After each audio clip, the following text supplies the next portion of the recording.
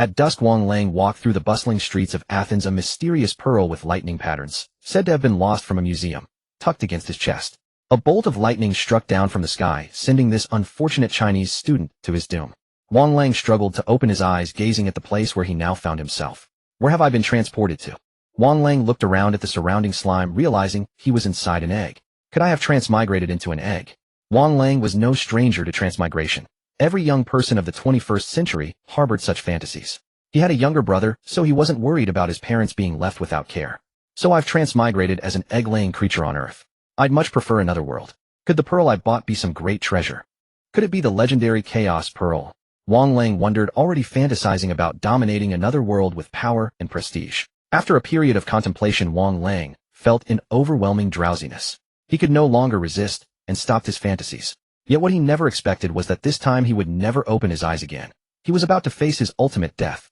My true name is Kaelensos Tassaroach. Aryakitra. A newly hatched wormling let out a low roar, thunder reverberating in its voice. The wormling's mother, Kroya Tassaroach, gazed at the soul hatchling that had emerged from her only dragon egg. Curiosity glimmered in her eyes. As a genius adult bronze dragon on the verge of breaking through to legendary rank, this was her first offspring. As a bronze dragon, her bronze scales shimmered with a metallic luster. Her body was massive yet elegant, over 21 meters from head to tail. Her broad wings folded at her sides, the wing membranes covered with ancient runes that shimmered like flowing hourglasses in the breeze, emanating a faint cyan green glow. She had emerald green pupils shaped like hourglasses. She gazed at the wormling, who looked entirely different from herself. The hatchling scales still held a moist sheen, with a deep blue base color faintly revealing a metallic cold light, as if every scale contained the power of thunder. Most striking were the two pairs of dragon horns extending from his head. The front pair shorter, curving backward with faint electric sparks at their tips. The rear pair longer, spiraling upward, their surfaces covered with intricate lightning patterns. These two pairs of horns made him appear more majestic than ordinary wormlings, and also signified that he already possessed the bloodline of an ancestral blue dragon. Though his body was small, it already showed the embryonic form of an ancestral blue dragon. 2 rows of small dorsal fins ran down his back with electric light flickering at their tips. His tail was thick with a forked end resembling a lightning bolt, the tail vertebrae protruding as if ready to discharge static electricity at any moment. His limbs were strong with webbed membranes between his claws, and his sharp claw tips gleamed coldly like blades. Kaelensos looked toward his mother. Though he was a blue dragon, and the dragon before him was clearly an unusual bronze dragon, he felt no fear. The closeness of blood and inheritance told him that this was his mother. The material planes of blue dragons and bronze dragons were independently separated and mutual enemies. Were it not for the evil dragon mother and the platinum dragon god reaching a consensus to prevent internal dragon slaughter, these two species would long since have destroyed one another. An intense hunger surged through Kaelensos. He no longer looked at his mother, but lowered his head to eat his eggshell. The wormling's mother watched this unusually formed hatchling with affection in her eyes, silently observing her offspring feed before settling at her feet to fall into the first slumber of her dragon life. The slumbering wormling received the dragon inheritance. His inheritance was far more abundant than ordinary dragon kinds, containing both blue dragon and bronze dragon legacies, and even deep within his consciousness, a human memory. A month passed in the blink of an eye. The wormling had awakened, having initially received the dragon inheritance, and gained a certain understanding of the world he inhabited, a world called Eretia located in the material plane. He was a hybrid of blue dragon and bronze dragon, but due to the atavism of his blue dragon bloodline, his appearance was predominantly blue dragon, and his inheritance leaned toward the evil dragon legacy, detailing the various deeds of the evil dragons in detail. Earth transmigration, the pearl, what an interesting gift. Kaelensos examined his claws. As a dragon of pure bloodline, his inheritance mentioned heterodox dragons, beings whose souls came from another world, which explained their unusual behavior. However, this soul, called Wang Lang, was a fool. When Kaelensos' consciousness had not yet been born, he had the chance to devour Kaelensos, but he failed to seize it. After Kaelensos' consciousness awakened, his soul autonomously devoured Wang Lang instead. Thinking about the contents he had learned from that soul and the pearl in his sea of consciousness, Kaelensos could not help but smile. A smile that appeared especially adorable on his wormling form. Hearing the commotion, the wormling's mother Kroya walked in. What a remarkably talented little dragon, worthy of being the offspring of Kroya. For a wormling, the first slumber typically lasts only about a week, but he slept for an entire month. In the world of Eretia, a wormling's first slumber lasting longer indicates they received more inheritance, possess a stronger soul, and will achieve greater heights in the future. Kaelensos heard his mother's words and straightened his body with arrogance. As a dragon of pure bloodline, he knew nothing of modesty. Only a great and exceptionally talented dragon like yourself could give birth to a dragon as exceptionally talented as I. Know your talent far surpasses mine, even surpasses that fellow Syrinx. The wormling's mother Kroya lowered her massive dragon head to gaze at this blue dragon, with atavistic blood lingering particularly long on his 2 pairs of dragon horns. Her emerald pupils revealed a hint of envy. In dragon cognition, the beauty of dragon horns occupies a significant proportion of a dragon's overall appearance. Typically, dragons with horns are not ugly. Among the chromatic dragons, all except white dragons have horns, which is one of the major reasons white dragons are considered the shame of dragonkind. Wormlings like Kaelensos with 2 pairs of horns are especially sought after by dragonkind. Beyond the visual appeal, what matters more is that they represent astonishing talent. Originally, only a few outstanding ancestral dragons possessed 2 pairs of horns. Now dragons with 2 pairs all possess excellent atavistic bloodlines, and have the opportunity to become ancestral dragons in the 3rd epoch. Though Kroya possessed a certain degree of atavism, her level of regression fell far short of the wormling before her. Kroya even suspected that were it not for the current inability to become an ancestral dragon without a dragon god's blessing, her offspring would likely have been born as the ancestral dragon she had pursued her entire life. Kaelensos neither opposed nor refuted his mother's words. It was an implicit acceptance. Clearly he thought the same. However, he was rather curious about the Syrinx his mother mentioned. Based on his inheritance, he knew Syrinx was most likely his blue dragon father. But why hadn't he seen him? Generally speaking, both bronze dragons and blue dragons were dragons with racial consciousness. Even evil blue dragons would raise their offspring to adolescence. However, considering the hostile relationship between blue and bronze dragons, Kaelensos had a guess about this. A massive dragon claw interrupted Kaelensos' thoughts, slamming him into the earth. Kroya watched as Kaelensos struggled to pull his head out of the soil, a glint of amusement flashing in her eyes, clearly satisfied with her action. Whether she had seen through the hatchling's inner thoughts or simply sought revenge for his earlier claim of superior talent, Kroya did not say. Having learned his lesson, Kaelensos no longer let his mind wander. Instead, he scurried to the dragoness's feet, grabbed her claw, and in his uniquely childish baby voice chirped, "Great mother, your beloved child is hungry." Kroya, being an adult dragon, naturally understood that hatchlings required enormous amounts of food. She summoned several Sawajin to bring forth a ferocious megalodon measuring a full 10 meters long. Kaelensos no longer cared about clinging to his mother's feet. He launched himself at the megalodon and began tearing into the fattest part of its belly. At first, the mother dragon watched in calm amusement as the adorable little hatchling tore into his food without any dignity. But when he had finished half and showed no sign of stopping, she began to feel puzzled. Ordinary hatchlings could only eat 1 to 2 times their own body weight. Yet Kaelensos, less than 2 meters long, had eaten more than 3 times his size and still had not stopped. Especially noteworthy was that this was no ordinary prey. Kroya had her servants bring a ferocious megalodon strong enough to match a mid-tier warrior, exceptionally nutritious. Under Kroya's gaze, after Kaelensos finished the entire ferocious megalodon, he still licked his lips with a hint of wanting more. "How much more can you eat?" Kroya asked the hatchling curiously. "I'm about 70 to 80% full. I feel like I could still eat a small half," Kaelensos replied with earnest, innocent eyes fixed on Kroya, his meaning unmistakable. Kroya then ordered her servants to bring in a ferocious wolf roughly 4/5 the size of the previous megalodon. Kaelensos shot forward like a wild horse released from its reins, leaping onto the food before it had even touched the ground. Gluttony. Has he inherited Seleucus's talent? Kroya muttered as she watched the hatchling. The food she had originally prepared was meant to last a young dragon a full week, yet it could not satisfy this hatchling for even a single meal. It was predictable that as he grew, his appetite would only continue to expand. After finishing the food before him, Kaelensos let out a satisfied burp, then turned to look for his mother, only to find she had already left. Chiron, hereafter Kaelensos shall be called Chiron for short, saw that his mother had departed, so he turned to survey the place where he had been born, preparing to find a comfortable spot to continue sleeping. He found himself inside a vast cavern, clearly built to accommodate his mother's 20-meter-plus body. Human magical lamps were mounted on the walls, appearing somewhat incongruous in this otherwise primitive cave. Chiron, catching the scent of ocean waves, slowly walked out of the cave. The cave was located atop a towering peak, offering a panoramic view of an endless sea. Unlike other blue dragons who favored desert lands, Chiron, as a blue dragon, loved island environments like a bronze dragon. So Chiron curled himself into a ball, breathing in the sea breeze, and peacefully fell asleep. What he did not notice was that on the rocky reefs along the shore, a white-haired, old human man stood silently watching him. Chiron's consciousness sank into slumber, and once again he arrived at the scene he had first visited in his previous sleep. He found himself upon an endless azure ocean where day and night made no distinction. A single pearl floated in the sky amid 10,000-mile thunderclouds held aloft by countless arcs of lightning radiating white-golden brilliance. This must be the cheat ability mentioned in that soul's memories, he thought. Based on the memories from that soul, the protagonist always rose to greatness through such a thing. Could this be why every aberrant dragon was extraordinarily powerful? Chiron gazed at the pearl in the sky and fell into deep thought.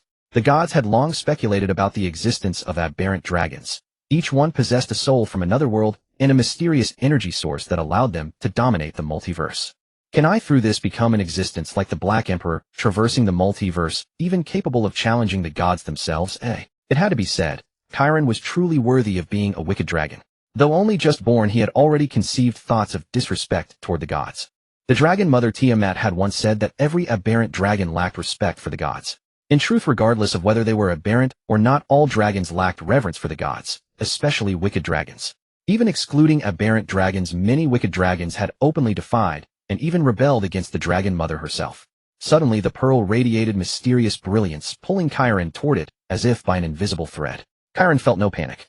As a throwback blue dragon, he possessed a strong intuition for danger. From the very first moment he had seen the pearl, he had sensed it would be the greatest opportunity of his life. After what felt like an eternity of flight, Chiron realized he could not get any closer to the pearl. In a daze, he seemed to see the pearl transform into a throne upon which sat the imposing phantom silhouette of a regal sovereign. His frame was broad and powerful, draped in flowing long robes. Purple lightning crackled all around him, emitting a thunderous roar. His face was indistinct, but his eyes could faintly be seen, cold and deep as an abyss looking down upon all beneath the heavens, as if all things in the world were held within his grasp. Chiron gazed upon him and felt his very soul trembling. This was not merely suppression by power. It was suppression at the level of life itself. This was a god. Chiron could swear upon his true name. This was not an aura any being of the material plane could mimic. It felt more like the gods who had sat upon the high heavens during the war against dragons in the First Age, as recorded in his draconic inheritance. Only Chiron could not determine which god it was. The phantom upon the throne extended a finger toward Chiron. Countless blue-golden chains materialized from the throne, wrapping around Chiron. He felt infinite power flooding into his body, as though he had become the master of all thunder in the world, possessing the power to destroy everything. Although Chiron knew this was an illusion born of sudden power surge, he still reveled in it. His inherited bloodlines of the blue dragon and bronze dragon both carried the force of storms. The chains from the throne only amplified the power in his blood. As the power continued to pour in, Chiron gradually began to feel pain, as if his body was about to be torn apart. Chiron knew this was a sign that his body had reached saturation. He knew he should stop absorbing power, but the draconic nature within drove him to take in more. This was born of the greed common to all dragonkind. In truth, whether he wished it or not, the iron chains from the throne would not release him.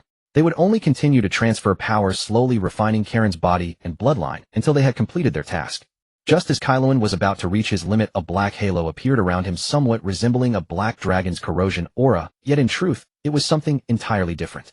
As soon as the black halo appeared, it began to absorb the energy from the iron chains, and Chiron's condition stabilized. While the black halo and the throne chains were locked in a stalemate, the shadowy figure on the throne gradually dissipated, and the throne and chains vanished as well. Chiron's consciousness also faded, sinking into a deeper sleep to digest the gains from this experience. Kaelensos watched the young dragon curled up at the entrance of her cave, its body radiating a blue-gold lightning glow. Dark clouds gathered in the sky, and bolts of lightning streaked across the heavens, resonating with the young dragon, as if forming a natural barrier. As the mother of the creature that caused this phenomenon, she was blocked from her own home by her child. Kaelensos looked around at the subordinates who had come upon hearing the commotion and commanded them not to approach, but to continue their lives.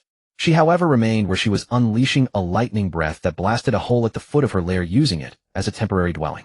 She would personally guard her child no matter what had happened to it. She would protect her offspring.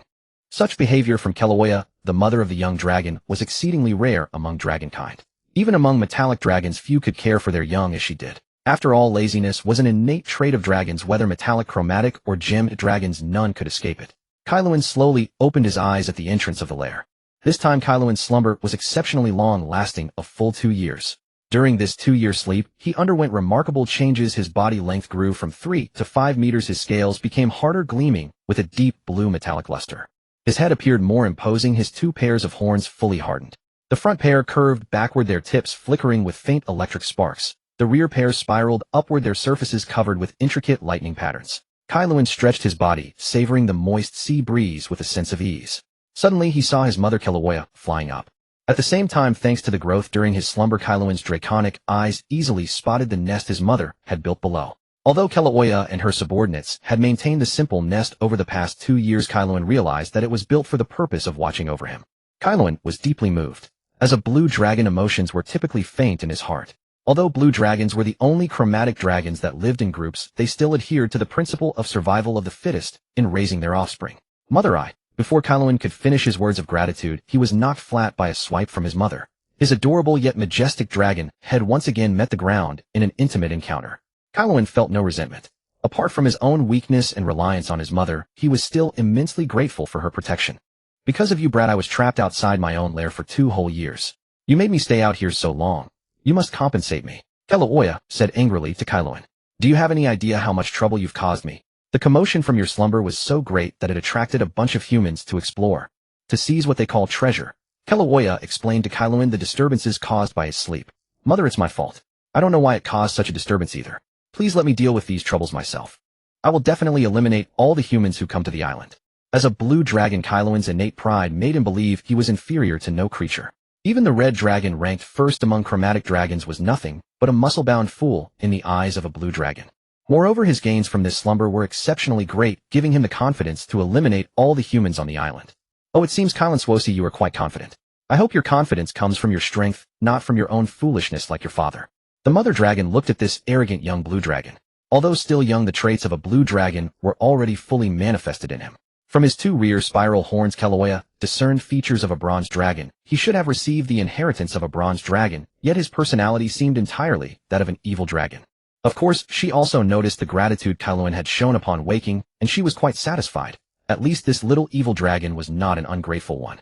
Hearing his mother's words, Kaelin prepared to demonstrate his abilities. He took a step back, drew a deep breath, and after his chest and abdomen swelled violently, blue gold arcs of light flickered intensely in his mouth. A ball of lightning was about to shoot from his jaws. The mother dragon was not surprised to see Kaelin perform a lightning breath. Most dragons could breathe during their juvenile stage, but some talented ones could do so as wormlings. For instance, she herself had been able to breathe as a wormling.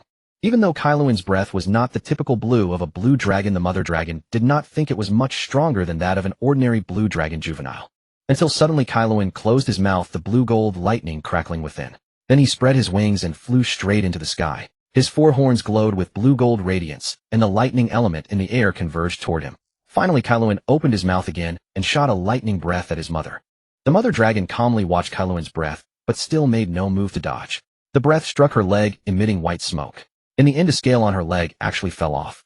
The mother dragon was astonished. After all, she was a 300-year-old adult dragon, and she was even on the verge of breaking through the legendary barrier which ordinary bronze dragons only reached in their old age. According to her estimation, Kaelin's breath had the power of a 6th circle spell, a level usually achieved by young blue dragons. In this world, mages were the most noble profession. The ranks of mages from low to high spanned from the 1st to the 9th circle. Above that was the legendary realm created by the gods, the heroic domain. Beyond that was legendary, and above that demigod. Kaelin landed on the ground, gasping for air. After all, he was only a 2-year-old wormling. Even though he had undergone the baptism of the throne, its main effect was on his future growth, not a short-term surge in power. It seems you are truly extraordinary, Kaelin. Kroya paid no heed to the fallen scales, for they were merely the old scales shed before entering her next slumber. Otherwise, even with Kaelin's transcendent talents, it would have been impossible for him to injure a dragon on the verge of legend. In that case, feel free to explore my territory as you wish. I shall give you 3 months to adapt to your current strength, after which you may lead my followers to nearby islands to hunt for food. After speaking, Mother Dragon Kroya returned to her nesting ground, where she had been absent for 2 years. Hearing her words filled Kaelin with excitement. Though he had already existed for over 2 years, he had never yet ventured beyond the cave where he was born. Kaelin spread his wings in excitement, their span reaching a full 6.5 meters. In dragon aesthetics, a ratio of body length to wingspan of 1:1.2 was considered the pinnacle of perfection.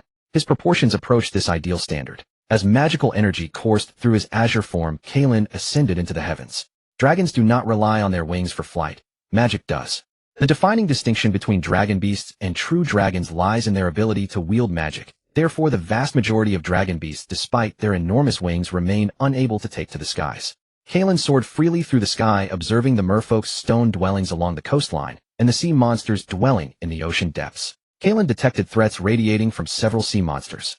As a proud blue dragon, he found this sensation deeply unsettling. Without hesitation, he turned back, crossing over mountain peaks until he reached the Knoll territory. The Knoll tribal structure was far more orderly than that of the merfolk. Their dwellings clustered near the mountain where Mother Dragon Kroya's lair resided were neat and spacious. The entire settlement carried unmistakable signs of rigid class stratification. Kaelin descended upon the Knoll tribe, his eyes scanning the surroundings. Gnolls typically serve as vassals to evil dragons, venerating their power and eagerly following them across lands of destruction, willingly acting as fangs and cannon fodder. They hold red dragons in highest regard, with blue dragons a close second, and rarely serve metallic dragons, particularly bronze dragons whose fierce sense of justice makes them unlikely allies. Their presence here must be connected to my unseen father, Kaelen mused. Respected true dragon, humble servant of the judgment dragon, Kroya greets you. A particularly robust gnoll, noticeably stronger than the others, approached Kaelen and prostrated himself before the dragon. Kaelen regarded this gnoll with curiosity, not merely because he was a gnoll, but because he possessed the presence of a mage. He bore a hyena-like visage, yellow eyes, a coarse mane, and stood approximately 2 meters tall. More significantly, magical energy pulsed within him, carrying an aura that repelled Kaelen. A mage, Kaelen mused, his interest piqued. He had not expected his mother's followers to include a gnoll mage. Within the world of Aricia, and indeed across the entire material plane, mages held extraordinarily revered status. A low-ranking mage could routinely vanquish one, even several mid-tier warriors. The presence of a gnoll mage proved particularly significant, for any tribe possessing one would swiftly rise to dominance among neighboring gnoll settlements. More crucially, gnolls who became mages leveraged their inherently dark nature to devastating effect on the battlefield, while also helping evil dragons maintain order among their chaotic vassals. I am Kaelensos Tesaluag Eliakatila, offspring of the magnificent judgment dragon Kroya. Speak your true name, humble servant. Though he held the mage in slightly higher regard due to his craft, the innate prejudice against other species remained deeply rooted in Kaelen's draconic essence. Respected true dragon, my name is Inghao Fuya. Having heard tales of the mighty judgment dragon's deeds, I led my tribe in pledging allegiance to Her Majesty the Dragon Mother. Inghao Fuya remained prostrate upon the ground, his face bowed low in reverence. Yet Kaelen detected an aura of malevolence emanating from him, and darkness that transcended the inherent wickedness of the gnoll race. Blue dragons, after all, belong to the evil alignment, and typically far surpassed gnolls in depravity. Kaelen chose not to dwell on it. Trusting his own perception, his mother, nearly a legendary dragon, would surely have noticed any such corruption. He moved on. After inquiring about Kroya's current state and touring the gnoll settlement, he prepared to depart. The gnolls hosted an elaborate feast in his honor, serving 3 5-meter-long beef cattle. Though not particularly fierce in temperament, the meat tasted quite agreeable. Sated and satisfied, Kaelen returned to Mother Dragon's lair, where Kroya had already entered slumber. As a great dragon, she spent the vast majority of her existence in deep sleep. Dragons blessed by the heavens require little effort. Their power simply grows with age. Kaelen settled into a comfortable position beside his mother and began reflecting on his experiences. The abilities Kaelen had awakened during his slumber extended beyond premature breath, weapon, and flight. He had also gained the spellcasting powers typical of young dragons reaching maturity. In fact, dragon flight itself depended on magical energy, meaning his ability to soar freely stemmed largely from the awakening of his arcane abilities. More significantly, his bloodline potential and innate gifts had been greatly enhanced. His natural aptitude had already approached that of an ancestral dragon, and now his lineage had drawn infinitely closer to that primordial state. Consider that each ancestral dragon of the first era was a being capable of rivaling deities themselves. As long as Kaelen continued developing along the shadow-striated path, he would easily reach demigod status. However, through the baptism of the precious pearl, the thunderous energy within his bloodline had been dramatically amplified. He felt that if the thunder element had once regarded him as a favored son, it now considered him something akin to a grandfather. He had even acquired a survival technique, elemental form, which allowed him to transform his body partially or completely into lightning, granting immunity to all physical and magical damage. Kaelen understood perfectly what this meant. He possessed the ability to withstand a single strike from anyone, even deities. Of course, this ability was not unlimited. He could only activate elemental form roughly once per day. After reviewing his newfound powers, Kaelen opened his eyes to find it already morning. Upon discovering his mother still slept, he departed joyfully to patrol her territory on her behalf. In the blink of an eye, 3 months had passed. Kaelen led the merfolk and Sawajan, numbering approximately 300, most of whom were low-tier warriors. The merfolk priests and the Sawajan chieftain were also present, their power matching that of mid-tier warriors. Over the past month, Kaelen's physical size had seen little growth, but he had mastered several notable spells. True dragon, it is time we departed, the Sawajan chieftain said deferentially, his head bowed. Kaelen gave an almost imperceptible nod. His thunderbolt-thick tail swayed gently, revealing his master's contentment. Kaelen gazed toward his destination for this journey, the Luxia archipelago. The world in which Kyloen was born is named Iorixia, composed of 5 continents. The central, northern, and western continents are ruled by the 5 great human empires, while transcendent organizations such as the Maifa Council and the Faitsue Council are also distributed throughout. Longma Koyaki was born on overseas islands established by Jinshu Long, located beyond the Wujin Sea off the western continent. During her adolescent dragon years, she ventured out for cultivation, traveling from the western continent to the northern continent, and finally established her own territory on the Chaoshi archipelago beyond the northern continent, becoming a minor lord dragon. Kaeluan's objective this time was to seize the Lusha archipelago, which was ruled by Xiaoyu-ren. In the northern ocean, Xiaoyu-ren were widely distributed. As an evil race, they were generally not accepted by Jinshu Long. However, as a genius Qing bronze dragon, Longma Koyaki, upholding the concept of justice, decided to subjugate the evil races and establish order among them, which led to Kaeluan's mission. The strongest warrior among the Xiaoyu-ren on the Lusha archipelago was merely a mid-tier warrior, so Longma Koyaki felt secure in sending Kaeluan to gain experience. Kaeluan spread his wings and flew at low altitude, while the followers of Longma dived into the water and closely followed him. Though Kaeluan was very excited, the evil dragon bloodline within him yearned for war. Even though this war might not truly need him, he still longed for the carnage on the battlefield. The distance between the Lusha archipelago and the Chaoshi archipelago was not far. After half an hour of flight, Kaeluan led his followers to the destination. After both the half-fish people and the Xiaoyu-ren came ashore, Kaeluan stood quietly and activated his electroreception ability, which he had awakened during the past 3 months. By sensing the changes in the surrounding electromagnetic field through his scales, he could detect dangerous presences within a radius of 500 meters, allowing him to react more swiftly in battle. After detecting no threats, Kaeluan led the followers of Longma forward toward the interior of the island. Kaeluan vaguely sensed the outline of the tribe. He felt his blood boiling within him. Taking a deep breath, he cast a first-level spell, hardening, to make his body sturdier. Soon the Xiaoyu-ren of the tribe discovered Kaeluan's figure. Enemy attack. The alarm and horn signals shattered the peaceful life of the tribe. As Kaeluan was about to charge, the Xiaoyu-ren organized their battle formation. Kaeluan dove downward, gathering lightning breath in his mouth. His electroreception ability allowed him to perceive every detail of the battlefield with clarity, the enemy formations, the positions of his allies, and even the fear in the eyes of the Xiaoyu-ren chieftain. Amidst the terrified gazes of the enemy, the blue dragon's breath followed, instantly killing dozens of charging Xiaoyu-ren warriors in a single moment. After unleashing his breath, Kaeluan paid no attention to the ordinary soldiers, and instead charged directly toward the only Xiaoyu-ren who could pose a real threat to him, the chieftain.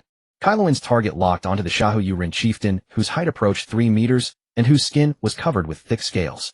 To Kaeluan's surprise, the weapon in his hand was a trident emanating an abyssal demonic aura, and his eyes also radiated a crimson glow. Familiar dog of the abyssal demons. Kaeluan roared, his slightly immature voice echoing across the battlefield like thunder. In truth, although blue dragons belonged to the evil faction, they too despised demons, for besides collecting souls and inciting wars, the abyssal demons sought to devour every material plane they descended upon. Kaeluan unleashed his dragon dominance, preventing the ordinary Xiaoyu-ren from advancing, while lightning breath brewed in his throat, with blue-gold electric light flashing deep within. The Xiaoyu-ren raised its head and emitted a piercing roar, a sound that possessed the power to pierce the soul. Kaeluan felt a sudden headache, and his breath was nearly forced to stop. No longer able to gather power, he released the breath directly toward the Xiaoyu-ren chieftain. Due to insufficient buildup, the speed and power of the breath dropped significantly, and the Xiaoyu-ren chieftain easily dodged it. This was Kaeluan's first failed breath attack, but he did not mind it at all. Kaeluan let out a furious roar as blue-gold lightning surged across his body. This was an ability derived from his research on elemental transformation, allowing him to absorb surrounding lightning elements in a short period and enhance his movement speed. Kaeluan appeared behind the Xiaoyu-ren chieftain, like a flash of lightning, firing a low-tier spell lightning arrow at the chieftain's head. Immediately after, he charged at the chieftain and bit off the hand holding the weapon. A dragon's instinct told him that the weapon could potentially threaten his life. "You insignificant little dragon, do you think you can defeat me?" The Xiaoyu-ren chieftain also recovered in time, exuding a putrid black aura from his entire body, which possessed strong corrosive abilities. Kaeluan could only quickly retreat from his side. The Xiaoyu-ren's arm was rapidly regenerating, slowly growing back. At that moment, the half-fish priest belonging to Longma and the Xiaoyu-ren chieftain arrived beside Kaeluan. "True Dragon Lord, why don't we withdraw for now? This creature's condition is clearly abnormal." The Xiaoyu-ren of Longma's followers fearfully gazed at their kindred filled with a putrid scent. "You stay and hold him off, prevent him from recovering." Kaeluan's resolute voice rang out. This was his first battle since his birth, and he would never allow it to end weakly. Unable to refuse the orders of the offspring of Longma, the followers could only remotely launch harpoons and arrows to interfere. In the battle, Longma's followers quickly eliminated the enemies and cooperated with the chieftain to harass them. Their actions played a certain role. Kaeluan also ascended into the sky, sensing the elements permeating the air through his dragon horns. His mouth opened as wide as possible, filling his lungs with a large amount of air, his blood flowing rapidly throughout his body and his glands operating at maximum capacity. As magical power continued to converge, dark clouds covered the entire sky and the rumbling of thunder echoed. Kaelensos shot forth an attack with all his might. Miraculously, the lightning from the sky also struck the chieftain, emanating black aura. As the lightning breath and the black mist came into contact, the black mist finally dissipated under the overwhelming pressure. Without the protection of the black mist, the body of the Shaoyuan chieftain also disappeared, leaving only the trident on the ground to prove his existence. Seeing the enemy vanish, Kaelensos gradually descended and landed on the trident. Although the battle had exhausted all his energy, every cell in his body was still highly excited. He stepped on the trident beneath his feet and roared wildly, venting his overwhelming power. Victory belongs to the true dragon. Victory belongs to Clea. Victory belongs to Kaelensos. The followers of Longma erupted in cheers, celebrating this hard-won victory. Little dragon, we cultivated this experimental subject with such difficulty, and you've ruined it so easily. How should we punish you? Hearing that tempting voice, Kaelensos trembled all over. His electroreception sensed that a presence capable of effortlessly killing him had descended. The space in the sky suddenly began to twist, and then a pitch-black rift appeared out of thin air. Scores of low-level demons poured out from the rift, their skin charred like burnt coal, with crimson light burning in their eyes. At their head were a berserker and a succubus, the latter being the one who had spoken earlier. Her figure was tall and elegant, with a pair of small horns sprouting from her head. Her skin was like the finest black jade, smooth and lustrous, radiating a faint purple glow. Her curves were flawless, every inch of her skin exuding a deadly allure. Her face was breathtakingly beautiful, a half-smile playing upon her lips. Even by the aesthetic standards of a Karen dragon, one would have to admit this succubus possessed extraordinary charm. However, dragons naturally possess the ability to appreciate the beauty of any race. Even a kobold or a frog, they could find something beautiful about it. But since Kaelensos was still a young dragon whose development was incomplete, he was inadvertently immune to the succubus's temptations. The berserker beside her appeared even more hideous in contrast. His head resembled a ram's, with curved horns extending from both sides of his forehead. His lips curled upward, revealing a row of sharp teeth, while a pair of enormous bat-like wings slowly unfurled from his back. The creatures sworn to Dragon Mother Curia immediately dropped their weapons the moment the demons appeared, losing their ability to fight. Even Kaelen's entire body trembled uncontrollably. His whole being screamed at him to run. Though Kaelensos possessed the pride of a blue dragon, he did not share the folly of a red dragon. The previous Sawajan chieftain, though powerful after absorbing demonic energy, certainly had not broken through to high-tier strength. But these two demons before him, they undoubtedly possessed abilities at least at the high tier, if not approaching legend. Kaelensos pondered how to escape from these two hostile demons. Perhaps only elemental transformation would give him a chance to survive. But what about afterward? His elemental transformation power could only be used once, and after evading a single attack, he would be captured again within a few hundred meters. In such a short time, Dragon Mother would still be deep in slumber and unable to arrive. Kaelensos then thought of the golden finger brought by that otherworldly soul, but he could never trigger that pearl. During the 3 months after he awakened from his slumber, there was absolutely no way to re-enter that magical space. Little dragon, don't be so tense. We mean no harm to you. You destroyed my experimental subjects without reason. You owe me some compensation. The succubus extended her alluring tongue to lick her lips, her greedy gaze fixed on Kaelen's pair of dragon horns. How about this? Just come with me. My name is Vivel. Although Vivel spoke to Kaelensos with a smile, he felt in chilling dread. He could already imagine what would happen if he followed Vivel back to the abyss. Most likely, he would be transformed into a demon dragon or a dragon wraith, losing his own will entirely. The best-case scenario would be being chosen by Vivel as one of her dragon pets. Kaelensos let out a mighty roar. He would never allow such a fate to befall him. He was an evil dragon, a great blue dragon. He would become a dragon like the Black Emperor or the Red Dragon Emperor, roaming freely across the multiverse. He would never stop here. Just as Kaelensos was about to burn his own essence blood to fight desperately against the two demons, a piercing dragon cry rang out. It was Dragon Mother Curia, Kaelensos thought excitedly. That meant he wouldn't need to risk his life. After all, he was still a young dragon. Even if he survived after burning his essence blood, his growth speed would slow drastically, and his lifespan would be severely shortened. Damn demons, you underground ants. Who allowed you to descend into this world? Dragon Mother Curia charged toward the two demons, unleashing a lightning breath directly at the succubus. A bronze dragon's lightning breath travels in a straight line, whereas a blue dragon's forms a spherical bolt of lightning. Curia was far larger than Kaelensos. Her scales shimmered with a bronze radiance, and her eyes blazed with furious flames. This breath she unleashed carried power capable of injuring even a legendary being. Just as the lightning breath was about to strike Vivel, the succubus maintained her smile, without any panic. The space around her began to twist, and a rift similar to the one they had used to arrive appeared, pulling them inside. Are they trying to escape? Kaelensos watched as the Dragon Mother's breath passed through the spot where the demons had been, but both had already vanished. Kaelen's pupils contracted sharply, utterly unable to believe what he was seeing. The breath was actually retreating. The space tore open once more, and the pitch-black rift spat out the two demons. In their final glance upon descending into the world, their eyes showed astonishment. This time the breath passed directly through a demon's body, but not Vivil's. She had grabbed the berserker beside her, and the lightning bolt pierced through the berserker's body and struck Vivil, sending her flying hundreds of meters away. Vivil's clothes became nearly transparent under the dragon mother's breath, her delicate skin exposed to the air. Yet none of the creatures present would dare to gaze upon this rare spectacle.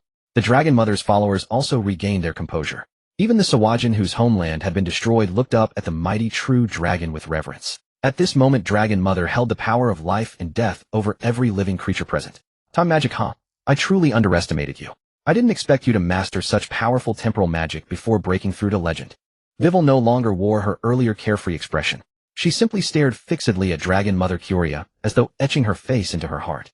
Get lost and return to the abyss. Curia let out a low growl and unleashed another breath, annihilating more than half of the low-level demons present. The remaining few frantically scurried behind Vivil, waiting for her to lead them away. Dragons, I'll let you live a little longer. When my true form descends, it shall be your death. Vivil opened another rift once more, and the low-level demons competed to squeeze into it. Vivil raised her hand, and all the demons blocking her path turned into energy. She even devoured the corpses on the ground to restore her injuries. Dragon Mother Curia watched quietly as Vivil departed, choosing not to pursue. Only after confirming the demons had left did she turn to look at the young blue dragon. Mother. Kaelen felt deeply hurt and self-reproachful. His first battle in life had ended in such a devastating blow. First entangled for ages with an inferior race he looked down upon, then completely powerless against demons, relying on Dragon Mother to rescue him. This was hard for a proud blue dragon to accept. You have already done very well. There is no need to blame yourself. As a young dragon, no dragon at your age could have done better. Moreover, you possess great talent and are still growing. The beings capable of threatening you will become fewer and fewer.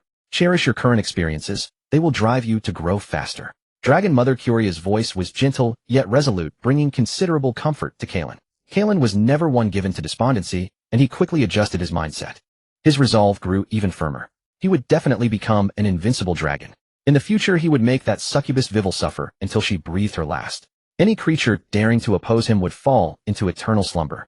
Kaelen followed Dragon Mother Keloya back to the Tidal Islands, while her retainers remained in the Shifting Sands Islands to subdue the remaining local forces and establish stable order. Do you know where that demon came from? After returning to the lair, Kaelen faced Dragon Mother's question and slowly nodded. Succubi and berserkers were both demons from the Abyss, and merely mid-tier demons at that. The Abyss was a plane located outside the material plane of the same rank as the Nine Hells and the Celestial Heavens. The will of the Abyss drove demons to invade every world within the material plane, assimilating them to strengthen the Abyss's power. In Kaelen's draconic inheritance, it was recorded that each layer's demon lord possessed power equal to that of a god within their domain. That succubus is no ordinary one. What descended was merely her avatar. Her true strength is at least legendary, perhaps even approaching demigod, but certainly not yet demigod, otherwise we wouldn't have repelled her so easily today. After a brief consideration, Kaelen concluded that Dragon Mother's judgment was correct. Kaelen also noticed that the berserker obeyed Weiweier without question. Generally, berserkers and succubi are both mid-tier demons, and one would not completely swear fealty to the other. Demons are inherently treacherous and chaotic. Yet the berserker showed no resistance at all, clearly indicating that Weiweier possessed the power to control minds. So you must be careful from now on. Although the succubus cannot easily manifest her true body in Aresia due to the rules of the material plane, she has set her sights on you. Demons never give up on their targets easily. Dragon Mother Keloya stared at Kaelen gravely. Stay near my lair for now. Your food will be brought by my retainers. Do not leave the vicinity of the lair until you can protect yourself. Kaelen nodded reluctantly. Though his draconic nature rebelled against restraint, what Dragon Mother said was true. He lacked the ability to defend himself and had to rely on her protection. Dragon Mother sensed his reluctance and wrapped her wing around him in comfort. Kaelen soon fell asleep in her embrace, utterly exhausted from the series of battles. A nimble goat grazed leisurely on the grass when a giant eagle swooped down, seized it, carried it hundreds of meters into the sky, and dropped it to its death. The eagle then landed on the goat and enjoyed its easy meal. Standing on a peak 1,000 meters away, Kaelen watched the eagle's every move. He spread his powerful wings, leaped from the mountain, descended slowly, and cast an invisibility spell upon himself. His heightened senses allowed him to clearly perceive every movement of the dire eagle, the frequency of its wing beats, the angle of its head, even the rhythm of its heartbeat. Just as the giant eagle prepared to flee, Kaelen swooped down his massive claws, seizing its wings and tearing them off. The eagle's agonized shriek shattered the island's tranquility. This did not stir any pity in Kaelin, instead it only fueled his excitement. He bit off the eagle's head in one swift motion. Kaelin quickly devoured the eagle and the goat, but this was still a drop in the bucket. After 2 years of growth, his body length had reached nearly 7 meters, with a wingspan close to 9 meters. His appetite had grown exponentially. The amount of food Kaelin consumed in a single meal nearly equaled the total rations of all of Kelaoya's retainers. To support 2 dragons, Kaelin and Kelaoya, Dragon Mother's retainers had to expand outward. Previously, Dragon Mother was barely considered a lord dragon, but now she ruled over tens of thousands of square kilometers of sea and islands centered on Tidal Island. As Dragon Mother drew closer to the legendary rank, her slumber became more frequent. Recently, she had been asleep for over a year. Unable to bear the solitude, 5 months into her sleep, Kaelin had ventured beyond the boundaries she had set and begun hunting. The place where Kaelin now stood was an unnamed island not far from Tidal Island. Still unsatisfied, Kaelin used electrostatic sensing to search for new prey. Just as he was about to leave the island, he sensed an elderly human and a young child approaching in a fishing boat. Kaelin grew curious. Although humans were not forbidden from traveling through Bronze Dragon territory, they usually traveled in large merchant caravans or as part of noble parties with at least a dozen people daring to traverse the sea. Within Bronze Dragon territory, there was no need to fear dragon attacks, a tradition established by the long-standing behavior of metallic dragons on the continent. Metallic dragons generally loved to aid the weak and uphold justice. Sometimes they would intervene in wars to prevent them acting as arbiters on the continent. Bronze dragons were among the most well-known dragon types in human regions, second only to gold and silver dragons. They valued order, abhorred chaos, and particularly enjoyed taking human form to judge crimes. Kaelin decided to go take a look. He had a subconscious feeling that this might bring unexpected gains. In his perception, the 2 humans were ordinary folk, so he saw no danger. Kaelin quickly flew to the shore and waited for their arrival. When the boat landed, 2 humans emerged: an old man with white hair, frail with age, and a child of about 4 years old. Kaelin transformed into a male half-dragon. His skin was a faint blue-white, and his pupils remained golden vertical slits. His hair was a deep azure, short and neat, with a few tiny scales shimmering among the strands. His figure was tall and lean, with smooth lines of muscle. His fingers still retained the shape of dragon claws, and a tail extended from the base of his spine, all features that proclaimed his draconic majesty. This was the humanoid form that best suited Kaelin's dragon aesthetic. "Honorable Lord, may I ask what business you have?" The old man, upon seeing Kaelin, immediately pulled his grandson into a bow of respect. "Why have you come here?" Kaelin asked the humans, putting on an air of authority. "We are fishermen from the Qua Ocean Empire. Lately the fish stocks have dwindled, and we cannot catch enough in the coastal waters.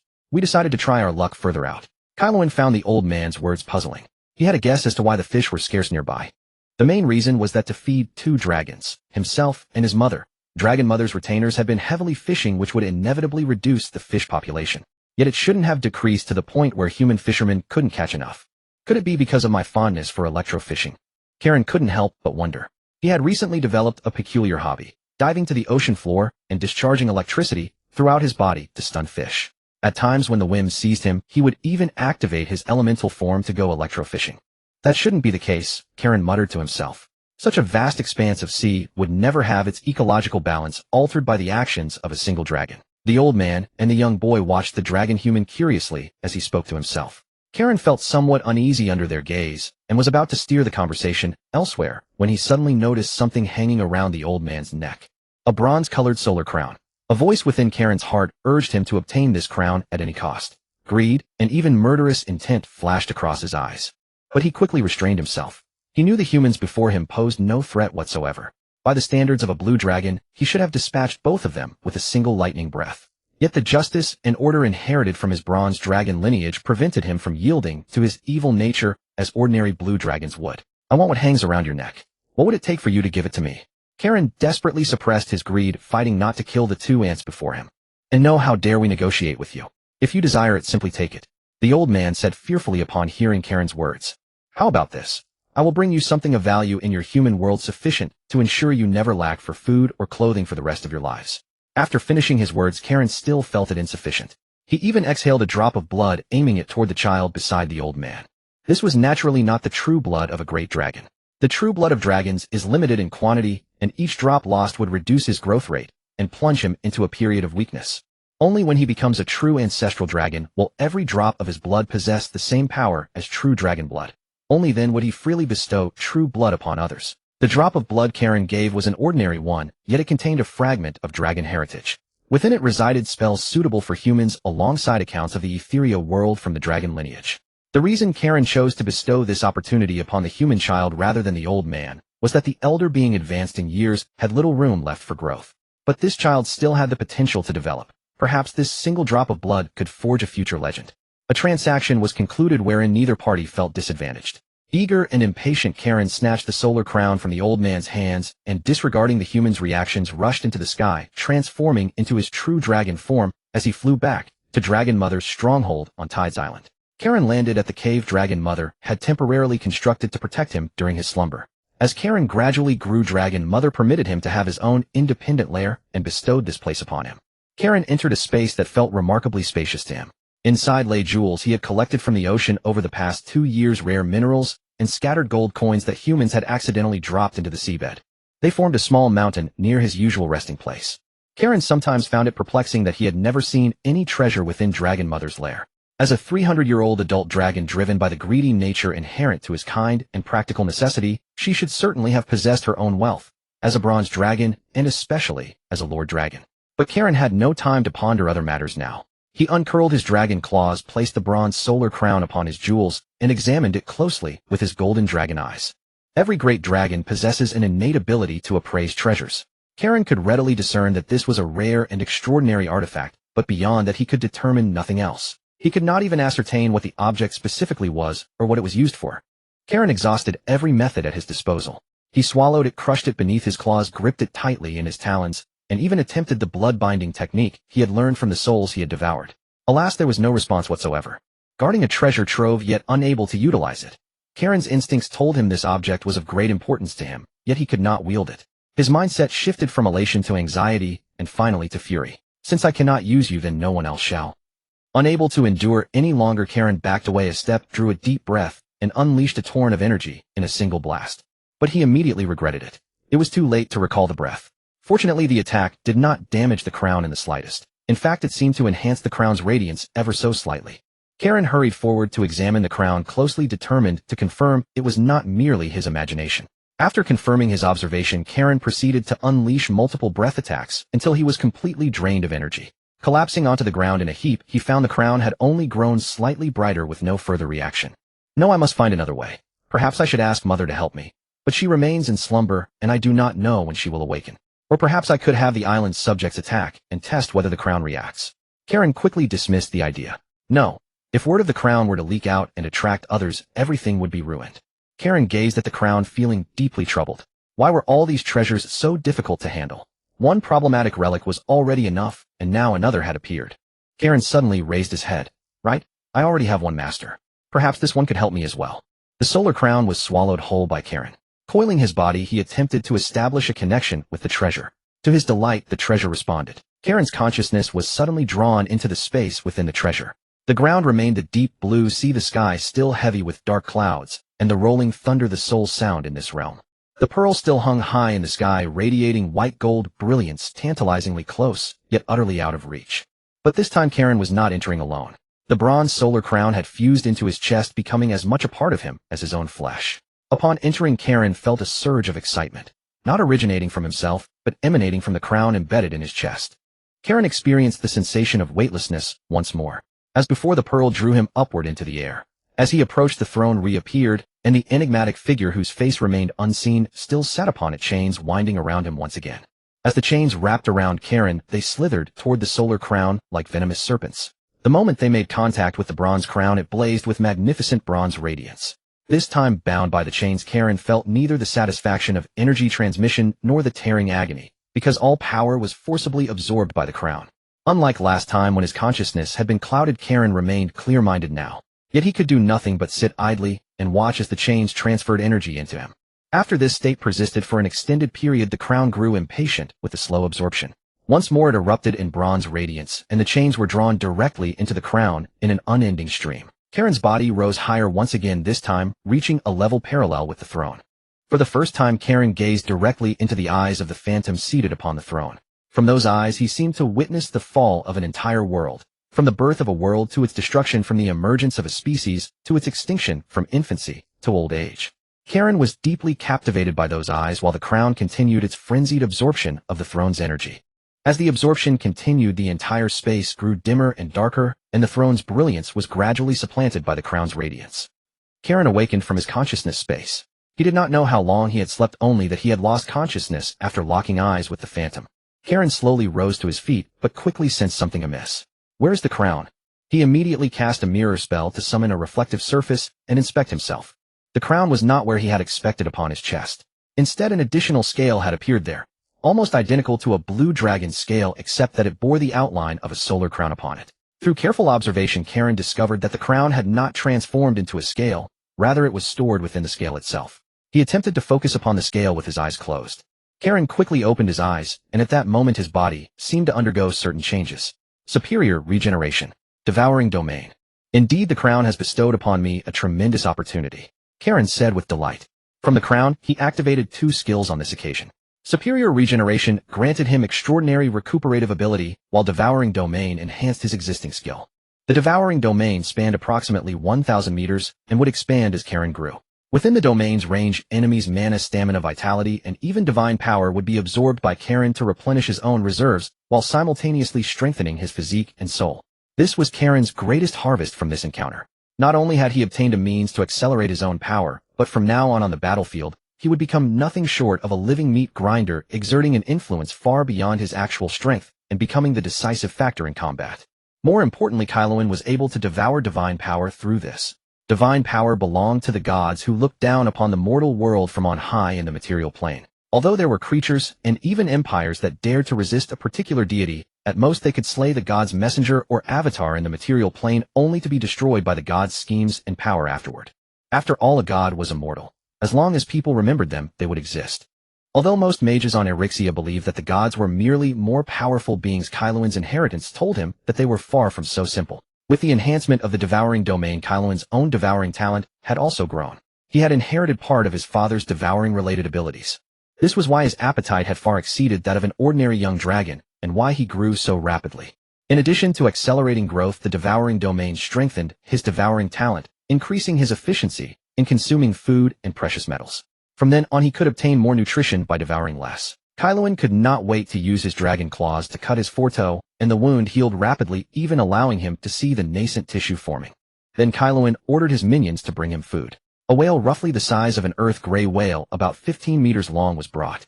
Kaelensos opened his huge mouth and began tearing at the flesh. Soon the entire whale was consumed. Kaelensos could clearly feel that the satiety brought by this whale had increased by about 20. Kaelensos then ordered the leaders of the merfolk and Sawajan to come to his lair and attack him. The 2 minions were terrified, especially the Sawajan chief. As a member of an evil race, he had been kept by Dragon Mother Kaelensos under the guise of reformation, and strictly speaking, he was not Kaelensos' true minion. Inevitably, he thought too much. Whether this was a test by the bronze dragon Kaelensos, for bronze dragons indeed sometimes enjoyed the tactic of entrapment. Kaelensos had to promise that he would not hold it against them, but he had overestimated the reputation of an evil dragon. Unless Kaelensos personally commanded them today, they would never attack Kaelensos. Kaelensos had no choice but to dismiss them. Then he went to see if Dragon Mother had awakened. Fortunately, Dragon Mother happened to be awake at that moment. Kaelensos excitedly hugged her, and Dragon Mother instinctively pressed Kaelensos' head into the dirt. This had become their mother-son greeting ritual. Kaelensos thought for a moment, and then recounted the entire process of obtaining the bronze corona, excluding the matter of the orb. He told her about the bronze corona because his mother's pupils were hourglass-shaped like the corona, both related to time. Kaelensos felt that Dragon Mother might know something. As for the orb, he thought it might involve a great secret. For the sake of Dragon Mother's safety, Kaelensos would not tell her about that either. According to the dragon inheritance, once words were spoken in this world, there were no secrets. The gods always found ways to obtain what they wanted. After listening to Kaelensos, Dragon Mother Kaelensos carefully examined the scales on his chest. She even lifted Kaelensos up to see if her cub had changed. Kaelensos was studied by his Dragon Mother for half a day. She used her claws to cut his skin, tested his recovery with some non-lethal spells, and then asked Kaelensos to release his devouring domain. Initially unwilling, fearing it might harm his mother, Kaelensos finally agreed, under the loving education of Dragon Mother. Dragon Mother stood beside Kaelensos, watching him maintain the domain. From initial relaxation to full-blown agony, Kaelensos' sweat glands could not stop secreting. "Alright, stop." Hearing Dragon Mother's words, Kaelensos collapsed onto the ground, sticking out his tongue to relieve the fatigue, like a silly dog resembling a wolf from a famous Earth world. "Your recovery is very strong. Unless you suffer a fatal attack, you can recover quickly, giving you a significant advantage when fighting enemies of the same level. And your devouring domain gives you the potential to kill stronger enemies and grow rapidly. Dragon Mother paused and continued, in the past half hour I have lost about a week of life with other aspects almost negligible. So your devouring domain is still useless against enemies far stronger than you. But once you master it you can try to focus the entire domain on a single person. It might have a miraculous effect especially against short-lived species dealing great damage. At this stage your domain is most suited for the battlefield especially in human wars. Kaelenso's tone turned serious as she looked at Kaelenso. But remember, although you are a blue dragon you carry the blood of the bronze dragon. You must uphold your own justice and not slaughter other beings indiscriminately. More importantly, you must never reveal this ability to the world, or you will be hunted by righteous people. Kaelenso nodded thoughtfully after hearing his mother's words, agreeing with some of her points. Kaelenso, as an adult dragon, easily saw the current shortcomings of Kaelenso's devouring domain, especially the need to avoid showing it in public to prevent being hunted by those overflowing with a sense of justice. Especially the paladins and the followers of righteous gods like the Lord of Dawn would likely pursue Kaelenso endlessly. After all, devouring the lives of others was always regarded as a symbol of evil, something only demons and devils would do. As for what Dragon Mother said about justice and not indiscriminately slaughtering other beings, Kaelenso certainly intended to follow it. But what justice meant, and when it was indiscriminate or not, Kaelenso decided he would be the judge. Dragon Mother Kaelenso seemed not to expect that a few words could convince the little evil dragon, so she turned to other topics. As for what you think, that you obtained the ability from the corona, I believe it is incorrect. To be precise, the corona's function was not to grant, but to catalyze. Hearing his mother's words, Kaelenso felt not relief, but horror and anger. Granting and catalyzing were two completely different methods. Catalyzing usually came at a great cost, such as losing future potential or sacrificing life force. These were unacceptable to Kaelenso. Mother, is there any way to remedy this? After hearing his mother's words, Kaelenso no longer wanted these abilities. With his original talent, as long as he grew normally, he could reach demigodhood in the very old or ancient dragon stage, gaining several thousand more years of life to squander freely. See, you're impatient again. Dragon Mother smiled at Kaelenso. Let me finish. This catalysis is not a bad thing.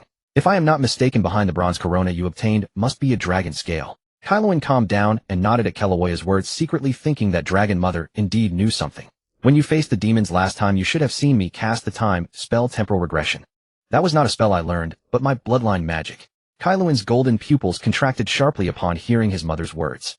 As a true dragon with a complete dragon inheritance, he naturally understood the difference between learning a time spell and having a bloodline magic. Time spells were rare but not non-existent, such as the 3rd level spell Slow, the 5th level spell Time Shift, and the 9th level spells Prophecy and Wish, all related to time. But the only dragon that inherited time magic in its bloodline was a legendary dragon species, the Timeless Dragon. Kaelenso suddenly felt extremely excited. Even in the blue dragon inheritance, they never considered the red dragon the foremost evil dragon, nor did they think the gold dragon was particularly powerful, but they never denied the might of legendary dragons, especially the Timeless Dragon.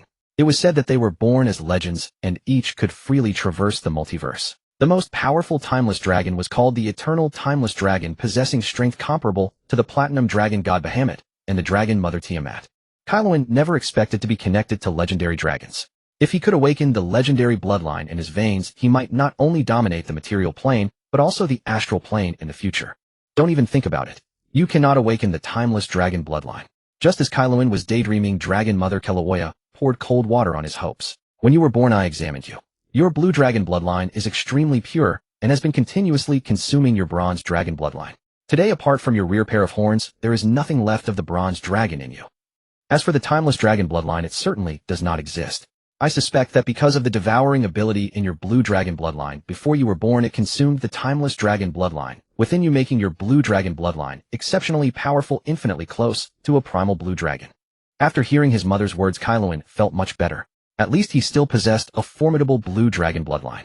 He believed that one day he would become a primal dragon, and then he would not be inferior to ordinary legendary dragons. Kaelenso was satisfied to see Kaelenso adjust his mindset so quickly. Legendary bloodlines, though powerful, should not be blindly pursued, a truth she had learned only at the age of 200. You are still very fortunate. In fact, I am one of the very few bronze dragons in our family, and even in the entire Erixia world, to possess the Timeless Dragon bloodline. According to my family's records, an ancestor of ours, when attempting to break through to demigodhood, was on the verge of death due to insufficient preparation. Unexpectedly, a Timeless Dragon took notice and bestowed a drop of true blood, allowing him to break through and become the most powerful being in Erixia at that time. Dragon Mother recounted this little-known history in a low voice. Kaelenso, no longer impatient, listened intently to his mother's narration. Therefore, obtaining a sundial suspected to be associated with the Time Dragon proves that you share a profound connection with the Great Time Dragon. There is no need to feel disheartened. In the days that followed, Kaeluan continuously familiarized himself with his newfound abilities under the guidance of the Dragon Mother. The Dragon Mother's training method was straightforward and brutal. She would pin Kaeluan down and beat him relentlessly, leaving him battered and bruised, then allow him to heal only to repeat the process again and again. Such was the situation Kaeluan endured for 3 full years, during which he also underwent a year-long slumber, officially transitioning from a hatchling to a young dragon. Yet his body length had already reached 12 meters, comparable to that of an adolescent red dragon or a juvenile blue dragon. According to Draconic inheritance, red dragons and gold dragons attain the greatest body lengths, followed closely by blue dragons and silver dragons. Red dragons typically measure 3 to 4 meters as hatchlings, 4 to 8 meters as young dragons, and 8 to 12 meters as adolescents, the stage Kaeluan had now reached. Juvenile adults measure 12 to 15 meters, young adults 15 to 20, and adults 20 to 25. Mature adults range from 25 to 28 meters, while elders reach 28 to 35, generally considered the size of enormous dragons. Very old dragons measure 35 to 40 meters, and ancient dragons around 40 to 45 meters. Blue dragons are slightly shorter than red dragons at each stage, though the difference is minimal in the early phases. Hatchlings are approximately 2.5 to 3.5 meters, young dragons 4 to 7 meters, and adolescents 7 to 11 meters. Juvenile adults measure 11 to 14 meters, young adults 14 to 18, adults 18 to 23, and mature adults 23 to 26. Elders range from 26 to 30 meters, very old dragons from 30 to 35, and ancient dragons from 35 to 38 meters. At this time, Kaeluan's body length was 12 meters with a wingspan of 14 meters. His wing membranes were deep blue, faintly revealing a network of golden veins, and the tips bore 3 sharp bone spurs.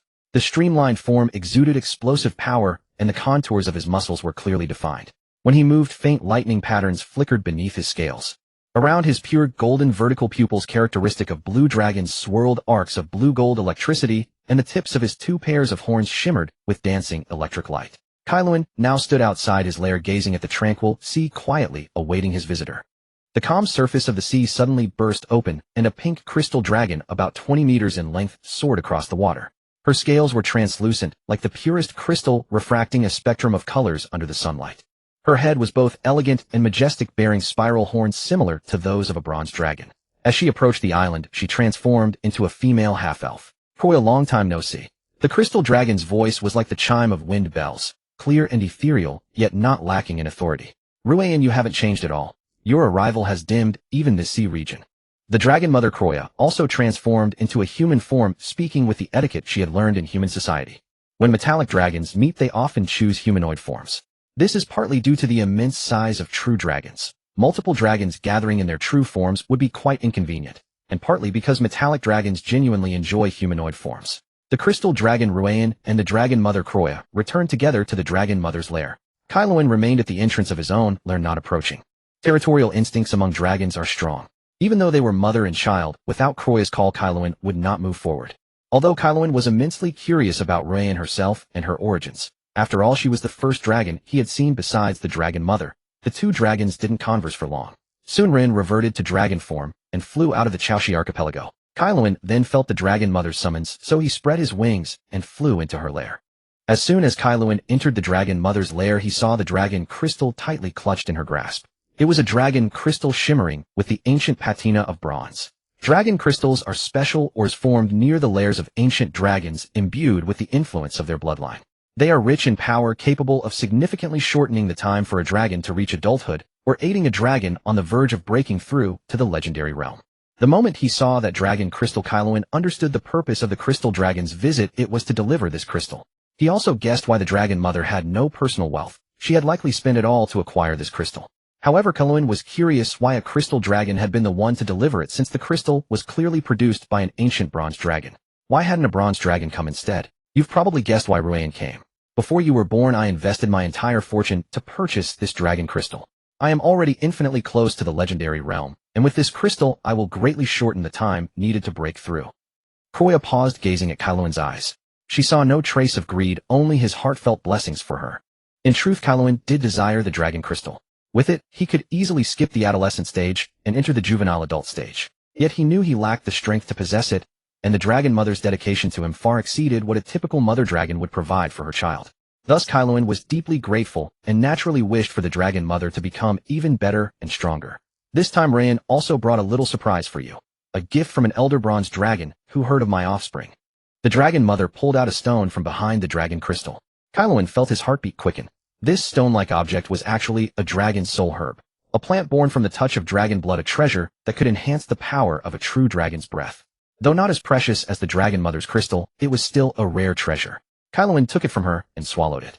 Naturally, he didn't consume it immediately. He still had questions to ask the dragon mother, so he couldn't just start digesting the treasure. Near a dragon's throat is an organ similar to a dimensional pouch used to store the dragon's belongings for immediate use. However, dragons still prefer the visual satisfaction of stacking their hoards together. After completing this action, Kaelens voiced the doubts in his mind. Ruean is a friend I made during my training journeys. When I first met her, she was being hunted by a green dragon for stealing one of its eggs. I helped her fend off that adult green dragon, and after she returned the egg, we traveled together across the continent. Hearing the dragon mother's words, the corners of Kaelens' mouth inadvertently curled up. He never expected that the noble and mysterious gem dragon Rhea had such an embarrassing past. Do you know how I managed to enter the heroic realm? The dragon mother Kroya did not continue talking about Rhea. Instead, she brought up another topic. Naturally, Kaelens had no idea why.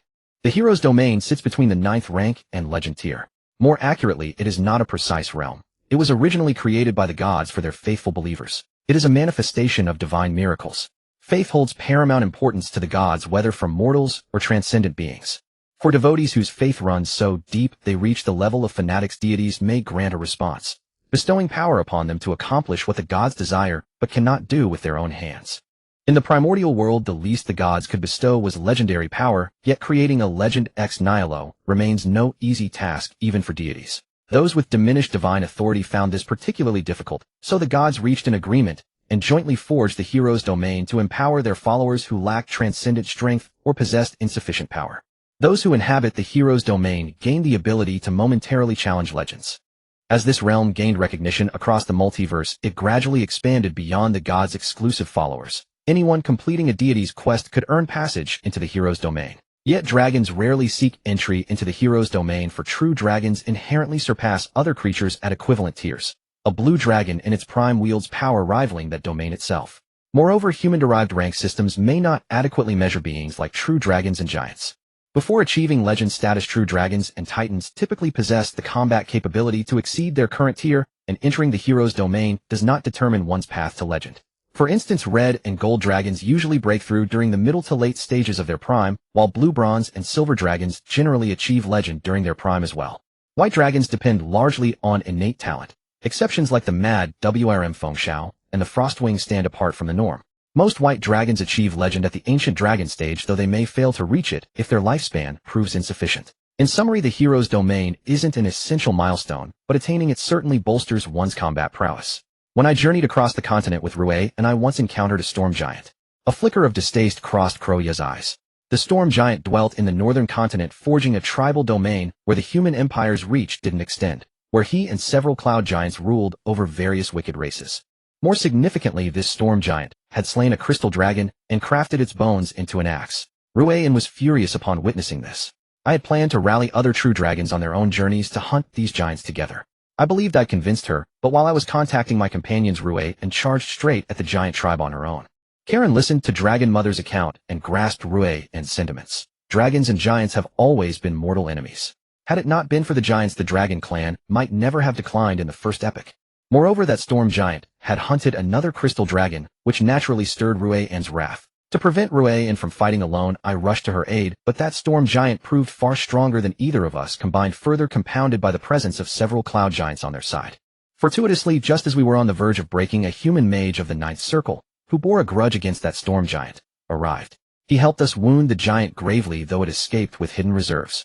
Ultimately, Ruean and I pursued it together, spending a full year hunting the injured storm giant before finally slaying it. Dragon Mother's eyes seemed to shimmer with memories of that battle. When we had slain the storm giant, the gem dragon deity, Sadia, descended before us, asking whether we would pledge ourselves as her followers. In the end, Ruean chose to worship the gem dragon deity Sadia and became a divine touch dragon, while I was granted the key to the hero's domain. Karen had never imagined Dragon Mother possessed such a history. That seemingly noble gem dragon was actually a divine touch dragon. As for why Ruean was sent first, because her strength is considerable, and second, because our clan's elders were occupied with another matter, leaving no choice but to send her. Dragon Mother had finally recounted the full story. As for what the bronze dragon was busy with, Karen trusted that if he were meant to know, Dragon Mother would have told him. Otherwise asking would be futile. Very well, return now, and gather sufficient provisions for me. I shall break through to legend in a month's time. Here, take this scale from Rue and inscribed with a special spatial enchantment. Should danger arise, simply shatter it, and Rue and will appear. With those words, Dragon Mother handed a brilliantly shimmering scale to Rue and Karen examined the dense spatial magic runes etched across the scale and concluded that such an enchantment could only have been cast by a legend tier mage personally. So Dragon Mother shared such a bond with the crystal dragon, fitting for a good dragon. Had she been an evil dragon, she would either need her servants to guard her or flee to some hidden place to make her break through. Even so, history records numerous evil dragons slain during this vulnerable period, for many human dragon-slaying legends occur while great WYRMs lie dormant. After instructing Karen, Dragon Mother did not directly consume the dragon soul herb. Instead, she summoned all her followers and ordered them to gather ample provisions within a short span. Karen personally hunted the ferocious beasts that her followers couldn't catch. Yet neither Karen nor Dragon Mother noticed a figure slipping away from the goblin chieftain Shadowhowl. Karen spent a full week helping the followers hunt and secure enough food before returning to her lair, having eaten her fill. Each slumber of a true dragon accompanies bodily growth, and growth naturally demands tremendous energy. Particularly for Dragon Mother's current breakthrough to legend, the energy requirement is vast. History holds many cases of great WYRM perishing from malnutrition during their slumber. This explains why dragons hoard treasure, on one hand due to their greedy nature, and on another because most wealth contains energy. For instance, the currencies circulated by the major empires of Arisia brim with absorbable power. When dragons slumber and require energy, they automatically absorb all life-sustaining energy from their surroundings. Though Dragon Mother possesses no treasure, the power contained within the ancient dragon crystal suffices for her ascension. Nevertheless, Karen still instructed her followers to continuously gather provisions so Dragon Mother would have ample energy upon awakening. Kaelensos lay in his small nest, directly swallowing the dragon's soul grass that was in the dimensional pocket of his mouth, then entered a brief slumber to better absorb the medicinal power. When Kaelensos opened his eyes again, there were only 2 days left until the 1-month deadline set by Mother Dragon Croy. Kaelensos wanted to test how much his breath had strengthened, so he stepped out of his lair, spreading his wingspan of over 14 meters. Under the sunlight, the golden veins hidden beneath his azure wings became more conspicuous, like golden lightning bolts scattered across Kaelensos' wings. Kaelensos searched for a target in the sky until he flew over the sea. Using his electroreception, he sensed a 10-meter-long dragon turtle beneath the surface, even though it had tried its best to conceal itself. Kaelensos infused his body with the lightning element to accelerate his speed, diving straight toward the dragon turtle. The dragon turtle's carapace was as rough as a reef, and its massive body was enough to capsize small boats. But in Kaelensos' eyes, it was merely a hearty feast. His sharp claws pierced the sea, churning up towering waves. The dragon turtle sensed danger and instinctively tried to dive, but it was too late. Kaelensos' dragon claws firmly gripped the edge of the dragon turtle's carapace. His muscles tensed, and his wings beat violently for leverage, creating a hurricane-like updraft. The seawater was torn apart by the immense force. The dragon turtle's limbs flailed futilely, but it could not break free. Kaelensos soared into the air, forcefully dragging the dragon turtle out of the sea.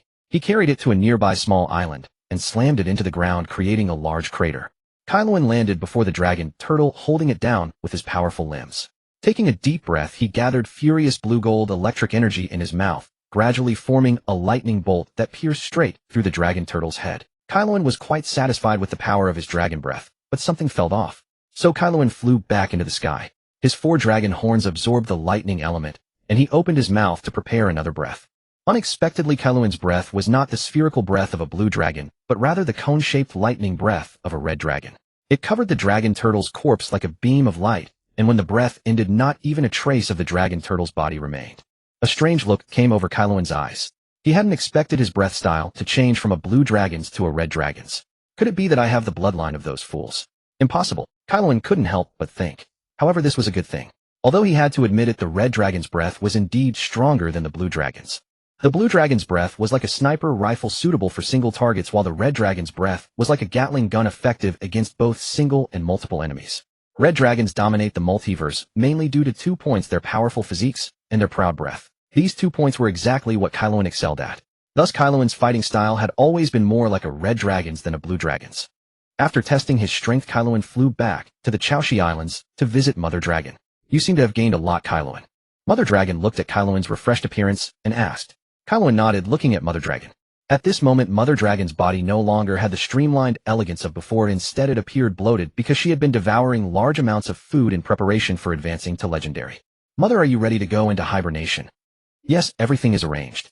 I have been waiting for your arrival, my child. From now on, everything is in your hands. When I awaken again, I will become the youngest legendary bronze dragon in Erixia in nearly 1,000 years. Excitement also showed on Mother Dragon Croy's face.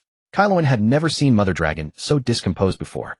It seemed that Mother Dragon was actually anxious. There was only one day left until the time she had set. But Kaelensos could understand Mother Dragon's feelings. After all, before becoming a legendary, no matter how famous one was, they were still just a minor figure on Erixia. Only by becoming a legendary could one leave a mark in the history of Erixia. Legendary was also a watershed. At present, the major human empires of the world each had double-digit legendaries guarding them. Every legendary possessed the power to change the course of a battlefield. Similarly, any force without a legendary was not qualified to be called a major power. After Kaelensos left Mother Dragon's lair, Mother Dragon Croy's aura became faint. Kaelensos knew this was a sign of dragons voluntarily retracting their draconic pressure during breakthrough. When Croy's draconic pressure surged again, it would mean she was about to awaken.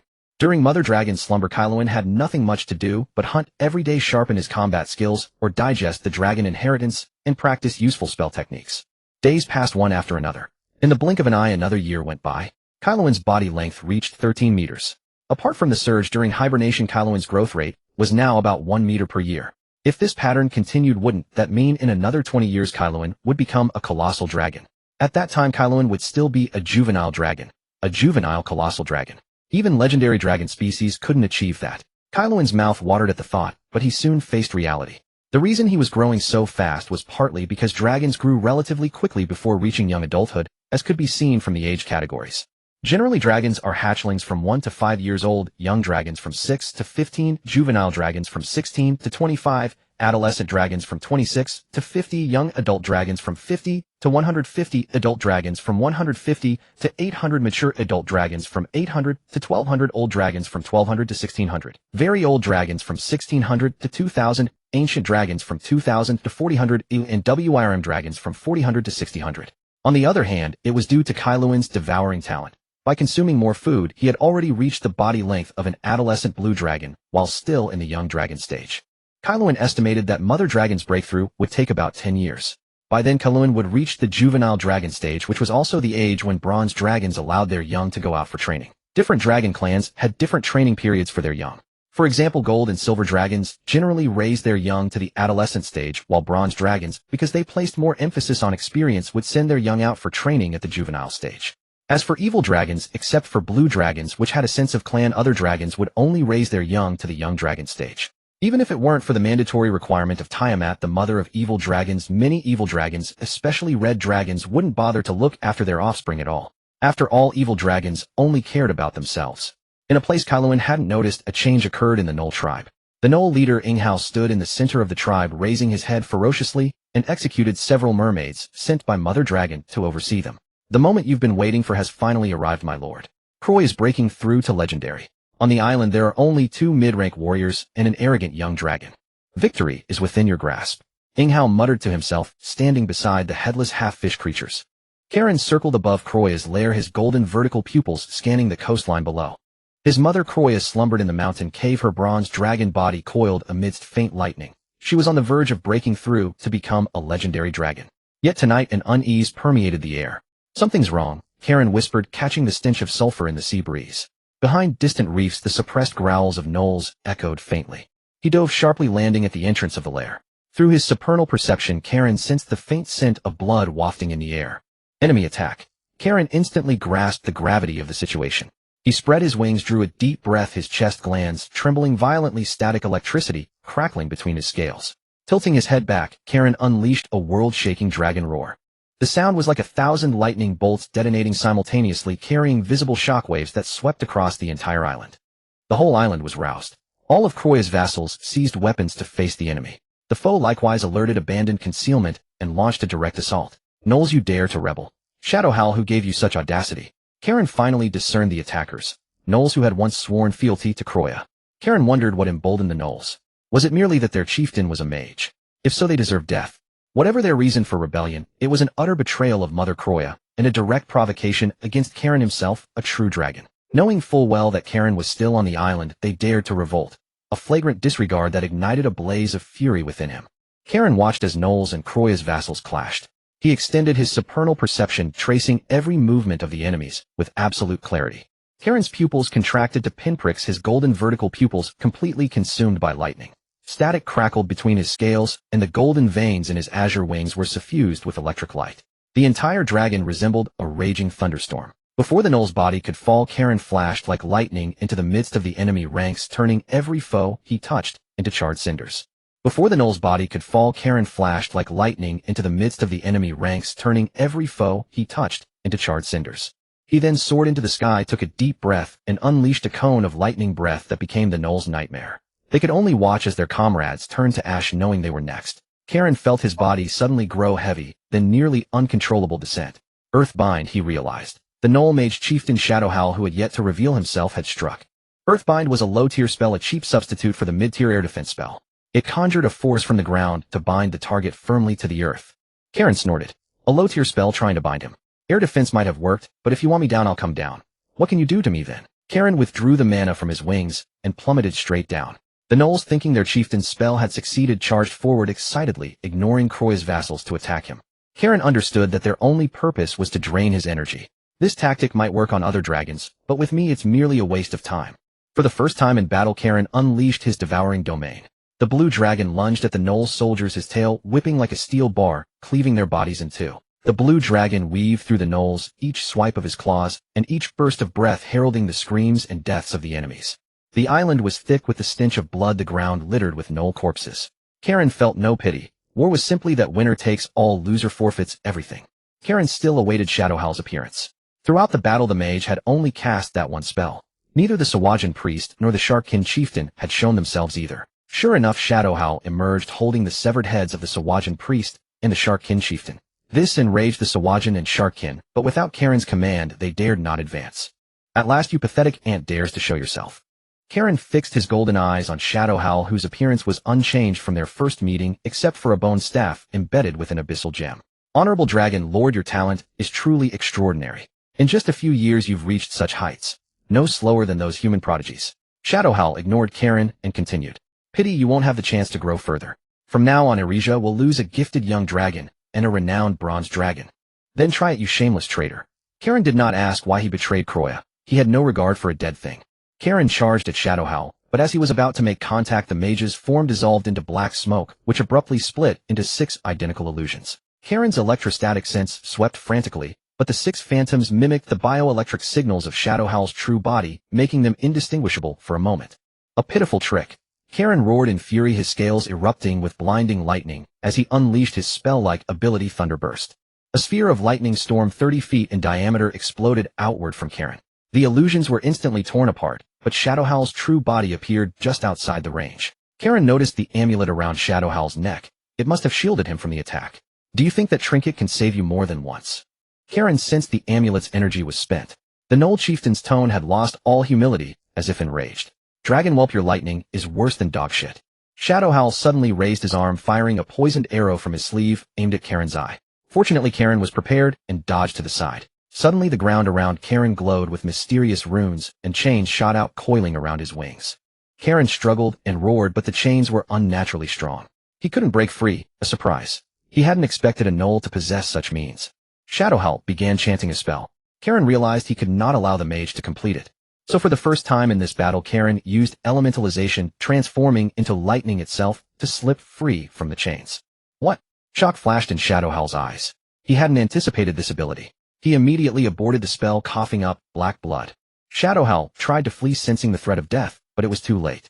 Kaelen's claws pierced his chest, tearing out his ugly heart. At the same time, Kaelen discharged a surge of electricity through his body, briefly stunning Shadowhowl. Then, taking a deep breath, he unleashed a lightning breath that obliterated the Gnoll's head. The traitor's corpse twitched twice in the electric glow, and then lay still. Kroya's vassals began to celebrate the death of the rebel leader. But Kaelen knew this was not the end. It was only the beginning. Even more powerful enemies awaited him ahead. As expected, a pitch-black tear appeared in the sky, identical to the scene when Vivier had emerged before. The same distorted space, the same rift materializing out of thin air. Do demons always make such ostentatious entrances? Kaelen felt somewhat exasperated. According to the dragon legacy, demons appearing in the material world should be hunted like rats in the sewers, not strutting about like this. But here, every demon seemed to have an inflated sense of grandeur. Emerging from the rift was no longer a succubus, but a bailer. Its physique was as massive as a small hill. Its rough, dark red skin was covered in lava-like cracks from which a scorching orange-red glow emanated. It had the head of a goat, enormous curved horns, and a pair of giant bat-like wings. In its right hand it held a serrated giant blade. In its left hand it held a colossal whip. Karen could clearly smell the pungent sulfur and the foul stench of the abyss emanating from the bailer. This demon's power was infinitely close to legendary, surpassing even Vivier from before. Of course, this demon was clearly not its true body, as even the lowest among bailers are at least legendary tier. The difficulty of a true demonic descent was vastly different from an avatar's arrival, yet even this avatar put immense pressure on Karen. What made it even more despairing was that the rift continued to expand, and more demons were appearing. 1-2. As more and more demons emerged, Karen realized he must summon the crystal dragon Ryan. Karen had suspected demonic interference ever since the Knoll's betrayal, because he finally remembered why he had felt a sense of revulsion when he first encountered the Knoll Shadow Howl. It was the same decaying abyssal aura that clung to demons. But what surprised him was the sheer scale of the invasion. On the battlefield, there were still dozens of berserkers and quasi-demons. With so many demons, a large-scale blood sacrifice must have occurred nearby. The ocean. I never thought a renowned bailer would descend by sacrificing marine life. Karen realized the crux of the problem. The fishermen he had encountered earlier who said they couldn't catch fish and had to venture near the Tide Islands. It was likely because someone had sacrificed all the fish in those waters to the demons. Wretched worm, provoking me now is not a wise move. The bailer stared coldly at Karen, its flame-burning eyes devoid of any emotion. Then its tone shifted as if a thought occurred. Are you expecting someone to come to your aid? I'm afraid that hope will not come true. What? Karen broke out in a cold sweat at the demon's words, his sweat glands secreting furiously. He had indeed been secretly crushing the scale while diverting the demon's attention. Realizing his cover was blown, Karen stopped hiding and spat out the scale, crushing it. The demons merely watched him silently, as if observing a prey making futile last-ditch efforts. No response. Karen was utterly panicked. He had lost his last trump card with the Dragon Mother. He didn't believe the scale was fake. They must have set up a barrier to block communication. This was clearly a long-planned scheme, but Karen refused to surrender passively. As an atavistic blue dragon, he was proud. He would never submit to these filthy creatures. Just as Karen prepared to launch a surprise attack, a human figure appeared silently behind him. Sensing danger, Karen twisted his body at an impossible angle to dodge. Karen's head twisted backward, and he unleashed a breath directly at the human, but it was blocked by a protective barrier around the figure. This human was clad in ornate robes, holding a staff with golden hair, appearing to be around 40 years old. Similar to the medieval European nobleman from the human memories Karen had consumed. So you are the spawn of that mongrel dragon Kroya? Disgusting, just like her. The human noble's handsome face twisted into a vicious expression, indicating some past grievance with the Dragon Mother. But Karen had no time to be curious. Both he and the Dragon Mother were on the verge of being killed by demons. His only thought was how to break the deadlock and contact Ryan. That nobleman seemed mentally unstable. When Karen ignored him, he continued rambling. Years ago, that meddling dragon Kroya, after training in the western continent, came to the northern lands. The ignorant city lord of Linjiang City appointed her as the local justiciar. She sentenced my father, the Thorn Baron of the mighty Kwa High Empire, to death merely because he used a few dozen maidens to extract essential oils. Our illustrious Thorn family began its decline from that day. The city lord deliberately suppressed our family, and no matter how hard I worked after inheriting the barony, I could never recover. The Baron's demeanor was now bordering on madness. But fortunately, just as I was about to sell off the family estate and start anew elsewhere, I discovered the greatest secret of our family. I established contact with the demons. They promised that if I helped them descend into this world, they would help me kill that mongrel dragon Kroya, turn me into a dragon-blooded warrior, and protect my family. Karen listened without any sympathy for his plight. After all, this was a world where the weak were preyed upon and those without sufficient power could only be slaughtered. What a pitiful fool. You actually believed the demon's words. Your family began its decline with your father, and it will be utterly destroyed by you. Karen could already foresee the Thorn Baron's fate. Regardless of today's outcome, his destiny was nothing but death. As the Baron finished his speech, the bailer burst into laughter, its laughter unsettling both Karen and the Baron. The Baron turned to the demon in terror, fearing it might go back on its word, but he had no retreat. Human, come here. Become my loyal servant, and I shall grant you immense power and eternal life, the bailer said to the Thorn Baron. Just as the Baron moved to its side, knelt on one knee, and prepared to completely abandon his noble pride to lick the demon's toes, the bailer lord swung his longsword and cleaved off his head. The Thorn Baron's head fell, his eyes still filled with terror and resentment, perhaps for the demon's betrayal and the unfulfilled goal. The worm was right. You should never have trusted a demon's words, let alone bargained with one. The Baylor turned its gaze to Karen and slowly said, "You now have two choices. First, be killed by me. Second, kill the dragon inside, and I will personally transform you into an abyssal dragon, my mount, to conquer this world with me."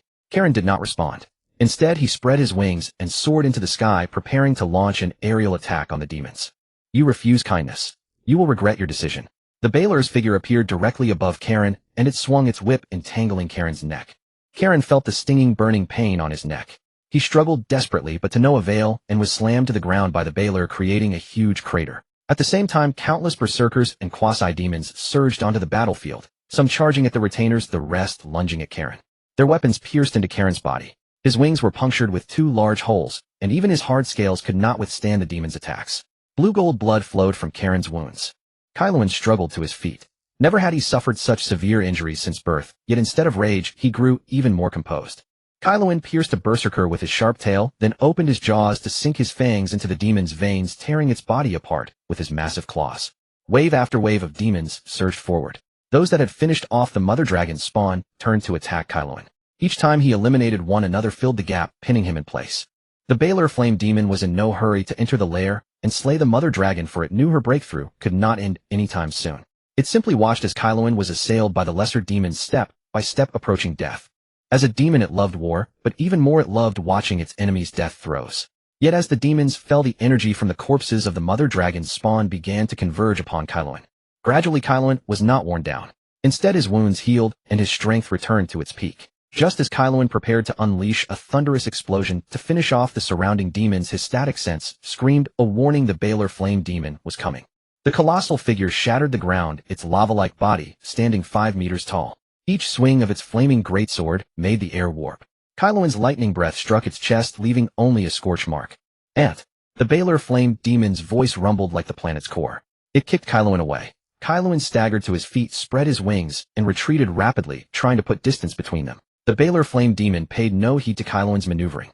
"It seems you harbor a great secret. To have endured so long with such vitality. That jackal were told me you were merely a wormling, yet your physique rivals that of a young adult blue dragon. Could it be? You are an aberrant dragon." The Baylor flame demon's excitement was palpable. To encounter an aberrant dragon. If it could unravel the secret of its power, it would rival Demogorgon himself. This is a secret even the gods seek. Kaelin had no time to correct the distinction between himself and an aberrant dragon. All he wanted was to survive. He and the mother dragon. The Baylor's chain lashed toward Kaelin. He barely dodged with his static sense, but the Baylor teleported before him, one hand gripping Kaelin's neck, the other pinning his head. Kaelin felt a piercing pain in his head, his very soul trembling uncontrollably. "It wants to forcibly search my memories." Kaelin knew what the Baylor intended, but he was powerless. Once again he loathed his weakness, once again he craved immense strength. But neither Kaelin nor the Baylor noticed the corona on the scales of his chest re-emerging. Just as the Baylor was about to breach Kaelin's consciousness, the reverse scale on the bronze corona blazed fully. In the Baylor flame demon's mind, a colossal dragon appeared. It stretched hundreds of meters, its body translucent silver white, its surface flowing like liquid mercury. Its head was long and elegant, with 6 horns forming a crown.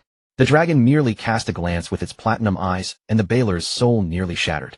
Even the Baylor on the 23rd layer of the abyss suffered a grievous blow. Just as despair gripped Kaelin, he felt the invading force vanish from his soul. He wrenched free of the Baylor's grip, spread his wings, and soared into the sky.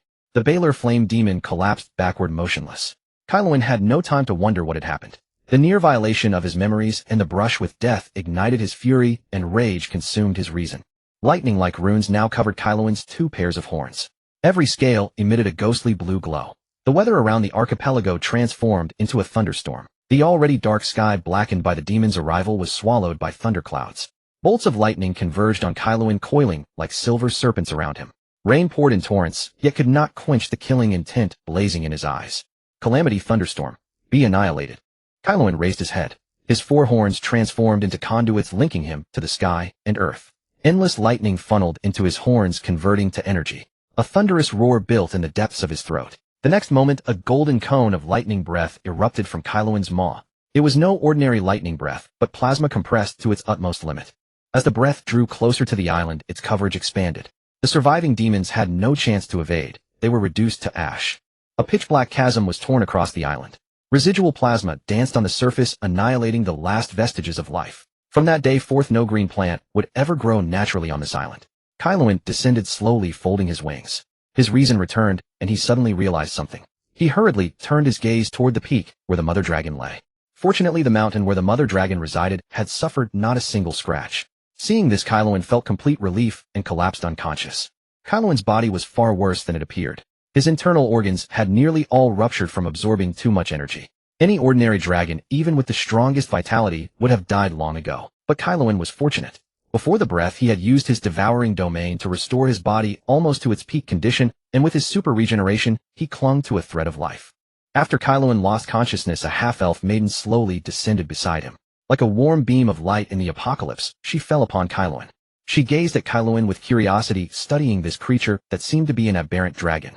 She was Ruayan, the crystal dragon who had arrived late. In truth, she had come much earlier. When she sensed her connection to her scales severed, she knew something was wrong. Fortunately, she had been active in the northern continent, and had not wandered too far, allowing her to arrive in a short time. But upon arrival, she did not reveal herself. Instead, she hid inside the mother dragon's cave waiting. Anyone entering would have seen a legendary dragon in half-elf form. She also wanted to see what the demons intended. When Kaelin was in dire straits, she had intended to intervene. But then the Baylor Flame Demon met with an accident, and Kaelin erupted, nearly destroying the entire island. Had it not been for her, Kaluoya would have been slain by her own offspring. Ruayan brought Kaelin to a small islet near the Tide Island, laid the blue dragon drenched in blood upon the ground, and gazed at him for a long while. In her half-elf form, Ruayan unfurled her iridescent wings, bowed her head, and chanted the ancient and mystic dragon tongue prayer as gem-like scales emerged on her forehead. As the prayer progressed, the radiance around Ruayan intensified. The gem-like scales on her forehead detached from her body, suspended in the air, and shattered into finer gems, forming a complex magical array that encircled Kaelin. The air around Kaelin began to tremble. In his slumber, he felt a warm, sacred energy surging into his body. By the name of the gem dragon god Sadawo, sacred healing. Her wings folded upward, and all the suspended gems simultaneously shot out beams of light, converging upon Kaelin. As the light converged, Kaelin's wounds gradually healed. More importantly, the damage and exhaustion in his soul were swiftly restored. Old scales rapidly shed, replaced by newborn ones. Previously, Kaelin's scales had grown rough as he matured, but the new scales were as smooth as gems. The young blue dragon slowly rose to his feet, stretched his wings, and revealed an expression of disbelief. He knew how severe his previous injuries were. Far beyond what simple healing spells could mend. If left to natural recovery, he would have needed to sleep for a year or two. Thank you for your help, Lady Ruayan. Kaelin naturally knew that the dragon before him had saved him. Yet Ruayan's arrival was so opportune, and he vaguely recalled that the mother dragon's lair had remained unscathed throughout the entire war. Surely that was her doing. I owe you a favor. Whenever I can assist you in the future, I will certainly lend a hand. Hearing Kaelin's words, Ruayan nodded her delicate head. It was considered an acknowledgement of Kaelin's method of repayment. After all, dragons were quite clear-cut in their dealings. Even though she and Kaeya had a bond forged through life and death experiences, Ruayan would not help her offspring unconditionally. Even out of consideration for Kaeya, she would at most ensure Kaelin's basic survival. Since you have awakened, come with me back to Kaeya's side. Ruayan's ethereal voice entered Kaelin's ears. Her voice seemed to possess a soothing effect. Kaelin felt that hearing her voice was more enchanting than the songs of forest elves. Then Ruayan raised her fair, slender, jade-like hand and gently pointed forward. In the air, a portal large enough to accommodate Kaelin's body materialized. She is actually a legendary archmage proficient in space magic. Kaelin found it utterly astonishing. Dragons generally paid no attention to humanoid professions, for they needed only to grow naturally to reach the pinnacle of power on the material plane. Moreover, they possessed spell-like abilities, so they had no particular reason to focus on the profession of mage. The mages of the material plane, however, were divided into many categories: evocation mages, renowned for their powerful, wide-ranging attacks; abjuration mages, who focused on defense; the mysterious divination mages, the most talent-demanding; the loathsome necromancy mages; enchantment mages; illusion mages; and transmutation mages. And the most likely classification for Ruayan was conjuration mage, whose specialties included manifesting objects, creatures, teleporting beings, and healing. Judging by Ruayan's performance, she was most likely a conjuration mage, though it was not impossible that she also dabbled in other schools, as mages were not limited to a single discipline. And easily teleporting 2 dragons was a feat that only a legendary mage could accomplish. Originally, Kaelin had thought Ruayan's strength was at most comparable to the mother dragons in the heroic domain. Unexpectedly, she had broken through to legendary first. Is this the advantage of a divinely favored dragon? Kaelin momentarily entertained the thought of worshipping a dragon god, but the idea quickly dissipated. Although becoming a divinely favored dragon would grant divine protection and accelerate growth, the god's blessing was not without cost. From then on, his actions would be restricted. Kaelensos aspired to become a dragon like the Black Emperor or the Wind Howler, one who would provoke the mother of evil dragons when bored and tease angels. How could he submit to any deity? If there was one greatest use of the human soul that Kaelensos had devoured besides that orb, it was not the experience of the human soul, but the severing of an evil dragon's already faint reverence for the dragon gods. Kaelensos followed Rin to the sky above the Tide Island, gazing at the lifeless ground, the pitch-black rift, and the intact peak where the mother dragon's lair lay. He could not help but appreciate the help Ruan had provided. As long as the mother dragon was safe, it was fine. As for the mother dragon's vassal soldiers, they had long been slaughtered by demons. The remaining scattered non-combatant vassals Kaelensos could not be bothered to concern himself with. In Kaelensos' heart, these vassals were more like slaves than followers. Their greatest use was to accompany him in battle, whose losses were not his concern. Kaelensos was after all an evil dragon. Though he possessed the bloodline of a good dragon, his evil habits were difficult to change. Even Rayan, a good crystal dragon, did not care about their lives, so how could one expect an evil dragon to show mercy? Kaelensos and Ruan entered the mother dragon's lair together. The mother dragon's body had grown from 21 meters to 23 meters. It was estimated that as time passed, she would continue to grow before awakening.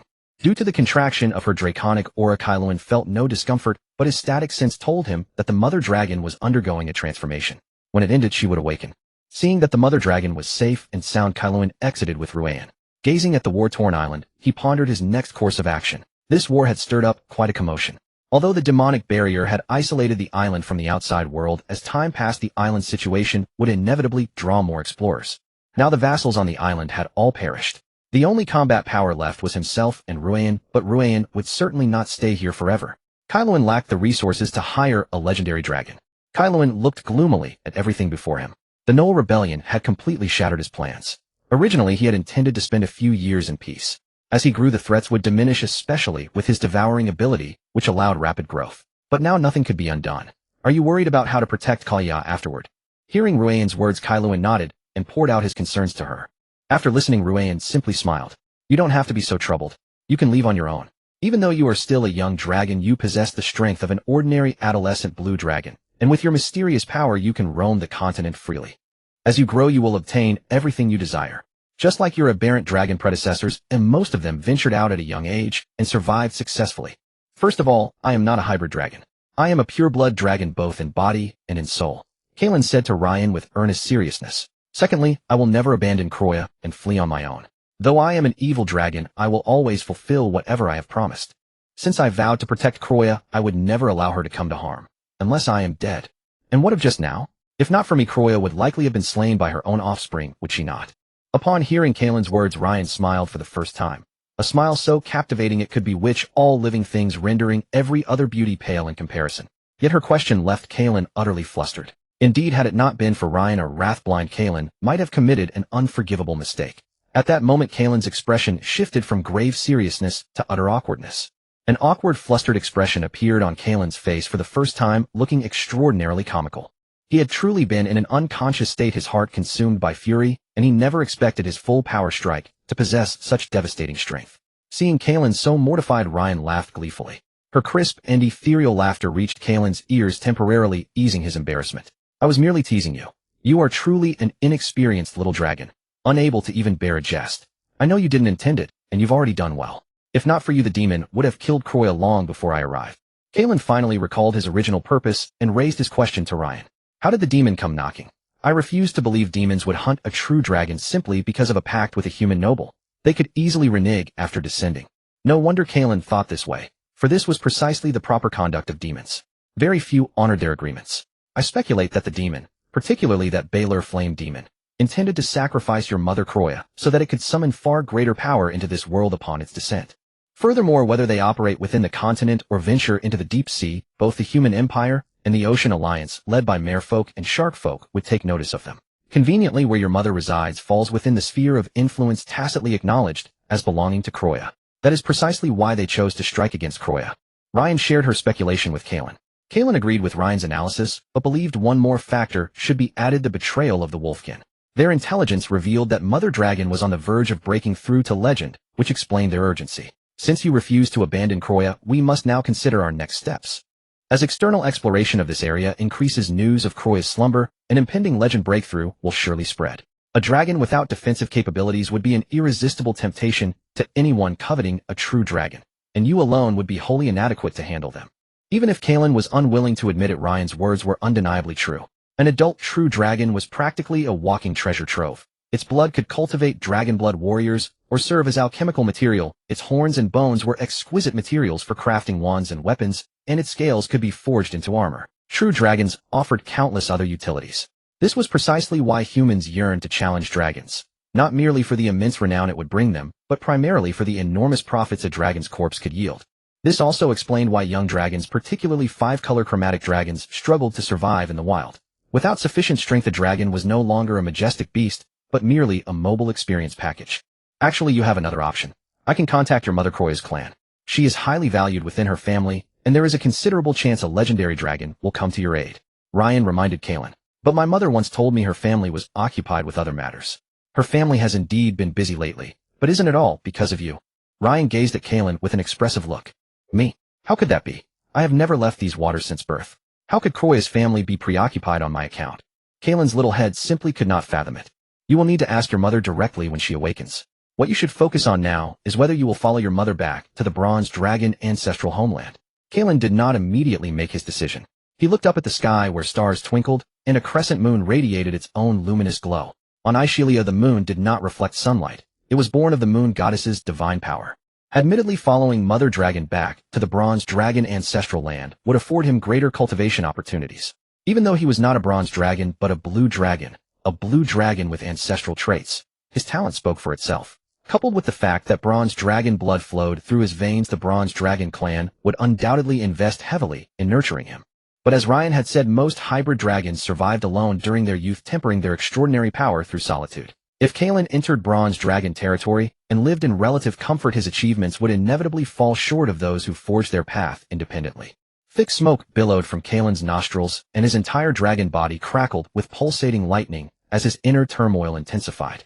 Ryan did not interrupt Kaelen's thoughts, but waited quietly for him to reach a decision. You may wait for the bronze dragon clan to send someone before making your decision. They will arrive here in approximately 1 or 2 days. Ryan advised Kaelen not to rush, reminding him to rest first. Restlessly spreading his wings, Kaelen did not return to his lair. In truth, his nest, including all his treasure hoard, had been destroyed in that earlier battle. Kaelen decided to hunt for food first. Soon, aided by his electrical sense, he caught a wild gorilla. With a swift strike, he pierced the creature's skull with his tail. He swallowed the entire gorilla whole. Just as he was about to seek his next meal, Kaelen suddenly sensed something was wrong. How can this be? What happened to my devouring ability? Kaelen realized his hunger had subsided to some degree, yet he could clearly feel that the nutrients absorbed from his food were nowhere near as potent as before. Raging gorillas were one of Kaelen's favorite foods, and he knew exactly how much nutrition a single adult provided. He proceeded to hunt one after another. Eventually, Kaelen confirmed it. His devouring ability had vanished. This. Kaelen was not simply panicked because his devouring ability was gone. His devouring domain had disappeared as well. The greatest source of his alarm was that his abilities had vanished without any trace. Kaelen understood precisely what this meant. His abilities could be reclaimed. Just like the system-granted power Kaelen had absorbed from human memories, he had felt nothing but disdain when reviewing that memory. Power bestowed by others could naturally be taken away. Yet those so-called protagonists used powers that did not belong to them with complete ease. But now Kaelen discovered that his own power had inexplicably vanished, utterly unsettling his composure. He thrust his head into the earth, forcing himself to calm down. This was also a habit from his childhood, when Mother Dragon would press him into the soil. Many creatures in this world can achieve this, such as deities who possess such power. After calming down, Kaelen thought, that's right, the corona. It must be related to the corona. He recalled that during his battle against the fire demon, the corona had protected his life, enabling him to slay the fiend. Kaelen ceased all activity and sank his consciousness into the corona. He let out a deep breath and opened his eyes. The panic that had earlier lingered in his gaze had vanished, replaced by a sense of frustration. Kaelen had just successfully established contact with the bronze corona. To his excitement, the corona told him that it was indeed connected to the legendary Eternal Time Dragon. The corona revealed that it was a creation of the legendary Eternal Time Dragon, designed to aid talented younger generations within the dragon race. However, the assistance was not unconditional. Each time it acted, the corona would borrow one of the host's abilities until the host provided sufficient energy, at which point the corona would return it. Kaelen was relatively satisfied with this outcome. After all, the unknown is the most terrifying. Knowing the reason for his lost power, he could accept it. In dragon values, everything has a price. The corona had saved him, and he had temporarily paid with an ability. But what was lost would eventually return. This seemed perfectly reasonable to the dragon race.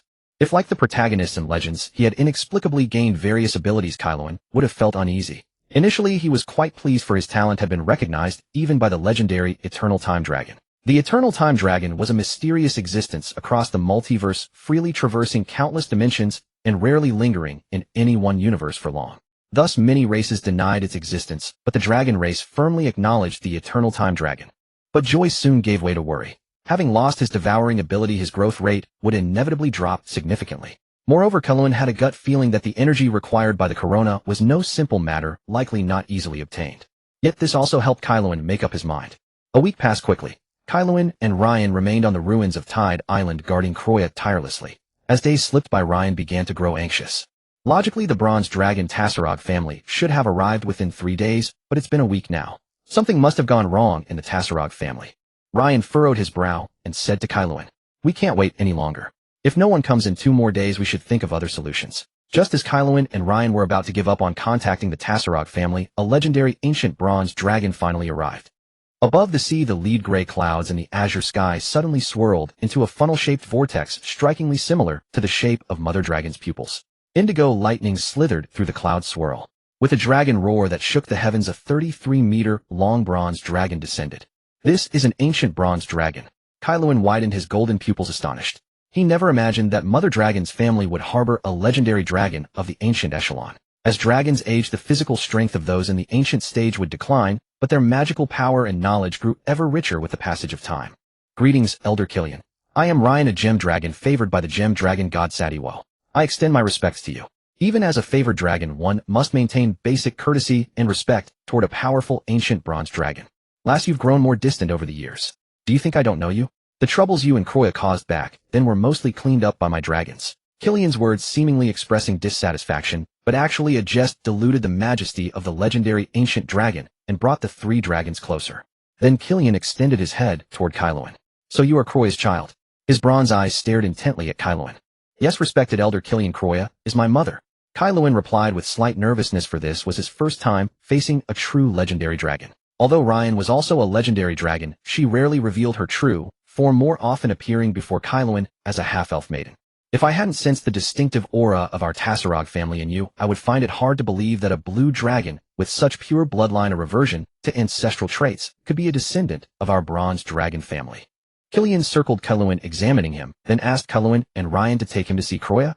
When they reached the place where Kroya lay dormant, Killian stopped at the entrance and did not enter. Instead, he sighed. "The little whelp of yesteryear is now about to reach the legendary stage." He continued, "Ryan has told me everything. You faced the defection of the gnolls and the attack of the demons alone, and at the final moment you did not yield to the demon, holding fast to your promise. Your bloodline truly carries the noble essence of our Tassarog family." After praising Kaeluan, Killian turned to his true purpose. "Would you be willing to return with me to the Bronze Dragon Island? There many of your elders await. There are many powerful ancient dragons. Whatever you wish to learn, you can master. We will also provide you with abundant resources, help you break through to the legendary stage, and even transcend the limits of your bloodline to reach the level of a progenitor dragon." Kaeluan managed to remain composed at first, but when he heard the words progenitor dragon, he lost his calm. Though he was only a step away from becoming a progenitor dragon, the gap between them was like the difference between a mouse and a tiger. Strictly speaking, modern dragons were degenerate products. In truth, the earliest dragons originated from the astral plane, not the material plane. But after entering the material world, particularly after the Great War with the Titans, the dragons lowered their bloodline intensity to ensure their survival. Even so, they still stood at the apex of the material world. Progenitor dragons were the first dragons created by the mother of evil dragons and the platinum dragon god. Among them were those who rivaled other dragon gods. Kaeluan did not agree immediately, but first wanted to hear the bronze dragon's conditions. As expected, of course, our help is not without cost. As for the repayment we ask for our assistance, we only hope that you will help us when we are in need. Kaeluan stood frozen in disbelief after listening to the bronze dragon's words. It was not because the conditions were too harsh. He had already steeled himself for all sorts of unreasonable demands, understanding that nothing comes free. On the contrary, the terms they offered were far too generous, so generous that they were almost non-binding. "Senior Killian," Kaeluan began, but was interrupted by Killian. "Don't call me senior. I am Kelawoya's grandfather. If you wish, you may call me great-grandfather," Killian said with a smile to Kaeluan. Great-grandfather. Kaeluan naturally would not refuse this opportunity to strengthen their bond. "Thank you for your kindness, but I believe I am better suited to roam alone outside. I am certain that if I go to Bronze Dragon Island, I would receive great assistance." However, I am a blue dragon after all, and only through life and death battles can I grow rapidly and become a true dragon that traverses the multiverse.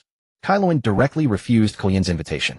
Kaelin looked at this blue dragon who made no attempt to conceal his ambition without any surprise. He found nothing unexpected and cared little about his ambition. Regardless of Kaelin's choice, Kaelin had expressed his family's stance on behalf of them.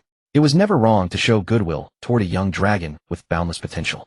Moreover, their family had invested a great deal for this little one. Since Kaelin had refused, Kaelin did not say much more.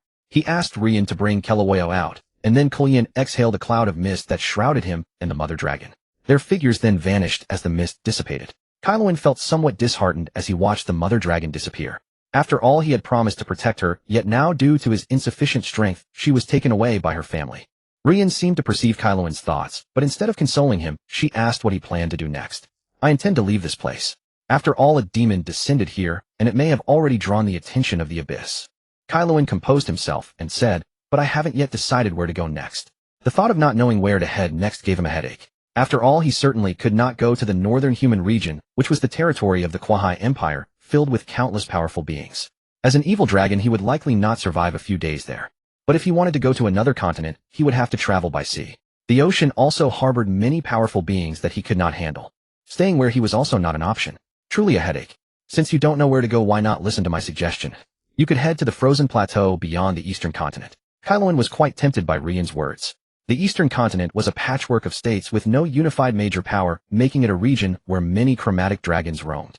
However, correspondingly, there were also many non-human races, and the threats were equally significant.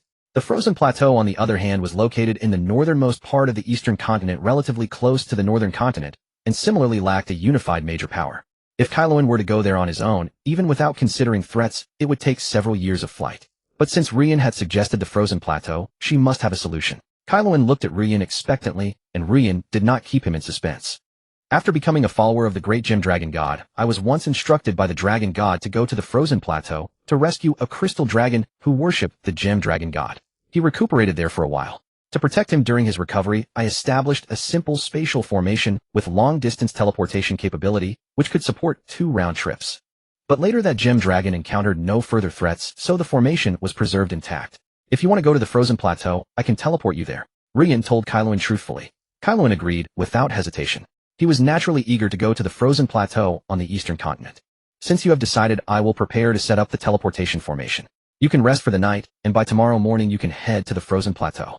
Rian looked at Kaelin with her calm gaze. Kaelin joyfully returned to his temporary lair to adjust his state before departing. Rian simply watched him quietly, her gaze gradually deepening, and murmured, "Was this what you had foreseen, dragon god?" The first ray of morning sunlight shone upon this barren land. Kaelin spread his wings and arrived at the place where Rian was. Rian still appeared as a half-elf maiden, but in her hand was an emerald green staff, and the ground around her was densely inscribed with magical runes. "Since you are here, let's begin." Rian's ethereal and melodious voice eased Kaelin's restless heart. For some reason, although Kaelin had not spent much time with Rian, he enjoyed the feeling of having her by his side. After this parting, he did not know when he would meet her again, and he felt a bit regretful. However, he still yearned to go to the eastern continent to gain greater power. As Kaelin stepped into the formation, the runes on the formation gradually spread over his body. With a flash of white light, his figure vanished from the spot. A giant snow leopard 7 meters long dashed across the boundless snowy plains with a huge shadow looming over its head. After sensing the shadow above growing closer, the giant lion turned its head and attempted a final struggle. Its deafening roar shook the snowflakes off the ground. But this had no effect on its hunter. On Earth, the snow leopard is an apex predator of the snowfields, but in this world, it was merely at the middle to lower tier of the food chain. A thunderous dragon roar carrying boundless draconic might surged like a tidal wave toward the giant lion.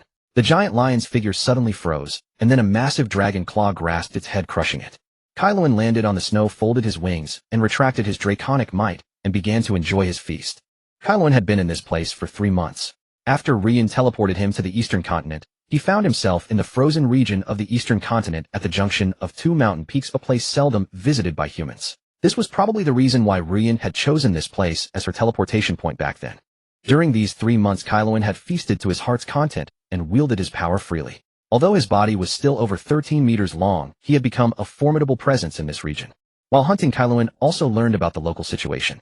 This area was a no-man's land, but on the western peak there seemed to be a group of frost-scale dragon beasts said to be the offspring of a white dragon and a blue dragon beast. Indeed, ordinary dragons look down on dragon beasts. Dragon beasts are actually dragons that failed to receive their inheritance and became mindless. However, they have no draconic, might no magical abilities, and do not understand the dragon tongue. However, dragons have the ability to appreciate beauty in all things, so it is not surprising that a white dragon took a fancy to a dragon beast. When Kaelen first arrived here, he would normally use his spell-like ability, the static mist, to conceal himself, while hunting for food, revealing his true form only when prey drew sufficiently close. However, after learning that no powerful creatures lurked nearby, Kaelen gradually relaxed his vigilance and began hunting without restraint. Although the frozen plateau was not the preferred habitat of blue dragons, with its landscape saturated by ice and water elements, he adapted to it. Yet Kaelen remained quite satisfied with this place. For unlike ordinary blue dragons, Kaelen favored the humid air of coastal islands, sharing this preference with bronze dragons, while simultaneously drawn to regions densely permeated with lightning elements. This was the frozen plateau dominated by ice elements, yet that did not mean the absence of lightning. Its terrain resembled the highland regions of Earth from human memory, elevated overall, with crisscrossing peaks and steep precipitous edges. Countless towering peaks rose here, and thunderstorms were frequent across the plateau. The higher the altitude, the more widely distributed the lightning elements became. Moreover, this land was dotted with numerous lakes. The valley where Kaelen currently rested, nestled between two mountain peaks, was precisely the reason for the region's abundance of prey. Kaelen soared toward the eastern peak, whose summit pierced the clouds. Standing at over 15,000 meters, considering that even Mount Everest fell short of 9,000 meters, let alone the added elevation of the plateau, its grandeur was beyond measure. The summit could be described as a veritable sea of lightning. Kaelen climbed to a cavern near the peak's summit, which had formerly been the territory of a pair of vicious vultures. Upon his arrival, he devoured them and claimed their nest, expanding it for his own use. At the deepest part of the nest lay Kaelen's resting place, containing no treasure whatsoever, only beast pelts and several eggs. Gazing at this scene, Kaelen bared his fangs. This was all he currently possessed. Everything he had once owned he had destroyed himself. As for those eggs, they were the remains of the vulture couple. Kaelen had considered keeping them as future subordinates, but as the eggs neared hatching, he had no intention of raising baby vultures himself. Instead, he would need to find other creatures to nurse them until they grew strong enough to serve him. Yet at present, Kaelen could not attend to finding a surrogate mother for those eggs. After months of voracious feeding, he required a period of slumber. Kaelen curled his body, and his consciousness gradually sank. As expected, he entered the mysterious space within the pearl once more, but this time the pearl showed no special reaction, simply remaining still. Kaelen seized the opportunity to organize his gains. So far, one thing was certain: Riguan had not deceived him. His devouring talent had indeed disappeared. The benefit was that he no longer needed to consume food in excessive quantities. The drawback was that his growth rate had slowed. Kaelen's breath weapon came in two forms: a spherical lightning breath characteristic of ordinary blue dragons, and a conical lightning breath. Additionally, through his two pairs of dragon horns, Kaelen could absorb vast amounts of lightning elements to enhance his breath attacks. Electrosense, elemental transformation, and various dragon-like spell-like abilities constituted the sum of his current powers. Kaelen was already 8 years old, with a body length exceeding 13 meters, approaching 14, comparable to a juvenile blue dragon. Given his diverse abilities, Kaelen believed he could contend with a juvenile blue dragon without difficulty. However, it would still take roughly 7 more years for him to naturally reach adulthood. Therefore, if he sought rapid power growth, he could not rely on natural maturation alone. Kaelen currently had a general idea. He had noticed that in areas dense with lightning elements, the pearl exhibited some reaction. Perhaps he could test the pearl's response by remaining in places where lightning elements gathered abundantly. If one sought the most concentrated lightning elements, naturally the thunderclouds themselves would be the place. Yet Kaelen lacked the courage to venture there, for within thunderclouds danger lurked at every turn. The lightning elements were hardly gentle or benign. Soon a week passed, and Kaelen awoke from his slumber. Though this dormition was brief, it allowed him to organize and summarize his current capabilities. Kaelen emerged from his nest as snowflakes drifted onto his azure blue scales, dissipating into wisps of vapor. He spread his wings and prepared to search for intelligent races beyond the frost-scale beast, intending to claim them as subordinates. Kaelen's electrosense alerted him to approaching life forms nearby, so he altered his course and headed toward the encroaching presence. At the mountainside's midpoint, Kaelen spied a group of humans. He deployed the static mist and concealed himself within the clouds above, observing the humans below. They were a magical squad centered around a mage with 3 warriors closely guarding him. Beside the mage walked another human, likely a noble. Kaelen fixed his gaze upon this group of humans, curious about their purpose here.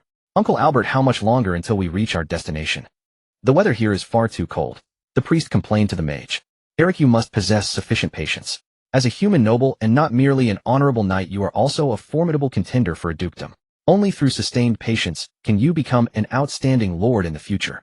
Albert, his face wrinkled with a long white beard, spoke to Eric, the second son of the Marquis. This journey is based on intelligence we have gathered. 10 years ago, an immature ice-peak snow lotus once appeared here. By calculation, it should now be reaching maturity. Listening to their conversation, Kaelen understood their purpose. The ice-peak snow lotus was a remarkable healing treasure, said to be cultivable only by the natural race, the ice sky snow women. The discovery of even a single blossom indicated that at least a cluster of ice sky snow women dwelled nearby, meaning a continuous renewable supply of these precious flowers. That was a long-term source of wealth indeed. Though ice sky snow women were rare and extraordinarily skilled at concealment, seldom captured, these humans likely harbored the intention of capturing them. Kaelen was equally curious about the location they mentioned. Although he had effectively claimed this ice mountain, his time here had been too short, and he had made no deliberate effort to explore. His knowledge of the mountain remained limited. Kaelen decided to follow the humans to discover where the snow women hid. If possible, he wished to claim them as his subordinates as well. Though Kaelen did not require the ice-peak snow lotus, the snow women, true to their name, were all female. Each one set against the world would be counted among the most breathtaking beauties. Soft and fragrant, they would surely make exquisite cushions. Karen closely trailed the human squad, the static mist merging with the clouds. As the altitude increased, the wind and snow grew fiercer. The human squad halted on a patch of snow. "Uncle Albert, why have we stopped here?" Eric asked Albert in confusion. This place was no different from the terrain they had traversed before. It was only after they halted that Karen gradually calmed her mind to sense the subtle difference here. "There is a spatial node here," Karen marveled inwardly. A spatial node generally connected two worlds, implying that the opposite side of this node very likely concealed a secret realm or a demiplane. Karen deemed the possibility of a demiplane the highest. Indeed, as the mage Albert waved his staff, conjuring a flame barrier that reacted with the air, he then ordered everyone to retreat. Albert raised his staff high, and a transparent blade materialized. "Is this a sixth circle spell, spatial blade?" Watching Albert effortlessly cast a sixth circle spell, Karen sensed trouble. Though spatial blade was merely a sixth circle spell, the ease with which he cast it indicated that Albert was at least a seventh circle mage. As Karen pondered a countermeasure, Albert launched his attack. With the release of the spatial blade, cracks resembling shattered mirror fragments appeared on the snow-white ground. As the cracks gradually expanded, an entrance materialized before the group. Albert pulled back the excited Eric, who was about to rush forward, and ordered a soldier to enter first. After the soldier signaled safety, Albert led the others inside. This is the Ice Mountain Snow Lotus," Eric exclaimed, gazing at the scene before him in excitement. Before them stood a giant crystal tree over 10 meters tall. Beneath it lay a pool of water filled with snow-white lotuses. Albert was not blinded by the spoils before him. Instead, he carefully surveyed the surroundings. Suddenly, azure runes flared on the crystal tree, and countless icicles descended, coalescing into the silhouette of a woman. Her long hair cascaded like a waterfall, her skin translucent as 10,000-year-old ice. In the depths of her eyes danced hues of the aurora. Ice Mountain Snow Maiden. Eric's breath caught. No, she is not an ordinary Ice Mountain Snow Maiden. She is the queen of the Snow Maiden race. Albert felt troubled, for ordinary Ice Mountain Snow Maidens possessed little offensive power, but the queen of the Snow Maidens was different. They were far rarer than common Snow Maidens, and correspondingly bore the responsibility of protecting their kin. A fully mature Snow Maiden queen possessed the power to challenge a legendary being. Fortunately, this Snow Maiden's aura was unstable, suggesting her bloodline had only recently broken through. If he could capture her. A glint of greed flickered in Albert's eyes. "Outsiders, why do you disturb us?" The Snow Maiden's words seemed like a question, yet she simply raised her hand and waved, instantly coating the armor of 3 soldiers with frost. The bravest swordsman had just raised his great sword when the Snow Maiden closed in on his chest. Her crimson lips parted slightly. Chill. A wisp of icy mist entered his nostrils, and the warrior turned into a crystalline ice sculpture, his face frozen in an infatuated smile. The remaining soldier's blade struck the Snow Maiden's body, but it was like cutting through mist. She transformed into flowing snow, entangling her enemies, and aurora burst forth from within them, forming a magnificent prismatic cage. The 2 soldiers were sliced into bloody mist and ice shards by the refracted light. "Uncle Albert!" Eric cried out in terror, crushing a magic scroll to release a divine protection. Golden light barely held back the aurora's erosion. Albert had been watching the Snow Maiden's actions coldly until now. Finally, he made his move. He immediately cast a spell, an anti-element shield enveloping both Albert and Eric. Albert swiftly launched a fireball spell. Though it was merely a fireball, when cast by a high-ranking mage it was equivalent to a typical 5th circle spell. Just as the fireball was about to strike the Snow Maiden, a lotus-shaped protective barrier materialized before her, deflecting the fireball. An Ice Mountain Snow Maiden queen here. Truly unexpected. But I came fully prepared. Albert snorted coldly as he looked at the Snow Maiden queen. Albert raised his staff high and cast the 6th circle spell, Solar Flare. A flame shot from the staff, forming a fire dragon that charged at the Snow Maiden. Her protective barrier shattered upon contact. Just as the spell was about to strike the Snow Maiden, a blue-gold breath collided with the solar flare. The impact of fire and lightning caused a violent explosion. What? When Albert saw the other spell, he immediately grabbed Eric and prepared to cast a defensive spell, but everything was too late. A deafening dragon roar reached the two humans' ears, forcefully interrupting Albert's casting process. Watch out.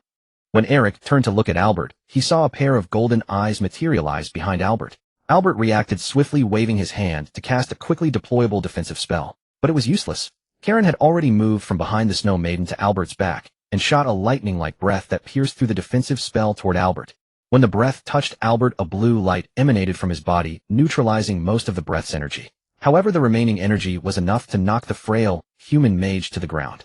As Albert fell, he seized the opportunity to tear open a scroll. The seventh circle spell Meteor Storm activated. An enormous black hole appeared in the previously silent sky, and several massive meteors wreathed in flames shot toward Karen. How troublesome. As expected of a mage, Karen remarked, marveling at the spell Albert had cast. Mages were indeed troublesome, not only for their powerful spells, but also for their endless array of tricks.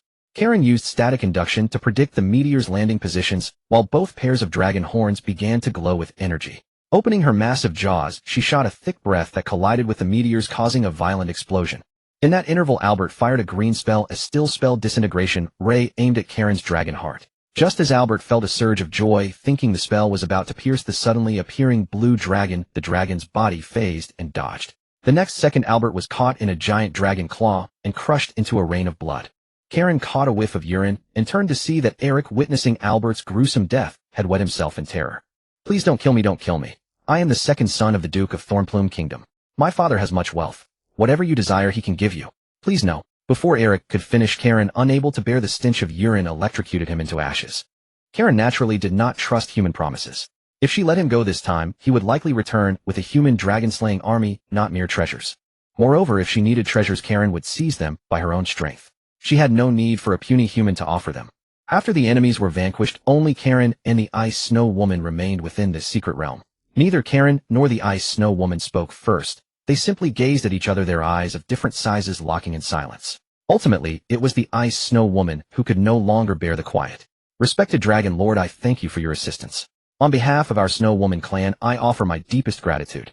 I am willing to surrender all our Ice Snow Lotuses into your care. Karen remained silent, his golden eyes fixated upon the Ice Snow Woman. He had not risked killing a human mage merely for a few snow lotuses of little worth to him. I wonder what the Dragon Lord desires. Within my ability, I shall do my utmost to fulfill your wishes.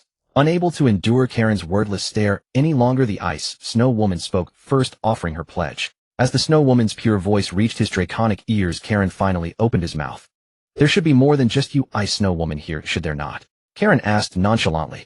The Snow Woman was far too naive, and her earlier words had already revealed the situation here.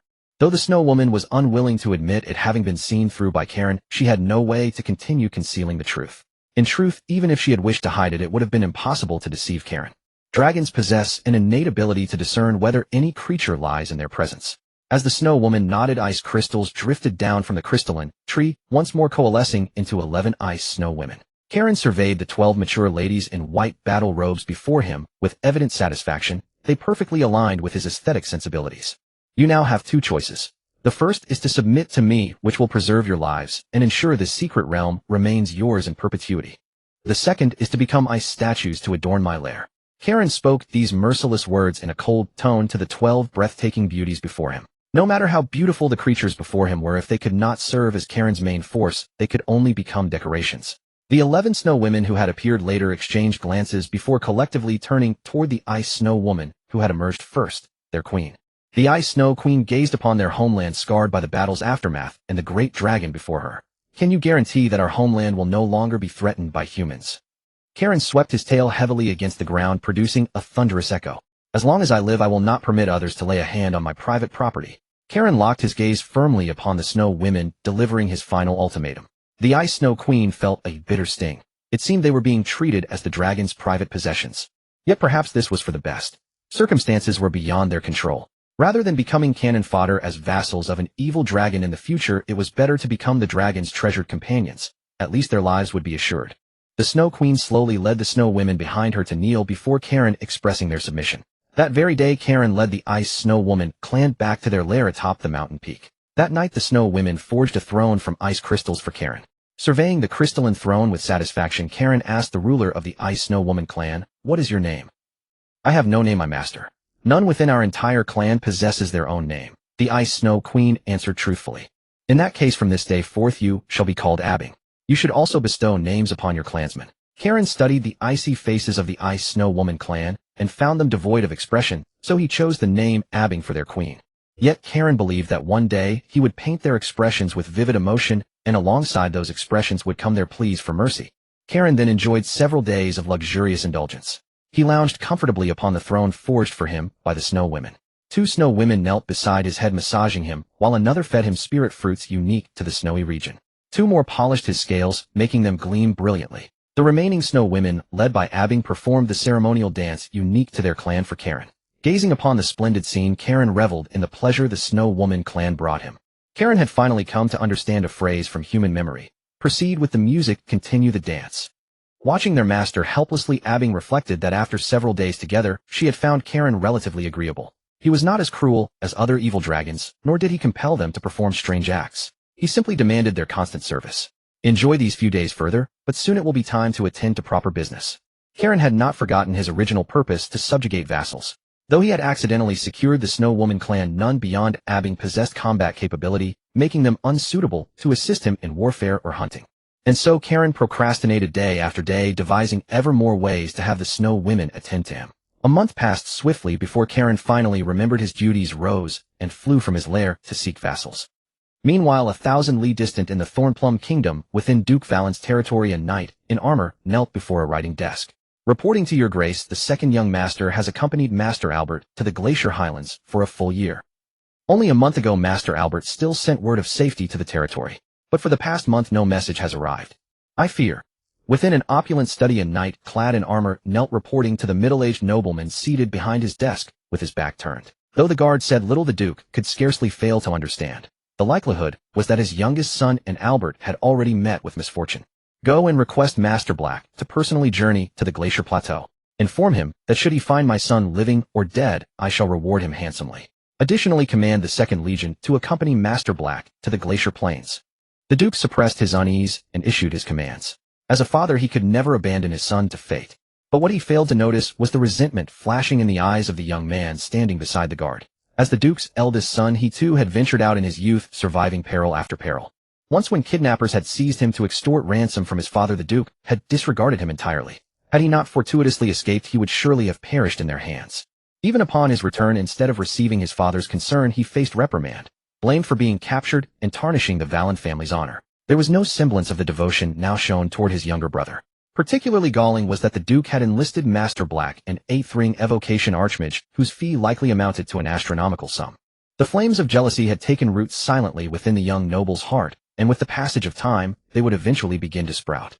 Karen had been flying through this snowy land for 2 weeks, but still hadn't found any suitable vassals. Most of the creatures here were only fit to be prey, not subordinates. What Karen hadn't expected was that in an area where cold-scale dragon beasts were distributed, any large social creatures would be willing to survive here. Though the cold-scale dragon beasts weren't true dragons, they still carried traces of dragon bloodline, making them apex predators in this land, second only to white dragons. After another month of searching, Karen grew increasingly impatient. Damn it, there's no suitable group of vassals nearby at all. Karen tore apart the sheep he had caught, ripping it in two. This heritage granted them greater intellect than ordinary dragon beasts. Karen trusted they could fulfill their mission and saw no risk of flight. Should they fail him, a true dragon's endless pursuit would be their fate.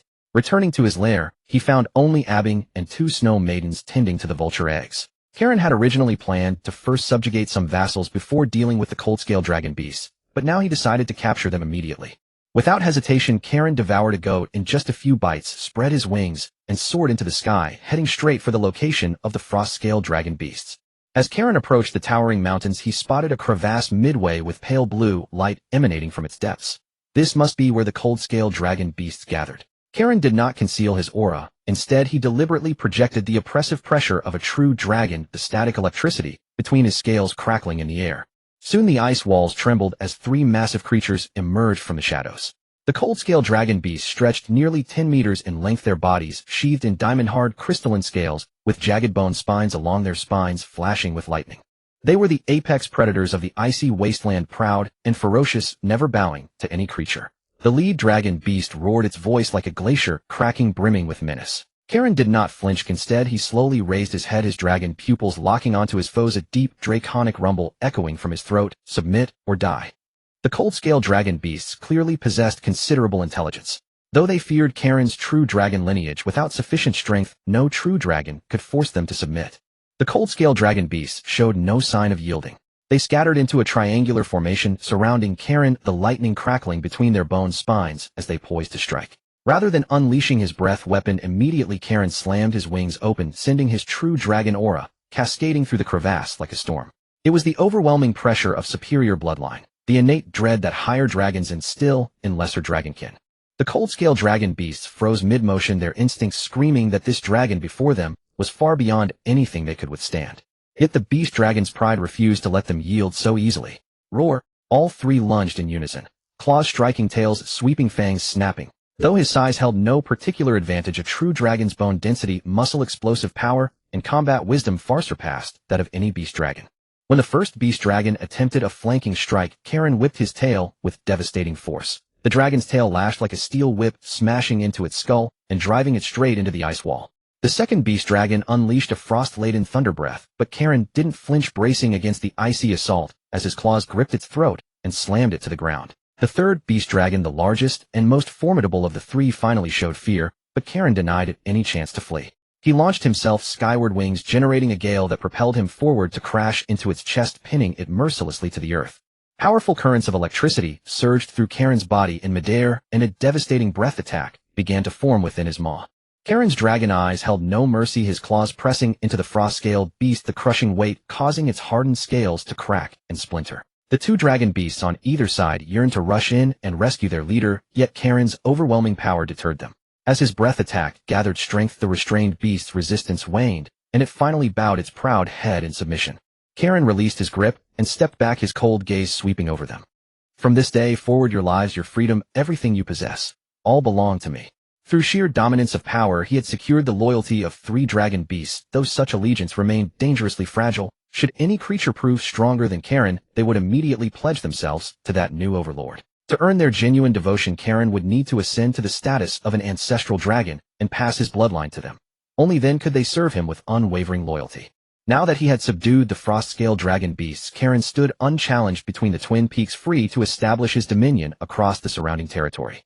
Though it appeared to be merely two mountain peaks and a central ravine, the actual expanse stretched for thousands of miles in every direction, providing ample space for Kaelen to build his growing power base. Perched at the crevasse's summit, Kaelen gazed down at the three prostrate dragon beasts beneath him, a profound satisfaction filling him.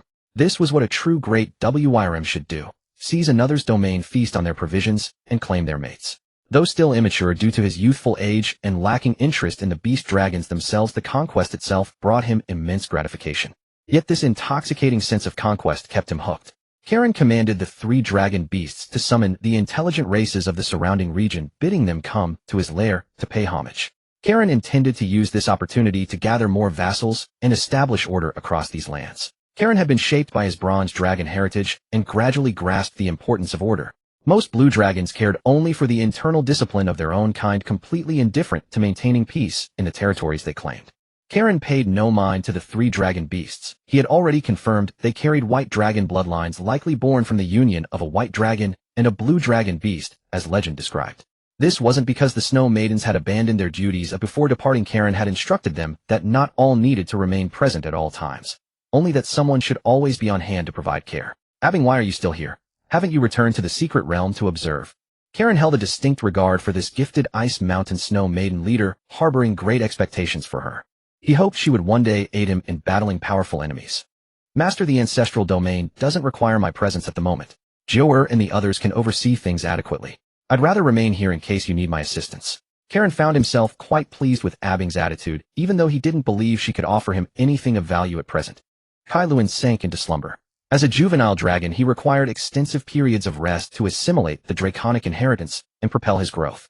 His consciousness gradually dimmed until he materialized once more within the Pearl's dimension. Each time Kaelen drifted into slumber, his consciousness would retreat to this sanctum, descending further into a deeper state of repose.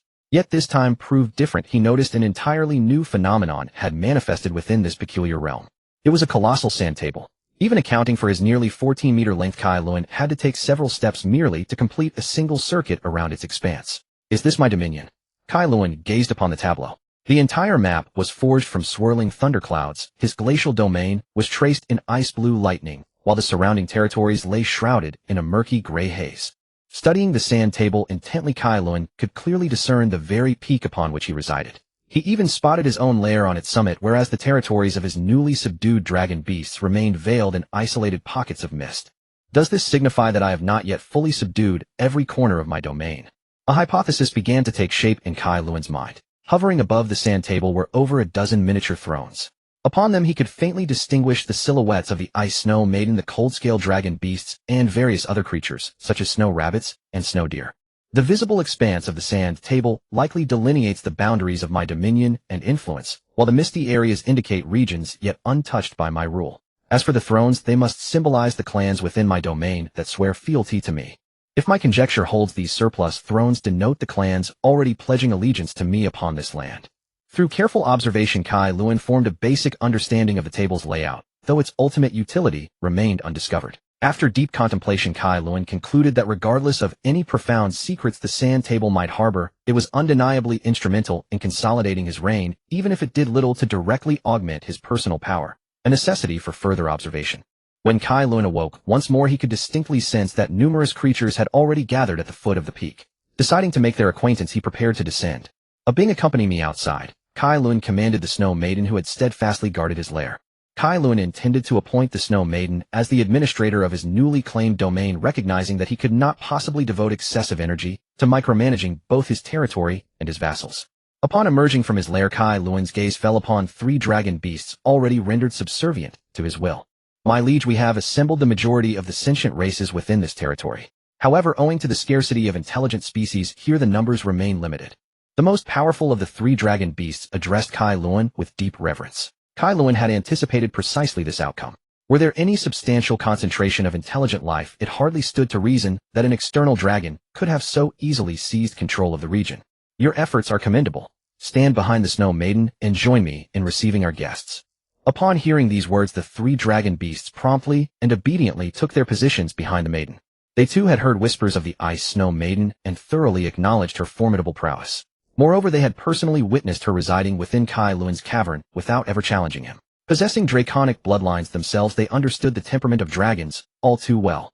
It was entirely plausible that the Snow Maiden shared a profound bond with their liege. At last, Kaelensos beheld his future subjects. Scattered across the mountain foothills were approximately 300 magical creatures.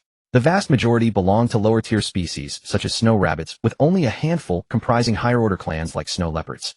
As expected, the thrones indeed correspond to those clans already swearing allegiance to me. Gazing down at the assembled populace, Kaelensos confirmed that the thrones hovering above the sand table perfectly matched the living subjects below. These clans, normally engaged in perpetual cycles of predation upon one another, now stood peacefully within the same vicinity, utterly paralyzed by the sheer draconic aura radiating from the towering beast above. Observing their submission, Kaelensos chose not to suppress his presence. Instead, he reared his head and let out a thunderous roar. Boom! A conical torrent of lightning erupted from his maw, not to strike the beasts below, but to tear directly into the thunderclouds above. The celestial firmament was violently torn asunder like an enraged dragon. Clouds churned violently, and under Kaelensos' commanding will the scattered storm energy coalesced into a colossal pillar of lightning dozens of meters in diameter, crashing down precisely before the assembled throng. The entire region was bathed in a brilliance akin to high noon for a fleeting instant. This awe-inspiring display was imprinted indelibly upon the minds of his new subjects, leaving an irrepressible mark upon their very existence.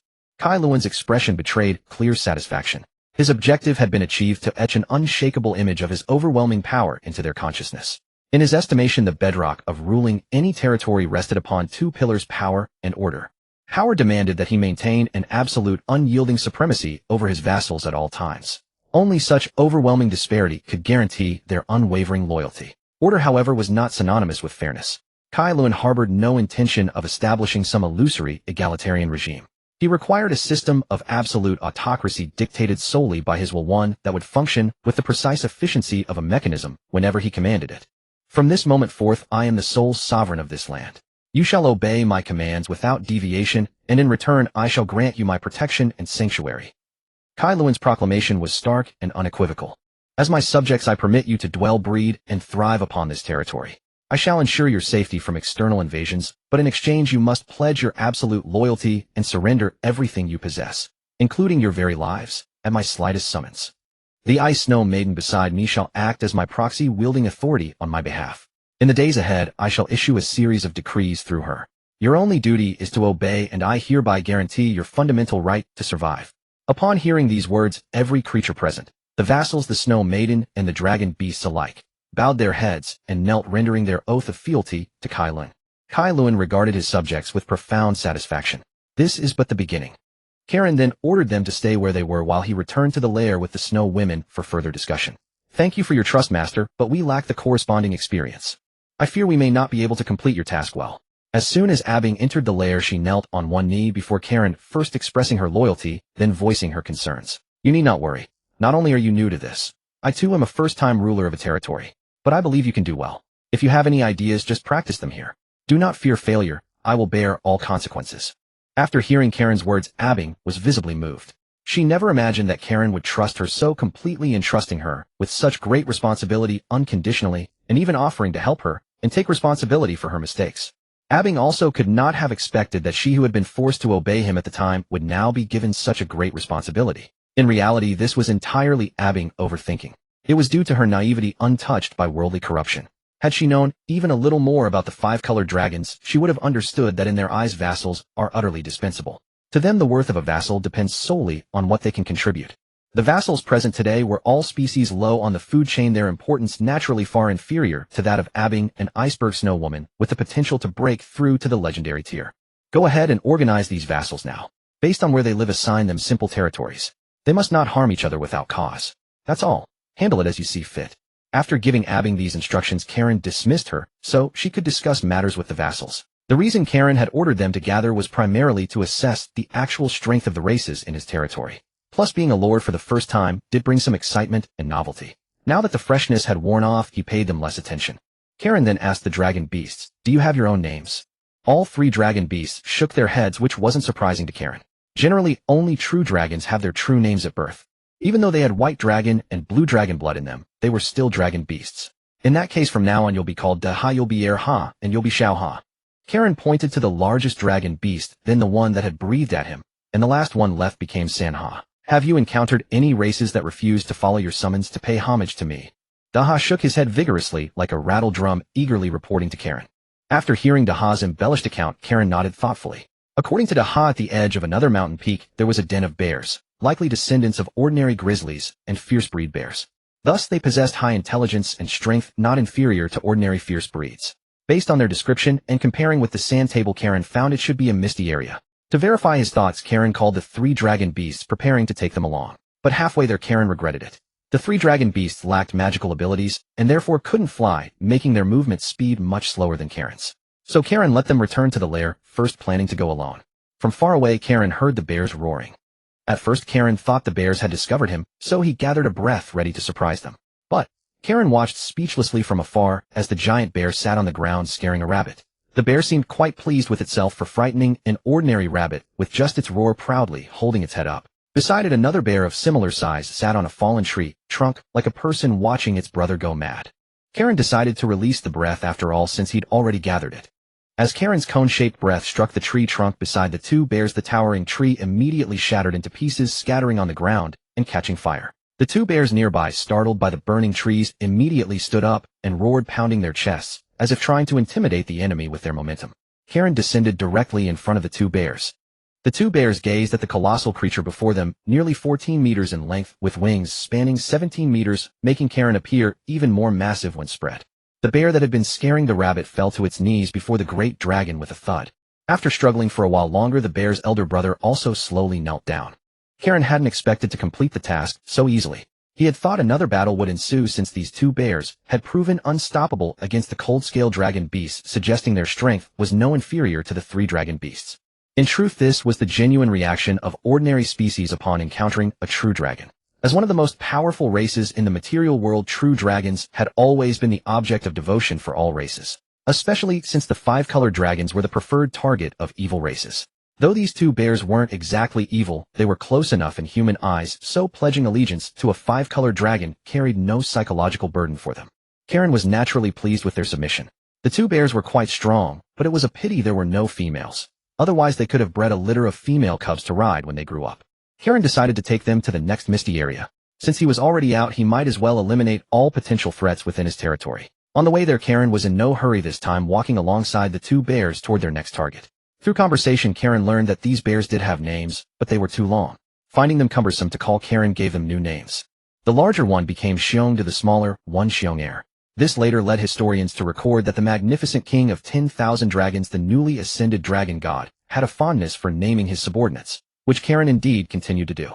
Karen also asked why they had chosen to refuse when Daha and the others had notified them to come pay homage. Master, I didn't know this time was real. Those three dragon beasts often abuse their dragon bloodline to bully others. When facing powerful enemies, they claimed to have a true dragon master, and later yielding to the true dragon's reputation, they would let them off. Xiongda said with a wronged expression. During their conversation, Karen discovered that although Xiongda seemed like a wise bear, he was actually quite foolish, just not as obvious as Xiong. So we thought this time was also a trick. Xiong said in a aggrieved tone with a hint of crying. Karen simply couldn't stand the two bears anymore, especially Xiong, who looked so frightening, yet always appeared so pitiful. After pushing the two bears' heads into the snow, Karen grabbed their legs and flew into the sky, heading straight for the next target. The subsequent targets were equally simple, with no complications or conflicts. Karen had gone alone this time, but returned with a large group of predators and their families. As for something amusing, Karen had also discovered a group of ice goblins, slightly stronger than ordinary goblins, but only marginally so. Upon seeing Karen, their first reaction was to kneel, followed by offering their so-called treasure, some animal bones, a few damaged human armor pieces, and a bit of human currency. According to them, these had been obtained from occasionally ambushing passing humans. Though Karen looked down on these goblins for their weakness, there were many of them, making them suitable as laborers and cannon fodder. There were fully 500 of them, having previously lived in marginal areas.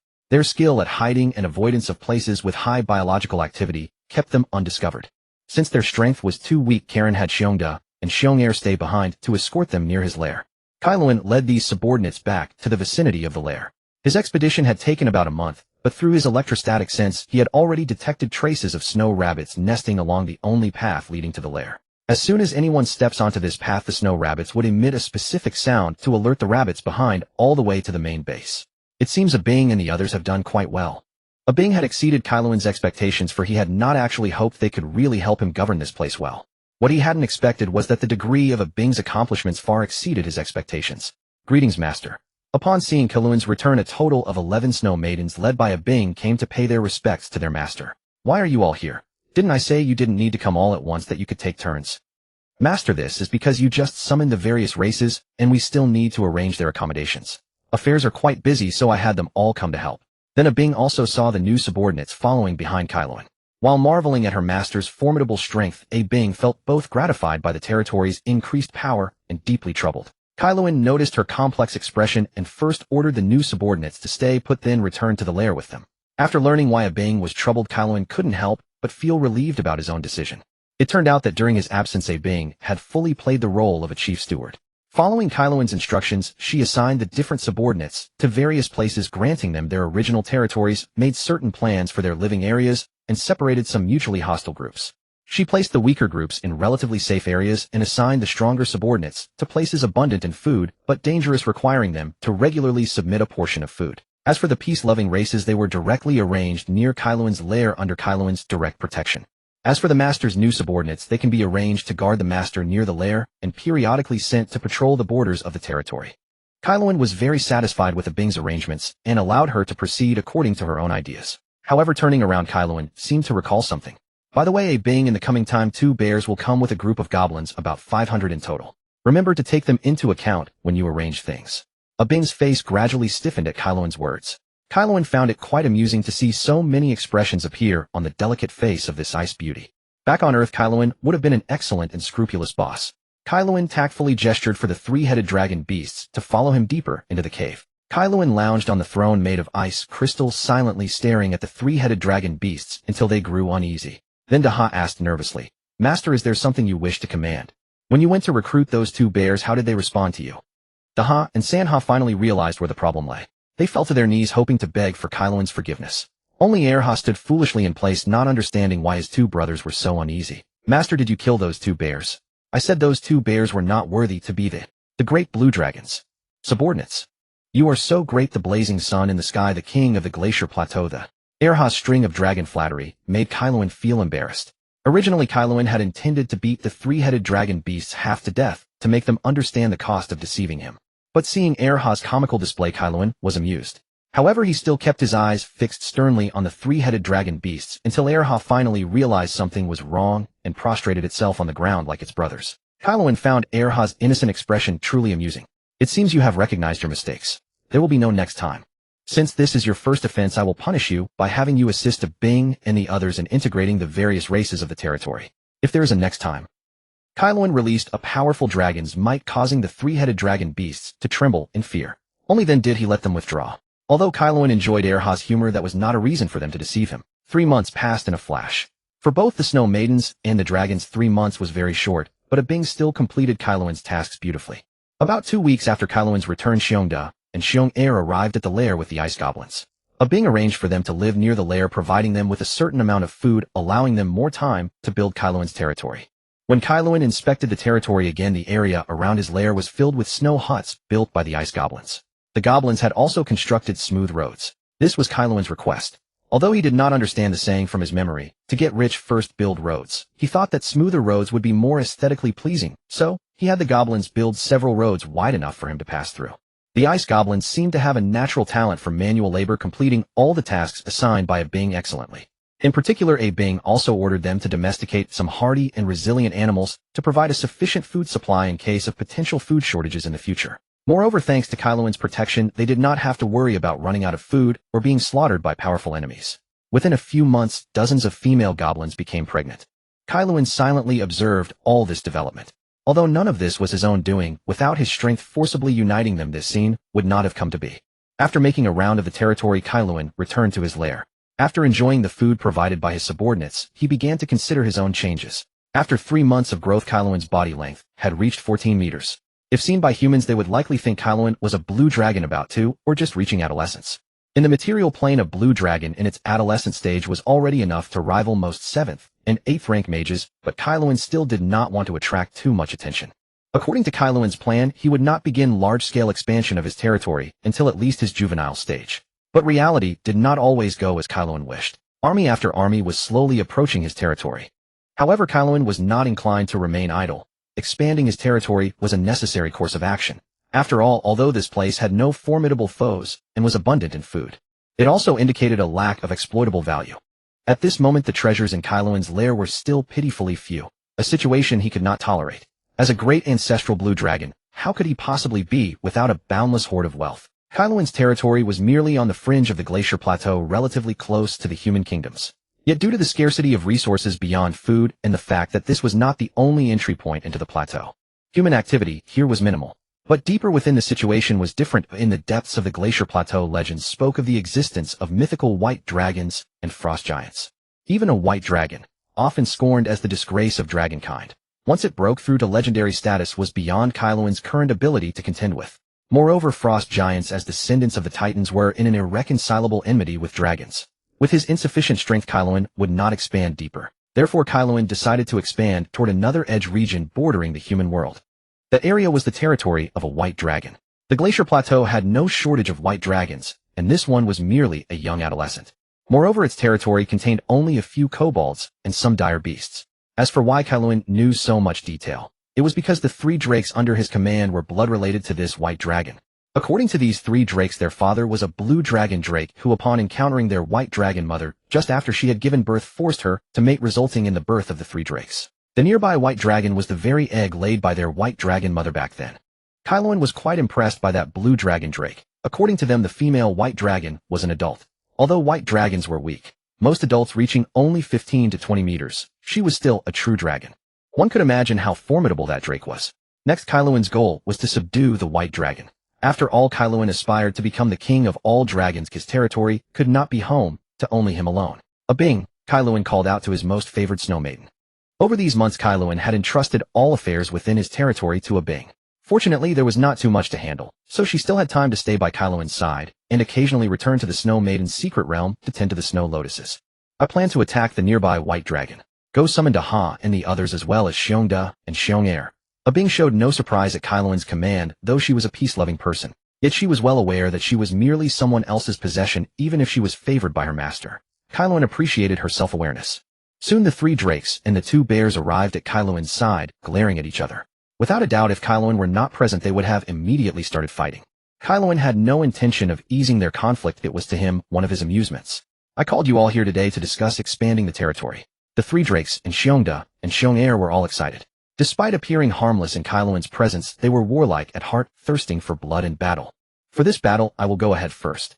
The opponent is merely an adolescent white dragon. I can easily subdue it alone. Your primary mission is to lead the followers and clean up the white dragon's territory after I defeat it. Kaelenso glanced at the 3 drakes and noticed no abnormal reaction. They did not hesitate because the white dragon shared the same mother with them. Indeed, even drakes inherited the cruelty of dragonkind. Dragons were inherently selfish, caring only for themselves, showing no concern for so-called siblings, a trait even more pronounced among drakes. The creatures in that white dragon's territory are stronger than those here. That white dragon is only the nominal ruler of that domain. Therefore, after I defeat it, you must thoroughly unify that area. As you command, my master. The 3 drakes and the 2 bears expressed their determination, then went to find Bing to organize an army of monsters to carry out the next task. Kaelenso stepped out of his lair, spread his 17-meter wings, and flew toward the white dragon's location. The fierce blizzard did not hinder Kaelenso's progress. Soon he arrived outside his territory, where he began to cast a static mist to conceal his presence. Through his senses, Kaelenso could perceive many powerful creatures in this area. Once his static sense was even detected by a dire beast. Determined to deal with the white dragon first, Kaelenso ignored the dire beast's provocation and accelerated toward the white dragon's lair. After a day's flight, Kaelenso reached the white dragon's location. The white dragon resided in an ice canyon, much like the environment where the 3 drakes had once lived. Waina Hemulite, a 9-meter-long adolescent white dragon, was crouched before an ice cave, tearing at the frozen carcass of a mammoth. Her scales were as pale as fresh snow, and her ice-blue vertical pupils flickered with wildness and vigilance. Mind if I have a taste? As a clear dragon tongue reached Waina's ears, she immediately abandoned her meal, assuming a defensive posture, searching for the source of the voice. A bolt of blue-gold lightning split the clouds. Kaelenso folded his wings and landed heavily in the center of the canyon. 14 meters in length, every muscle of his body contained the explosive power of a true dragon. His azure scales gleamed with a metallic coldness under the snowlight. Waina's body instantly tensed, and intense cold seeped from her fangs. Get out of my territory, Bluescale. Kaelenso's draconic pupils narrowed slightly. Your territory. Kaelenso's voice rumbled like thunder. From today on, it is mine. Waina attacked first, her chest expanding as she unleashed a frost breath, the white dragon's signature killing move, enough to instantly freeze a mammoth. Kaelenso did not dodge. With a spell-like ability, Wind Wall, he effortlessly deflected Waina's breath. Crackle! The cold current disintegrated into mist upon touching his scales, and Kaelenso's counterattack followed immediately. A cone of lightning breath, like a thunder god's spear, pierced through the snowstorm and struck Waina's chest squarely. Roar! Waina was blasted dozens of meters away, crashing into an ice pillar, her scales charred and smoking. White dragons had extremely poor resistance to lightning. This attack caused her muscles to spasm, nearly knocking her unconscious. Kaelenso flapped his wings and lunged forward. As Waina struggled to rise, he clamped his claw around her throat and slammed her hard into the ice. Boom! The ice cracked. Waina's tail thrashed wildly, but could not even scratch Kaelenso's scales. Is this all you've got? Kaelenso leaned in, his breath hot on her face, lightning illuminating her terrified pupils. You are nothing but this. Enraged by Kaelenso's words, Waina bit down on his forelimb with all her might, but could not inflict any damage on his body. Kaelenso chuckled coldly. His right claw seized her wing root and twisted sharply. Crack! The joint dislocated. Waina's agonized shriek echoed through the canyon. Kaelenso leaned close to her trembling ear and whispered, "Submit to me, or be killed, and become my trophy." "No, you can't. If you kill me, the mother of evil dragons will not forgive you." At Kaelenso's words, Waina's pupils contracted, and she struggled frantically beneath him. "Feel free to try." Due to the weak bonds between evil dragons, they often fought among themselves, causing the number of chromatic dragons to plummet and directly affecting her divine power. Later, to stabilize her own divine power, the mother of evil dragons, Tiamat, forcefully imposed a directive in the inheritance of chromatic dragons, forbidding them from killing each other. Otherwise, divine punishment would follow. This greatly reduced fatalities among chromatic dragons. In most conflicts, the loser merely lost all property and territory and was driven away, rarely losing their life. But now seeing the murderous intent in Kaelen's eyes, Wayna felt that he truly wanted to kill her. She dared not gamble. Dignity must be built upon the foundation of survival. What dignity was there in death? I submit. Kaelen released his claw, looking down as she staggered to her feet. As a pure-blooded true dragon, Kaelen naturally was not like those dragon beasts without inheritance, unaware of the rules set by Tiamat. But in Kalen's view, when conflict arose, if the enemy could not become an ally, they must be utterly eradicated. No loose ends could be left behind. Although Kaelen never believed that those he had defeated could ever surpass him, having creatures causing trouble from time to time was still a nuisance. Kaelen would never like the villains and the memories he had devoured spare an enemy time and again, allowing them to continually bring him trouble. Kaelen gazed at the white dragon as she rose, observing her with meticulous attention. This white dragon was clearly no ordinary one. The most obvious sign was her body length. Typical adolescent white dragons, being the shortest among the chromatic dragons, measured only 5 to 7 meters in length during their adolescence. And Vina, her body length was a full 9 meters, far surpassing that of ordinary adolescent white dragons. Most crucially, the faint outlines of dragon horns were beginning to emerge on her head.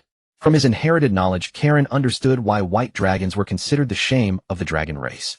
In the war against the Titans during the first epoch, white dragons suffered catastrophic losses. Coupled with their inherently brutal nature and frequent internal strife, the white dragons gradually abandoned great power in exchange for stronger reproductive capabilities to ensure the survival of their kind. This was also why white dragons were the most numerous among the chromatic dragons in the material plane. Vina's traits thus pointed to one conclusion: you are an atavistic dragon. Kaelen asked bluntly, and Vina nodded readily. Just as he could discern that she was an atavistic dragon, she could likewise see that he was one. Especially the 2 pairs of dragon horns on his head. They were truly captivating to another dragon. Vina thus speculated that Kaelen was likely a young or adolescent dragon, but certainly not a juvenile adult. Submitting to another dragon, even an atavistic blue dragon, was far from Vina's wish. Given the chance, she would surely betray Kaelen. Kaelen was well aware of this, but he did not care. As long as he continued to grow stronger, crushing all opponents, and even deities, he need not fear his rule being overthrown. Subsequently, Kaelen went to Vina's dwelling and beheld her hoard. There was a considerable amount of human currency, a few rare crystals, diamonds, and shattered human armor rich in elemental energy. But most of the pile consisted of ordinary crystals devoid of any elemental power, which Vina had used to feign wealth. In truth, only the outermost layer of her mountain-like treasure was genuine. Kaelen unabashedly claimed Vina's hoard, watching her heartbroken. This was the wealth she had painstakingly gathered over so many years, and she loved to sleep on top of it. Not only did Kaelen take over Vina's treasure, but he also seized her sleeping spot. Reclining comfortably upon the pile, he asked her some questions. Through Vina, Kaelen learned about the local situation. Although the outside world claimed this area as Vina's territory, the actual area under her control was merely this ice canyon and a small extension beyond it.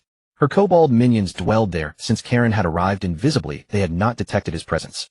According to Vina, there were many beings in this territory, no weaker than herself. Kaelen knew this was merely her pretext to save face. In truth, on his way here, he had already sensed a creature stronger than Vina. Nevertheless, Kaelen did not underestimate Vina. Her current weakness was only relative. As an atavistic dragon, even if the ancient bloodline was thin, it was enough to elevate her beyond ordinary white dragons. As time passed, Kaelen believed Vina would become a great asset. But if that's the case, this endeavor won't be so simple. Kaelen had originally thought he only needed to subdue Vina, and then let his minions take over the rest. But now it seemed that relying solely on his minions was insufficient. The biting wind, sharp as blades, carved through the glacial plateau. 5 frostmane trolls were dragging a frozen reindeer forward. These green-skinned monsters stood nearly 3 meters tall, their regenerative abilities making them the most troublesome predators on the ice field, until today. Swish! The first icicle-like arrow shot from the snow mist, piercing straight through a troll's eye socket. Ambush! Roared the troll chieftain, swinging his bone club, but it was too late. Icefield wolves like ghosts pounced from all directions, tearing at the troll's ankles before retreating immediately. The troll's regeneration quickly closed the wounds, but the pain and fury threw their formation into chaos. Individually, the Icefield wolves were not particularly formidable on the highlands, but wolves were pack animals adept at coordinated warfare with exceptional teamwork. Especially with Bear 2 beside them, it was like adding wings to a tiger. Just as a troll's axe was about to strike an Icefield wolf, Bear 2 intervened. It charged like an avalanche, its paw smashing through a troll's chest. Shattered ribs pierced green skin and viscera splattered across the ice. Another troll swung a stone axe at its shoulder, but failed to even cut through the fur.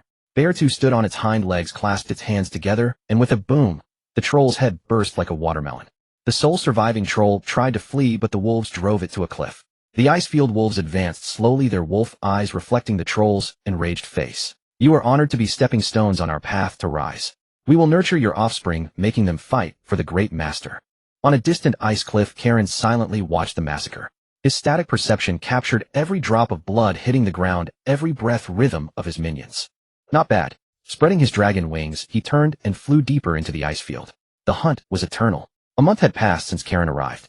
After subduing Vina the first time he sank his consciousness into the depths, he once again entered that strange space. As expected, the sand table's range had expanded. But contrary to Karen's expectation, the entire area of Vina's territory was not illuminated. Only the ice canyon and its immediate vicinity were clear, while the rest remained shrouded in mist. It seems this sand table is based on actual control, not nominal territory. As for the thrones on the sand table, one more had indeed appeared with a faint silhouette of Vina upon it.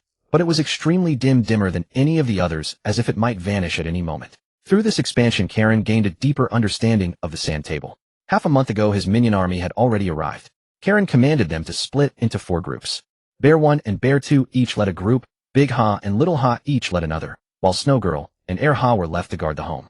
The results seemed promising. From observing them, Karen noticed that Bear 1 and Bear 2 were actually somewhat stronger than the 3 Ha. The 3 Ha were not ordinary dragon beasts. Their intelligence far surpassed that of common dragon beasts, and though they could not cast spell-like abilities, they still had some talent. But Bear 1 and Bear 2, both dire beasts, were stronger than them at the same stage, truly astonishing. Ferocious beasts did not arise naturally. Legend held that their existence was tied to the Beastmen. The Beastman God King Grumsh once attempted to claim the Wansho Garden as his divine realm and devour the divine power of the animal deities within it. Thus he created the ferocious beasts, bestowing upon ordinary animals greater strength and a more savage, bloodthirsty nature, hoping to use them to challenge the gods of the Wansho Garden. How much of Grumsh's goal was ultimately achieved remained unknown, but judging by the current state of affairs, his attempt to devour the Wansho Garden had failed. Kailuan's thoughts gradually returned to the present. Pondering such matters was still far too distant. He was not even a powerhouse on the material plane, let alone meddling with the gods of a pantheon. Kailuan's primary objective next was to fully control this region and refrain from expanding outward for a short time until he reached the juvenile dragon stage. For the time being, Kailuan resided in Wei Na's lair, occupying her original position, while Wei Na had to dig another cave nearby to accommodate herself. The 4 armies returned to the ice canyon. When Wei Na saw Da Ha and Xiao Ha the murderous intent, she could not suppress alarmed Kailuan. Kailuan stopped the 2 sides from their impending clash. What happened, Wei Na? Kailuan did not favor Wei Na because of her true dragon identity. To him, no matter how formidable one's future or power, if one had not yet created value for him, they were nothing special. After Kailuan arrived, Wei Na's murderous intent subsided slightly, but she still trembled all over, struggling to restrain herself. Seeing that her condition seemed abnormal, Kailuan led her into the cave. Seeing that Wei Na could not calm down, Kailuan made the simplest and most brutal decision. Wei Na's head came into close contact with the ground. Exhilarating. Kailuan felt a secret thrill. This was the first time he had struck another dragon like this. No wonder his mother Kaluoya had been so fond of smacking him like that before. That blow finally calmed Wei Na's emotions. Under Kailuan's questioning, she reluctantly revealed the reason for her rage. It turned out that back then both of Wei Na's parents were in the nest, both pure-blooded white dragons, until that blue dragon Drake descended, forcibly overpowered her father, and took her mother away. According to the information her father left her, the blue dragon Drake, right in front of her father, forcibly took her mother and then carried her off. Wei Na's white dragon father had always harbored a grudge, not because of deep affection for her mother, but because he felt his dignity had been insulted. As a true dragon, to have his mate stolen by a drake, and to have her forcibly taken right before his eyes. Overwhelming hatred filled the white dragon's mind. He had searched for traces of the blue dragon Drake many times without success, and just as he was about to give up, he finally encountered that Drake. But back then, even the 2 dragons together were no match for the blue dragon Drake. Now alone, how could he possibly defeat it? The next time Wei Na saw her father was during her hatchling stage. Her father was on the verge of death. His broken body lay prostrate in the blood-soaked snowy mud like a collapsing glacier. His wings had been torn off, the fractured wing bones protruding through the flesh like broken icicles. His left foreclaw was only half intact, the severed end caked with dark red ice crystals. Both eyes were hollow sockets with frozen bloody tears hanging on his cheekbones. Perhaps some owl beast that hated dragons had gouged out his eyeballs with its sharp beak. The white dragon gasped heavily, each breath accompanied by a bloody froth. He clawed into the frozen earth with his remaining right paw, trying to drag his body, but only crushed the scales that had fallen from him. In his final moments, the white dragon father came to his child, not out of longing, but in the hope that Wei Na would inherit his hatred. Using all his lifeblood and essence, the white dragon father condensed a white dragon crystal, which he left to Wei Na. But within it lay not only the power of the white dragon, but also his rancor. So you absorbed it, and thus began to atavize. But did you consider the consequences? Kaeluan was somewhat disappointed. He hadn't expected Wei Na to have such an experience, nor that her father could pass on his power in his final moments. This must have been a secret art outside the dragon lineage's inheritance, and Kaeluan was quite curious about it. But there was no free lunch in the world. If Wei Na truly accepted this power, she would never surpass her adult white dragon father. I did devour it. After all, during my hatchling stage I was so hungry that I could only fill my stomach with snow. Without that power I probably wouldn't have survived until now. Wei Na was not bothered by Kaeluan's disappointment. She continued, but in the end I did not fulfill his wish. While absorbing it I accidentally awakened the ancestral bloodline within me, and as a result I absorbed almost all of its power.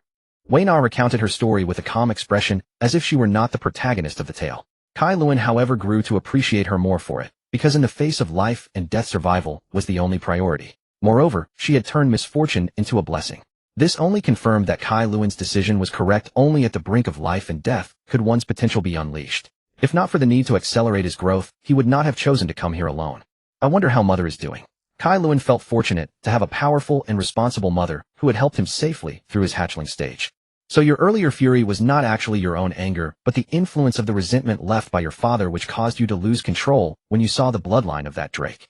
Kaeluan had sensed that something was off with Wei Na's state. No matter how emotionally attached a true dragon might be, it should not lose its reason so easily. Seeing Wei Na nod, Kaeluan curiously asked her if there was anything else special about the crystal her father had left her. Almost nothing else. The most prominent things in it were his resentment toward that drake and some memories of places that left a particularly deep impression on him, such as his birth, his first union with my mother, that drake, and a blurry spatial node. Spatial node. Kaeluan sensed something important. Through questioning, he learned that the memory of the node appeared after the drake's arrival. Spatial nodes generally connect two worlds. One side was undoubtedly Eresia, but the other could be a demi-plane, a secret realm, or even another world.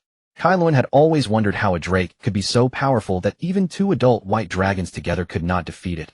It was completely unreasonable. But now Kaeluan had a conjecture. Could that mysterious space be the reason for the drake's strength? Otherwise, how could one explain the drake's power and its current disappearance? Though she longed to know the specific details of that spatial node, Wei Na only knew of its existence and could only confirm that it should be located on the Bingfeng Plateau, though its exact whereabouts remained unknown. Kaeluan had no concern that Wei Na might deceive him, for it would be meaningless.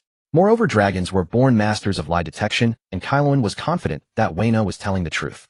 Thus, Kaeluan had to set the matter aside for now, focusing instead on fully occupying this territory. However, what Kaeluan did not know was that a figure clad in black robes with a raven embroidered on his chest had observed the entire actions of his minions. The biting wind swept across the plateau, stirring up fine crystals of ice.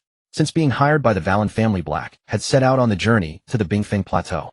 Along the way, the Valen family's legion had not only failed to assist him, but had actually slowed his progress. To expedite this task, he proceeded to the plateau ahead of them. As he stepped onto Kaeluan's territory, he witnessed a large-scale migration of monsters, but he paid it no heed. Instead, he took out the hair Eric had left behind and cast a tracking spell. Finally, he stopped atop a mountain peak. Eric's aura vanished here, Black murmured, surveying the surroundings. With his experience, he could discern the presence of a hidden realm. Just as he was about to forcibly break the entrance to the realm, a snow maiden happened to open it, preparing to head to Kaeluan's lair for a shift change. Though Kaeluan was absent as his possessions, they had to always remember their duty. The moment the snow maiden opened the realm, Black once again sensed Eric's aura. Detective of the dead, Black whispered a spell, and from the realm drifted the residual soul echoes of Eric.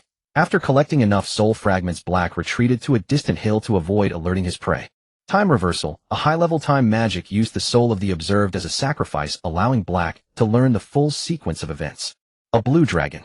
Interesting. Originally, Black had intended to kill the murderer of Eric or bring him back to the Valen family territory, as per their request. But now Black changed his mind. Revenge. A foolish act. Black was merely hired by the Valen family, not a mage under their command.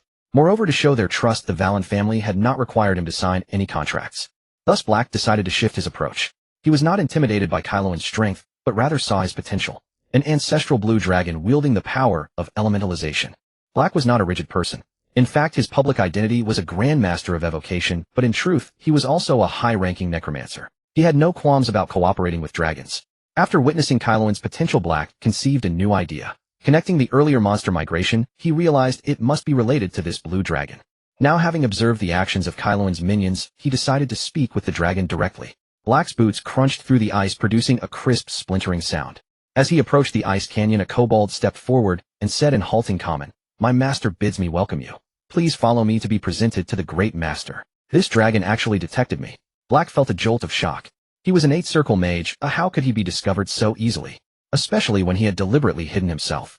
In truth, Kaelensos alone could not have found him, but little did Black know that Kaelensos had a cheat. Through recent research, Kaelensos had discovered more uses for the sand table. When an outsider entered his territory, a light point would flicker on the sand table. If the being harbored no ill will, it would glow green. If it held malice toward Kaelensos, it would turn red. As early as when Kaelensos had just conquered the white dragon, he had detected an intruder in his domain, even approaching his lair. Just as Kaelensos was about to fly back to confront the enemy, he noticed the light point change from red to green, and then continue to fluctuate. Soon the light point began moving toward Kaelensos' current position. So Kaelensos decided to stay put and wait for the visitor to arrive. When he confirmed the visitor was nearby, Kaelensos realized that his own static induction could not sense the other's presence, indicating the visitor's formidable power. Thus Kaelensos deliberately stationed a kobold at the entrance to give the visitor a show of force. In fact, he had placed guards at every possible entry point into the ice canyon. No matter which path Black took, the intimidation would be ensured. This display did have some effect, further solidifying Black's resolve. As he gradually passed through the various monsters, he finally beheld the ancestral blue dragon. The dragon's 14-meter-long body coiled within the cave, and its 17-meter wings, though folded against its frame, still seemed to blot out the sky in the relatively confined space. What most captivated Black were Kaelensos' 2 pairs of horns. The front pair were shorter, slanting backward. The rear pair were spiral-shaped. But both crackled with dangerous electrical currents. Black could sense the energy contained within, which Kaelensos had deliberately prepared for him. Upon learning of an intruder of unknown strength, Kaelensos had begun absorbing the nearby thunder elements, accumulating power for any contingency. Black planted his staff on the ground and spoke in fluent Draconic. "Sir, I am Black, an 8-circle evocation mage from the Simei Kingdom. I have come here to propose a trade with you." An 8-circle evocation mage. That could be troublesome. Evocation mages were renowned for their destructive power. Although Kaelensos did not fear him, a real battle would likely spell doom for his minions. Kaelensos did not answer him, but instead asked why he had come to his territory. "Sir, I was originally hired by the Valen family to investigate Eric's death." As expected, Kaelensos had guessed the mage's purpose the moment he saw him. Since descending here, he had only encountered the 2 who sought the glacier snow lotus. Kaelensos was not surprised that the human mage had found him. His movements were not secret. Anyone with determination could track him down. "Then have you come to die?" Kaelensos' voice resonated with thunder. He no longer coiled in the cave, but rose to his full height, emanating a powerful dragon's might to pressure the human before him. "No, sir. I said I came to negotiate a trade." Black remained unaffected by Kaelensos' dragon's might, maintaining his calm and respectful tone. "Though I was invited by the Valen family to investigate Eric's death, I am not their subordinate. Furthermore, I never liked the child Eric." Black voluntarily explained his change of motive. That child was weak and cowardly, unfit for great responsibility. If the Valen family were to fall into his hands, it would surely decline. Compared to fulfilling the Valen family's task, I would rather gain the friendship of a fellow ancestral dragon like you, especially one who is a powerful Lord Dragon. I hope I can represent the Brown family in establishing a bond with you. Why should I trust you? Kaelensos had grasped the situation. This was a man without principles, one who took money but failed to deliver, and instead sought ties with the target. Though his innate talent told him Black was not lying, how could he guarantee that Black would not betray him in the future? Black did not elaborate with words, but instead invited Kaelensos to spar with him. This suited Kaelensos perfectly. Rather than exchanging words with an enemy, he preferred to fight and obtain what he desired through force, even if his opponent was an 8-circle evocation mage. Bulake's robe flapped noisily in the icy wind as the elemental crystal atop his obsidian staff burst with a blinding crimson light. Fireball, maximized effect. 3 incandescent orbs, each over 10 feet in diameter, hurtled toward Kaelensos in a triangular formation. The shockwave from the explosion cracked the ice walls of the ravine like a spiderweb. Flames engulfed the dragon's silhouette. The searing heat instantly vaporized the snow, sending billowing white steam into the air. But the next moment, crackle! A blue-gold bolt of lightning tore through the sea of fire as Kaelensos burst forth, his wings spread wide. The electrical currents that crackled between his scales actually electrolyzed the remaining flames into scattered sparks. 8th circle evocation. Is that all you've got? Bulake's pupils contracted slightly, but a cold smirk tugged at his lips. Of course not. He drove his staff into the ice with sudden force, and the runes of the Circle 7 spell, delayed blast fireball, spread across 100 feet of ground. Simultaneously, he began a rapid incantation, clapping his palms together. Force cage, multicast. For translucent force walls rose from the ground, trapping Kaelensos at the epicenter of the blast. Kaelensos was not surprised, who over the long ages humans had developed a clear strategy for dealing with dragons. Under normal circumstances, confining a dragon to a limited area or keeping it grounded would reduce its combat power by at least 40%. But Kaelensos had no intention of letting him succeed. Kaelensos activated elementalization. Through his growth, he had gradually mastered this power. he was no longer limited to using it once in a short period, but could now activate it consecutively. However, afterward, he would enter a weakened state as the price of overusing the ability. Bjork was not surprised by Kaelen's elementalization either. From Aroik's memories, he had already learned that Kaelen possessed this ability, and he had not expected such a simple tactic to defeat him. When the roar of fire and force field subsided, Kaelen's figure appeared behind Bjork. Just as his massive dragon claw was about to reach Bjork's head, Bjork suddenly tore off his robe. Beneath the dark red fabric lay a gray-black robe embroidered with bone runes. The emblem of a necromantic archmage gleamed faintly on his chest. As Kaelen's claw closed in, several undead spirits emanated from Bjork, intercepting the attack and forcing Kaelen back. Kaelen's slit pupils narrowed. A necromancer?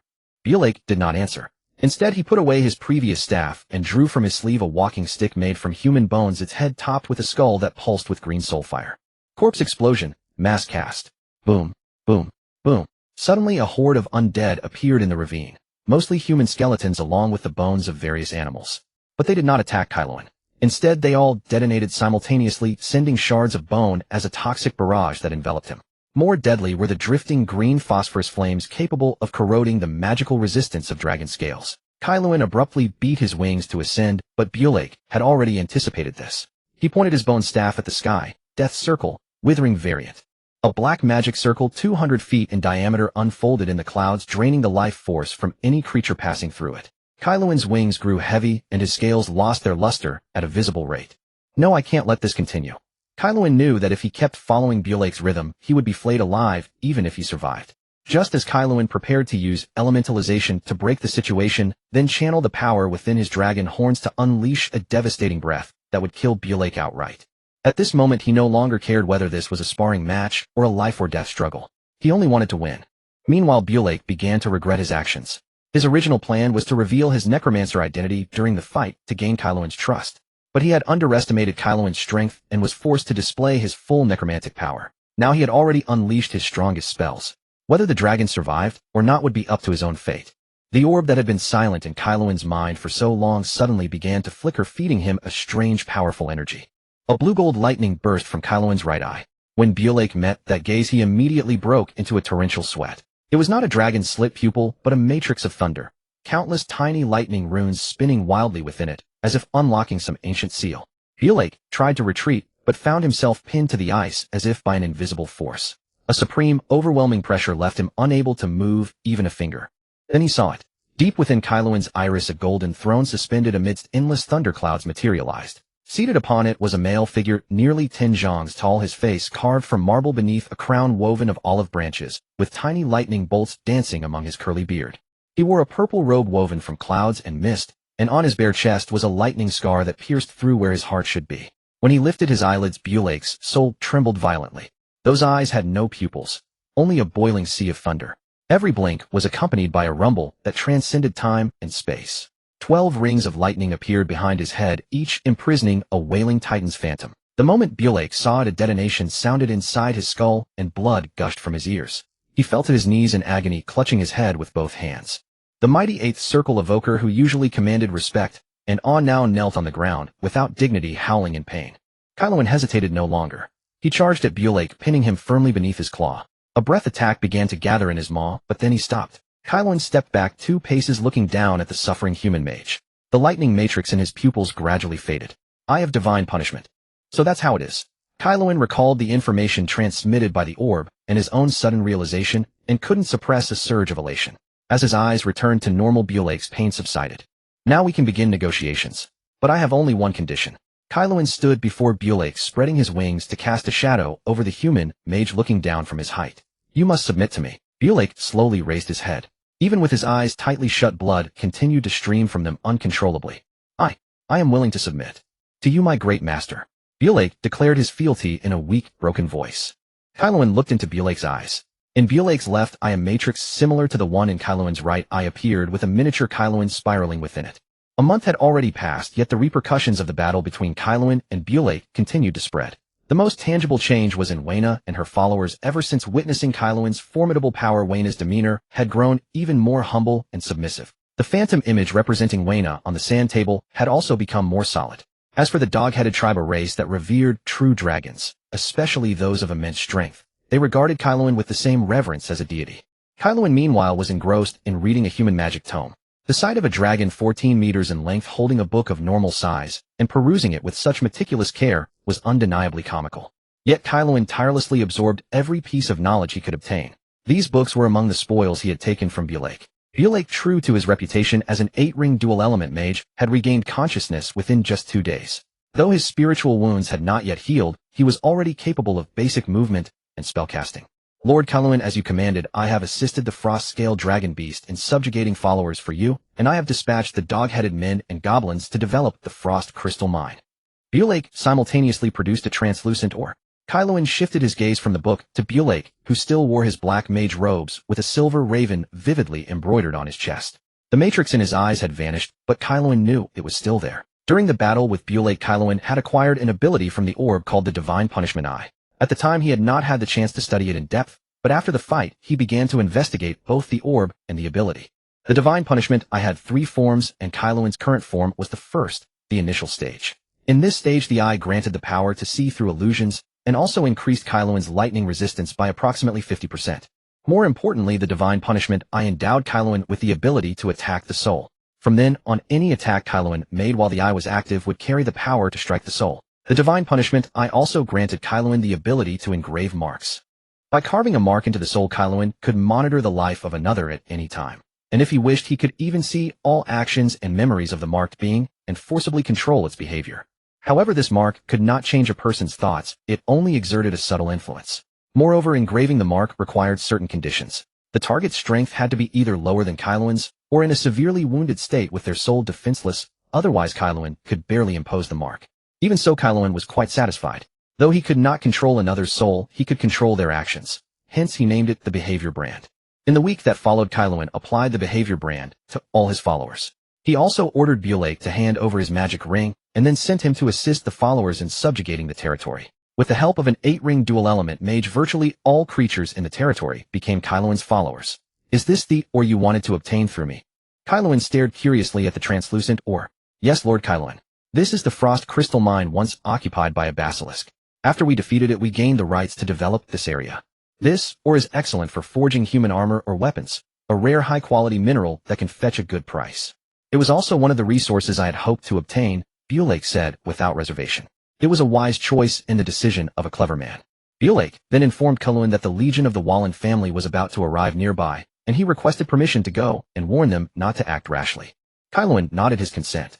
With the Behavior Brand in place, he had no fear of betrayal from Bulake, especially since Kaeluan sensed a strange anticipation from Kubalike. After reading for a while longer, Kaeluan finished the book and began to contemplate his next steps. First, he decided not to expand further. With his current strength, the 2 territories he now controlled, when joined, represented the limit of his ability to provide timely support. Expanding beyond that would leave him unable to defend against invaders. Second, he had to make a decision regarding the murderer of Erowike. Kaeluan was not yet ready to make contact with the human nations. He had been careless when he eliminated the 2 humans, forgetting to erase the traces, so he needed to find a scapegoat. According to Bulake, he had previously belonged to the royal family of the Simei Kingdom, serving as a nominal court mage. Later he was hired by the Wallen family to investigate Erowike's death. When he discovered that Kaeluan was a powerful atavistic blue dragon, a new idea took shape in his mind. He hoped to use the resources in Kaeluan's territory to gain profit and to build a good relationship with Kaeluan, so that should anything happen to him, his family might receive Kaeluan's protection. At first, Kaeluan did not understand why Bulake sought a dragon, especially an evil dragon, to protect his offspring. But after hearing about Bulake's schemes in the human world, he understood. It was entirely in line with the common perception of necromancers. If Bulake failed, only an evil dragon, a powerful and sinister race, would be willing to shelter his children. The Brown family, Bulake's clan, had been a lineage of necromancers for generations. But they were not born that way. Originally, the Browns were not mages, but a family of paladins devoted to protection and justice. During an assault on the Drow elves, the Brown family's ancestor was cursed by Loth, the dark elven goddess. The ancestor fell into evil, and despite the efforts of subsequent generations, they discovered that mages had greater resistance to the curse than knights, yet they still became necromancers. Thus the Browns began to pursue the path of mages. After 1,000 years of development, they successfully became a family of mages, with each member adopting a different type of magic to conceal their necromancer identity. However, because every member dual-trained in magic, the Browns could no longer produce a legendary. To preserve the family's glory, and after the king of the Simei Kingdom somehow learned that the Browns had fallen into darkness, he used this knowledge to threaten Bulake, demanding his loyalty. Blake pretended to submit to the Simei royal family, but in truth, he was plotting an action that would shake the entire eastern continent. Kaelensos decided to discuss the scapegoat issue with Blake upon his return, as well as trade with the Simei nations. The wealth of the human world held great allure for him. Kaelensos decided to defer this matter until Blake's return. The immediate priority was to master the books Blake had left behind. As an eighth ring mage, and particularly since his family was a mage lineage with a long-standing heritage possessing vast arcane knowledge spanning from the most rudimentary practices to the profound arts of ninth ring mages. From these arcane teachings, Kaelensos had roughly gauged his own magical prowess. He could now effortlessly cast spells of the 1st through 6th rings along with select 7th ring incantations. However, more advanced 7th and 8th ring spells demanded considerable preparation time and carried the risk of failure. Consequently, Kaelen's magical strength hovered around that of a 7th ring mage, yet his innate dragon heritage granted him the capability to dominate among 8th ring mages. Therefore, Kaelen's true power lay somewhere above the 8th ring, but short of the 9th. It was worth noting that Kaelen was currently still a young dragon. In 7 more years coupled with a single hibernation cycle, he could very well reach the young dragon phase and become a dragon formidable enough to rival those in the hero realm. Moreover, this was all achieved even after Kaelen's devouring ability had been temporarily stripped away. If that ability were to return, he could scarcely imagine how rapidly his growth would accelerate. While Kaelen was organizing the knowledge he had acquired, Blake had arrived at the camp of the Valen family's 2nd Legion. Blake gazed upon the 2nd Legion stationed beneath the snow-capped mountains, uncertain whether he felt relief or regret. As a powerful magical army, this force included professional healers, defensive mages, and warriors trained in dragon-slaying tactics. When assembled, they formed an awe-inspiring legion. When scattered into smaller units, each team remained elite enough to fight beyond their rank. Blake often wondered if things would have turned out differently. If he had led the full army instead of seeking Kaelen alone, and then either besieged Kaelen's territory or attempted negotiations. At least he wouldn't have ended up as a servant to a draconic tyrant. Yet Blake could clearly sense the transformation that had come over him since pledging allegiance to Kaelen. When Blake caught sight of the figure upon Kaelen's throne, he felt the curse that had plagued their family for millennia begin to tremble. This filled Blake with astonishment. Their family's curse had been bestowed by a true deity, yet his ancestors had scoured the entire Arisia world in vain to break it. It wasn't that no solution existed across all of Arisia. In fact, numerous great powers possessed the means to lift this curse. The Valen family simply couldn't afford such a price. After all, no deity would risk incurring the wrath of an evil god without adequate recompense. Indeed, according to Blake's family records, every method they had discovered ultimately boiled down to seeking another deity's intervention. There was simply no other way within the mortal realm. If the curse upon Blake himself could tremble at Kaelen's presence, did this mean the millennial affliction haunting his family might finally be lifted through Kaelen's hands? After all, while Blake had long accepted his fate as a necromancer, not everyone in his family shared that acceptance. Particularly troubling was his fear that his child might one day become a necromancer shunned by the world, a burden he wished to spare them. At that moment, scouts from the 2nd Legion spotted Blake, and upon confirming his identity, hurriedly alerted the military commander, who was preparing to request reinforcements from the territory. "Master Blake, you finally returned. Commander Shar has been waiting for you for quite some time," said a squad leader summoned by the scouts, inviting Blake to present himself before their commander. As Blake followed the squad leader toward Shar, passing soldiers saluted him in turn. A level 8 mage belonging to their ranks served as their talisman of victory on the battlefield. After enduring numerous interrogations, Blake finally came face to face with Commander Shar of the 2nd Legion. "Ha, Master Blake. It's wonderful to see you again. This truly makes my day." Commander Shar of the 2nd Legion hurried forward and embraced Blake. The commander was a middle-aged man with a full beard standing at a respectable height for this world's humans, though his round beard, belly, greasy smile, and oily mannerisms created an affable impression that concealed his true nature. In reality, Shar was far from approachable. Those who knew him well understood he was a smiling tiger beneath that facade. His perpetual grin was merely a mask. Cross him, and he would unleash the harshest retribution. Worse still, he possessed a vicious temperament. In times of peace, he was a bully who preyed upon the innocent, and on the battlefield, he was a general who spared no means to achieve his objectives. Most crucially, Shar was also an 8th-rank senior warrior. In Arisia, strength was everything. As one of the Valen family's 3 commanders, Shar's power ranked second only to Hage, the 9th-rank warrior leading the 1st Legion. Blake had departed ahead of time, driven both by a desire to complete his mission swiftly and by the simple fact that he wished to avoid spending time in the company of Shar. He had no inclination to be tethered to such a treacherous figure.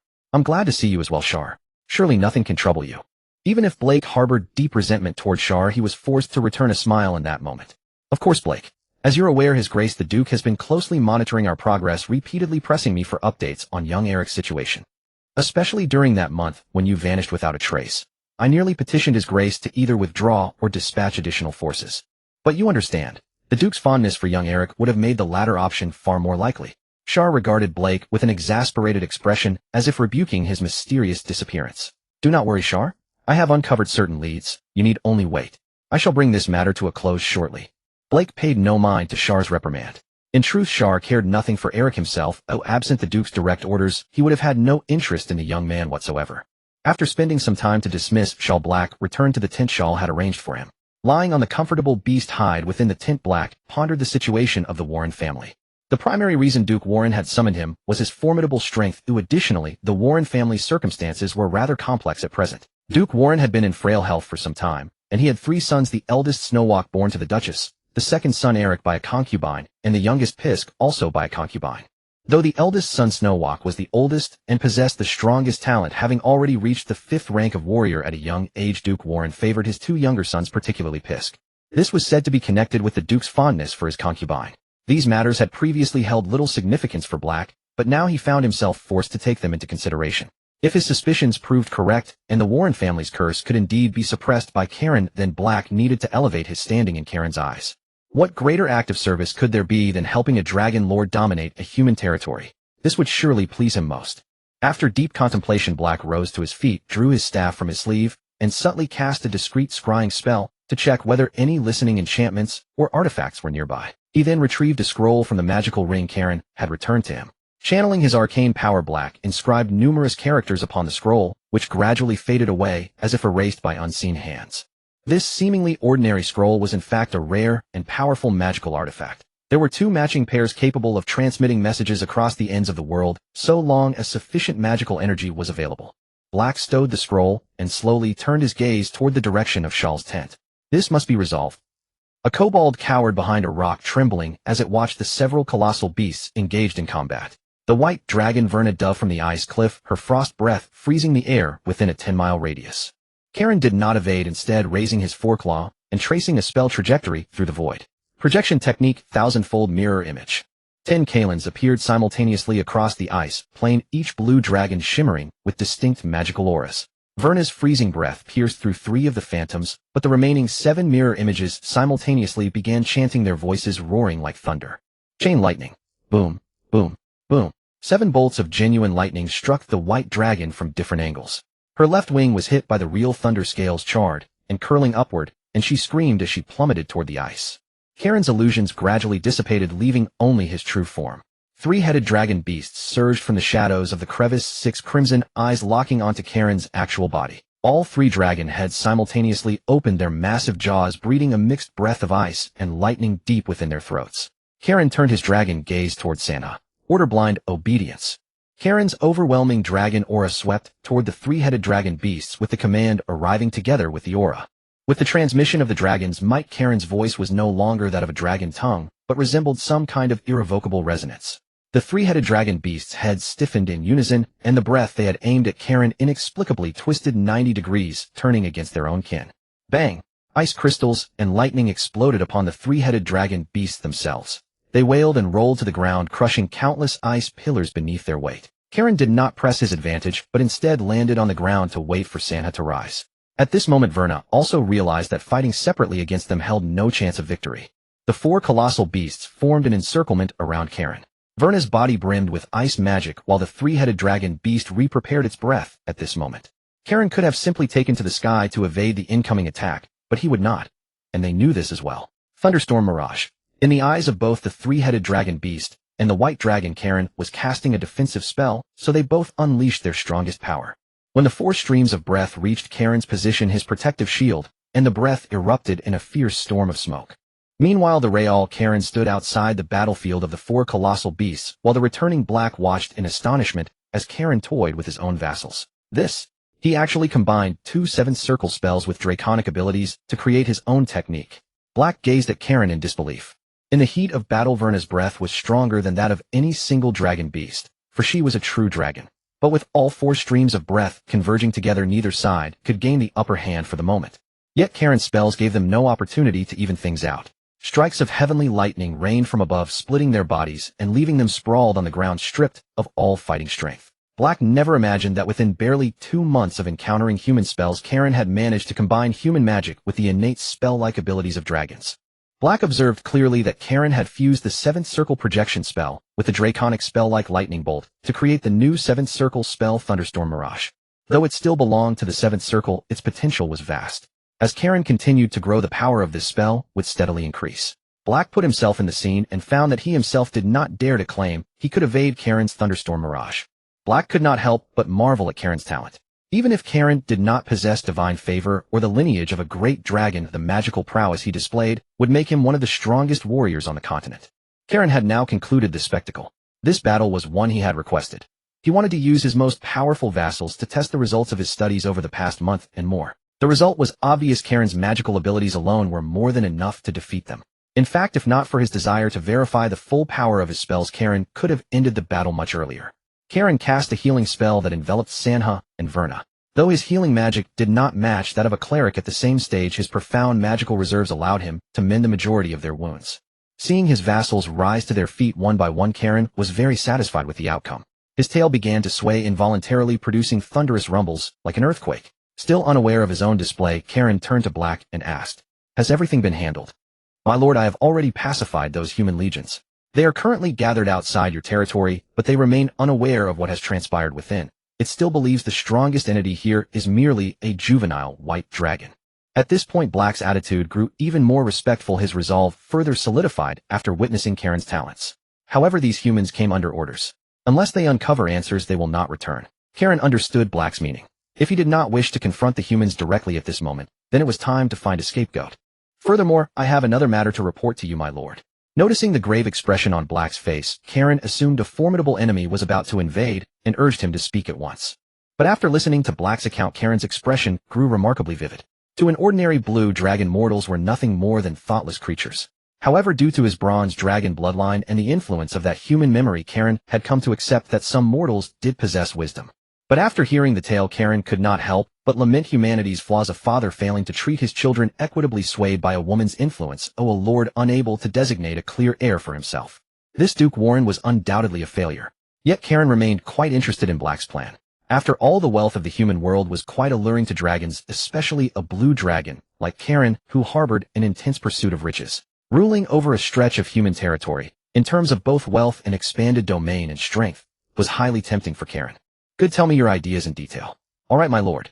Blake saw that Kaelen was interested and thought to himself that even a vicious dragon would find this intriguing. This move was well placed. "My lord, here's what I think. Duke Valen has 3 children. The eldest son, Snook, although the most talented, is not favored by the Duke. His second and youngest sons were born to his concubine, and Duke Valen is utterly devoted to her, favoring her children." Blake pondered for a moment, then continued. "Now that the Duke's second son is dead, only the eldest and youngest sons have the right to compete for the dukedom. The eldest son's mother's family has already declined, offering little help. The third prince's mother is the current king's cousin, but it is said she is not favored by the king. However, I still advise you to secretly support the eldest son, for he lacks maternal clan support, while the third prince's maternal family is a royal branch with significant influence over Duke Valen's territory. The commander of the 3rd Legion, who has not yet arrived, has clearly supported the 2nd or 3rd prince for succession." Kaelen closed his eyes, carefully considering Blake's words. An heir without backing versus a young heir. Though the young one is easier to control, now human life is short. In a few years he will grow up. Would the 3rd prince, supported by the royal branch, still heed a 5-colored demon dragon? Can you maintain contact with Snook? Kaelen stared at Blake with his golden pupils. After all, Blake was a human and a necromancer renowned for cunning and evil, yet now offering advice to his forced master. This made Kaelen suspicious. "No, my lord. I never contacted him before. In fact, Snook has always been low-key within Duke Valen's territory, hardly interacting with others. One could only often see him at the training ground." Blake answered truthfully. Kaelen could tell he was not lying, yet this only deepened his confusion. Could his charm really be that great? How could it make a human willingly swear allegiance to him? Blake knew the blue dragon still harbored doubts, yet understood that no words could make a cunning demon dragon fully trust him. But he believed that once he accomplished this task, Kaelen would surely gain his trust. "Very well. Since that is the case, after dealing with matters here, you shall return to the human world. As long as you complete this mission, I will fulfill any condition you propose." Kaelen seriously painted a big promise to Blake. Whether this promise would ever be realized depended on Kaelen's situation at the time. "It is my honor to serve you, my lord. But for now, let us first discuss how to transfer the legions outside." Blake did not take Kaelen's promise seriously. He firmly believed that any promise could be retracted and only what is in hand deserves celebration. What do you think of the frost giants? Kareem did not ask Blake's opinion, but directly proposed his own idea. Frost giants. Blake heard Kareem's words and carefully pondered. Frost giants inhabit the deeper parts of the frozen plateau.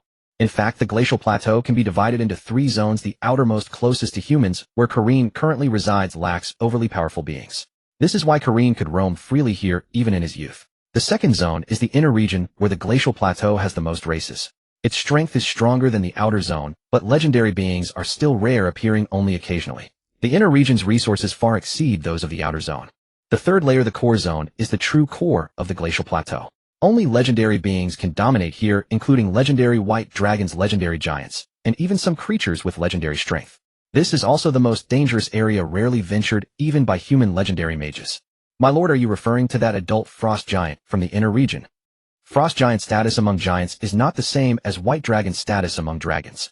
As one of the few races on the material plane capable of rivaling dragons, giants are extremely gifted. But after the War of the First Era, both dragons and giants lost their chance to dominate the multiverse, yet dragons remain stronger than giants. At least the presence of great dragons is still often seen across various multiverses, while giants are far rarer, and their numbers do not match those of dragons. However, when giants appear, it is mostly in tribal forms, whereas even metallic dragons rarely appear in groups. But in the Ariesia world, giants still hold considerable power, with at least one legendary frost giant residing in the glacial plateau. And in the inner region, there is another frost giant tribe whose leader is the adult giant Haken, offspring of the legendary frost giant Locke. It is said that Haken's strength has reached the 9th rank, or even the hero domain. It is rumored that Haken once claimed he could break through to legendary within 50 years. Indeed, it is that inferior frost giant. No matter how arrogant Kareem is, he would not target a legendary giant.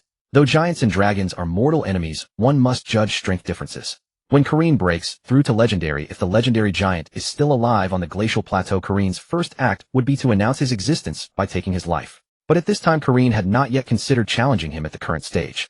Haken's territory is in the inner region at some distance from mine. But as my territory expands, it will inevitably draw his attention sooner or later. I do not believe he can eradicate me, but my territory and vassals may suffer devastating losses in a war with him.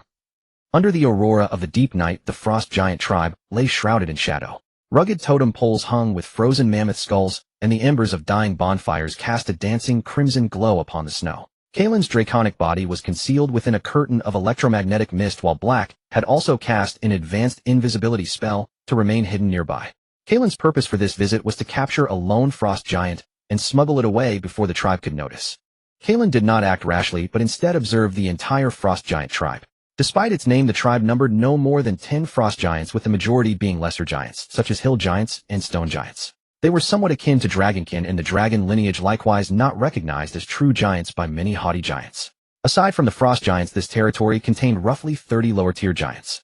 It seems Haken's legendary father still provided him with considerable assistance, otherwise his own strength alone would not have been sufficient to attract so many giants. Envy and jealousy flickered in Kaelen's eyes. If he possessed such a dragon army, he was confident he could conquer every place except the core region. Let us go, our target is not here. Kaelen telepathically communicated to Black. This time Kaelen's objective was a frost giant nearing adulthood, whose strength ranked only second to Haken within this tribe. According to Kaelen's subordinates, 2 months ago this frost giant had appeared at the outskirts of Kaelen's territory, but his purpose was not to cause trouble for Kaelen. According to the description from the Polar Wolf, that frost giant mysteriously vanished for about a month before reappearing outside the territory, but when it resurfaced, it was still gravely injured. Kaelen's purpose this time was to capture this frost giant, but through observation Kaelen determined that the injured frost giant was not here, nor was the frost giant chieftain Haken. Kaelen and Black withdrew from near the frost giant tribe, gradually pondering where this giant might have appeared.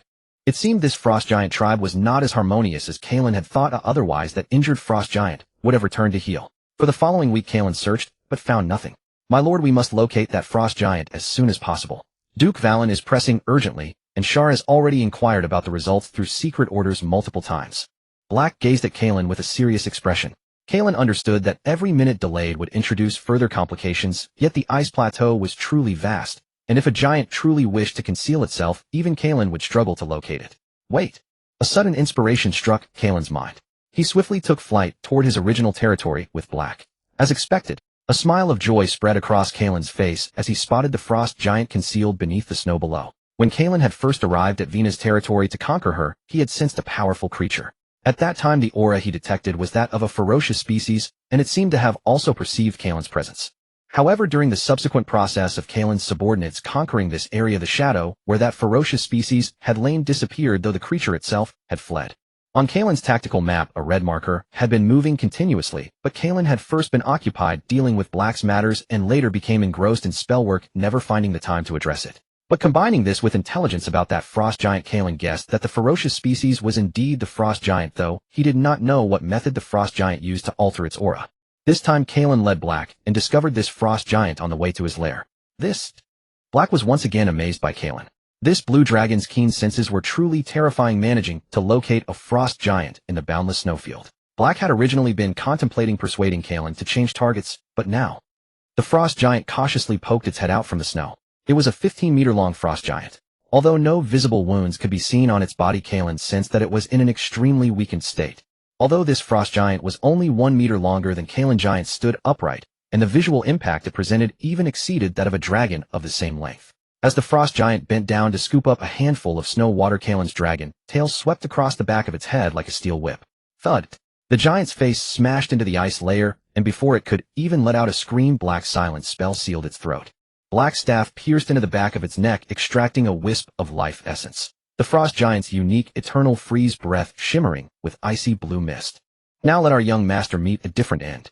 Black crushed the emerald, and Eric's twisted remnant soul let out a silent scream. The mage gripped the frost giant's life essence in his left hand and held the soul fragment loosely in his right, chanting the forbidden, grafting incantation, soul, binding secret right. Rip!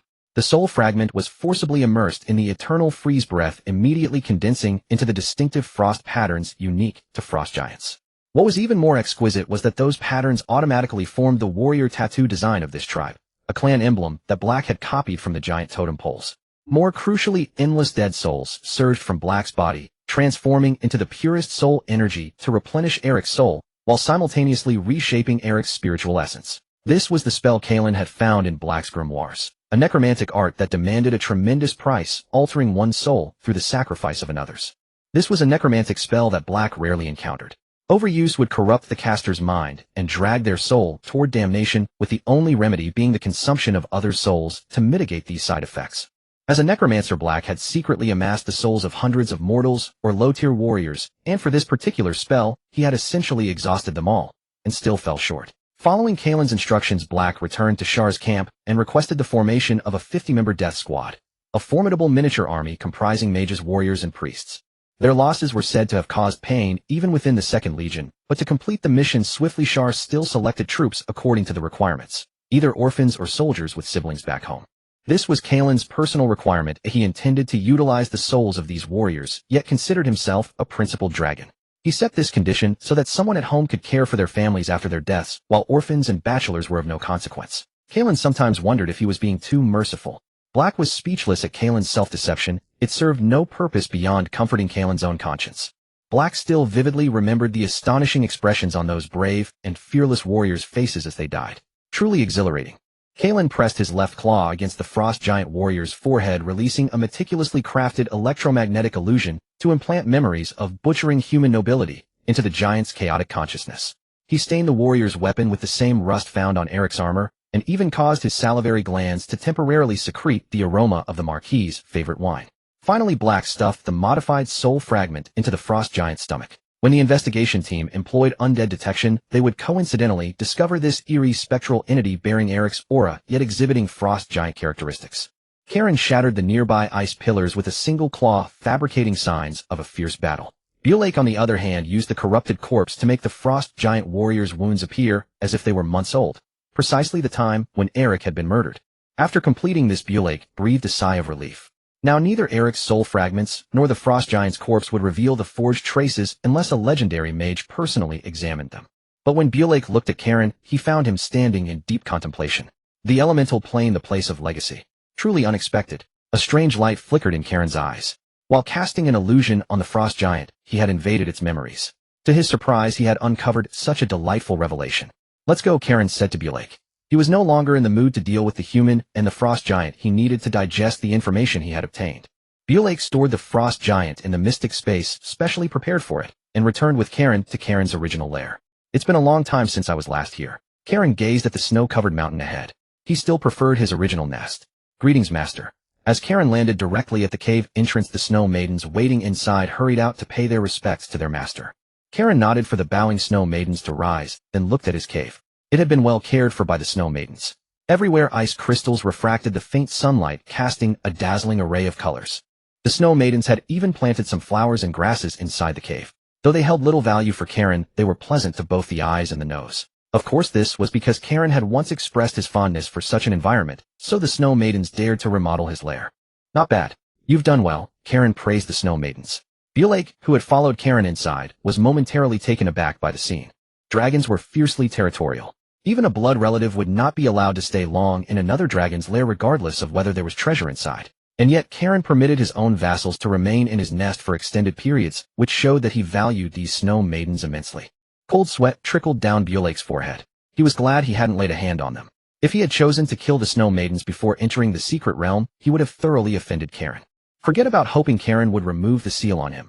Even whether Karen would spare him was uncertain. And if he managed to escape, the thought of being relentlessly hunted by an atavistic dragon sent chills down his spine. Karen, however, was not paying attention to Bulake's state. If he had known what Bulake was thinking, he would have said, "You guessed correctly." As a vindictive chromatic dragon, he had already regarded the snow maidens as his personal property. He would never allow any creature that dared steal from him to live peacefully in this world. Karen ordered the snow maidens to withdraw for now and instructed the vassals outside to allow no creature to enter. This was not because Karen didn't trust them, but mages had too many methods. To uncover the truth of the incident, they might choose to follow the guidance of their spells and forcibly search the souls of the snow maidens. Keeping them ignorant was also Karen's way of protecting them. As Bulake released the frost giant's body, Karen instructed him, "Next you will take this frost giant back to the camp. But you must stay in the camp for a while and secretly spread the news that you have captured a frost giant. Do not leave until I send you word." "Understood, my lord." Though he didn't know why, Bulake knew what to ask and what not to. "Also remember this, you must never let this frost giant return alive to the human world. If after an attack the frost giant is about to be taken away, you must kill him no matter what. Understand?" "Understood, Lord Karen." From Karen's words, Bulake roughly guessed that someone would soon attack the human legion. His task was to ensure the frost giant's death. After a long journey, Bulake returned to the legion's camp. Shar led a small squad to welcome Bulake. When he saw Bulake, the mage's robe was already tattered with only the raven emblem of his family still intact. Seeing Bulake's condition, Shar could imagine the intensity of the battle. In fact, before Bulake returned, Shar had already received a message from him confirming that Eric was dead and the murderer had been captured alive. Now seeing Bulake return alone, Shar guessed that his 50 legion soldiers had met with misfortune.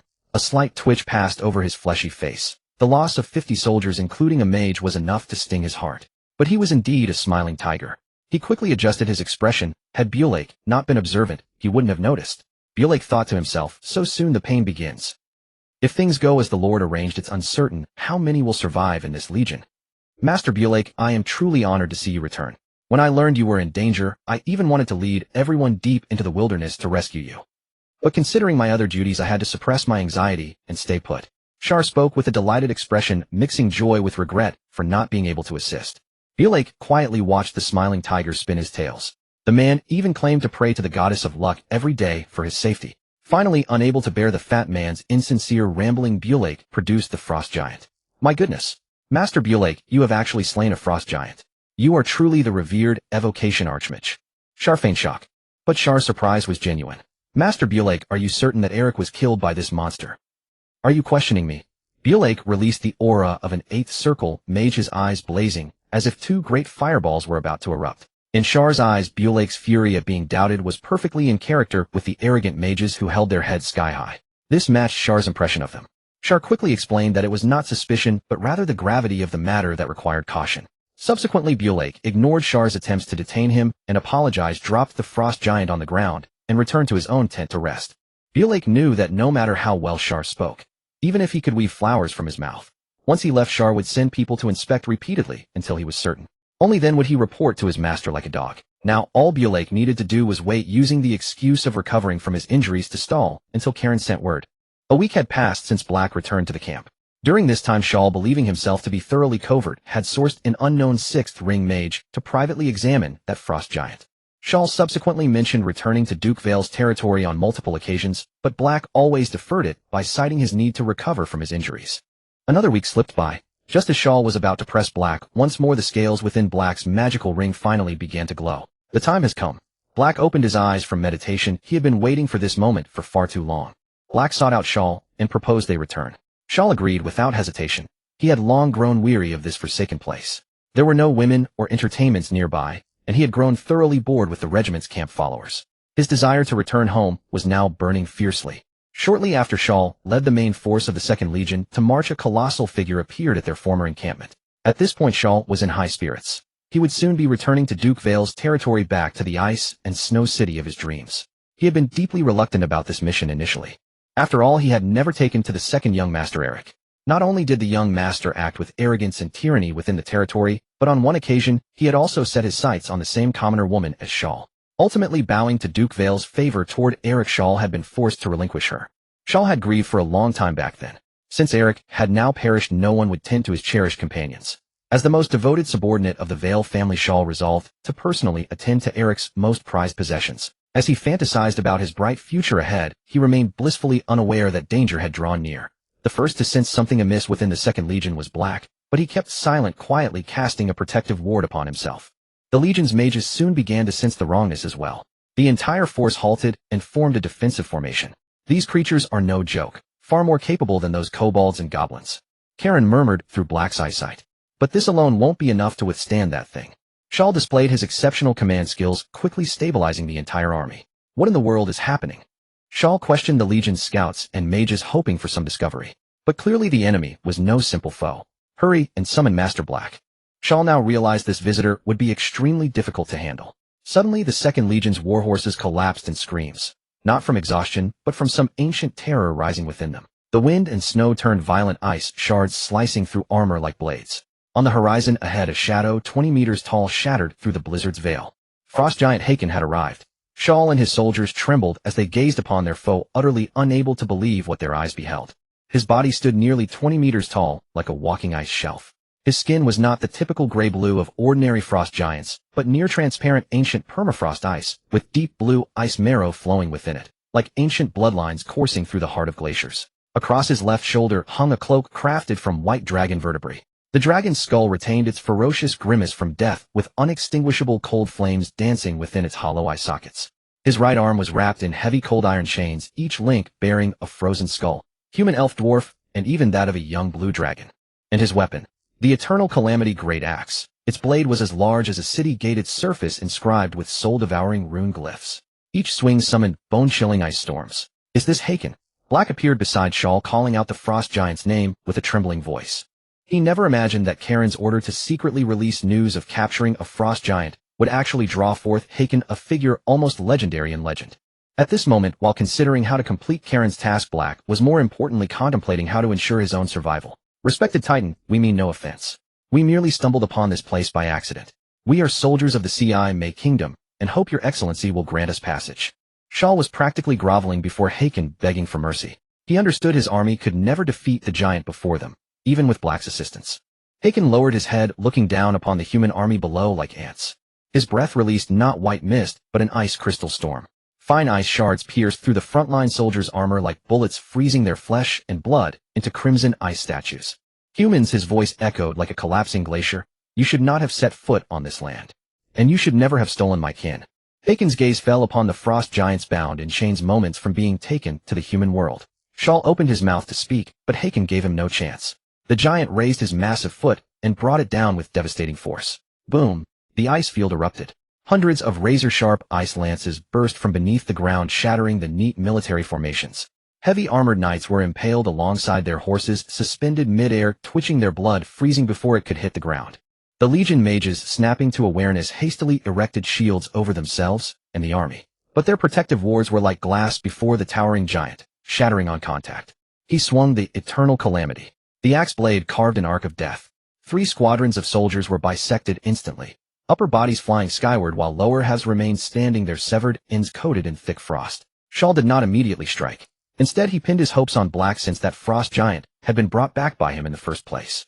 Black naturally understood his intent, but he was no fool either. Why would he recklessly charge in to draw fire? What emerged was an eerie sight. A giant wielding an axe was slaughtering the human army, while the 2 strongest members of their ranks stood to the side, silently watching the giant's atrocities unfold. In the end, it was Shawl who could no longer bear to watch. These soldiers were his foundation, his very means of survival. If they all perished here, even if Shaw escaped successfully, his standing with Duke Vale would plummet dramatically. Master Black, we cannot let this continue. Please fight alongside me against this despicable giant. Black nodded accordingly. If he refused to act now and arouse Shaw's suspicions, it would severely hinder his future plans. Shaw swung his horse-cleaving blade and charged toward the giant with Black closely trailing behind. Just as they neared, Shaw used the corpses beneath him as a springboard and leapt skyward. Snow Dragon Slash. Shaw unleashed a skill he had casually acquired in his youth, a high-tier combat technique known as the Snow Dragon Slash. The cleaver erupted with white flames in Shaw's grip. The blade's gleam took the form of a dragon's gaping maw, sinking its fangs deep into Hakon's neck. Hakon merely raised his massive axe slightly to block Shaw's attack, but Blake's assault followed immediately. The gem at the tip of Blake's staff released a white-hot fireball compressed to its extreme. The improved solar flare struck Hakon's head with brutal force. Scorched black marks appeared on Hakon's head, and he staggered back a few steps. But that was all. Enraged by Blake's attack, Hakon flung his arm furiously, sending Shatter flying. Then the massive axe, gleaming with a bone-chilling radiance, cleaved straight toward Blake. Blake had anticipated Hakon's move and unleashed a spell. Though it didn't harm Hakon, the residual force allowed him to widen the distance between them. 7 lightning bolts struck from different angles, forming an electric field around the giant. Hakon's ice crystal skin conducted electricity excellently, causing his muscles to spasm briefly. Seizing the opportunity, Shatter drew his treasured blade, rose from the ground, and pulled out a forbidden drug, the heart of the Winter Wolf. At the cost of his own life force, he temporarily gained immense power. Shatter roared and slashed at Hakon, but just as the blade was about to strike his head, Hakon forced himself out of the spasm and dodged the blow. Yet Shot's attack still pierced Hakon's skin, causing ice blue blood to flow. Normally both Blake and Shatter would have been thrilled at the sight of frost giant blood. It could temper the body and was essential for certain ancient spells. But now their sole aim was survival. Shatter continued his assault on Hakon, while the frost giant cast a freezing spike spell toward Shatter. Just as it was about to strike, Shatter's figure abruptly vanished. As if by coincidence, Blake was now exposed within Hakon's attack range. Blake crossed his staff, a force barrier absorbing the impact, yet blood trickled from the corner of his mouth. He cast a cold glance at Shatter. The frost giant deliberately slowed his movements, making Shatter believe he could strike the throat. When Shatter reached the apex of his leap, Hakon suddenly unleashed eternal frost breath, freezing Shatter into a mid-air ice sculpture, still frozen in a heroic slashing pose. Troublesome. Blake stared at the scene. Now only he and Hakon remained. With Shatter, they had barely held their ground, but alone, he could not stop Hakon. It's time. Blake's eyes flickered with the thunder matrix. Kaelensos, who had been observing the situation, moved silently. Kaelensos descended his consciousness into Blake's body, and without resistance from Blake, easily took control of his body alongside him. What is this? Blake felt his control over his body wane. Just as he prepared to resist, he heard Kaelensos' voice. Everything according to plan. Hearing Kaelensos' voice, Blake calmed down. Though he didn't know why Kaelensos had possessed him, it was a welcome development for now. Blake was already utterly exhausted. Every spell he had cast consumed vast amounts of mana and mental energy. He was at the end of his rope. But Kaelensos' arrival brought not only his consciousness, but also a portion of his mana. Hakon's axe, wrapped in a blizzard, descended. The air crystallized into icy trails before the blade. Blake's robe was torn by the gale, and frostbite mottled his skin with purple. This blow would crush him into pulp. Yet at the corner of Blake's mouth, a cold smirk appeared. Apparition. Space warped with Blake's incantation. When Hakon's attack landed, it struck not Blake, but the frost giant itself. The axe blade cleaved unhindered into the frost giant's chest, ice blue blood spurting like a fountain. Hakon's pupils contracted sharply. He recognized that figure. It was the warrior he had been seeking. No. Hakon's voice thundered, stirring up layers of snow, but the frost giant was split in two by his own blow. From the very beginning of the battle, Blake had noticed that Hakon's eternal axe could tear souls. Moreover, on the way, Blake had secretly cast necromantic spells on the frost giant's soul, ensuring that when the giant died, its soul would be destroyed as well. Blake, or rather Kaelensos, looked at the anguished Hakon, a sneer flashing in his eyes. Kaelensos knew full well that Hakon hadn't come to rescue his kin out of concern. In truth, if Hakon had truly come to rescue his clansmen, he would never have come alone. His current regret and pain were merely because he had lost the great secret he coveted so much. Blake had no time to savor a giant's lament. He first appeared beside Shot's ice sculpture, then carried him to the remaining soldiers. Hakon realized what Blake intended and hurled his axe toward Blake. But it was too late. Blake tore open a long-cherished group teleportation scroll. The magical radiance swallowed their figures. When the giant axe landed, it left only a black crack on the ground. The teleportation destination was an ice cellar 30 li away. A dozen surviving soldiers huddled together, Shatter still frozen. Blake first cast a concealment spell to hide their tracks. Then he began to thaw Shatter. Once the ice was removed, Shatter remained in a battle-ready stance for a moment, then his eyes rolled back, and he collapsed. Prepare yourselves. We must leave this place immediately. That giant won't let us off easily. Blake glanced at the demoralized stragglers, including the six-ring mage. If Blake didn't need them as witnesses to prove the frost giant attack, he wouldn't have bothered with these useless wretches. Kaelensos withdrew his attention after Blake used the scroll. Now all that remained was for Blake to lead them back to the human world and solidify the fact that the Duke's second son had been killed by the frost giant. As long as the Warren family still valued the most basic dignity, they would not let this rest. Whether they sought allies or mobilized their own forces, they would draw Hakon's attention. This next period would be precious development time for Kaelensos. Once he had amassed sufficient strength, Kaelensos would launch a war to seize both the frost giant and Warren territory. Although Kaelensos did not personally descend during this clash between Blake and Harkon, he first observed whether Harkon had returned to the tribe, ultimately deducing that he had set out to hunt down that frost giant, who was away from camp. Through that frost giant's memories, Kaelensos learned of an opportunity that could tempt even a demigod, an elemental demiplane. While ordinary elemental demiplanes are indeed alluring, they would not stir the hearts of demigods. Yet this demiplane held something exceptional. It was one of the battlegrounds where the dragons and titans of the First Era clashed upon the material plane. The true dragons of the First Era mostly possessed extraordinary gifts, for they were closely related in bloodline to the progenitor dragons, and even the dragon god himself. Their innate talents far surpassed those of modern true dragons, and the titans of that era were equally unmatched by the giants of later ages. In the present Third Era, the legendary fame of the progenitor dragons can still be heard occasionally throughout the multiverse, but the titans have completely vanished. Therefore, once word of this demiplane spreads, countless powerful beings from the dragon and giant races will flock here in droves, while other races seeking to explore the legacies of dragons and giants may also be drawn to it. This is truly a heaven-sent opportunity. Kaelensos found it difficult to describe his feelings at the time when he learned of this. It could be said to be an enormous temptation for him. Kaelensos possessed remarkable talent, yet he needed time to grow. This demiplane, if he could obtain something from it, would undoubtedly greatly shorten his path to strength. Thus, after settling matters concerning his territory, Kaelensos set out alone on the journey to find a demiplane. In fact, searching for an elemental demiplane was not an easy task. Demiplanes are not like the independent material plane. They typically attach themselves to some world within the material plane, and their locations remain uncertain, as they are always in motion. Kaelensos learned from that frost giant's memories that this demiplane had once revealed a trace of its presence during the elemental tide 1,000 years ago, and had been encountered by a legendary human mage. That human mage made some unknown arrangement with the metallic dragon clan of that era, and in the end he explored this demiplane alongside a legendary golden dragon. After 10 long years of exploration, just as that human mage was about to give up, they finally discovered the elemental demiplane. At that time the world was under the influence of the elemental tide, and nearly all mages were engaged in cultivation, yet this particular human mage devoted his time to searching for this elemental demiplane. According to the final records, both that human mage and the golden dragon reappeared a year after entering that demiplane, but unfortunately, they both perished shortly thereafter. There was no way to verify the authenticity of the information from within that demiplane.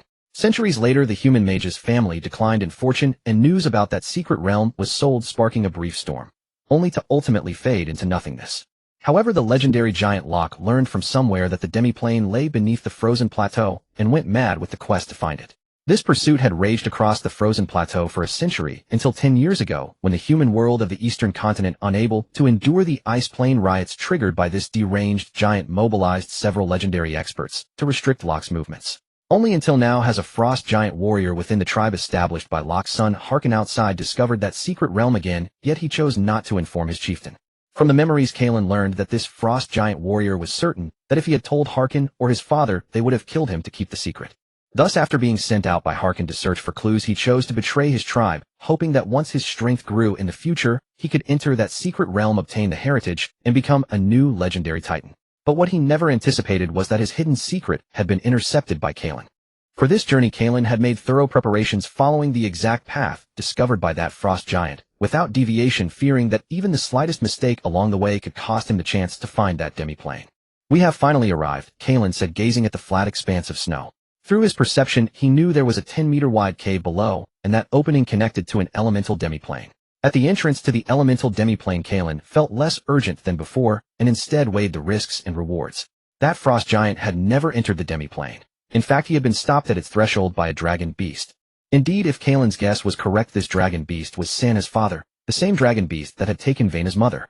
Kaelensos realized he was quite fated to this elemental demiplane. His vassals and enemies all had intricate connections to it, and now he himself had arrived at this place. What made Kaelensos hesitate was not the dragon beast itself, but rather his contemplation of the creatures within the elemental demiplane. Since it was a demiplane, even a half-demiplane, there was absolutely no possibility that non-sentient life could have emerged there.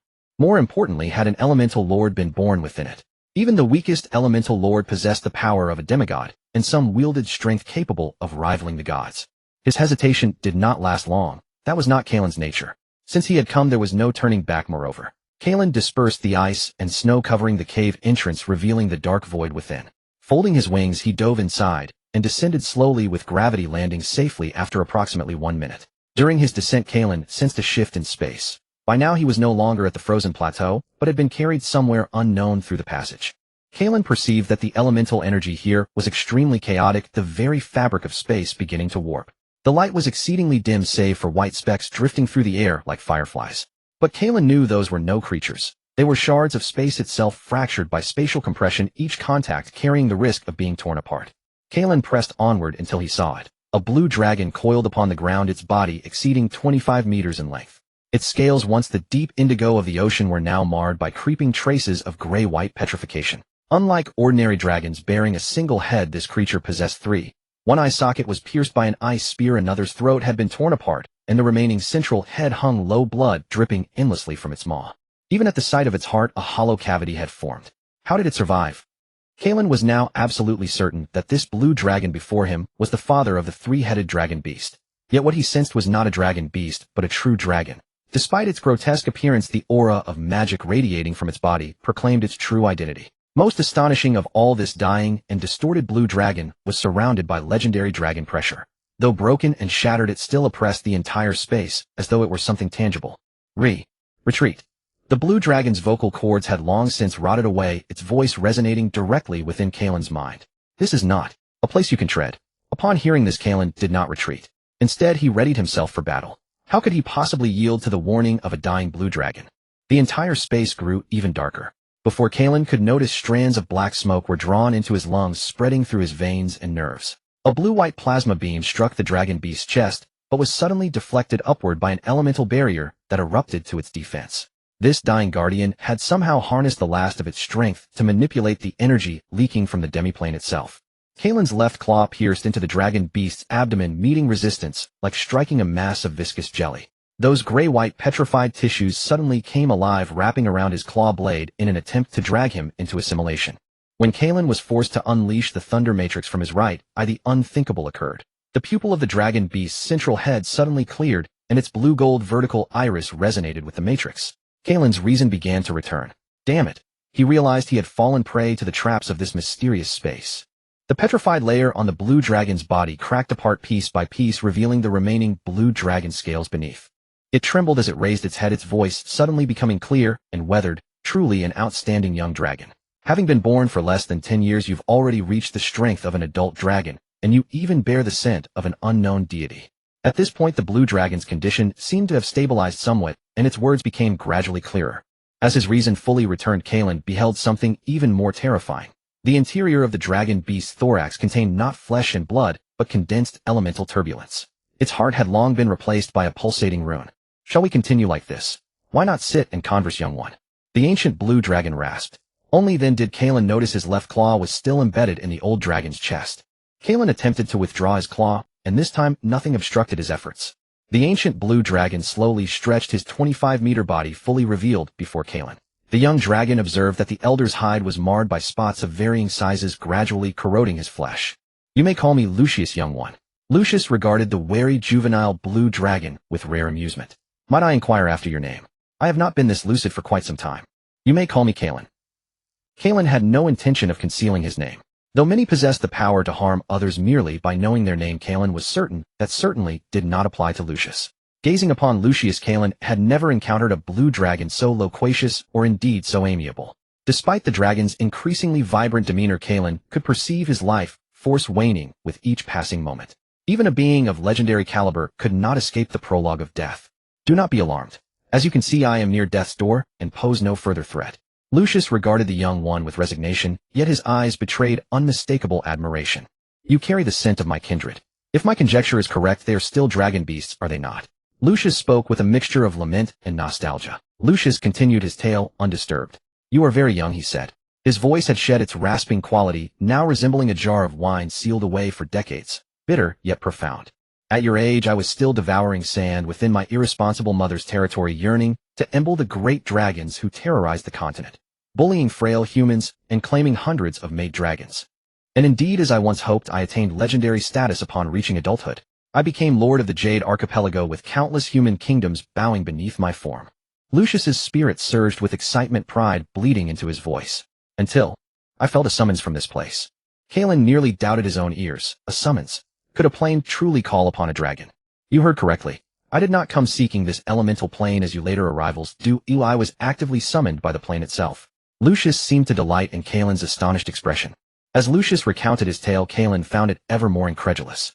According to Lucius, this plane was nearly perfect, complete in all its elements, unlike ordinary elemental planes that possessed only a single element. In the first era, both dragons and titans laid claim to this plane, desiring to make it their own. As each side poured ever greater power into the conflict, the native inhabitants were nearly exterminated.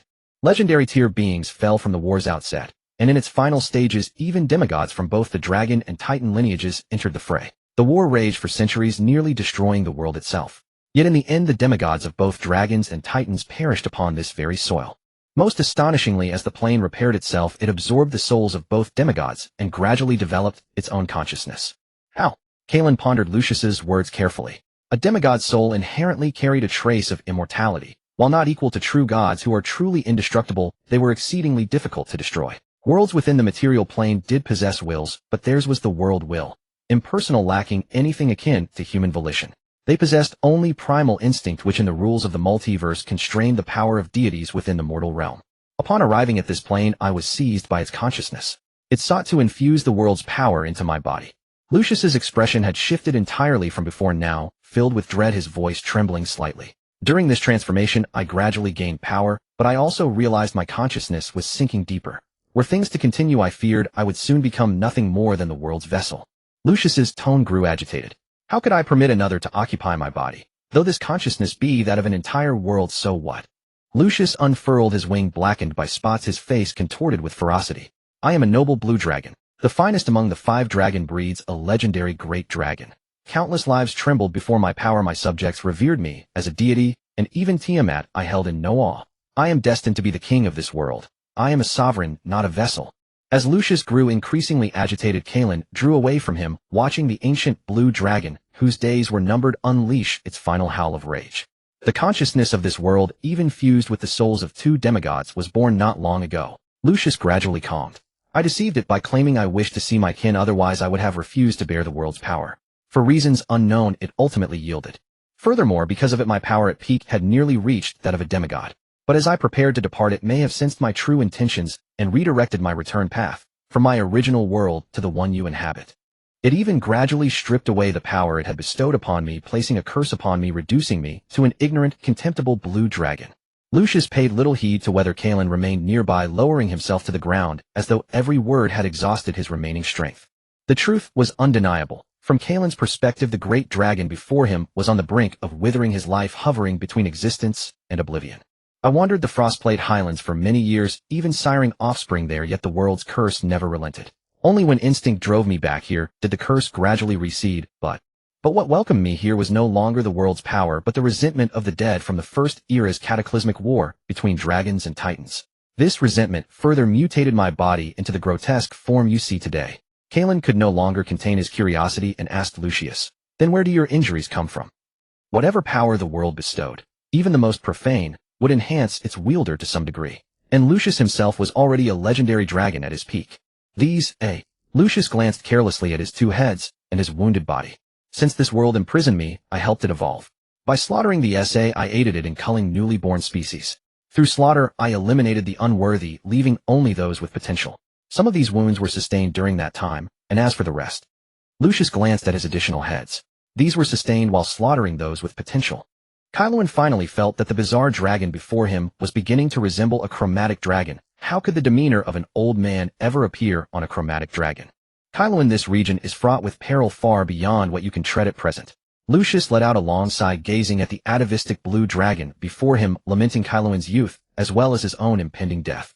Perhaps you harbor secrets, but do you believe that with the power of some deity upon you, you can resolve all troubles? Lucius brought his only movable head closer to Kaelin. But you must understand that no one's aid comes without cost. The gods are a greedy lot. They will not help you for free, not even the legendary platinum dragon god, the father of good dragons. Kaelin paid no heed to Lucius's words. As an evil dragon, how could he not know the true nature of the gods? Yet Kaelin did not care. As long as he could achieve his goals, he was indifferent to being used by others. When one lacks sufficient power, it is best not to harbor unwarranted pride. Only the strong are worthy of dignity, only the victors are worthy of the future, and only the living are worthy of playing the game. And you, Lucius, by telling me all this, what do you hope to gain from me? Kaelin was always a realist. He did not believe that Lucius was merely trying to persuade a so-called talented younger generation to avoid his fate. Lucius looked at Kaelin, a trace of a smile appearing on his ferocious head. Kaelin, we both understand each other. We both know that as evil dragons there is no trust between us. But at this moment all we can do is hold on to the meager trust we have. Lucius did not beat around the bush and bluntly told Kaelin his purpose. I hope you can bring me my children who have been reduced to dragon beasts. I do not wish for the legacy of our Atlanta family to end with me. Over the years I have found special methods to suppress the curse bestowed by this elemental plane, but I have already fallen too deep.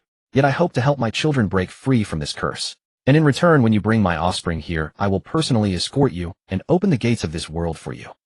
Lucius saw Kaelin still pondering, did not urge him, and waited for Kaelin to make his final choice. What a tempting offer. Kaelin sighed inwardly, but it was a pity that it was all false. In this conversation, Kaelin almost believed Lucius's lies, but unfortunately, he could not fulfill the old man's wish. At that moment, the spatial rift suddenly twisted violently. From the chaotic, multicolored currents, a giant arm of lightning extended, its 5 fingers opening to grasp Kaelin. The entire ice field began to collapse. Countless frozen clods of earth floated into the air against gravity, devoured by the rift. Lucius's figure suddenly pushed Kaelin on. Now, Kaelin began to spread his wings and retreat. Regardless, the power unleashed by this plane at that moment made Kaelin's heart tremble. Yet he saw the lightning giant arm suddenly change direction, grabbing Lucius's broken body. Boom! The dying legendary blue dragon was forcefully dragged toward the rift. In the final moment, Kaelin clearly saw Lucius's 3 heads reveal a relieved smile at the same time. The head pierced by the ice spear opened and closed, its lips conveying the last dragon language secret message. My bloodline is the key. In their blood lingers the curse of this world, but because of it this plane recognizes them as its own. You only need to carry them, and you will not be attacked by this plane. Then his body exploded at the edge of the rift into countless blue-gold specks of light, vanishing completely.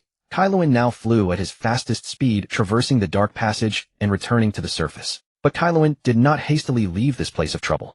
Instead, he gazed at the dark void for a long time, as if through it he could still see the blue dragon named Lucius.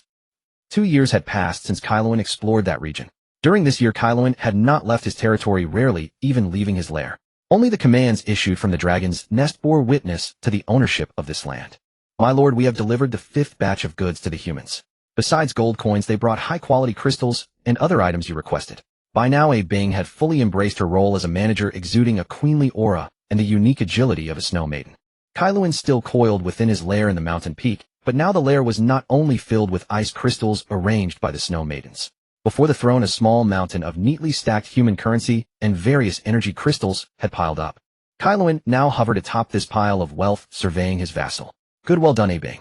I feel at ease with you in charge. I find myself increasingly unable to do without you. I can't imagine what my territory would become without you. Kaelin was generous with his praise for his subordinates. After all, speaking cost him not a single gold coin. Kaelin had never been stingy with his praise. A Bing showed no excitement upon hearing Kaelin's words. She had heard such flattery countless times over the past 2 years. She had also witnessed how Kaelin praised other snow maidens. She was merely the one praised most often. Over these 2 years, A Bing had come to deeply understand Kaelin's shamelessness. He never hesitated to do anything that didn't require actual effort on his part. But whenever it came time to part with a portion of his wealth to purchase necessities for the territory, Kaelin became extremely stingy. Yet in the end, Kaelin would always yield a portion of his treasure according to A Bing's requests. And A Bing loved most to see that pained reluctance mixed with helplessness on Kaelin's face. This was a small pleasure A Bing found for herself in the mundane management life. Next, we need to purchase a batch of magic potions to promote plant growth from the human world, and also buy some slaves from humans to strengthen our power. A Bing's meaning was clear. In short, she needed money. Even though Kaelin hated to part with his treasure, he knew that the loss was temporary and would ultimately bring him greater returns. Watching A Bing take away his hard-earned wealth, Kaelin tried to alleviate the pain of losing his treasure by burying his head into the pile of gold. As his head rose and fell, stirring the clinking sound of gold coins, Kaelensos grabbed a handful of coins, gazed at them with a smile, and admired these adorable little things. Kaelensos continued the motion of scooping up and dropping gold coins for an entire day. He only stopped when he grew tired of it. Kaelensos looked at the wealth in his lair and felt happiness. As a young dragon, to have amassed such riches at his age was already rare. But Kaelensos would never be satisfied. He dreamed of one day building an ocean of gold coins and gems, allowing him to swim freely in it. After 2 years of dormancy, Kaelensos' territory had finally stabilized. Shortly after Black returned to the human territories, he re-established contact with Kaelensos and forged a connection to the frozen highlands of the human realm. Black assembled a band of mercenaries drawn from the death warriors his family had cultivated for generations, nominally undertaking expeditions into the frozen highlands to harvest resources. In truth, it served as a covert relay station between Kaelensos and the human world. To avoid suspicion, Black periodically rotated his personnel, ostensibly reported dead in the frozen highlands, but actually returning to the ranks of the death warriors. Kaelensos cooperated readily, frequently dispatching Bear the Elder, Bear the Younger, and the Arctic Wolf to lead his ferocious beast followers in driving back those who ventured into the frozen highlands in pursuit of fortune. Progress over these 2 years had been remarkably smooth. With Black's supervision and Kaelensos' strategic planning, their secret connection remained undetected. As trade expanded, wealth from the human world flowed in inevitably. Gold coins poured into Kaelensos' hoard, yet these were far more than mere metal. In Asia, human currencies were extraordinarily diverse, with over 100 distinct coinages across the eastern continent alone. Only the 5 great empires had managed to unify their monetary systems within their own borders. Despite this diversity, circulation rarely encountered obstacles. This was because human currency, beyond the intrinsic value of its materials, contained traces of magic power within every coin. This magical energy could be directly absorbed. Even when left untouched, accumulating currency would gradually increase the concentration of magic in the surrounding air. Furthermore, through their trades, Kaelensos also instructed Black to collect mana-rich crystals and various artifacts imbued with mysterious energies. All of this was for the solar crown concealed among Kaelensos' scales. Since it had erupted once at the tidal islands, the bronze solar crown had remained entirely dormant. Along with it, Kaelensos' devouring talent had lain inactive for so long. He still fondly recalled the palpable surge of power that accompanied each act of consumption. Unlike the early days, 2 years had passed with almost no increase in Kaelensos' length. This did not mean his growth had slowed, but rather reflected the natural pace of dragon development. The price of a dragon's millennia-long lifespan was precisely this sluggish growth, a trait shared by nearly all long-lived species. The world always maintained its balance, granting one gift while withdrawing another. Take humans, for example. A normal human lived barely a century, and even those legendary heroes whose names would echo through history enjoyed no more than 200 years, hardly exceeding 3 at the absolute utmost. Only upon breaking through to legend did their lifespan extend to a mere 500 years, a span that remained dreadfully brief for beings such as dragons. Yet human growth occurred with astonishing swiftness. Within the span of a single dragon year, or even between one nap and the next, someone who had previously seemed as insignificant as an ant could suddenly transform into a formidable legendary mage or legendary warrior. Humans were also the race that produced the greatest number of legendaries, not merely in Asia, but across most realms of the material plane. However, humanity lacked power at the very apex, not legend, but the demigod tier. Each demigod was a figure of paramount importance in the material plane, yet humanity possessed very few at that level. The rare few who achieved demigod status typically withdrew from mortal affairs, entirely dedicating themselves to pursuing even higher breakthroughs. Such lofty matters were far removed from Kaelensos' concerns at present. What mattered most to him was still his modest business ventures. During their trades with humans, Black compiled comprehensive lists of requirements from various human factions, delivering them to Kaelensos through the mercenary death warriors. In the first 2 rounds of trade, the focus had been primarily on minerals such as frost crystal ore. These resources, desperately needed by the human world, brought Kaelensos enormous profits, his first transaction alone yielding tens of thousands of gold coins. As trade deepened, Black's supply requests grew increasingly varied. Beyond minerals, the human world required vast quantities of medicinal herbs and spirit fruits that could only be cultivated in the ice plains, materials used for brewing potions and aiding cultivation. Though such resources were exceedingly rare within Kaelensos' domain, he chose to cultivate them independently, guided by the memories of humans he had devoured. Among Kaelensos' subjects, many weaker races, such as the snow rabbits, possessed a natural aptitude for nurturing herbs and plants. Kaelensos first together, enlisting goblins and kobolds as assistants, and established a large-scale cultivation base, enhanced by magical fertilizers purchased from the human world to accelerate growth. He then distributed rare herb seeds among the various races for separate cultivation, providing them with initial seeds and fertilizers. Combined with each race's innate nurturing talents, within a mere 2 years medicinal herbs blossomed throughout Kaelen's territory. This brought Kaelen immense profit. Nevertheless, driven by the pursuit of greater wealth, he broke from his original plans and expanded outward once more, focusing primarily along the outer frontier bordering human territories. Even so, this expansion drew the attention of the inner districts, particularly the Frost Giant tribe. Upon learning that the lord of this territory was a dragon, they even contemplated launching an attack. Unfortunately for them, shortly after forming this resolution, they were drawn into another conflict. After Black returned to the May Kingdom, he spread the claim that the Duke of Waluan's second son had been killed by frost giants, compelling the Waluan family to mobilize and crusade against them. However, since Black was not a mage affiliated with the Waluan family, he declined their invitation and did not participate in the war against the frost giants. It was foreseeable that this war would persist for some time, though not indefinitely. Once the Duke of Waluan could no longer sustain the losses, they would naturally withdraw, unless the May Kingdom intervened directly, which was the only scenario that could prolong the conflict indefinitely. Kaelen was also preparing to discuss with Black how to further escalate this war. Rising from his golden hoard, he stretched his limbs stiff from prolonged immobility and stepped out of his cave. The scenery outside the cave bore little resemblance to what Kaelen had first witnessed upon his arrival. The snow-capped mountains now appeared engulfed in a sea of thunder, their peaks piercing through layers of gray clouds that themselves gave rise to additional strata overhead. Directly above the mountains, a massive vortex churned at the heart of the cloud layer, unleashing enormous bolts of lightning that shrouded the entire range in electrical fury. The mountain peaks, bathed in the glow of thunderclouds, took on a golden hue, a striking contrast against the dark clouds below, lending an aura of divine reverence to the landscape. This marked one of Kaelen's distinctive differences from ordinary blue dragons. Where ordinary blue dragons caused the surrounding land to desertify, Kaelen's prolonged residence did not create arid wastelands. Instead, it summoned dense storm clouds and saturated the area with lightning elements, ensuring that wherever he dwelt remained perpetually wreathed in thunderstorms. Soon Kaelen arrived at the appointed meeting place with Blake, a hidden cave. "What's the situation now?" Kaelen and Blake exchanged no pleasantries upon meeting. In truth, they had communicated many times over the past 2 years, but had avoided in-person meetings to remain inconspicuous. "My lord, the Valen family is currently intensifying their involvement in the war against the giants. Duke Valen has hired several mid- and high-ranking mages from the kingdom, along with a number of high-ranking warriors, and plans to lead part of the First Legion to attack the frost giant Haken." Kaelen, upon hearing Blake's words, felt not joy at the Valen family and the frost giant exhausting each other, but rather confusion. Would the Duke of the Valen family really make such a great sacrifice for his second son? It was obvious no matter who won or lost this battle, the Valen family's strength would decline sharply. This was not the act of a wise lord, nor even of a rational noble. Blake had clearly anticipated Karen's question. "This is actually not hard to understand. The main reason lies not with the Valen family, but with the king." Blake cleared his throat and continued to explain to Kaelen. "The king of the Thornplum Kingdom is not one to settle for mediocrity. Before his reign, the kingdom's overall strength had grown, but the royal family's power had been declining. Therefore, as soon as he ascended the throne, he restricted the scope of infeft nobles and later reclaimed power from the minor nobility through various means, strengthening the royal family." Karen's golden pupils glinted with mockery. Without Blake saying more, Karen could already guess the rest. The king, unsatisfied with his current power, sought to strike at the great nobles. The Valen family situation provided the perfect opportunity, especially since Eric bore royal blood, giving the king even more room to maneuver.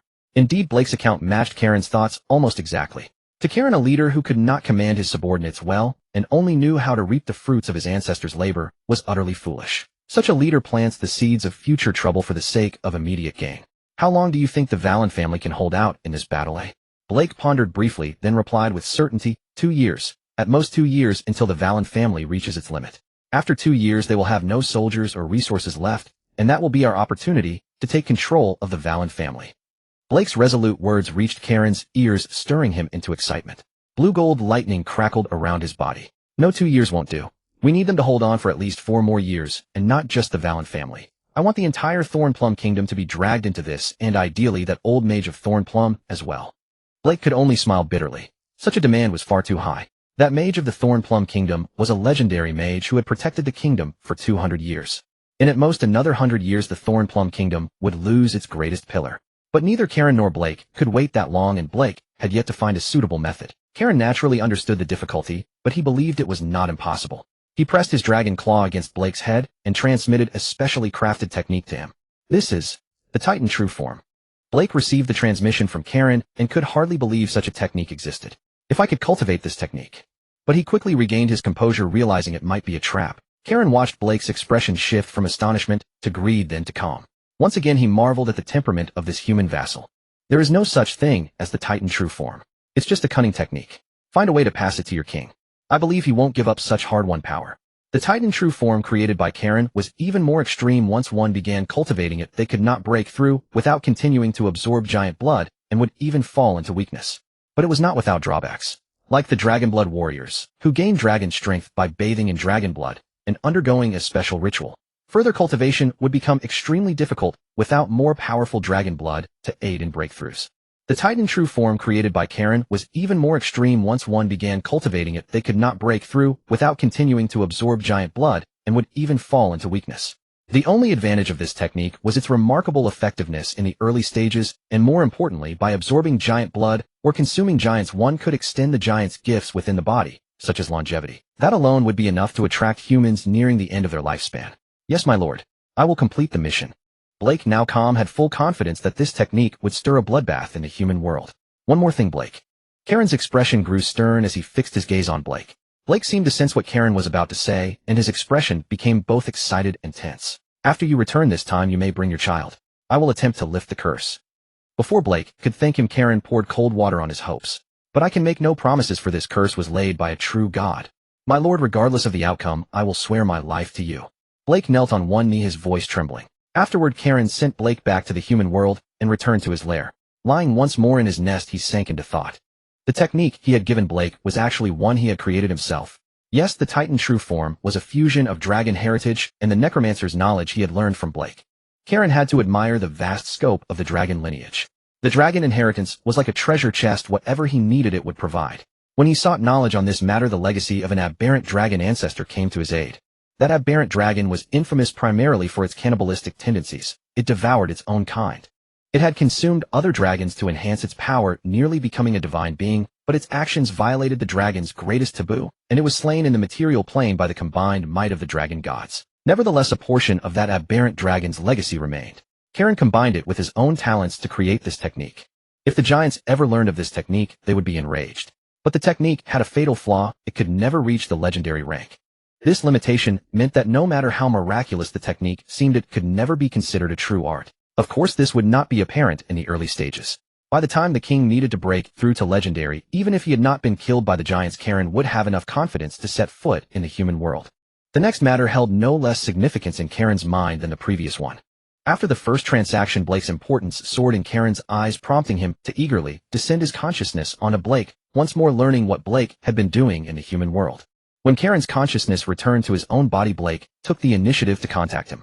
Karen thought his possession had been discovered, but the reality left him torn between laughter and tears. Blake recounted the reason his curse had been alleviated, making Karen understand why Blake harbored a certain expectation of him. It turned out that Blake saw in him the solution to the family curse. Yet Karen had not initially decided whether to aid Blake, for the reduction of the curse stemmed from Karen's consciousness descending, or rather from the eye of divine punishment, and more precisely from that orb. Karen himself knew little about this orb, let alone how to use it to break the curse. Until one day, when Karen, bored, observed the human world through Blake's eyes and saw Blake's offspring. Before Blake noticed, he imprinted a behavioral seal on that child. When Blake departed, Karen descended his consciousness onto the child, fully confirming his ability to resolve this matter. After a brief slumber, a snow maiden informed Karen that a human child had been sent from the human side. Let her in. Yes, master. The snow maiden first withdrew from the cave, then returned with a human child of about 5 or 6 years old. Karen gazed at the human child before him, a girl who looked like a porcelain doll, Blake's own daughter. Facing a fearsome dragon alone, she showed no fear at all. Karen could even sense her scrutinizing gaze. My name is Emily. What's yours, great dragon? The words Karen was about to speak caught in his throat. Since he had come to the frozen plateau alone, no creature had dared to interrupt him for a long time. This feeling was indeed nostalgic. You may call me Karen, little one, Karen said without shame, calling her little one. In truth, by dragon age reckoning, Karen was probably about the same age as this little girl. You are not afraid of me, and you are special. Karen looked at the cute human child resembling a porcelain doll, but saw through her adorable exterior to the power flowing within her. An abnormally dense mana of death attribute. A born necromancer. Karen sighed inwardly. This girl named Emily was a seed of exceptional talent for necromancy. With a little nurturing, Karen believed Emily had a great chance of breaking through to legendary. Why should I be afraid of you? I think you look very handsome, Lord Karen. And the undead around you are fewer than those around most uncles I've met. Emily fixed him with innocent words and pure eyes, stirring in Karen the urge to hold her in his arms and rub her face vigorously. Karen pretended to cough twice, turning his head away. You must know why you are here, right? Yes, Lord Karen. Father said you have a way to resolve the curse that plagues our family. He said you would bring me a different future. Emily spoke as if recounting something unrelated to her. Don't you wish to be like normal humans without worrying about their disgust? Karen was very curious about the girl's view of her family's generations of necromancers. Emily tilted her cute head, voicing her confusion. Why should I worry about their disgust? I just need to be myself, and I don't think necromancy is bad at all. Emily raised her hand, and a cat and a dog appeared out of thin air, except they were both made of bone. This is Jack and Rose. When I first saw them they were nearly dead, but my magic helped them live again, and they've been with me ever since. Looking at the two skeletons before him, Karen once again sensed Emily's talent. He could see that Blake had never taught her any spellcraft, yet she had mastered the magic of transforming the undead purely through instinct, maintaining such high integrity. It was simply a born necromancer. At this moment Karen felt a pang of regret. The girl's talent was too extraordinary. With a little training, she could bring him an army of undead. Karen hesitated, but then steeled his resolve. Since he had agreed, he would see it through. More importantly, Karen was confident that his future would never require reliance on his followers. He would surely possess the power to dominate all, and excellent followers were merely icing on the cake. I have already promised your father. Whether you accept yourself or not, I will remove the seal upon you. Ignoring Emily's reaction, Karen seized control of her body. So this is the curse bestowed by Lolth. Karen entered Emily's dream, and before his eyes lay a shattered emerald palace. Karen's will descended here through the eye of divine punishment, and a blue-gold thunder matrix unfolded across the dream sky. With each lightning flash, cobweb-like black threads hidden in the labyrinth's shadows were revealed. They coiled around the girl's soul, pulsing with every breath. Lolth's mark. Karen's dragon eyes narrowed. Those black threads were not ordinary shadows, but cursed chains formed by countless tiny spiders. On each spider's back grew Lolth's holy emblem. The spiders' abdomens were embedded with the faces of female elves soundlessly cackling as they devoured Emily's soul. When Karen's dragon claws touched the black threads, the entire dream twisted. The emerald labyrinth collapsed into an abyss, revealing a shadowy form of Lolth in the shape of a drider. Her lower half was a spider's torso of obsidian, 8 limbs hung with the shrunken heads of the Horn family's ancestors. Her upper half was a seductive dark elven queen crowned with a tiara woven from infant finger bones. A mere sealed consciousness dares to bluster before me. Call your creator. Karen easily saw that this was not the true Lolth for a simple reason. Even a fragment of Lolth's will descended, Karen would not have been able to stand at this moment. Such was the power of gods. No matter how mighty one might be in the material plane, never challenge a deity. This was the lesson left by countless predecessors. The matrix in Karen's right eye suddenly projected 12 rings of lightning, forming a cage. This place forbids spider movement. As the lightning cage contracted, all webs were electrolyzed into ash. A bronze radiance emanated from Karen's chest, and a small sunburst appeared on the scales over his heart. The sunburst was tiny, no larger than a speck before him, yet it radiated a power that stirred the soul. No, no, no. How can a mortal like you oppose me? The cursed Lolth's figure was gradually drawn into the sunburst. Seeing her struggle futile, she uttered her final words. Do you think you can break this family's seal so easily? No. The great Lolth will surely punish you for your blasphemy. As the curse vanished, the palace of Emily's soul began to dissolve, leaving only Emily's pure soul behind. Kaelen withdrew his consciousness from Emily, a slight smirk touching his lips as he observed the results. As expected, from Kaelen's perspective, Emily's curse had been lifted, yet her necromancer aura remained completely unchanged. The reason Black had previously prevented Emily from studying magic was that anyone who practiced necromancy, regardless of whether the seal was lifted or not, would still remain a necromancer.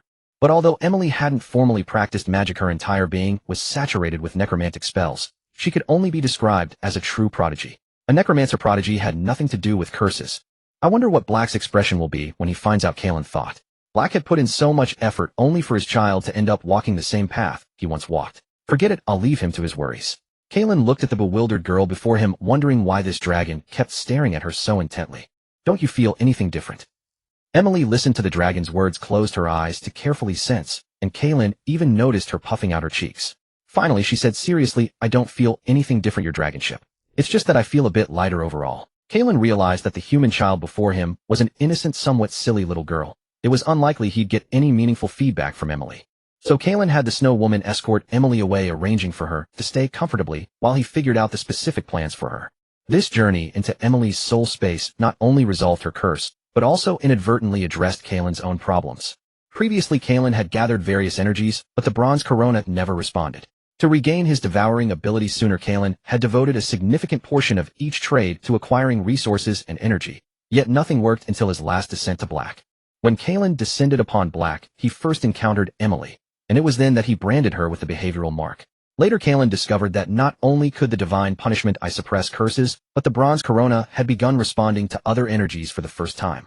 It was precisely to unravel this mystery that Kaelen decided to tackle the Black family's problems. This time Kaelen could feel the bronze corona's intense hunger.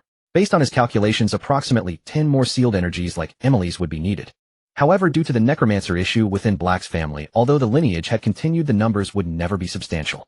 Kaelen decided to inform Black and have him gather his entire family to bring them over. This way he could resolve Black's troubles, while also addressing his own concerns more quickly. As soon as Black returned to Ci May and witnessed the escort team departing for the frozen highland with Emily, his heart filled with both anticipation and worry. He hoped Kaelen could resolve their family's issues, yet feared for his daughter's safety. But now there was nothing he could do except wait. Black then returned to Duke Valen's territory, knowing he still had preparations to make before heading to the royal palace. Influenced by the frozen highland, the nearby human kingdoms were perpetually blanketed in ice and snow. When Black arrived at the Valen family castle, it was already wrapped in a coat of pristine white. Black entered the castle with ease. The guards were well aware of his close ties with the Valen family and the recent prominence of this renowned evocation mage, so they made no attempt to stop him. After meeting with Duke Valen to discuss the logistics of trading supplies from the frozen highland, Black took his leave. Today Black held dual prominence, not only as a skilled evocation mage, but also as a successful merchant. The entire Ci May kingdom knew he commanded a company of mercenaries capable of surviving in the frozen highland. Each day countless individuals hoping to acquire resources from the highlands sought out Black for trade, and naturally the Valen family was among them. Rather than departing after his audience with Duke Valen, Black slipped away unnoticed and made his way to the Duchess's chambers, a place she rarely visited. The Duchess's chambers were modest in design, lacking the opulence that characterized the rest of the castle, instead filled with lush greenery. Standing within were a young male noble and a dignified aristocratic lady. These were the Duke's eldest son Snock and his mother Lady Hill. Upon seeing Black enter, Snock approached quickly and performed a formal noble bow. "It is an honor to see you again, Lord Black. My mother and I are both deeply grateful to you." "Haha, you flatter me, Snock. It is my pleasure to assist you and your mother," Black replied in kind. After a brief exchange of pleasantries, Snock led Black over to where Hill stood. "Madam, it has been too long. You remain as beautiful and captivating as ever." Black bowed respectfully to the Duchess. This Duchess was no ordinary woman. Despite her family's decline, she had once fought alongside the current Duke on the front lines before he inherited his title. Lady Hill was herself a high-ranking warrior, which only amplified her renown. Yet after the Duke assumed his title, he grew cold toward her, though the reasons behind this estrangement remained unknown. "Thank you for your kind words, Black. We have been endlessly grateful that you could help me and my child at this time." Despite Lady Hill's composed demeanor and minimal expression, she appeared to Black like a lotus rising from water, exceptionally enchanting.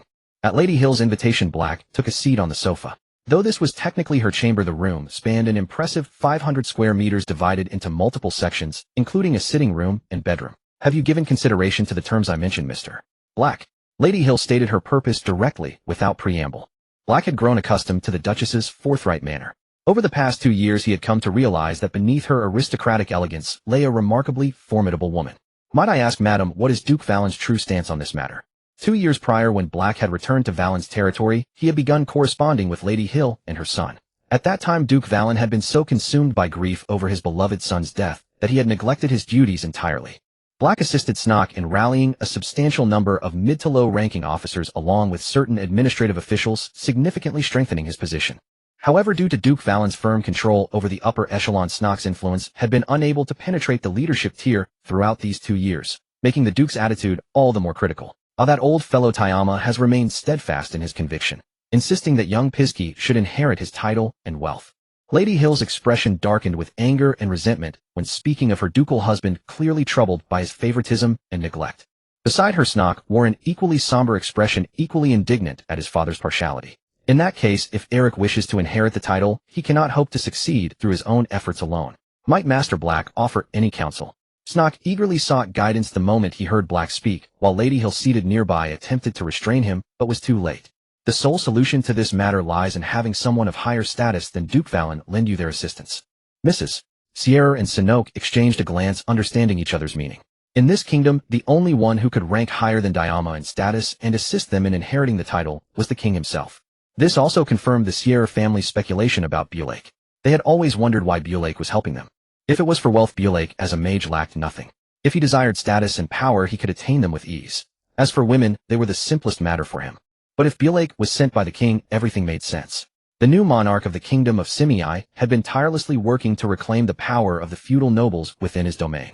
And Bulake happened to be a mage personally recruited by the king in recent years. If Bulake was the king's man, everything fell into place. Even Erowike's death became logical. Mrs. Sierra had previously speculated about the relationship between the traveler and the king, and Bulake's words completely confirmed her suspicions. Mr. Bulake, what do you mean? Could you be clearer? Mrs. Sierra remained vigilant. Until Bulake made himself clear, she would never speak first. Often the hierarchy of initiative was crucial. Haha, Mrs. Sierra, why feign ignorance? We both understand each other. Let me be direct. In the kingdom of Simei, only His Majesty the King can help Erowike. Bulake looked at Sanoke, whose breathing had quickened, and grew more satisfied with what he saw. It was not because Erowike was exceptionally talented. In fact, judging by today's performance, Erowike was psychologically inadequate. His emotions were written on his face, lacking the cunning and depth of his mother. But such a ruler was exactly what he and Kaelensos needed in the future. Madam, you should know that I am a mage personally summoned by His Majesty. Naturally, I must act in the king's interest. Allowing the third son to inherit the title would not serve the king's interests. You should also know that His Majesty does not favor his sister. Mrs. Sierra seemed to hesitate. Agreeing to Bulake would mean betraying her husband. But in the end, her love for her son and her thirst for power prevailed. Mrs. Sierra, Bulake, and Sanoke exchanged glances, each recognizing the other's stance. A silent agreement was reached. In that case, Master Bulake, what plans do you have? Mrs. Sierra struggled to maintain her composure, concealing the turmoil and excitement within. The candlelight in the room cast 3 silhouettes. None could yet judge the impact of this conversation on the future, but later historians studying Kaelensos, the king of 10,000 dragons, unanimously agreed that this talk was the starting point of his conquest of the world. When Bulake arrived at the Simei Palace, even he had to admit it was one of the most magnificent palaces he had ever seen. 12 diamond spires surrounded the palace, carved from single blocks of ice. Within them flowed aurora flames, not fire but fragments of aurora permanently trapped by mages refracting multicolored rainbows in the night. Atop each spire floated a star crystal said to be a legacy of the ancient elven dynasty, capable of converting moonlight into soft silver radiance, bathing the entire palace in a dreamlike glow even on the deepest winter nights. The walls were not of coarse frozen earth, but cast from frost silver and mother of pearl, their surface covered in intricate snowflake patterns. Each flake was inlaid with tiny sapphires sparkling like a cascade of stars from afar. The city gates were 2 10-meter-tall crystal glass doors etched with ancient frost flower totems. A gentle touch would cause brief ice roses to bloom, then wither into fine snow. When the guard led Bulake into the palace, he was greeted by a mirror-like corridor paved with moonstone. The floor was polished so smooth that it reflected the ice crystal chandeliers above, chandeliers not of metal, but of branched ice crystals formed from eternal frost. Passing through this hall and several other palaces, they arrived at the royal throne room. The vaulted ceiling rose like a frozen sanctuary, and from its center hung an aurora teardrop chandelier, carved from a single piece of ancient ice marrow. Within it was sealed a true strand of aurora whose shifting light cast ever-changing rainbow phantoms on the walls. The throne, constructed from mysterious bones, stood at the hall's center. A young king sat upon it, and behind him hung the map of the kingdom of Simei. The guard who had led Bulake knelt on one knee before the king. With the king's permission, he withdrew from the hall. Your Majesty, I trust you are well. Bulake studied the young monarch, the ruler of the kingdom of Simei. He appeared around 30, his beard lending him an air of authority, while the scar at the corner of his eye suggested he was no king raised solely within palace walls. I am well, Master Bulake. It has been a long time, yet you remain as distinguished as ever. The king named Charlie spoke in a resonant voice that reached Bulake's ears. Bulake knew Charlie's words were not mere pleasantries, but carried a hint of appraisal. After all, Bulake was a mage personally recruited by the king. Though the methods had been less than honorable, Charlie had never forced Bulake to do anything after he joined. And Bulake had not set foot in this place since joining the kingdom of Simei. Just as Bulake was about to speak with cupped hands, King Charlie's words reached his ears. I know it was my fault back then. As a newly crowned king, I wanted to demonstrate my authority and forced you, a master of evocation, into my service. That was my mistake. This sovereign who ruled over 10,000 miles lowered his posture and voluntarily admitted his past error to Bulake. Such an act was almost inconceivable for a monarch. But, unfortunately, Your Majesty, in this life we are destined to be enemies. Bulake thought to himself, yet his words flattered Charlie's magnanimous royal demeanor. Your Majesty, the reason I came today is to ask a favor. After an exceptionally tedious exchange, Bulake was the first to break, revealing his purpose. Charlie's eyes showed confusion, as if he had no idea Bulake had other business, and assumed the mage had simply come to reminisce. What matter does Master Bulake have? To make amends for my mistake, as long as it does not harm the kingdom's interests, I will grant it. Bulake listened to Charlie's words and sensed the king's cunning. Saying that was like saying nothing. As the sovereign who decides what harms the kingdom's interests, but the king himself. Your Majesty, I have come on behalf of the eldest son of Duke Warren. Charles's expression grew even more perplexed, as if he could not fathom why the eldest son of a ducal family would seek an audience. Black, observing the king's feigned ignorance, was well prepared. He had long known that the monarch before him was one who would not lift a finger without a clear gain, and given their strained relationship, open and honest communication was hardly to be expected.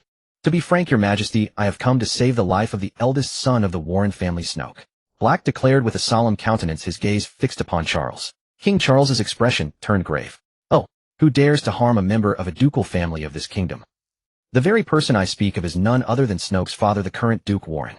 Black's voice rang out with unwavering resolve. Charles seemed startled by the accusation, shifting uneasily in his seat. How can this be, Master Black? That is a most serious charge. How could the Duke Warren as a father commit such a deed? Black observed the king's continued pretense. The entire kingdom knew that the Duke Warren favored his younger son and despised his eldest. How could the sovereign be unaware of this fact? Black recounted in detail the Duke Warren's injustices and the seductive influence of his concubine, who had plotted to have the eldest son assassinated so that her own child could legitimately inherit the title. King Charles listened with an air of disbelief, then cried out, "Impossible! Absolutely impossible! How could my sister be such a venomous woman? Master Black, tell me who has deceived you, and I shall have them torn limb from limb." Black watched the king feign fury, and had he not known the truth, he might have been fooled by the sovereign's masterful performance. Disregarding his status as a grand mage, Black bent at a right angle, proffering an ancient bamboo scroll from his hand. "This is no mere rumor, but the truth, Your Majesty. Do not be deceived by your sister's outward appearance. I have clear evidence that she not only plots against Snoke." Seeing Charles unmoved, Black finally played his trump card. "This is a cultivation manual that the second son of the Warren family was sent to seek from the frost giant tribes on the frozen plateau, intended to prolong the Duke Warren's life and solidify his resolve. It is precisely because of this manual that Eric was pursued by the frost giants and the second legion of the Warren family was nearly annihilated." Black raised the scroll high. "Your Majesty, I beseech you to examine this manual." A flicker of curiosity crossed Charles's eyes. Whether Black's words were true or false, the audacity to present a cultivation manual before him meant it must possess something extraordinary. As the sovereign, Charles was well aware of the truth behind Black's account. He even knew that his sister's intention to kill Snoke was indeed a fact. From beneath the throne, an elderly figure emerged and approached Black, extending his hand to take the scroll. Black felt a deep sense of wariness toward the old man. He had not sensed his presence at all. If the man had intended to kill him, he would have been helpless. Black understood this was Charles's warning against any cunning tricks. The elder examined the scroll thoroughly, and finding no traces of curses or traps, he handed it to Charles. Charles unrolled the scroll, his expression shifting from initial indifference to surprise and finally to a hint of elation. Seizing the moment, Black revealed his final card. "Your Majesty, Lord Snoke has promised that if he inherits the title, he will cede a quarter of the Warren lands to the crown and lead the kingdom in paying taxes far exceeding the current rates." Charles listened, but made no reply, merely sitting on his throne holding the scroll. After a long silence, a voice slowly came. "Master Black, please stay in my palace. Many children of the Astra family admire your magic and wish to seek your guidance." Black knew this was merely an excuse. A royal family surely lacked no instructors in magic, especially with their mysterious legendary mage. Yet he understood that King Charles needed time to consider and to verify the authenticity of the manual. So Black followed the summoned attendant to the side hall. "Guards." The moment Black left, Charles's previously gentle face turned dark. "Have the captain bring a few prisoners. Ordinary people incapable of cultivation. Keep it quiet." Charles instructed the attendant, and soon the throne hall was empty except for the old man. "Your Majesty." The elder looked at the agitated king with concern. Since Charles's ascension, he had never seen him so rattled. Charles gently took the old man's hand and shook his head. "Uncle, I am fine. I have seen hope." In the place hidden from the elder's sight, the king's eyes burned with ambition. As a monarch, Charles's own talent was mediocre. Born into the Astra family, a lineage of mages, he had no aptitude for magic, and could only become a warrior, a profession looked down upon by mages. More importantly, Charles's succession to the throne had not been smooth. He had been poisoned by his brother, and though he survived, his lifespan was greatly shortened. According to the estimation of their ancient ancestor, even with the aid of various medicines, he could live at most 100 years. Now over 30, he had less than 70 years left. Having tasted the power of a ruler, how could he bear to relinquish it and die like a mortal after a mere century? The manual Black had brought, titled Titan's True Form, gave Charles hope. According to the text, it required no special talent, only the blood of giants to cultivate, greatly enhancing physical strength. It even bestowed certain giant traits, such as longevity. But over the years Charles had seen many methods, even temptations to trade with demons for extended life. Yet he had never yielded, refusing to be bound by any creature for the sake of longevity. This manual only required giant blood. The royal treasury already held a certain stock for cultivation. Once the manual's authenticity was confirmed, he would order a massive collection of giant blood without hesitation. Bulake sat in the room arranged for him by Charlie, fully convinced that Charlie would surely come to him again. As long as Charlie cultivated this technique, the giant's blood circulating in the kingdom would only suffice for his early-stage cultivation. When his cultivation level reached the 6th rank, each breakthrough would require the blood of more than one adolescent giant. Furthermore, Bulake knew that Kaelensos had laid a trap for Charlie. According to the technique written by Kaelensos, once one broke through to legendary, they would gain a lifespan of over 1,000 years, but the price was the sacrifice of a legendary giant. In the entire eastern continent there were but a few legendary giants, and the most clearly located one was naturally the frost giant Laka in the Bingfang Plain. According to the plan with Kaelensos, Bulake's task was to make the Wallen family and the royal court believe that Bulake was on their side, thus making him a bridge for communication between the two parties. Through this battle against the frost giants, the strength of the Briar Kingdom and the frost giants would be depleted, leaving Kaelensos sufficient time to grow. I wonder how Emily is doing now. Bulake gazed toward the direction of Kaelensos' territory beyond the palace. Placing his hope in Kaelensos to cure the curse of their family was Bulake's decision. He did not know if his decision was right or wrong, but he had no way back. At that moment Bulake felt the dragon scale in his magic ring react. His heart jolted violently. This was the method Kaelensos had agreed upon for communication. Once the dragon scale reacted, it meant Kaelensos had sent him a message. At this moment there was only one possibility for Kaelensos to send him a message. It was about the curse of their family. Kaelensos suppressed the impulse in his heart. Bulake knew that he was still in the palace of the Briar royal family. The mysterious legendary mage was somewhere unknown, and with his power he could easily detect any communication between Bulake and Kaelensos. Contacting Kaelensos at this moment would be extremely risky. Bulake lay back on the bed in the room. Only the sweat on his face showed that he had not yet calmed down. In the blink of an eye a month passed. Bulake finally emerged from the palace. His expression was impassive, but his unconsciously quickened steps betrayed his urgency. After confirming that he had left the sphere of influence of the palace, Bulake still did not prepare to contact Kaelensos. Instead, he returned to the Wallen territory, ready to play out this act to the end. Thus, after bringing this great news to Sierra and her son Kaelensos, returned to his own residence and waited another full month before deciding to contact Kaelensos. Bulake could not afford to be careless, for the Asatila family was far too cautious. During the month in the palace, Bulake faced various tests at every moment. Fortunately, he had prepared in advance and was not exposed. Bulake even sensed that someone was probing his soul to determine the truth. Fortunately, he had long prepared in his soul what they wanted to see, successfully deceiving them. Bulake fully believed that within this month Charlie must have sent people to test that technique and even observe the authenticity of its cultivation. Regarding this, Bulake could only trust Kaelensos, believing that the technique created by Kaelensos would not be easily seen through. Fortunately, the technique's flaws had not yet been discovered within this month. Precisely because of the Asatila family's caution, Bulake feared that someone might be spying on him without his knowledge.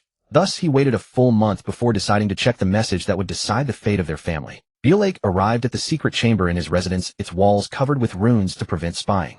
Trembling, he took out the dragon scale bestowed by Kaelensos. Finally, tears streamed from Bulake's eyes. The curse that has plagued our family for 1,000 years, will it finally be resolved in my hands? Bulake held the scale in both hands and knelt on one knee. He maintained this posture for a long time before finally regaining his composure. No, now is not the time. Bulake understood that even if his curse could be lifted, now was not the time. He still needed this curse to reassure Kaelensos. This curse was the rope Bulake handed to Kaelensos, allowing him to be restrained. Nevertheless, Bulake decided to follow Kaelensos' instructions and send all other family members to Kaelensos' territory at the appropriate time. But not now. Currently, the faction represented by Bulake, the eldest son of the Duke, had just reached a verbal agreement with the king and was in a period of mutual assessment. After some time, Bulake would send the family members. Adwincoeur trudged through snow that reached his knees, each step accompanied by the crisp sound of ice crystals shattering. His compass had long malfunctioned, its needles spinning wildly, as if intimidated by some invisible force. 3 days ago, fleeing from pursuit, he had stumbled into this forbidden land marked on maps as the Yongji Thunder Domain. Now standing at the foot of a golden snow-capped mountain, he finally understood why no one dared to set foot here. The entire mountain was covered in lightning. Not an ordinary thunderstorm, but a form of eternal, unceasing, thunderous power. Golden arcs of electricity slithered like living creatures along the mountain ridges, silently tearing through the air, yet eerily, without a single clap of thunder. The snow was golden, not illuminated by sunlight, but saturated by lightning. Every snowflake shimmered with faint electrical light, and when it fell on skin it brought a slight stinging sensation. Adwen's breath caught his heart pounding wildly in his chest. This was no natural phenomenon. An obvious judgment. Some existence, some entity far beyond mortal comprehension, had turned this mountain range into its domain. He took a step back, his boots sinking into the snow with a faint creak. Reason told him he must leave immediately, yet an indescribable awe rooted him to the spot, unable to look away.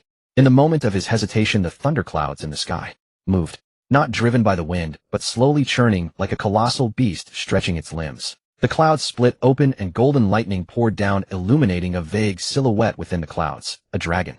Adwen's knees uncontrollably sank into the snow. The dragon did not dive nor roar, nor even truly look at him. It simply existed here. Its mere presence was enough to make a mortal's soul tremble. The clouds closed again, and the dragon's shadow vanished.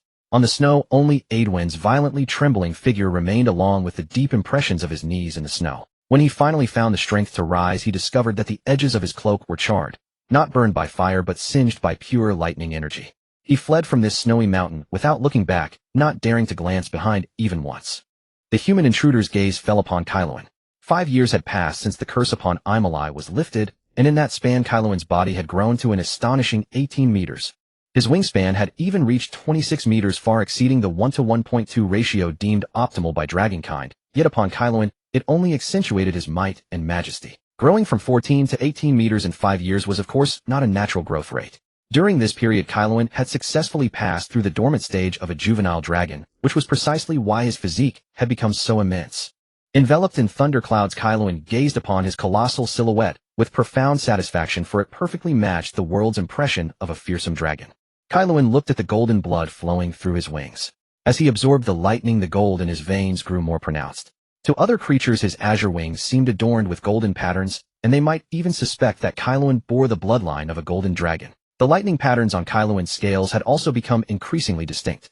He could now clearly feel the empowerment these patterns granted him, and he even noticed that the patterns on his scales seemed to be gradually transforming, slowly resembling the long-vanished arcane runes. After admiring his own form, Kaeluan returned to his lair.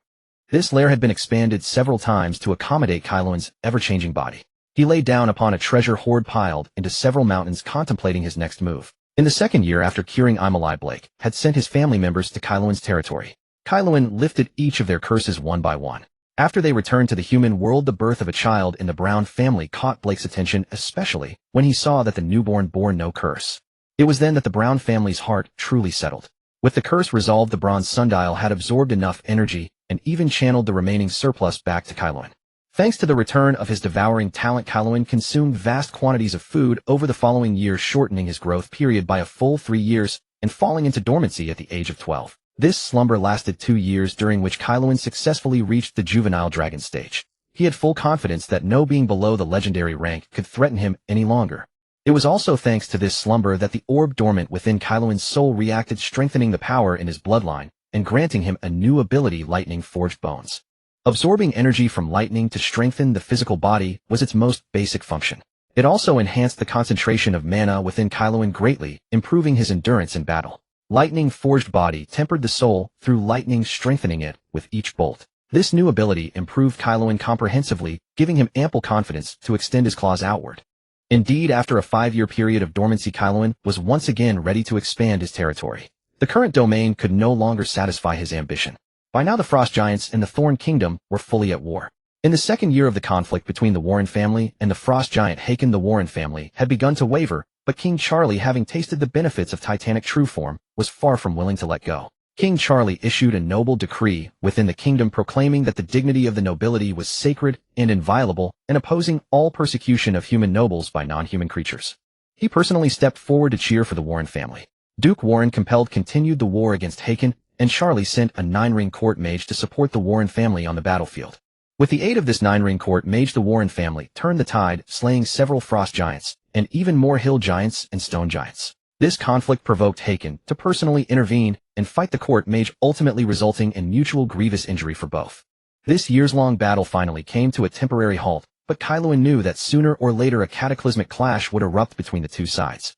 According to Kaeluan's estimation, with the empowerment of so much giant blood, the human king's strength should have reached the 6th or even 7th rank. He would have unlocked some giant traits and would inevitably seek to kill more giants for even greater power. After some deliberation, Kaeluan decided to go and patrol his territory. In truth, from a safety perspective, it was unnecessary.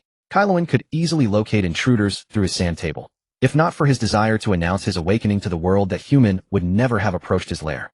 Kaelin spread his wings and unleashed his draconic might, proclaiming to the subjects of his domain the arrival of their king. Countless subjects prostrated themselves on the ground to welcome their sovereign, among them even 2 white dragons. During the years of Kaelin's slumber, another white dragon had appeared near his territory. While Kaelin slept, Vina and Sanha had easily subdued it. Upon waking, Kaelin's first act was to summon this white dragon. After all, Kaelin aspired to become the king of all dragons, and it would not do to lack dragons as subordinates. Though this white dragon was initially reluctant under Kaelin's care, it submitted quite readily.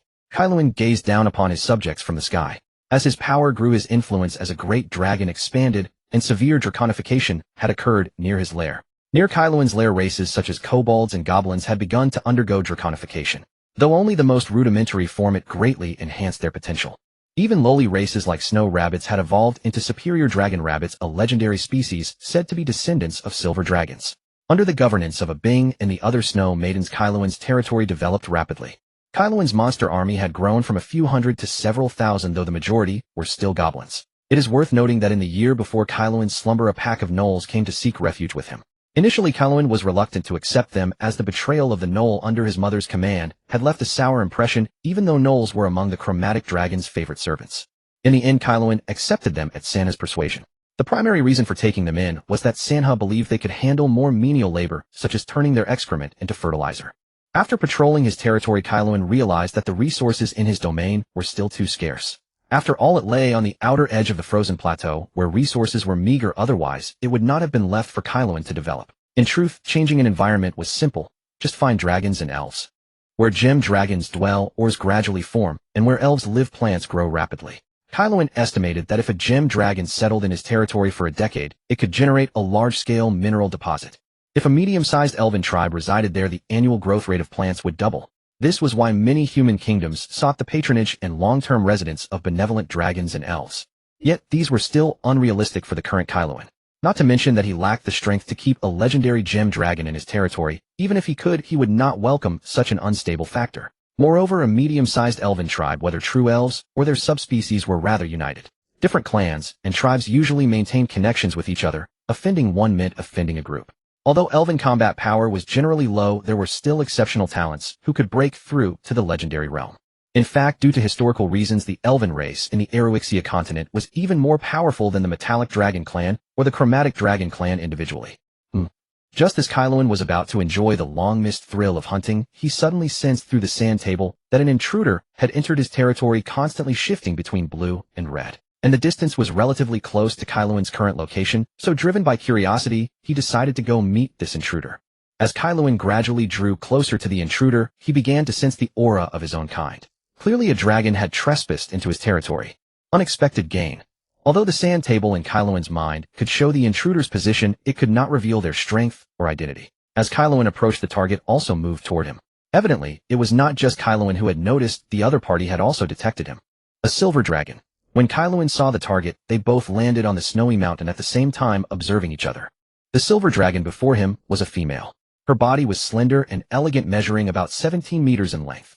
Only slightly smaller than Kaelin's current size, yet she did not appear frail in the slightest. Each of her scales seemed forged from the finest mithril, radiating a soft, cold blue glow in the snowlight. The edges were inlaid with a sliver of silver light, flickering faintly with each breath, as if fragments of stars adorned her entire body. Unlike the matte texture of ordinary silver dragons, her scales shimmered with a liquid metallic luster. When the wind and snow swept past, they stirred tiny ice crystal whirlpools in the gaps between the scales. Her head was more slender than that of typical dragons, with a snout line like finely crafted silverware. 3 pairs of symmetrical ice crystal spines grew beneath her chin, resembling a queen's crown. Her wing membranes had a translucent icy silk texture, and the tips of the wing bones extended into 12 elegant silver threads that traced meteor-like trails through the air. Her tail was long and flexible, ending in 3 crescent-shaped blade-like scales that emitted a crisp wind chime sound when gently swayed. At that moment, Kaelin felt a restlessness surging through his body. In truth, he had already reached the stage of a young dragon, and had begun to possess the ability and desire for mating. However, he quickly suppressed it, and instead wondered about her purpose here. While Kaelin was observing the silver dragon, she was also studying this peculiar blue dragon. The blue dragon before her was about 18 meters long, likely in the same juvenile stage as herself.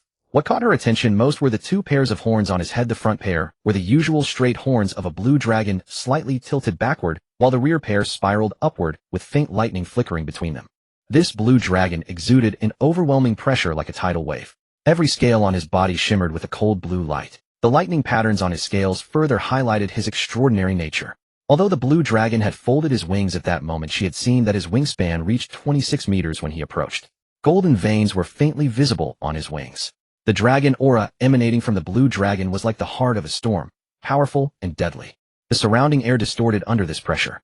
Any living creature that drew near would be crushed by this invisible force, their legs weakening and an endless fear rising from the depths of their soul. But for a silver dragon, this dragon aura not only showcased his power, but also exerted a strong attraction. Bologna had to admit that even if this dragon were an evil one, he was undoubtedly a charismatic evil dragon. Kaelensos decided that as the master of this land, he should take the initiative and ask the silver dragon about her intentions. My true name is Kaelensos. Tasalyach. Elyakatila. Why have you come, silver dragon? The etiquette between true dragons was much simpler than that of humans, but one point was to express respect by uttering one's true name. Since a dragon's true name was usually very long, Kaelensos spent quite some time just reciting his own. My name is Bologna by Lydia. A Apheliang. Bologna also performed the noble etiquette of a silver dragon toward Kaelensos. I heard that a war had broken out between the human kingdom and the frost giants here, so I came to help the human kingdom repel the evil. Hearing Bologna's words, Kaelensos felt an awkwardness. After all, the so-called war was something he had instigated. Then why have you come to my territory? Kaelensos' current location was not close to the human world, rather it was near the inner region of the Bingfang Plateau. Kaelensos did not doubt Bologna's intentions. Silver dragons and gold dragons always liked to roam the continent, often meddling in human wars and acting as arbiters. Silver dragons in particular enjoyed interacting with humans. Bologna also began to hesitate, uncertain whether she should tell the blue dragon the real purpose of her journey. But in the end, since she had trespassed into his territory, she decided to reveal her intention. After arriving here, I discovered a black dragon that had committed heinous crimes in the human world years ago. I have been chasing him all the way to this place. Please allow me to move within your territory. Once I complete my task, I will give you appropriate compensation. Bologna's attitude was actually quite good. Encounters between chromatic dragons and metallic dragons usually led to combat. The fact that Kaelensos and Bologna could communicate peacefully was already due to the favorable impression they had left on each other during their first meeting. After hearing Bologna's words, Kaelensos recalled that a few days ago there had indeed been an intruder who quickly left his territory, and he hadn't bothered to deal with it. Now he thought that must have been the black dragon. My minions reported to me several days ago that an outsider had trespassed into my territory, but soon left heading toward the inner region. That should be the black dragon you mentioned. Bologna was uncertain about the truth of Kaelensos' words. If it were a metallic dragon speaking, she might have believed it. But a blue dragon, even if the first impression was favorable, was known for cunning. Their credibility was still questionable. True or false, Kaelensos' words had already implied a dismissal. Bologna naturally would not continue to linger shamelessly. Thank you for your information, Lord Kaelensos. In that case, I will continue my pursuit of that evil dragon. With that, Bologna spread her silver streamlined wings and departed from Kaelensos' territory. Although Kaelensos admitted that Bologna was beautiful by dragon aesthetic standards as a territorial lord, he could not allow a metallic dragon to stay in his domain at such a sensitive time, especially when she had come for the war against the frost giants. If she discovered the truth of the matter, it would likely cause trouble. But Bologna's arrival also reminded Kaelensos that the battle with the frost giant Haken should be resolved quickly, otherwise more and more uncertain factors would begin to intervene. When Kaelensos returned to his lair, he saw a snow woman standing anxiously at the entrance, and he had a bad premonition. Bad news, master. The leader was severely injured while patrolling the border and fell into a coma. She is still recovering in the ancestral land. Without waiting for Kaelensos to speak, the snow woman Aju hastily told him about Abing's condition. After hearing this, Kaelensos immediately spread his wings again and rushed toward the snow women's ancestral land. Along the way, the races within the territory felt Kaelensos' fury. He made no attempt to conceal his rage, and the dragon's might released in his anger even caused the deaths of many lower creatures. But at that moment, Kaelensos could not spare a thought for his other subjects. Abing held a very special place in Kaelensos' heart. As his personal guard and chief steward, Abing had helped him handle many matters. In Kaelensos' mind, Abing was not merely his possession, but had a deeper significance. When Kaelensos arrived at the secret realm, he saw Abing lying beneath an ice crystal tree. At this moment, Abing's snow-white body showed signs of corrosion, and on her alluring thighs black scales faintly appeared. Black dragon. Kaelensos' angry voice along with his uncontrollable dragon might spread throughout the entire space, causing spatial tremors. Master. The snow women surrounding Abing, their voices choked with tears and remnants of tears on their faces dispersed as Kaeluan approached Abing, looking at the master who had brought them peaceful lives with hopeful eyes, wishing he could heal Abing. Kaeluan's golden pupils looked at the still unconscious Abing, and he easily determined that she was suffering from the aftereffects of a black dragon's corrosive breath and dragon plague. Kaeluan noticed many traces of medicinal herbs and lingering magical auras on Abing, but they had been of no use. The black dragon's attack power ranked among the lowest of the chromatic dragons, not necessarily stronger than that of a white dragon, but the aftereffects of their attacks were among the most formidable. Without hesitation, Kaeluan spat out a drop of golden blood, which floated toward Abing and merged into her body. At the same time, he cast the most powerful 8th circle healing spell he could currently use, and a golden light enveloped Abing. The blood Kaeluan gave Abing was the true blood of a dragon. Even for an atavistic dragon like Kaeluan, losing too much true blood would affect his power and growth rate. Originally, Kaeluan had planned to perform the dragon vein transformation on the 12 snow women after he broke through to legendary, or when he became a progenitor dragon. At that time, the dragon vein transformation would not only consume very little of Kaeluan's strength, but also have better effects. Giving Abing the true blood at this moment was not to initiate the dragon vein transformation, but to channel the energy in the dragon blood through the spell he cast to heal Abing and to suppress the injuries caused by the black dragon with the dragon aura in his blood. What exactly happened? Why was Abing attacked by a black dragon? After seeing Abing's wounds begin to heal, Kaeluan's anger subsided slightly, and he then asked the snow woman beside him about the whole story. From the snow women's descriptions, Kaeluan learned the course of events. After Kaeluan woke up, Abing thought he would soon launch another war, so she went to patrol the border tribes to prepare for the future conflict. As a result, a pair of ice crystal giant bears at the border told Abing that their child had left the territory a month ago and was still missing. According to Kaeluan's orders, his subjects were not allowed to leave his territory at will, so the couple had been afraid to go out to look for their child. Abing could not bear to see the couple lose their child, and since the land outside the border was unclaimed, she decided to go personally to find the child for them. As a result, she was ambushed by the black dragon. Good, good, good. You damned black scale dared to attack my subject. Who gave you the courage? Kaeluan's anger, which had slightly subsided, began to rise again. After instructing the snow women to take care of Abing, he left the secret realm and flew straight to the place where Abing was injured. Kaeluan's body was covered with golden lightning, indicating that he was using his fastest speed to reach the destination. Kaeluan was certain that the black dragon was the one Bronya had mentioned that had intruded into his territory. Originally, Kaeluan did not want to meddle in its affairs with Bronya, but since that black dragon dared to harm his people, Kaeluan would never allow it to leave here alive. Is that the blue dragon? Why has he returned, and why is he so angry? Bronya, who was also searching for the black dragon, sensed Kaeluan's presence again, and from the chaotic aura alone, she could tell the blue dragon's current fury. Kaeluan also detected Bronya's presence, and arrived above the hill where she was. The shadow of his wings, over 26 meters long, covered the land. Bronya, have you found any trace of that black dragon? Kaeluan asked Bronya about the black dragon's whereabouts in as calm a tone as possible. Bronya did not answer Kaeluan, but looked at him curiously, wondering why he had come. Although Bronya had many suitors on Metallic Dragon Island, she was not so confident that she could win over a blue dragon to help her after just one meeting. That black dragon harmed my subject. Kaeluan naturally understood Bronya's confusion. Is that so? Doubt arose in Bronya's heart. Very few dragons would be so enraged over harm to their subjects, even among good dragons. Judging by Kaeluan's behavior, Bronya had thought that the black dragon had stolen his treasure. However, with the sensitivity of a silver dragon, she preliminarily believed that Kaeluan was not lying and thus decided to share her information with him. I have a scale of that black dragon. When close to her, it can detect her traces, but here her trail disappeared. A crystal ball appeared in Bronya's dragon claw with a black rusted scale at its center. Kaeluan recognized it as a high-level magical artifact that could track a target's location using an object belonging to them. Given the tracking sphere's grade, it should not make a mistake. That meant, you should leave here. After saying this to Bronya, Kaeluan spread his wings again and flew into the air. Bronya didn't understand why Kaeluan wanted her to leave until she saw what a madman. Kaeluan opened his dragon wings and ascended to a height of over 1,000 meters. Blue golden lightning continuously surged between his blue scales. The once clear night sky was instantly covered by rolling thunderclouds within which chain lightning, like giant serpents, swam. Kaeluan suddenly pressed his wings downward, unleashing storm art calamity. 12 tornadoes simultaneously formed, carrying blades formed by wind and snow. Continuous lightning bolts shot from the thunderstorm, striking the hills below. Kaeluan's chest glowed with blue-white light as he inhaled a great amount of air. The lightning in the sky converged on him, and the scales on his throat opened layer by layer like mechanical valves.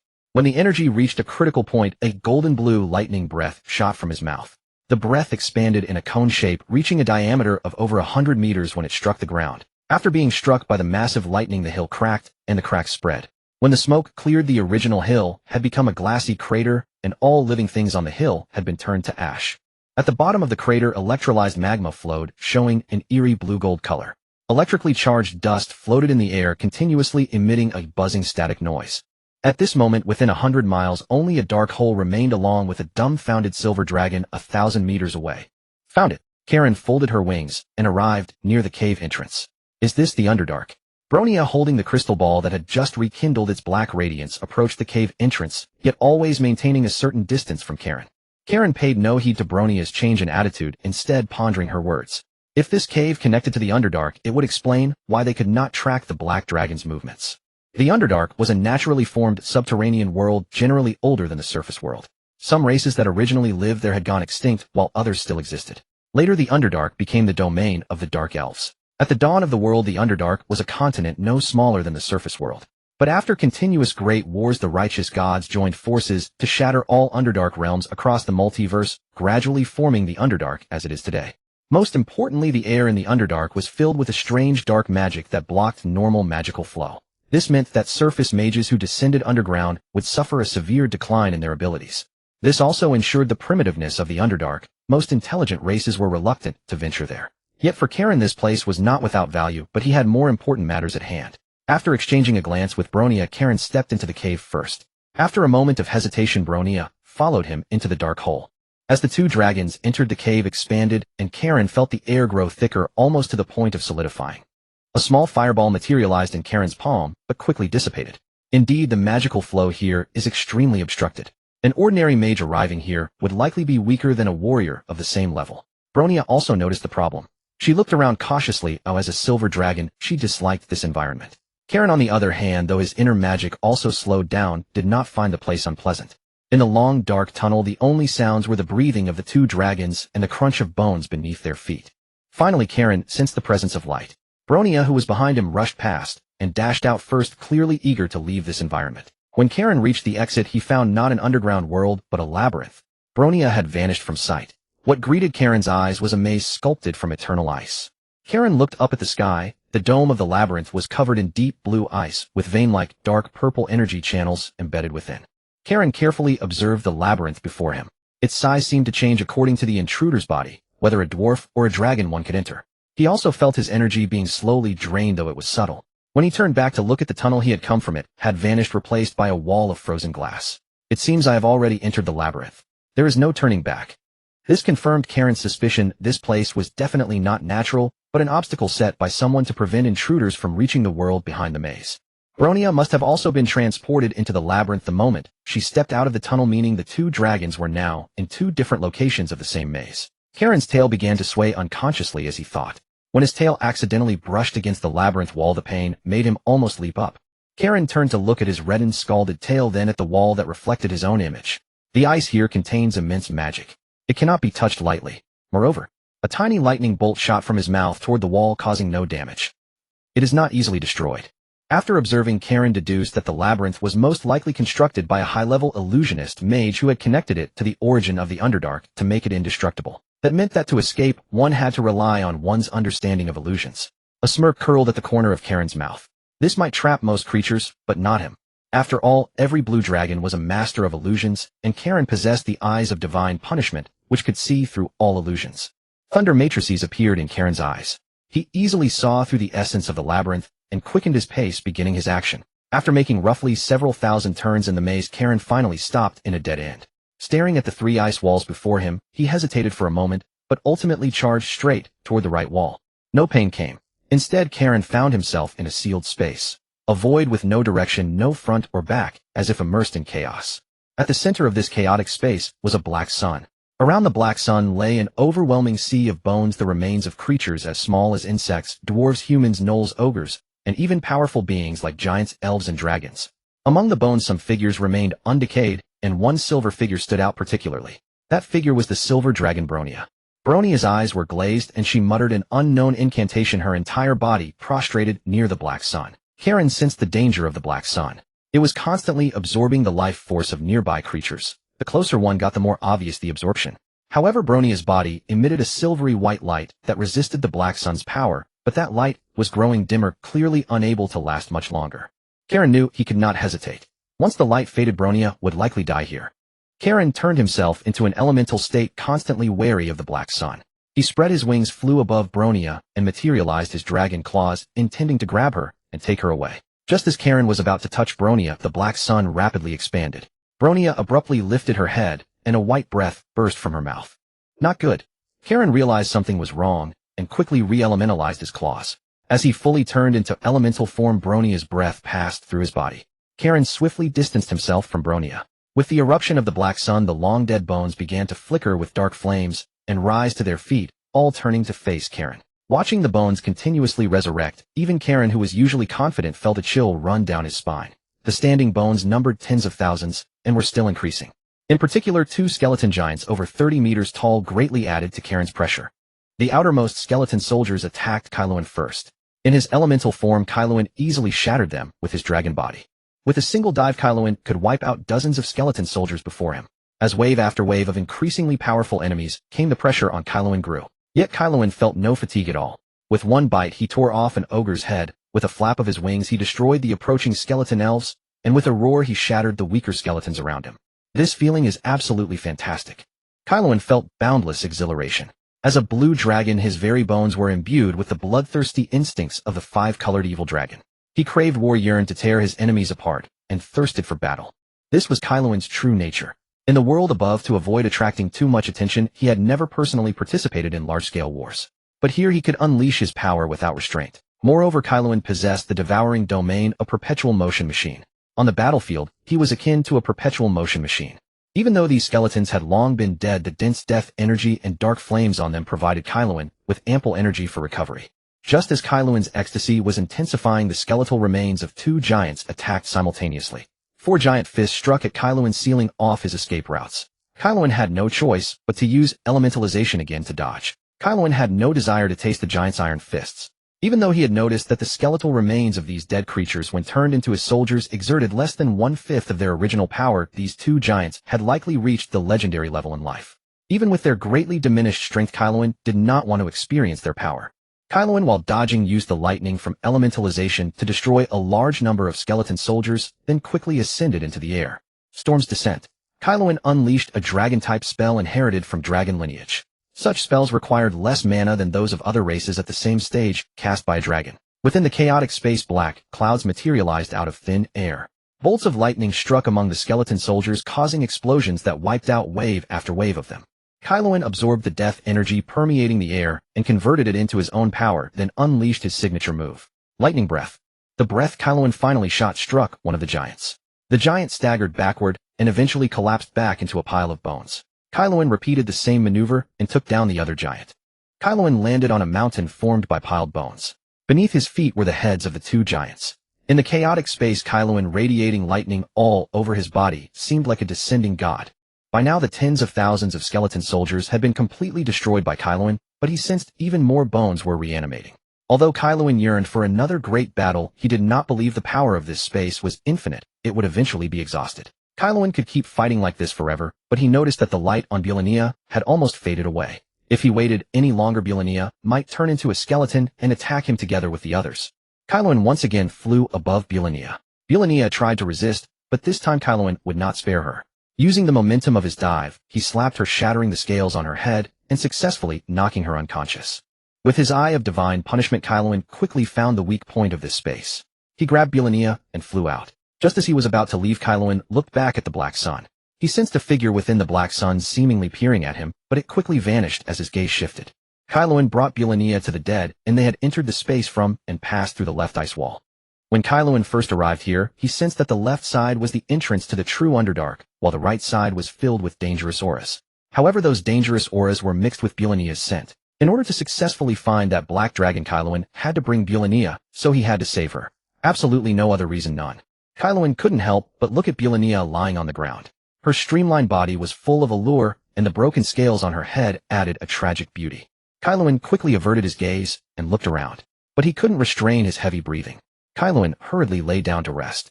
Although the earlier battle had barely harmed him, he needed to adjust his state to the best to face upcoming crises. After a short rest, Kaelensos took the still unconscious Bylania and passed through the left ice wall. This maze was full of mystery and unknowns, and Kaelensos did not want to stay longer with a burden. Kaelensos looked at the surrounding environment and finally breathed a sigh of relief. The feeling of stepping on the wasteland was far better than stepping in the maze. Kaelensos surveyed the surroundings. Although it was a wasteland, it was not without plants. On the contrary, the vegetation was quite lush, mostly consisting of poisonous fruits, wild grass, and shrubs. The sky above was dim, not the sky of the upper world, but a false sky, formed by chaotic energy. Kaelensos extended his static induction to sense the surroundings. Sensing that there were no powerful creatures nearby, only a tribe of two-headed ogres, he relaxed, and brought Bielania to a hidden cave to temporarily conceal themselves. After casting an illusion to cover himself and Bielania, Kaelensos began to think. The primary task next is to find that black dragon, kill him, and incidentally investigate the situation of this Underdark. Obviously, after his initial observation, Kaelensos had become interested in this Underdark. This Underdark should not be too small. After Kaelensos' observation, within a radius of several hundred li, there was only that ogre tribe. Perhaps he could start from this tribe to obtain some information he wanted. The urgent task was to wake Bielania first.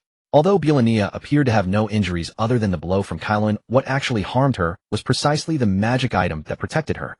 Prolonged unconscious use of the magic item had caused immense mental drain, and such depletion was the hardest to replenish. Kaelensos currently had no good way to heal her, so he could only wait for her to recover on her own. For Kaelensos, the waiting time was nothing more than a brief nap. After 3 days, Bielania finally awoke. Woo, she cried out immediately, assuming a combat stance upon opening her eyes. But as she took in her surroundings, her legs gave way, and she collapsed. Kaelensos had opened his eyes the moment Bielania was about to stir, quietly observing the silver dragon's bristling reaction. Calm down now. Kaelensos watched as the silver dragon's emotions gradually settled. Are all you metallic dragons this foolish? Falling into a trap so easily, and ending up needing me, a blue dragon, to rescue you? Bielania, hearing Kaelensos' words, did not grow angry. Instead, she earnestly expressed her gratitude. Thank you, Kaelensos. I make you a promise, whenever you need help, no matter how difficult, I will come to your aid. I swear by the name of the Platinum Dragon God. Kaelensos was quite satisfied with Bielania's attitude. Whatever his original reasons for saving her, now that he had done so, it could not be for nothing. A simple thank you would not suffice. As a dragon, he placed great importance on reciprocity. Bielania understood that she could never let a dragon's actions be meaningless. Whether chromatic or metallic, it made no difference. Now that you're awake, we should get down to business. About that black dragon. Kaelensos was utterly unromantic, giving the beautiful dragoness no time to adjust to her newly awakened body. He had not forgotten the purpose of this journey. He could swear to Tiamat that he would kill that black dragon no matter what. Seeing Kaelensos bring up the matter, Bielania ignored the lingering discomfort in her body. She produced a crystal ball, then glanced around the cave, which seemed clogged with debris. A radiant white light burst forth from her entire being. When the light faded, a beautiful young girl with golden hair and fair skin stood before Kaelensos. Kaelensos was not at all surprised by Bielania's transformation into a humanoid form. Among dragons, good-aligned ones generally preferred to take on humanoid shapes. This was related to their inclinations. Good dragons enjoyed stepping into the human world. Silver and red dragons in particular delighted in disguising themselves as human maidens or seemingly helpless children to lure criminals, only to reveal their true forms and mete out punishment. Kaelensos found such entrapment deeply distasteful. How many in this world could truly hold fast to their integrity and resist temptation? As an evil dragon, Kaelensos could not comprehend it. More baffling still was that not only female dragons, but also males would transform into beautiful maidens to seduce others into wrongdoing. Imagine a valiant, robust, middle-aged man in his true form becoming an 18-year-old beauty. The very thought sent a chill down Kaelensos' spine. Fortunately, the beautiful girl before him was genuine. While even transformed into a human, she looked quite good. My crystal shows that the black dragon is still a long way off. Even at my top speed, it would take me about 2 days to reach it. Do you have any spatial scrolls on you? From the moment Bielania had resisted the Black Sun's plunder, Kaelensos knew this silver dragon was of no ordinary origin. Moreover, in the past 2 days, his draconic instincts had told him she still carried many treasures. I used up all my scrolls during my training years ago, and even if I hadn't, I wouldn't advise using them now. We don't yet know the situation around that black dragon. Having built a foundation of trust after Kaelensos saved her life, Bielania did not conceal the truth. Kaelensos nodded. That was indeed an oversight on his part. Ever since his birth, apart from the few times he faced those demons, most of his life had been smooth sailing. Kaelensos had grown accustomed to charging headlong into situations. Otherwise, he wouldn't have descended into the unknown depths of the Underdark without a second thought. Could it be that I actually have the genes of those foolish red scales? Kaelensos chuckled to himself. Bielania watched the blue dragon grinning wide, his fangs bared, and involuntarily took a step back. Ahem. Kaelensos cleared his throat, seeing the silver dragon's misunderstanding, and hastily changed the subject. If that's the case, and we want to reach the black dragon's lair, it's best to first gather intelligence here before making a move against it. Bielania nodded in agreement. In that case, I have a target in mind. Not far from here is a two-headed ogre tribe. We can go there to inquire about the situation in this Underdark. Kaelen's eyes gleamed with anticipation. Not only could he obtain information from these ogres, but he could also take the opportunity to subdue them and establish a foothold here. Both dragons were decisive. Once the decision was made, they set off immediately. In the valley perpetually shrouded in gloom, the two-headed ogre tribe's camp was in an uproar. The camp was filled with crude huts built from giant animal bones and rough tree trunks. The ground was littered with animal remains and foul-smelling garbage. In the open space of the tribe lay the massive body of a 15-meter-long nether serpent. Its scales glowing with an eerie fluorescence glittered in the dim light, covered with wounds from the ogre's attacks. The ogres were enormous, over 3 meters tall, with bulging muscles, rough dark green skin, and a nauseating stench. Each had 2 heads with broad flat noses, protruding fangs, and small eyes gleaming with bloodthirsty light. The ogre chieftain stood on a boulder, his 2 heads constantly turning as he directed the feast ritual. One head was large and fierce-eyed, the other small, and prone to shrieking incoherently. "Cut off the snake's head. Hurry!" The large head bellowed like a thunderclap, while the small head screeched unintelligible gibberish. A group of ogres wielding fine iron weapons that seemed far too advanced for their tribe hacked at the nether serpent. Finally, the head was severed and thick dark green snake blood gushed out. The ogres roared in excitement. Some caught the blood with their hands and greedily lapped it up, others smeared it over their bodies, as if performing some primitive ritual. As the chieftain Luge unceremoniously claimed the first taste of the feast, only after the leader began did the other ogres join in. The ogres gathered in small groups, grabbing raw meat with their hands, taking huge bites, and chewing loudly. Blood trickled from their mouths, and chins dripping onto the filthy ground. Some even fought viciously over a piece of meat until one was knocked down, and the victor smugly took the meat and continued eating. Just then golden lightning flashed across the sky of the valley, and the temperature plummeted. The entire valley trembled violently. Cracks deep and bottomless split the barren earth. "Assemble! Everyone assemble!" Luge quickly realized it was an enemy raid and rallied his panicked subordinates to prepare for battle. The next scene would be forever etched into the memory of the entire two-headed ogre tribe. A flash of lightning revealed a colossal silhouette, a cerulean dragon with golden eyes gazing down upon them. What kind of gaze was that? Those golden pupils held not a trace of emotion, as if heavenly gods were observing ants upon the ground. The immense wings blotted out the sky, instilling an unimaginable terror in them. Illuminated by the lightning, the dragon's scales shimmered with a metallic luster, its massive figure rendered even more oppressive against the backdrop of the electric flashes. "Dragon! A dragon!" Some ogres stammered, looking up at the figure in the sky. The remaining two-headed ogres nearly collapsed to the ground, with only the ogre chieftain Luge barely managing to stay on his feet. In Luge's eyes, the dragon opened its massive maw, and a colossal bolt of lightning descended, directly striking the ground not far from them. A huge crater appeared, marking the complete shattering of Luge's last line of defense. Luge fell to his knees, his 2 heads, one large, one small, buried deep into the dirt. Kaelin observed the state of the two-headed ogres before him with satisfaction. In truth, this reaction was precisely what he had intended to elicit. Such a grand entrance was not merely for the sake of vanity or to satisfy Kaelin's ego. More importantly, Kaelin needed to subdue these ogres, making them the foundation of his rule here. Kaelin slowly descended before Luge, gazing at this monstrous creature. Watching its trembling body and dirt-covered heads, Kaelin's vanity swelled instantly. "You're in good shape. Led these ogres as my first vassals here." Kaelin's tone brooked no dissent, and his overwhelming draconic might left Luge no chance to object. Luge wisely submitted to Kaelin, and the ogres who had collapsed to the ground also knelt before Kaelin, murmuring something in the unintelligible ogre tongue. Fortunately, Kaelin's draconic inheritance included the ogre language, otherwise he would not have understood what they were saying. The general meaning was praise for Kaelin's power and valor, and the sounds eventually transformed into cheers. The ogre race, being an evil species, had no qualms about swearing allegiance to a malevolent dragon. In fact, during the height of dragonkind's power, races like ogres served as mere cannon fodder in dragon battles. Moreover, Kaelin's appearance was exceptionally imposing, perfectly matching the ogre's image of a fearsome dragon. Bolowonia's figure slowly appeared atop the valley, observing the ogres below, who were pledging fealty to Kaelin. As a pure silver dragon, how could Bolowonia not understand that Kaelin's intentions went far beyond merely tracking the black dragon's whereabouts? This blue dragon likely already had plans to claim this place as his own territory. Once Kaelin unified this region, his power would expand rapidly, and the world above would likely be plunged into a bloodbath once more. Bolowonia even suspected that given this dragon's flamboyant nature, it would be unreasonable for him not to meddle in the war between humans and frost giants. Yet she had silently acquiesced to all this, watching Kaelin subdue his vassals, while she set up barriers to prevent other creatures from noticing, all the while careful not to steal Kaelin's thunder. Bolowonia looked at Kaelin with a complex expression until he glanced at her, and gestured for her to come down, snapping her out of her reverie. "Repeat what you just said to me." "Yes, great master." Luge looked at the human girl standing beside Kaelensos.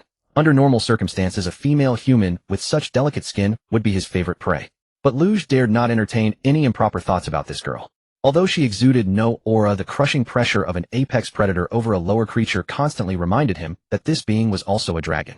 Moreover, she stood beside his master, clearly sharing an extraordinary relationship with Kaelensos. "My lord, we are currently in the northern part of the Underdark. Our ogre tribe is considered one of the more powerful tribes in this northern region. Besides us, the Underdark is also home to many other ogres, gnolls, lizardfolk, and gray minotaurs, among other races. Moreover, as far as I know, no legendary level beings have emerged here since its formation. Because the various tribes are roughly equal in strength, this vast area of tens of millions of square meters in the Underdark has never been unified under a single power. Each." Wait. Bologna had been puzzled when Luge mentioned that no legendary beings had appeared. When he spoke of tens of millions of square meters, she could no longer contain herself and interrupted him. After all, this area was not small. Many human kingdoms spanned only a few 100,000 square kilometers, and even the more powerful ones covered a few million. Only the top kingdoms with several legendary mages to command could lay claim to over 10 million square kilometers of land. As for the 5 great empires of the human world, let alone speak of them. It was their double-digit legendary figures and endless tricks that allowed them to possess tens of millions of square kilometers of fertile land. No matter how barren the Underdark might be, it was simply too hard to believe that no legendary being had ever arisen since its inception. Bologna had to question the truth of the two-headed ogre's words. "Bologna, I know what you're thinking. But I have already examined the memories and inherited knowledge of these ogres, and they match Luge's account exactly. If you're still uneasy, you can personally probe his memories yourself." Kaelensos too had been puzzled when he heard that no legendary being had ever emerged. Thus, after imposing behavioral seals upon them, he delved into their memories. Kaelensos had to admit that the ogre race was indeed intellectually challenged. Most ogres had a mental capacity inferior to that of a child, their minds consumed solely by mating and feeding. Only Luge possessed the intellect of a normal person. Therefore, Kaelensos had also examined the memories embedded in their bloodline, and the facts confirmed Luge's words. Bologna chose not to probe the memories herself, trusting that Kaelensos would not lie about such a trivial matter. But if what Luge said was true, then this Underdark likely harbored a grave problem. "Continue." Kaelensos gestured for Luge to go on. "Yes, master. The most mysterious place in this Underdark is the central region, which is perpetually shrouded in a mist. No creature that has entered has ever come out." Kaelensos and Bologna exchanged a glance, both sensing that the black dragon had likely taken refuge in the central area of the Underdark. Indeed, after Bologna's repeated inquiries and the guidance of the crystal ball in her hand, it was essentially confirmed that the black dragon was located there. "Since it's settled, let's prepare to depart. That black dragon must pay for its actions." Kaelensos was unconcerned about the dangers there. According to Luge, since no legendary creatures existed here, this place posed no threat whatsoever to him. Moreover, even if a legendary being did appear, Kaelensos had enough confidence to escape. After hesitating, Bronya also chose to trust Karen and prepared to accompany him on the journey. However, when discussing how to proceed, the two disagreed on the method of travel. Karen believed they should fly directly, announcing their arrival to the land, but Bronya argued that the place was too eerie and suggested they sneak in, avoiding unnecessary attention. In the end, Karen was persuaded by Bronya. He shrunk his body to about 30 centimeters, perched on Bronya's shoulder, and let her carry him. Bronya only blushed slightly at Karen's behavior at first, then silently acquiesced. After a full 10 days, Karen and Bronya finally reached their destination. It wasn't that they couldn't have traveled faster, but Karen had been gathering information about the Underdark along the way, preparing for his future entry. "This is the place." The crystal ball's tracking stopped here again. Bronya and Karen halted before a patch of black mist. Karen examined the black mist and found that it was not caused by illusions or magic, but rather seemed to be the result of some kind of energy leakage. This leaked energy combined with the dark energy of the Underdark, making it nearly impossible for magic to flow here. But this had little effect on Karen. Even without his spellcasting abilities, he was still a true dragon with a powerful physique. "I have a way to get in without losing my direction." In her human form, Bronya took out another amulet. The amulet blazed with brilliant white light, enveloping both Bronya and Karen. Karen was dazzled by Bronya's endless array of artifacts. During the 10 days they traveled together, they had exchanged much, and their relationship had grown closer. Karen also learned about Bronya's family. The Ophelian family was one of the most powerful silver dragon lineages in Arisia. Bronya's parents were both legendary silver dragons. As their offspring born before they reached the legendary rank, Bronya was the apple of their eye. It was even said that after Bronya's birth, she attracted the attention of the chief god of good dragons, the legendary lord of the north wind, the platinum dragon god. Thus, even though dragons are extremely possessive of their treasures, Bronya's parents and family members gave her numerous powerful artifacts when she set out on her journey. This made Karen envious. Although Karen was not abandoned by his mother like ordinary chromatic dragons, he had spent his weakest period happily under the protection of his mother Kroya. If not for the sudden demon attack, Karen might have grown under his mother's protection into his juvenile or even young adult years. But even so, Kroya could not have given Karen so many things. She didn't have them herself. With the protection barrier, Karen and Bronya advanced smoothly through the mist. After about an hour, the mist cleared, and they saw the true face of this fog-enshrouded land. What met Karen's eyes was a black lake, its surface frozen over. Through the thin black ice, glowing blue phosphorescent algae could be seen floating beneath the water. In the center of the lake was an island with 12 towering pillars, each about 5 meters in diameter, covered in mysterious runes. Karen and Bronya happened to recognize these runes. They exchanged a glance, both seeing the surprise in each other's eyes. They never expected to encounter ancient draconic runes here. Yes, the runes on those pillars are ancient draconic script. Few true dragons still master it today. Bronya stood on the shore, carefully studying the pillars on the central island. Meanwhile, Karen flew down from her head and reverted to his true form. Karen could sense the danger of the black lake. Beneath its seemingly calm surface, great peril was surely hidden. Indeed, those are ancient draconic ruins. But we've come this far and still haven't seen that black dragon. Karen had not forgotten the purpose of their journey. Whatever was hidden here, killing the black dragon was his top priority. What do you mean? Are you suspecting me? Bronya was furious at Karen's words. As a silver dragon, she had always upheld the principle of justice and despised those who lied or played tricks. Now being suspected by a blue dragon angered her even more. Seeing Bronya's human face flush with rage, Karen decided not to tease her further. No, that's not what I meant. I'm saying, don't you think it's too easy for us to get leads on that black dragon every time? Bronya was no fool. After Karen's reminder, she quickly understood. You mean something is deliberately guiding us? Bronya frowned, holding the crystal ball and examining it carefully. But that's impossible. This crystal ball in my hand was personally crafted by a legendary mage with the help of my grandfather. Even an ordinary legendary being couldn't influence it. Indeed, it wasn't easy to lure you here. A gloomy voice reached Karen and Bronya's ears. Instantly, Karen cast protective spells on both of them, and Bronya activated another guardian rune to shield them. Karen used electrostatic induction to frantically search for the source of the voice, but his perception here was greatly diminished, and he couldn't locate it. Having reverted to her true dragon form, Bronya thought for a moment, then seemed to realize something. Karen, that's the black dragon's voice. Oh, that's perfect. I was just looking for him. Though Karen hadn't found the target, attacking an enemy didn't necessarily require locating them. Thunderstorm Mirage. In the black dragon's eyes, Karen and Bronya vanished, replaced by a green dragon. Bruce would never forget that figure. It was the one who had raised him until his early childhood, but also the one who had driven him away forever. Bruce, you are far too weak. You can't even match your black-scaled kin. The green dragon's voice after so many years reached his ears once more. It seems that expelling you back then was the right choice. You are truly worthless. Unable to even kill a rhinoceros in your childhood, and now you dare not even face the enemy when they come to your door. You are a complete and utter waste. Bruce. The green dragon before him mocked Bruce in her derisive tone. Silence, Vailanther, shut up, you old hag. Bruce, hidden within the mist, had completely lost his composure. His current predicament was entirely this female dragon's doing. Bruce no longer bothered to conceal himself and charged straight at the green dragon before him. Bruce measured approximately 13 meters in length, yet his body moved with remarkable agility. His metallic dragon claws shot toward Vailanther's face, and the two engaged in fierce combat. Something's wrong here. After grappling with Vailanther for a while, Bruce broke away. First, the green dragon before him was an astonishing 18 meters long. Green dragons were not known for their massive size among true dragons. 15 meters was already the size of a typical adult green dragon, let alone Vailanther at the time, who had broken through to become a legendary 18-meter beast.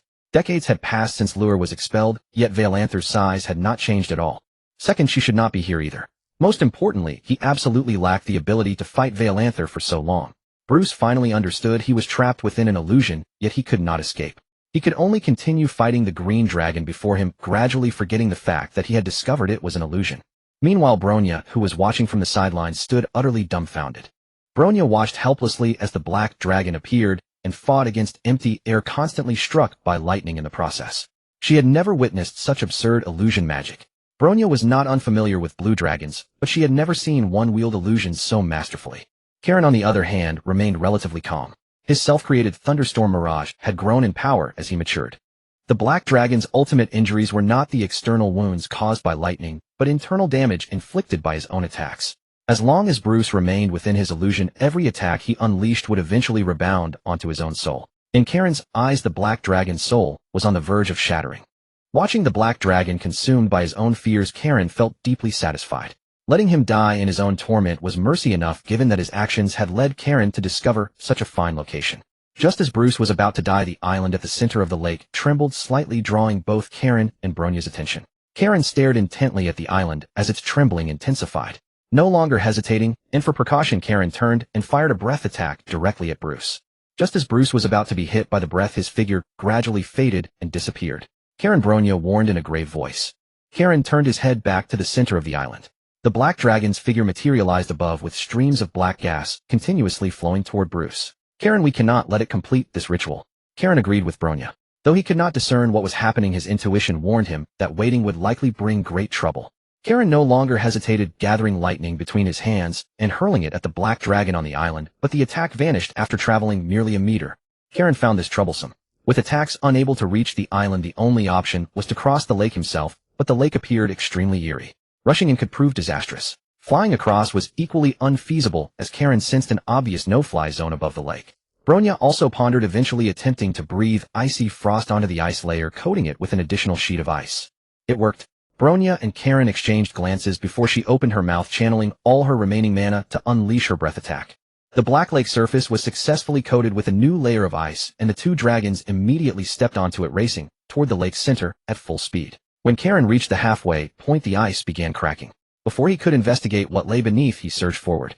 By the time Karen arrived at the island, the ice had completely shattered. Karen turned back to see Bronya still some distance from shore, the ice completely broken.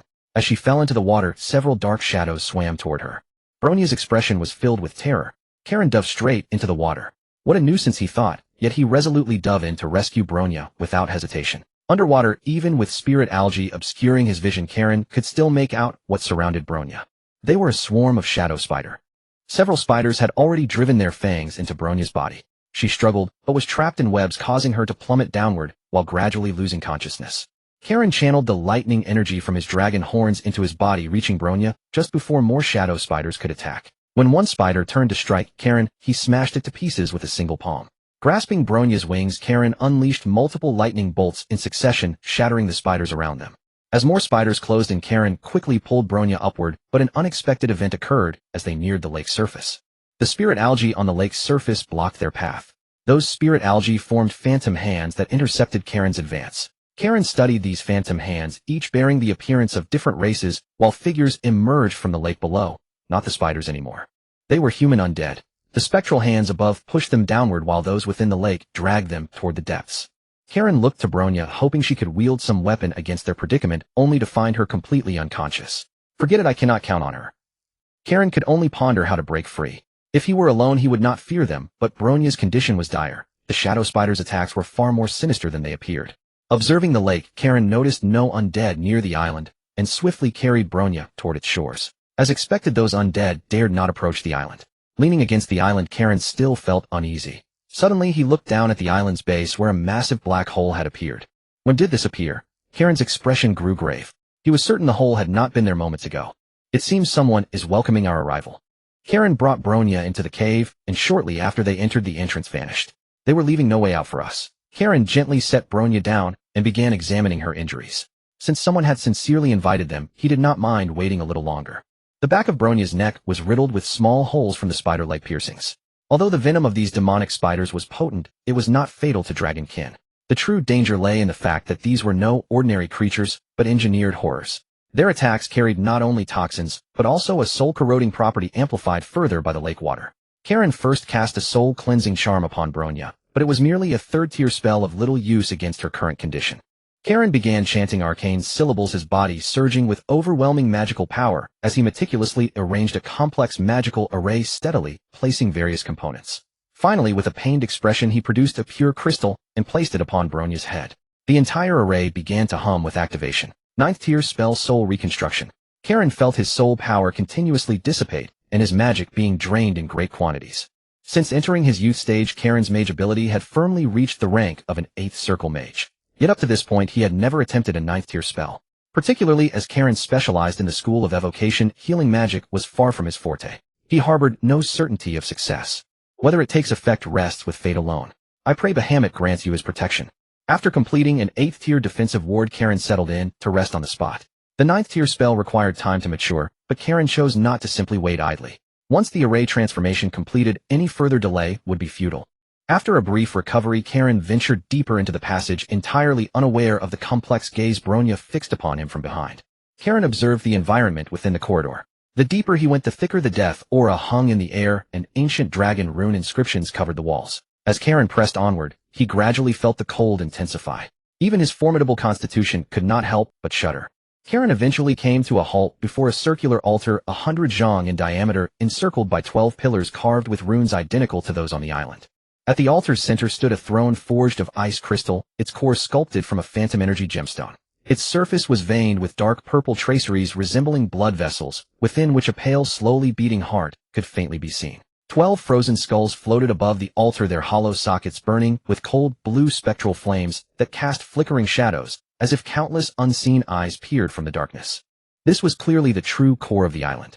You seem quite concerned about that silver dragon. That sentiment hardly suits a blue dragon's nature. Who goes there? Karen's already tense nerves flared instantly. Spreading his wings, he assumed a prime attack posture. From the throne, a figure, cloaked in black, slowly emerged. If you wish to learn all, come to me first.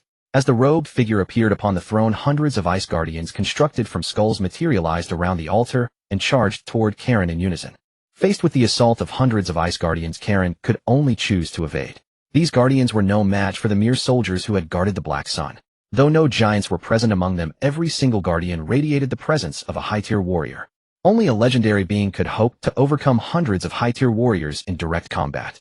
Karen spread his wings and rose into the sky. He was no foolish red dragon who relied solely on brute melee. In the long years before his slumber, Karen had devoted himself to studying spells. Though he might not match dragons afflicted with spell addiction, he was not far behind, possessing an extraordinary magical accumulation.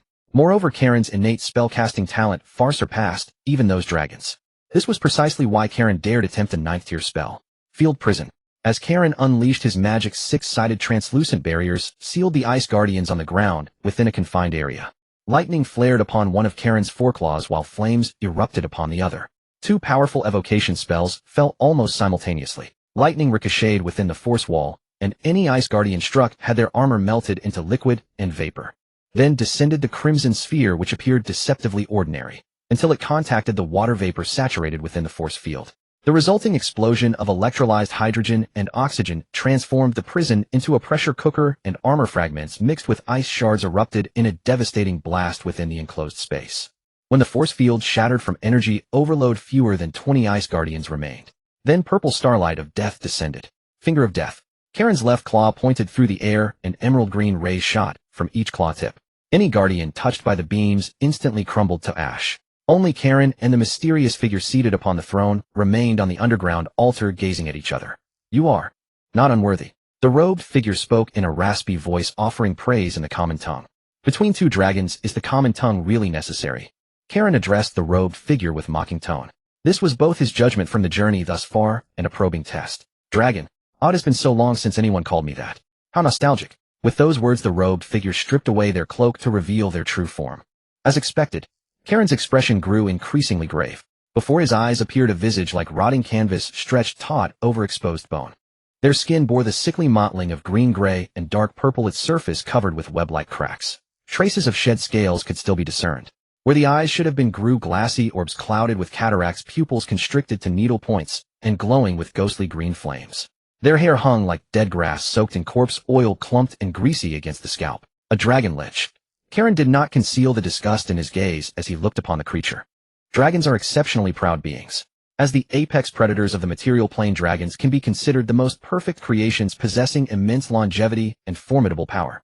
Dracolics, on the other hand, are beings that exist between life and death, having forsaken their draconic flesh and placed their souls within a phylactery in exchange for a certain undead nature. Dracolics are rarely despised by both chromatic and metallic dragons. Metallic dragons consider their existence a betrayal of nature and life. Chromatic dragons, while fearing their power, detest the threat they pose to their own dominion and scorn their abandonment of their souls. Among Dracolics, black and white dragons are the most common. It remains unknown which type this particular Dracolic belongs to. You blue dragons are as arrogant as ever, always looking down on us Dracolics, even when the disparity in power is so vast. I truly wonder whether to call you dragons proud or foolish. Power disparity? I don't think so. Even if your strength far exceeds mine, how much of it can you actually exert now? Karen, however, was not intimidated by his mere words. With the aid of the Eye of Punishment, he could clearly see that on the altar, seemingly empty except for the 12 pillars, each pillar cast an iron chain that firmly bound the Dracolic to the throne. Thus, even though the Dracolic's strength was terrifying, Karen sensed that the power he could unleash would not surpass his own by much. You dragons are forever so arrogant and conceited. He paid no heed to Karen's provocative greeting and instead began recounting his tale to Karen. When I was still a white dragon in my youth, I was defeated by a juvenile red dragon who seized all my treasure. How naive I was back then, to be so attached to those worldly riches. The Dracolic gazed at Karen with his glass bead-like eyes, as if mocking Karen's ignorance. From his words, Karen confirmed his former identity. After being defeated by that red dragon, I began seeking ways to enhance my power, but I gradually discovered that Tiamat is unjust. As her creations, both chromatic dragons, the difference between red and white dragons is greater than that between humans and ants. The Dracolic's body trembled incessantly, growing more frenzied as he spoke. Finally, he abruptly attempted to rise from the throne, but the chains materializing from the pillars held him fast. Runes burst forth from the chains and surged toward the Dracolic, branding his parchment-like skin beneath the black robe, with one scorching mark after another. It was not until I encountered a necromancer that I understood my true calling. I willingly had the necromancer transform me into a Dracolic, and to that end we sacrificed an entire city of people. But that was far from enough. Karen stepped back 2 paces looking at the Dracolic before him. This creature was utterly insane, and even as an evil dragon, he disliked being in the company of such a being. After becoming a Dracolic, my power skyrocketed. In just 100 years I broke through to legendary, and became a legendary Dracolic. The cost was merely a few 100,000 insignificant human lives like ants. The death of some ants brings about the emergence of a perfect creation like me. Is that not their honor? And the mage who helped me transform into a Dracolic actually tried to control me. An insignificant insect trying to restrain me. I devoured his entire family before his eyes, then sent him to join his kin. Am I not merciful, Blue Dragon? At this point, Karen no longer cared what he was saying. He gradually realized that the creature's current state was extremely peculiar. To be safe, he prepared to leave early, ready to take Blonia and break out at any moment. Then within 300 years, I reached the demigod realm. In less than another 500 years, I was unmatched on this continent.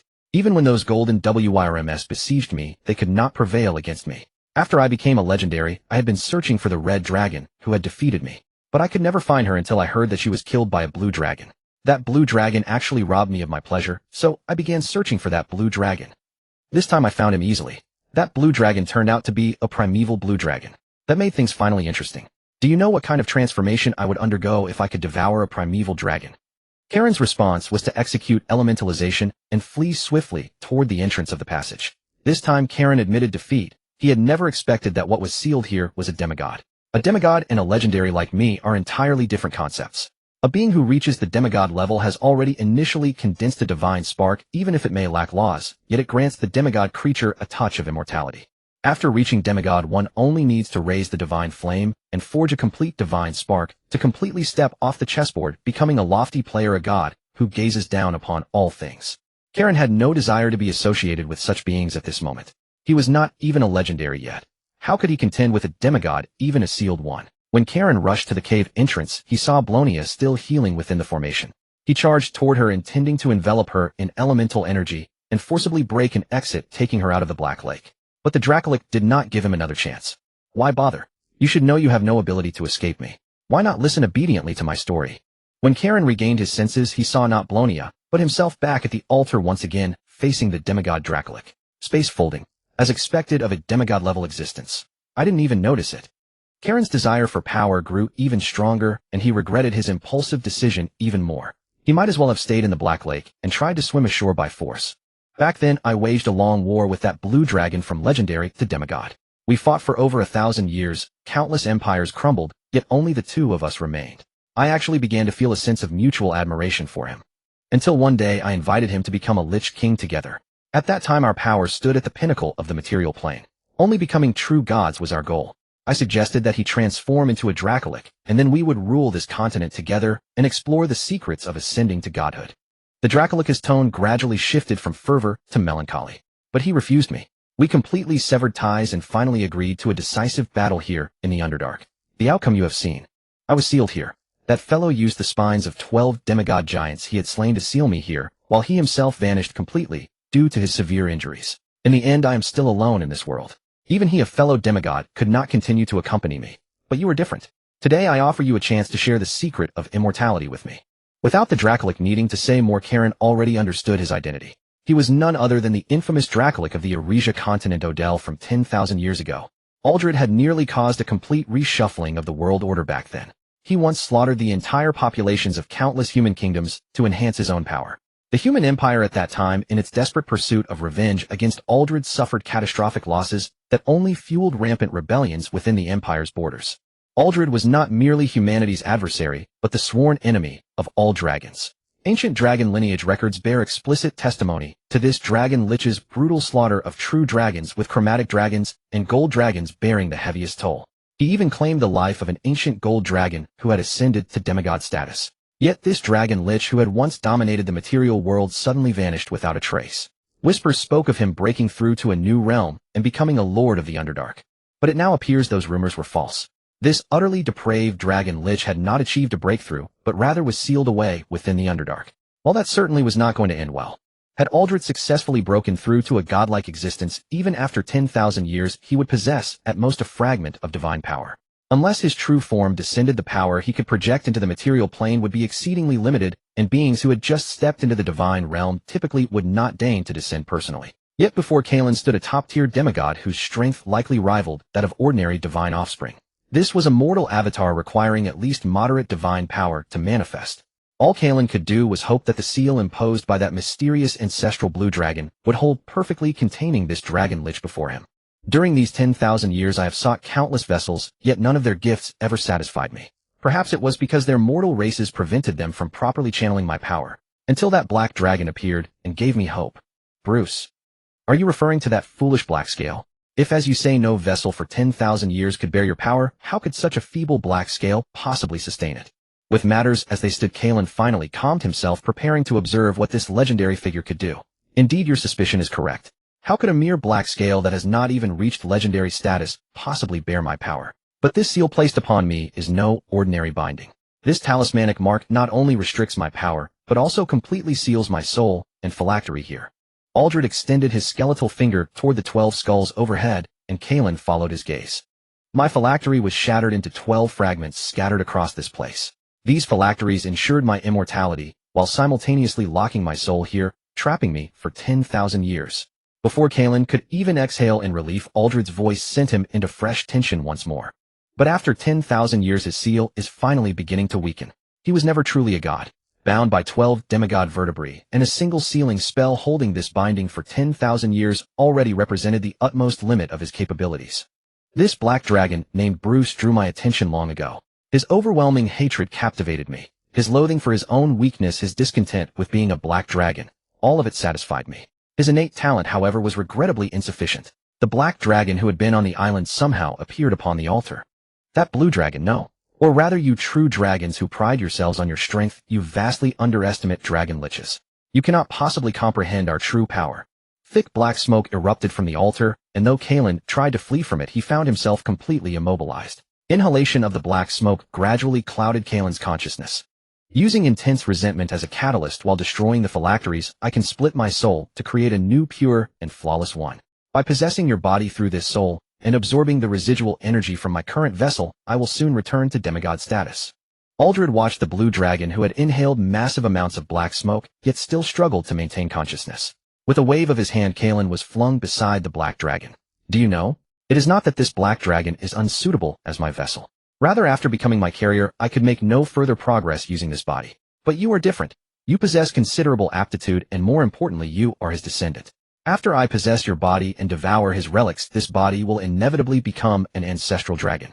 At that point, the dragon lich formed from the ancestral dragon will be enough to sustain me to a level that rivals the gods. Kaelen's consciousness was in extreme disarray at this point, and before he fully lost awareness, only one thought remained. I have made a huge mistake. I have gone too far. Brynja watched helplessly as the dark web spider ensnared her in its silk, injecting venom directly into her bloodstream through its fangs. As Brynja's consciousness began to fade, she spotted a lightning-encased figure approaching from the distance. Kaelen. Brynja could scarcely believe her eyes, never expecting to be rescued twice in such quick succession by the same blue dragon. Before encountering Kaelen, Brynja had always shared the silver dragon's disdain for chromatic dragons. During her training across the western continent, Brynja witnessed human kingdoms that thrived under metallic dragon protection. They treated metallic dragons with great kindness while heaping every slander upon chromatic dragons, which only deepened Brynja's prejudice against them. It wasn't until a family elder arrived with what was said to be a divine mission personally revealed by His Majesty Bahamut. She was to journey to the frozen highlands of the eastern continent to track a black dragon. According to the family elder, that black dragon might be connected to the white dragon lich that had slaughtered dragons across the land 10,000 years ago. Brynja had long understood the connection to a demigod presence, yet she had only mentioned the black dragon. In truth, most of the magical artifacts upon her person had been specially prepared by her clan for this mission, with only a few granted to her during her earlier travels. Brynja harbored deep guilt for withholding the truth from Kaelen, a feeling that intensified to its peak after he repeatedly saved her life. When Brynja awoke from her slumber, she witnessed the scene of Kaelen having just finished setting up the magical array and departing. She had intended to call out to him to warn him of the dangers within, but when she opened her mouth, no sound emerged. Little one, this is a trial destined for him. You would be wise not to impede him. A gentle yet commanding voice reached Brynja's ears. She managed to raise her head and glance around. At this moment, with Kaelen gone, any attack that would have been trivial to her under normal circumstances could prove lethal. Where am I?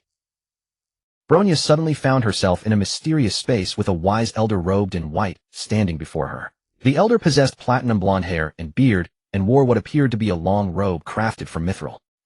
Your memories from the dawn of creation surged into Brynja's mind.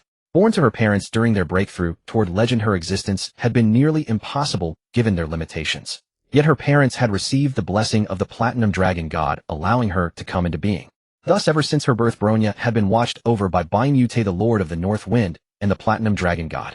Now, after so many years, that familiar presence descended once more, filling Brynja with immeasurable excitement. My child, you have endured much hardship.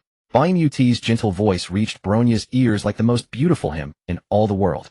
Compared to the chromatic dragons, metallic dragons held far greater reverence for their sovereign deity. This was especially true for Brynja, who had been exposed to divine grace since childhood, fostering a profound devotion to Bahamut. This was precisely why, after the metallic dragons lost their dominance in the First Era, the evil dragon mother, supported by chromatic dragon faith, possessed only a weaker divine status, whereas Bahamut commanded a moderate-tier divine authority. Yet due to the unique nature of dragonkind, neither Bahamut nor Tiamat could be judged solely by their divine tier. Both possessed power rivaling the strongest deities. For the reason was simple: first, they were dragons; second, they were gods themselves. Father. As the father of good dragons, every metallic dragon could address him as father. For Brynja, who held particular reverence for Bahamut, this address felt all the more natural. Come to me, child. Let us together observe the performance of your new companion. Before Bahamut, a mirror materialized reflecting the current scene of what Kaelen had faced.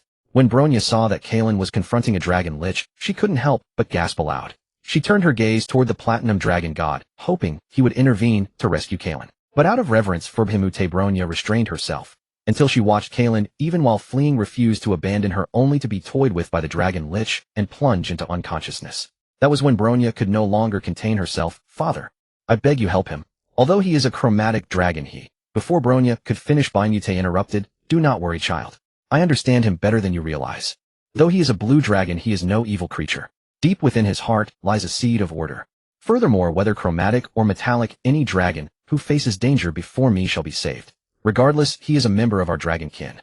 Hearing Bahamut's words, Brynja's heart finally settled. No matter what peril Kaelen faced with the platinum dragon god present, all would be well. This was the unwavering trust that metallic dragons held for their sovereign deity. Having relieved her worries about Kaelen, Brynja noticed that her sovereign continued to gaze at her with those kind paternal eyes. A look she had seen countless times in the human world, the very gaze old human men held for their romantic grandchildren. Embarrassed, Brynja shyly averted her gaze from Bahamut, who likewise returned his attention to the mirror before him. After placing Kaelen beside Brucey, Altair was utterly unable to contain his excitement at beholding the two true dragons before him. He sealed off the passage connecting to the altar entirely. 10,000 years of waiting were finally about to become reality. Altair sat upon the throne as 12 manifested chains firmly bound him in place, rendering him immobile. House Eliakatila, the time has come for you to repay all that you have taken from me. The voice of the dragon lich entered Kaelen's ears, not from the outside world, but tearing directly at his soul. Kaelen's reverse scale burned with searing pain, his mana resonating uncontrollably throughout his body as blue-golden magical energy converged toward Adir's figure. Your ancestors sealed me away using mortal law and the spine of a giant. But you never imagined that the sin you committed would ultimately return upon your descendants. Let the soul of your worthy heir bear my place in this endless prison. Brucey's body began to crack and split, black blood flowing into the altar, while his soul transformed into a vengeful wraith converging with the souls of countless creatures that had stumbled into this place over 10,000 years, all gathering upon the giant's spine to slow the chain's constriction. The ice crystal throne split assemblage and a massive dragon skeleton, exceeding 100 meters in diameter, rose slowly. Odyr's remains. Its wing bones were shattered, its skull pierced by a thunder lance, yet within those hollow eye sockets spectral flames still burned. The gods shall witness my return, and Yeliseia shall surely fall into my hands. Freed from the chain's bondage, Altair rose to his full stature. His skeletal frame appeared frail enough to topple at the slightest breeze, yet immense power lay concealed within that hollow form. As the ritual unfolded, Kaelen's consciousness gradually blurred, and the 12 skull heads revealed their true nature, ultimately merging into a single black box. Unleashed from restraint, Altair held the phylactery high above his head. Ancient spells materialized in the air, and the previously indestructible phylactery began to crack with fissures spreading across its surface. At the same moment, Odyr's own soul began to tear apart. Boom! The shattering of the phylactery marked the death of Altair himself. The half-god dragon lich who had lived for over 10,000 years collapsed utterly to the ground, and from within his body emerged a dark purple crystalline gem. It entered Kaelen's body. Within the sea of Kaelen's consciousness, the newly born soul of Altair took residence. Boy of House Eliakatila, you have truly given me quite the surprise. Beholding this vast spiritual ocean, Altair recognized it as a mental fortitude unmatched even by ancestral dragons of the same age. Centered upon this blue dragon's spiritual power combined with Odyr's own accumulated essence, breakthrough to demigod status would come swiftly. Add to that the heart of an ancestral blue dragon, the vessel placed here millennia ago to suppress him, which contained the bloodline's power, and Altair was fully confident he could attain near-divine strength within 1,000 years. You are mine. Altair reached for Kaelen's soul core. Once he destroyed it, this body would become entirely his. But the moment Altair touched Kaelen's soul core, he was pulled into a wondrous space. This is... What place is this? Altair gazed upward at the storm-racked heavens above. As one who had once stood closest to divinity, he could sense the rampant divine power coursing through this realm. Odell had never imagined stumbling upon such a sight here.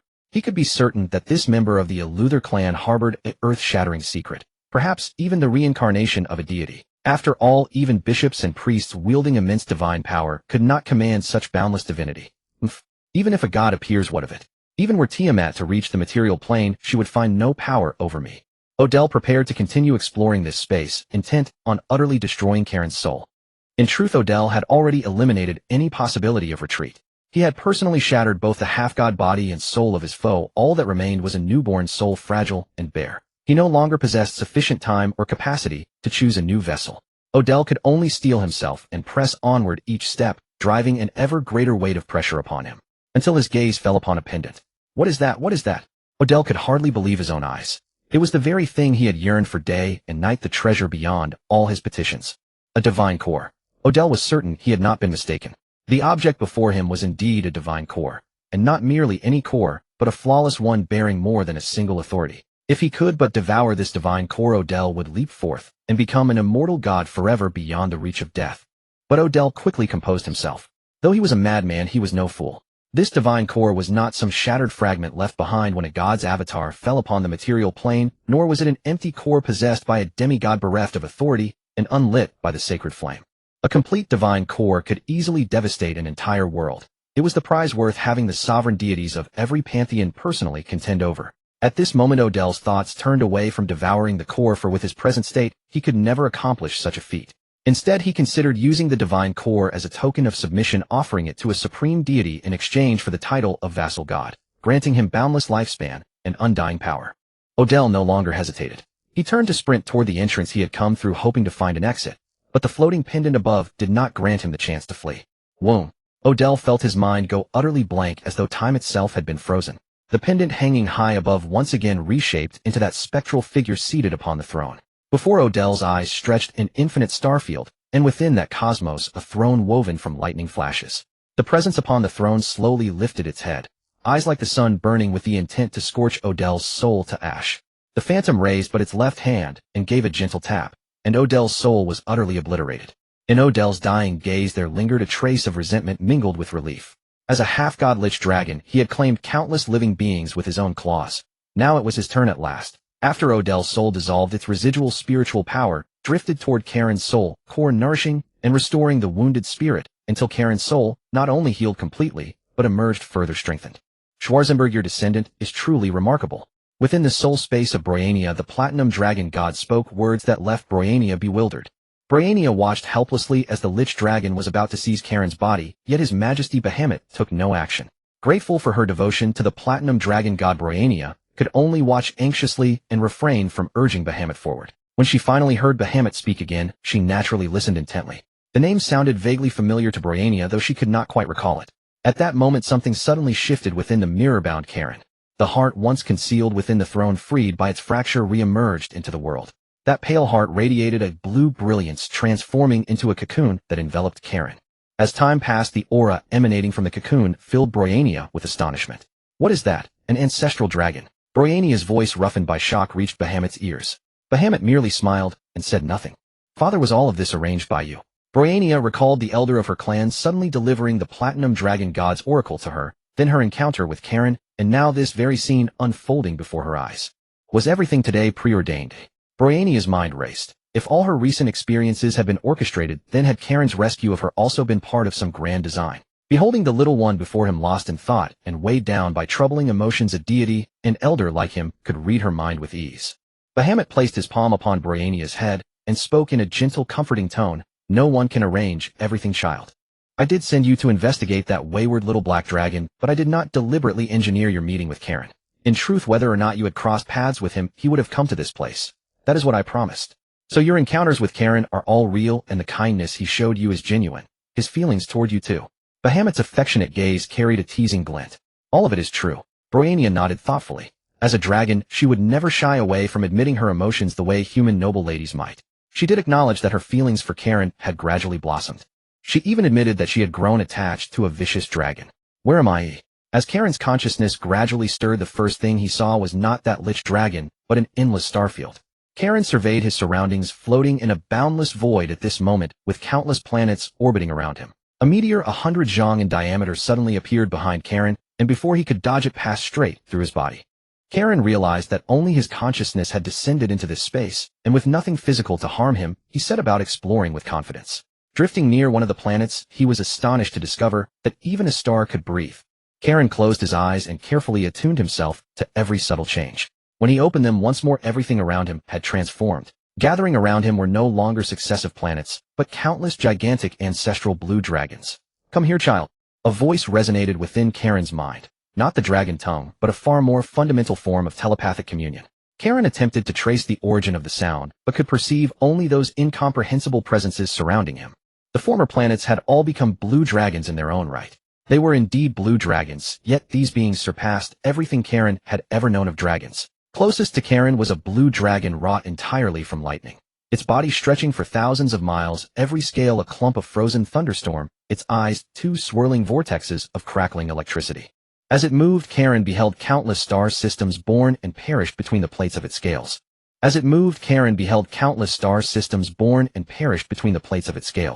Kaelensos was astonished by the form of the blue dragon before him, but his intuition told him that this blue dragon was not the one that had called him. Kaelensos drifted toward the next dragon, which similarly overturned his understanding. It had no fixed form, but was a constantly shifting blue nebula within which countless specks of light flickered and connected like neurons. Occasionally it would coalesce into the outline of a dragon's head or claws, but in an instant it would dissipate back into its nebular state.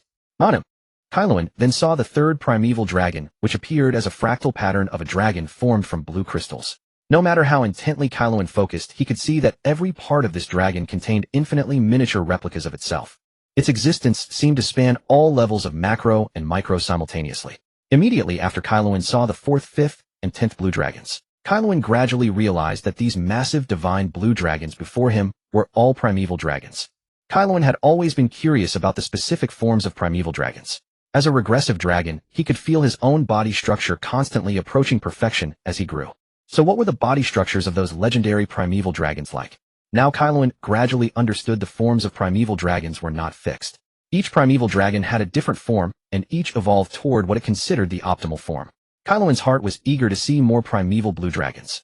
These primeval dragons would provide references for Kaelensos' future ascension to primeval dragon status. The more primeval dragons he saw, the more perfect his future form might become. After Kaelensos had seen over a dozen primeval dragons, he finally stopped. It wasn't that there were no more primeval dragons, but that Kaelen's energy only allowed him to observe up to this point. Kaelen attempted to engrave every detail of each primeval dragon's image into his mind, but doing so consumed a tremendous amount of his mental energy, leaving him with no strength to see more primeval dragons. Kaelen couldn't help but smile bitterly. A treasure mountain lay before him, yet he lacked the strength to carry it away. Moreover, he seemed to have forgotten the purpose of this journey, too absorbed in observing the forms of the primeval dragons to search for the source of that voice. Just as Kaelen decided to watch one last dragon, and then stop, this world suddenly underwent a change. One by one, the figures of primeval dragons vanished abruptly, transforming into beams of light that entered Kaelen's body. Cracks appeared in the starry sky, which then suddenly collapsed. Around him emerged a brand new world, from the initial chaos to the separation of heaven and earth, the distinction of day and night, then the birth of living beings, then the withering of all things, until finally the sky and earth, oceans and deserts all became twisted, and the world returned to chaos. Darkness descended once more. When Kaelen opened his eyes again, he found himself standing atop a massive great wall.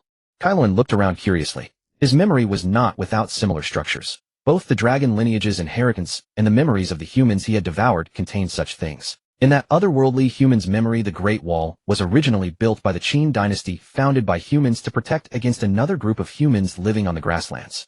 This wall in that world of mortals was built intermittently for 2,000 years. And on Eresia, there was also a similar Great Wall. Originally built by the elves to defend against the invasion of orcs, that wall covered the entire region where the elves lived, playing a crucial role in the battles between elves and orcs during the Second Era. However, the Great Wall before him was not made of some hard mineral, or instead it seemed constructed from the most ordinary earth. This substance was almost useless in the material plane except for building houses and paving roads for mortals, yet the Great Wall before Kaelen, stretching beyond sight thousands of meters wide and tens of thousands of zhang high, was actually shaped from it. Kaelen also discovered that powerful runes were carved into this earth. These runes did not resemble anything from the material plane, rather they seemed like the work of gods. Kaelen was completely bewildered by the situation here. What was certain was that this was not the material world. Everything here was filled with traces of gods. But the function of the Great Wall was for defense, so what was it meant to defend against? And what was worth the gods building a great wall to defend against? Kaelen couldn't figure it out, and stopped thinking. Coming back to his senses, he pondered his own situation, when suddenly he noticed another figure beside him. But Kaelen was not flustered. Whoever appeared here must be related to his arrival, and must be someone he could not handle at his current level. Kaelen observed the human elder before him, and the elder was also observing him. The elder nodded, seemingly satisfied with Kaelen's calmness. Then the elder's figure vanished, and when he reappeared, he transformed into the form of a dragon in the sky. At this moment, Kaelen finally realized the identity of this human elder. What came into Kaelen's sight was a form forged from pure platinum divine radiance, each dragon scale, inscribed with the laws of the universe, with eternal unquenchable flames flowing along the edges. Beneath its wings were reflected countless worlds under its protection. Its eyes were two blazing stars of daylight. Wherever its gaze fell, evil scattered, and lies could not hide. 7 stars embodying archangels revolved around it, playing a sacred harmony. It was the Lord of the North Wind, the embodiment of justice, the father of good dragons, one of the mightiest beings in the multiverse, the platinum dragon god Bahamut. Greetings, your majesty, Bahamut. Returning to his senses, Kaelen expressed his respect to Bahamut. Although he was an evil dragon, the blood of bronze dragons still flowed within him, and Bahamut was also his patron deity. Even if comparing the mother of evil dragons Tiamat with Bahamut, Kaelen still preferred Bahamut a bit more. At least he would not constantly scheme against his own offspring. Kaelensos, I have been watching you for a long time. When you risked your life to protect your mother and face those abyssal demons, I noticed you. I just never expected you to be so outstanding that we would meet so soon. Kaelen never expected to be noticed by the father of good dragons so early. As an evil dragon, even with bronze dragon blood, he never thought he would receive the attention of the platinum dragon god. Thank you for your attention, your majesty, but I only did what I should. Kroya did so much for me. This is all my duty. Hearing Kaelen's words, the platinum dragon god transformed back into human form and came to Kaelen's side. Good, very good. Your Elucatila family has always been one I pay close attention to. In truth, both good dragons and evil dragons are dragons, just different in philosophy. In my heart, you are all my children. Kaelen had heard others speak of his clan for the second time now, yet he knew absolutely nothing about it. In the lineages of most dragon families, detailed records of one's parents' clan were always preserved within the inheritance, allowing young dragons to understand their origins and heritage. But Kaelen was different. Though he had inherited much, the one thing conspicuously absent was any record of his family. Neither his father's side nor his mother's bore any mention whatsoever. Bahamut also noticed Kaelen's confusion, but he offered no elaborate explanation. He merely said simply, "Your clan is exceedingly distinguished. Even Tiamat once fell into heated dispute with me over your lineage. She believed I had grown too close to your family and had stolen one of her finest offspring." Bahamut's gentle words left Kaelen utterly astonished. He could never have imagined his family held such prominence. Merely its existence had drawn the attention of two dragon gods. Yet Kaelen did not dwell upon it. In his heart, personal strength was what truly mattered. As for any so-called clan, it would never truly be his own. That was until Bahamut produced an object that ignited an intense desire within Kaelen. Kaelen fixed his gaze eagerly upon the shrunken heart clutched in Bahamut's palm. He had not encountered this heart for the first time. It was the very heart that had resided within the nether crystal of the Dragon Lich's throne. Previously, the heart had lain hidden within the throne, and compounded by the overwhelming pressure the Dragon Lich had exerted upon him, Kaelen had given it little thought. But now a consuming envy blazed within Kaelen's chest. His intuition screamed that should he devour this heart, he would ascend instantly to become an aberrant dragon supreme among the multiverse. Bahamut perceived the raw hunger in Kaelen's eyes and ceased his teasing. It amused him greatly to see such composure shattered into visible excitement upon a dragon so typically disciplined. "This heart was left behind by an ancestor of your Electra clan. Schwarzenegger was a remarkable youth much like yourself. As a young blue dragon, he attained demigodhood during the ancient dragon stage, and subsequently devoted himself to cultivation among the stars, rapidly advancing to what mortals call the demi-power tier. At that time we all agreed that the dragon kind was about to welcome a new dragon king. But alas, with the emergence of that dragon lich, Schwarzenegger honored the justice within his heart and ultimately sacrificed his own divinity to seal Odell."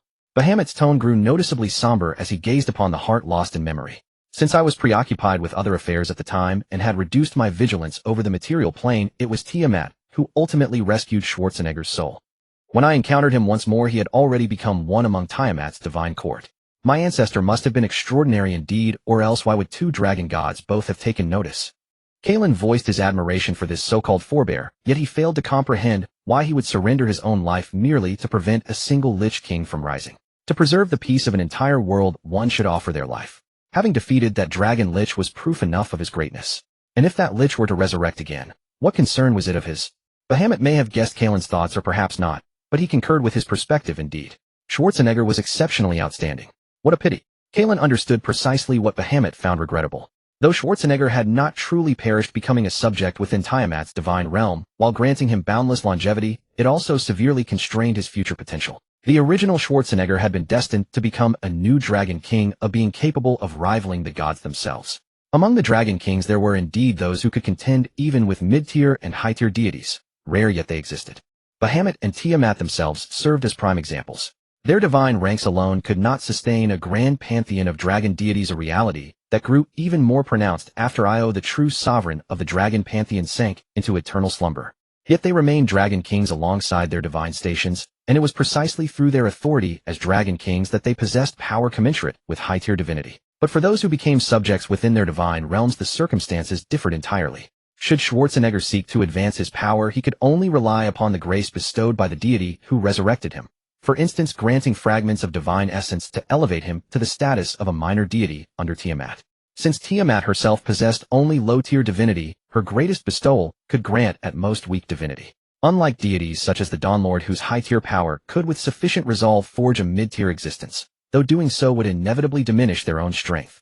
Nevertheless, even after renouncing everything he once held upon the material plane, Schwarzenegger still left a gift for his descendants: this storm heart. Kaelen now realized this storm heart was undoubtedly intended for him. Do you know why Schwarzenegger awakened so rapidly? Bahamut did not simply hand over the heart to this impatient youth. Instead, he posed a question to test him. No matter how eager Kaelen grew, he could not compel the Lord of the North Winds to act against his will. Thus he could only listen. When Schwarzenegger broke through to the legendary tier, he ventured into the astral plane and discovered the corpse of a storm titan there. At that time, he waged war against dozens of giants for decades, eventually drawing the attention of the Titan Pantheon's own deities. It was only with the aid of both me and Tiamat that he succeeded in claiming that Titan corpse. Kaelen had not expected Titans to still appear during the Third Era, since the First Era Titans had nearly become extinct, and it had grown exceedingly rare to find even a single one across the multiverse. Yet what puzzled Kaelen was why the giants had allowed a Titan corpse to fall away. As beings of equal stature to aberrant dragons who occasionally manifested throughout the multiverse, Titans had vanished entirely. A Titan's corpse held profound significance for the giant race. With the assistance of giant deities, a single Titan remnant could potentially spark the rise of countless future Titans. Thanks to Bahamut's apparent friendliness, Kaelen spoke his doubts outright. Upon hearing the youth's question, Bahamut merely smiled and explained, "Your understanding of divine power remains far too shallow. Whether or not that Titan corpse existed, Anan and the other giant deities could have recreated a batch of Titans with relative ease. Such a body holds little significance for them. But for Schwarzenegger the circumstances were entirely different. With my guidance, Schwarzenegger absorbed the residual power remaining within the Titan's body, concentrating it within his heart. With each breath, he drew the might of the Titan, purified his being. And with this heart's assistance, he discovered the path to becoming an aberrant dragon. Before his death, he channeled all his strength and bloodline essence into this heart, so its power not only failed to diminish, but actually grew stronger. As his descendant with such extraordinary talent, I leave it to you." The heart, surging with the power of storm, flew toward Kaelen. He felt a yearning deep within his soul and body, a craving that far exceeded even his most primal desires. The heart of storm hovered before him, pure storm divinity churning within its core, lightning pulsing through its crystalline surface like veins of raw power. He opened his massive maw and swallowed it whole. Then Kaelen's figure vanished from atop the great wall, and Bahamut gazed at the empty space with expectant eyes. In the real world, Bronya saw something entirely different. Bahamut remained trapped within his spiritual realm, while Kaelen was encased in a chrysalis formed from a heart. Just as Bronya grew increasingly anxious and prepared to inquire once more, the world fell silent for an instant, and then catastrophe struck with heavenly fury. Above the Underdark, vast dark clouds gathered in the sky, churning and surging as if stirred by some mysterious power. Golden blue lightning occasionally flashed within the clouds, growing ever more intense until it wove itself into a colossal grid of electricity, shrouding the region above the blue dragon. The entire island trembled violently. Cracks spiderwebbed across its walls as massive stones rained down from above. The 12 giant spinal columns that had once confined Audel began to tilt outward in all directions. Amidst the chaos, only the chrysalis enveloping Kaelen remained untouched. The magical energy that had previously been stagnant around them surged into extraordinary activity, and the air grew thick with dense mana. So concentrated was the magic that elemental spirits formed, gathering around the chrysalis, as if paying homage to the progenitor dragon yet to be born. Within the chrysalis, the blue dragon was shrouded in an intense golden blue radiance, the light flickering and shifting ceaselessly. As the metamorphosis progressed, the blue dragon's body in the radiance gradually changed, growing ever larger and more powerful. Kaelen's scales cracked first. His old blue dragon body shed like pottery, revealing the newborn astral scales beneath. Each one forged like a sapphire, surging with miniature thunderstorms within their edges, flowing with liquid lightning. One could almost call him a sapphire dragon now, and be believed. Kaelen's new scales grew even harder, shimmering with mysterious rune light. His body stretched and expanded through agonizing pain, his bones ringing like metal, his dorsal spines rising like jagged mountain peaks, with arcs of lightning leaping from their tips. His wings tore and were reborn, their membranes transforming into semi-transparent storm wings as thunder was born with every breath he took. His eyes became two collapsed thunderstorms, the surface of his pupils a matrix of lightning, while deep within reflected a throne suspended high in the heavens above. Most astonishing of all was the transformation within the heart of Storm's energy fully merged into his dragon's soul, his body, even the blood coursing through his veins now brimming with thunderous power. Each beat of his heart struck like the war drums of an ancient thunder god, reverberating through the foundations of the world itself. More critically, Kaelen's own heart gradually fused with the heart of Storm. In an instant, his heart grew to an immense size, as though ready to burst at any moment. After tens of thousands of violent leaps, Kaelen's heart finally shattered, splitting into two hearts, one large and one small. The larger heart remained in its original position, while the newly born heart, rich with elemental power, settled lower in his chest cavity. Kaelen's internal organs and skeletal structure became perfectly refined, every inch of flesh and blood imbued with profound law-like power. When the transformation was complete, Kaelen was no longer a mere dragon of the mortal world. He was a walking calamity, the embodiment of Tempest, a progenitor blue dragon who would traverse the multiverse. His very existence was the proclamation of cosmic law. Is this what it looks like when a progenitor dragon is born? Bronya watched the changes happening to Kaelen. Though rejoicing, she couldn't help but feel a pang of envy. After all, progenitor dragons were the ultimate goal for dragons born after the first epoch. Merely becoming one meant ascending to at least the level of a divine monstrosity. Bronya was utterly convinced that the future Kaelen would surely become a legend of Ely, Shia, leaving his name upon this world and across the multiverse. You need not envy him, Bronya. You are both my children, and in my eyes you are equal. Bahamut perceived Bronya's envy. As a deity who dearly loved his children, he naturally felt compelled to offer an explanation. Especially since this little silver dragon and the small blue dragon within the chrysalis clearly shared an extraordinary bond. Should his grand design succeed, Kaelen, this young blue dragon, would very likely join their ranks. Meanwhile, Bronya, this silver dragon, had also grown up under his watchful gaze since childhood. Beholding the silver dragon before him, the platinum dragon god felt that something should be done. Bronya, what is your opinion of Kaelen? Bahamut asked casually, as if merely inquiring about her thoughts on Kaelen. Bronya, unaware of her liege's intentions, pondered deeply. Recalling their encounters over this period, she offered her most honest assessment. Kaelen is a quintessential blue dragon. He covets wealth, carries a domineering temperament, and is willing to wage war to achieve his goals. First came the memory of their initial meeting when Kaelen drove her from his territory along with his provocative acts of instigating conflict between the frost giants and the human kingdom. Yet soon after, images surfaced of Kaelen's fury on behalf of his bonded, and of him saving her again and again. But he also possesses qualities that typical evil dragons lack. He values his bonded fiercely. Even when he claims they are merely his wealth, and that harming them is an offense against his property, I could see he does not regard them simply as possessions. He has come to accept and respect each one's unique nature. He is a fine lord. Moreover, despite being an evil dragon, he maintains his own moral boundaries. He risks himself to save companions, though his nature carries a certain impulsiveness as well. Bahamut nodded in approval of Bronya's assessment, and at the same time confirmed the depth of her feelings for Kaelen. Child, I had not intended to bestow my blessing upon you so soon. But if you wish to stand beside Kaelen in the future, I believe you must possess this power now. Yet I must warn you, the future Kaelen may face dire perils. Staying by his side will be perilous, and you may very well pay with your life. Are you certain you wish to fight alongside him? Hearing Bahamut's words, Bronya guessed her liege was about to grant her the bloodline of a progenitor dragon. Yet after hearing his warning, she did not believe he would deceive her. After a brief hesitation, she made her decision. Though I have known Kaelen for only a short time, I trust in his character. Whatever may befall him in the future, even if I should lose my life because of it, I will unyieldingly stand at his side. I swear this before you. Bronya's vow was weighty indeed. Her words bound her fate irrevocably to Kaelen's. Yet it was entirely consistent with the nature of silver dragons. They cherish purity and honor their promises. Unlike the vast majority of dragonkind, silver dragons practice lifelong monogamy. Once a silver dragon makes a decision, they will guard it steadfastly. Bahamut too felt deep satisfaction for this bold and passionate young one. As the sovereign deity of metallic dragons, the qualities he cherished most were all embodied within Bronya. In that case, come with me, and I will take you back to your clan's territory first. I shall bestow upon you the highest level of dragon god's blessing, and then you will become a progenitor dragon like this little blue dragon. Buluo and I did not immediately agree to Bahamut's words, but instead made a bold request to her patron god. Father, would you allow me to stay here for a while longer? After Kaelen wakes up, I have some words to say to him. Bahamut was not displeased with Buluo and I's request. Although some gods might feel anger at such a request, since making a god wait is indeed a very rude act. But as a benevolent god, Bahamut was very tolerant towards the race he loved. Therefore he gladly agreed, and instructed that as long as Buluo and I finished her matters, she just needed to silently recite his name in her heart, and he would take her back to the clan's territory. Then the platinum god vanished from Buluo and I's consciousness space, and Buluo and I subsequently woke up.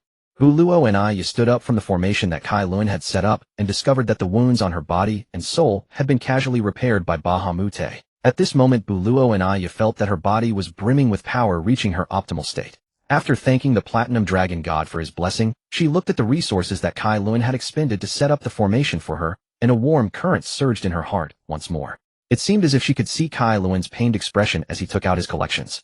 Buluo and I came to the side of the cocoon that Kaelen had transformed into, quietly waiting for the moment when Kaelen would break out of the cocoon. At this time, inside the cocoon, Kaelen was also advancing toward becoming a progenitor dragon. Kaelen felt the power from the storm heart. As that heart merged into his body, each beat of the heart brought a new baptism to Kaelen. The physical changes were not the greatest trial, the spiritual one was. After observing the forms of many progenitor dragons, Kaelen pondered the path he would take after becoming a progenitor dragon. He believed that even if he became a progenitor dragon, he would not reach the level of those progenitor dragons he had seen. Clearly, even among progenitor dragons there were great disparities. Kaelen's soul form was in constant flux, sometimes transforming into a starry sky, sometimes into a nebula, and at times even into a bolt of lightning. In the midst of constant form changes, Kaelen sought the path most suitable for him. As a blue dragon, he was naturally endowed with the power of lightning and storm. Moreover, being a hybrid of a blue dragon and a bronze dragon further amplified the thunderous power within him. This power, after he became a progenitor dragon, gradually transformed into the authority of the lightning element. Every progenitor dragon possessed an elemental authority no weaker than that of an elemental dragon. At this moment, the bead within Kaelen's body reacted, drawing Kaelen's attention. As Kaelen's soul form continuously changed, the bead appeared in the center of his soul form. At this moment, the bead emitted creation-level energy. In the real world, on every scale of Kaelen's body, nebula-like patterns emerged on the inner side of the scales, and every cell in his body trembled. Kaelen seemed to be in a chaotic world, a world of nothingness, utterly devoid of life, until a bolt of lightning appeared. Lightning is the first cry of the world. At this moment, Kaelen finally realized that thunder was the first sound of the world, the beginning of all things, the most primordial creative force. I am the thunder. I am all things. Kaelen finally understood his path. He wanted to become the dragon of the world. Kaelen's soul form underwent a complete transformation, turning into an appearance identical to his real-world form, except that his body length reached thousands of meters. But on a deeper level, his blood transformed into a river of stars, his stomach pouch turned into a miniature black hole, and the cells in his body became trillions of miniature worlds. Inside his spiral horns, starry tunnels appeared, connecting the world within Kaelen's body to the outside world. This was the evolutionary path that Kaelen had set for himself. In the material plane, Kaelen probably had no chance to achieve his ideal form. To reach his current form, he would likely have to wait until he broke through to godhood. Since Kaelen had determined his future path, his physical body changed accordingly. The restructuring of his internal structure was accompanied by a frantic absorption of the energy within the storm heart. A year passed in the blink of an eye. By then, Kaelen had completed the reshaping of his body, and the storm heart had completely merged with his own heart. Buluo and Aya, who was still guarding outside the cocoon, noticed that the cocoon was shaking violently. She knew that Kaelen was finally about to awaken. Roar! After awakening, Kaelen broke free from the cocoon and proclaimed his arrival to the world. At this moment, Kaelen's body length was still 18 meters unchanged, but his appearance had undergone a tremendous change. The originally slightly rough scales were replaced by new scales like sapphires. The lightning runes on the scales and the nebula-like patterns on the inner side of the scales interplayed with each other. The original wing membranes completely transformed into translucent storm wings. Kaelen's eyes were no longer like thunderstorms, but reverted to his original golden pupils. Behind his original 2 pairs of dragon horns, a third pair faintly grew out. After venting his power, Kaelen sensed the changes in his body. This journey had brought too many variables. Although it had only taken a little over a year, Kaelen's strength had surged several times over. He now believed that even facing a legendary human mage, he would not be at a disadvantage. Coming back to himself, Kaelen saw Buluo and Aya, who had been guarding him all along. He looked at her, her injuries had completely healed, and her aura was even stronger than before. In Kaelen's eyes, Buluo and Aya was still as charming as ever. Kaelen, thank you. Buluo and Aya was also observing him. At this moment, Kaelen's form appeared more valiant than before, exuding a powerful masculine aura all over. The allure towards her was even stronger. Kaelen, I'm sorry. Buluo and Aya wanted to say something, but Kaelen stopped her. Both could see the affection between them. Kaelen had just broken through to progenitor dragon, and his body was brimming with energy that needed an outlet. Buluo and Aya was also deeply attracted by Kaelen's aura. Mutually attracted, they naturally drew close together. Kaelen gently touched the dragon horn in front of Buluo and Aya's eyes, with his metallic claw producing a sound like a harp. Kaelen carefully groomed the inverted scales on Buluo and Aya's neck with his beak. Buluo and Aya's tail wrapped around Kaelen's spine, and their scales pressed tightly together. Kaelen, I still want to express my huff. Buluo and Aya's speech was accompanied by heavy panting. Kaelen lowered his head and gently bit the back of the silver dragon's neck, once again stopping Buluo and Aya's words. As Kaelen and Buluo and Aya's deep communion continued, an elemental vortex with a diameter of dozens of kilometers formed around the altar. This scene lasted for as long as a month. Only when Buluo and Aya was completely limp on the ground did Kaelen stop contentedly. Kaelen, I must depart. After the passion had subsided, and they had rested for a while, Bronya said to Kaelen in a languid voice. Why not stay a little longer? I can show you my domain and my kin, and we can also spend more time together. Kaelen had just tasted the delights of pleasure. How could he bear to let Bronya leave so soon? Kaelen, my mission here is complete. It is time I return to my clan to report. I have already spent much time waiting for you. Bronya had not revealed the full truth to Kaelen. Instead, she planned to give him a surprise. At this moment, Kaelen was too powerful and too alluring. Bronya feared that staying by his side any longer would deprive her of the drive to grow stronger. Bronya eagerly anticipated the moment she would see Kaelen again and the expression on his face when he witnessed her breakthrough into an ancient dragon. Kaelen's bright eyes gradually dimmed and his swaying tail drooped. As one experiencing these pleasures for the first time, his desires remained far from satisfied. But soon Kaelen regained his vigor and climbed onto Bronya once more. Since you are leaving, let us do this one more time. Bronya slightly rolled her eyes at Kaelen, expressing her displeasure toward this insatiable dragon, but soon she herself surrendered to the moment. After all, she was also experiencing these joys for the first time, and her body's desires spoke no lies. This time both Kaelen and Bronya fully unleashed their wildest sides. The two dragons even employed transformation magic to assume the forms of various races, with the human form being the most favored by both. Before long, another month passed. Bronya departed on trembling legs, and as Kaelen watched her receding figure, he harbored no worries for her safety. Through this series of events, Kaelen had long suspected that Bronya's arrival was orchestrated by the Platinum Dragon deity, and the previous Bronya had not revealed everything to him. But Kaelen did not mind. After all, he and Bronya were not particularly close before, so it was natural for her to hold something back. Moreover, given how great his gains had been, how could he blame Bronya? After Bronya departed, Kaelen also prepared to leave. He had been away for quite some time, and it was time to return to his own domain. However, before that, he still needed to clear this Underdark once more. Kaelen gathered all 12 giant spinal columns near the altar. These were the bones of demigods. Even having lost most of their energy, they remained rare treasures. Whether used to forge weapons or craft armor, they were invaluable materials. After collecting them, Kaelen left the altar and entered the Black Lake. Now with the seal and Odell gone, the undead within had dispersed, and there were no longer any hands blocking him from rising to the surface. Upon reaching land, Kaelen did not linger, but flew directly toward the ice crystal labyrinth. Having resolved the greatest threat here, this Underdark world posed no danger to him anymore. But Kaelen still had one more matter to attend to, returning to the ice crystal labyrinth, and once again reaching the place of the Black Sun. When Kaelen arrived at the ice crystal labyrinth, once more the restrictions here no longer affected him, and he quickly reached the space of the Black Sun. Gazing at the Black Sun before him, Kaelen's eyes were filled with fascination. Previously, he had not understood the existence of the Black Sun, but now, having broken through to become an ancient dragon and contacted the power of authority, he gained a new understanding of it. What is this Black Sun? This is the origin of this realm. After breaking through to the ancient dragon stage, Kaelen's growth was not limited to potential and strength. His understanding of the world had deepened considerably. This Black Sun was the origin of this Underdark. The power of origin was not produced in every Underdark. This power derived from the world generally did not form in material worlds like the Underdark. But the Underdark where Kaelen was located was clearly different from ordinary Underdark realms. If Kaelen guessed correctly, this should be the center of an unbroken Underdark. It had already formed something akin to a will of the world. Since the Underdark shattered, it had remained in a dormant state, continuously absorbing energy to restore itself. Perhaps this is why this Underdark has not produced any legends. Kaelen made a reasonable deduction. The origin of this Underdark constantly absorbed the power generated when creatures approached the threshold of becoming legends in order to restore itself, which is why legends could never emerge here. As for why it did not wait for the creatures here to break through to legend before absorbing. After all, the energy of a legend was dozens of times greater than that of an unbroken creature. Naturally, it was because of fear. Legendary creatures possessed an extraordinary understanding of the world, and had already tentatively touched upon the domain of laws. If a legendary creature were to see this Black Sun, it would surely be ecstatic, for it could continuously advance by absorbing the energy of this Black Sun, reaching levels far beyond what its innate talent could allow. The world origin of the Underdark was born of unknown causes, yet its birth was hardly a fortunate thing. Possessing only instinctual consciousness, it could not adequately protect itself. This then is the reason this Lich Dragon could become so powerful. Kaelen had long been puzzled as to how a mere Lich Dragon could battle an ancient dragon.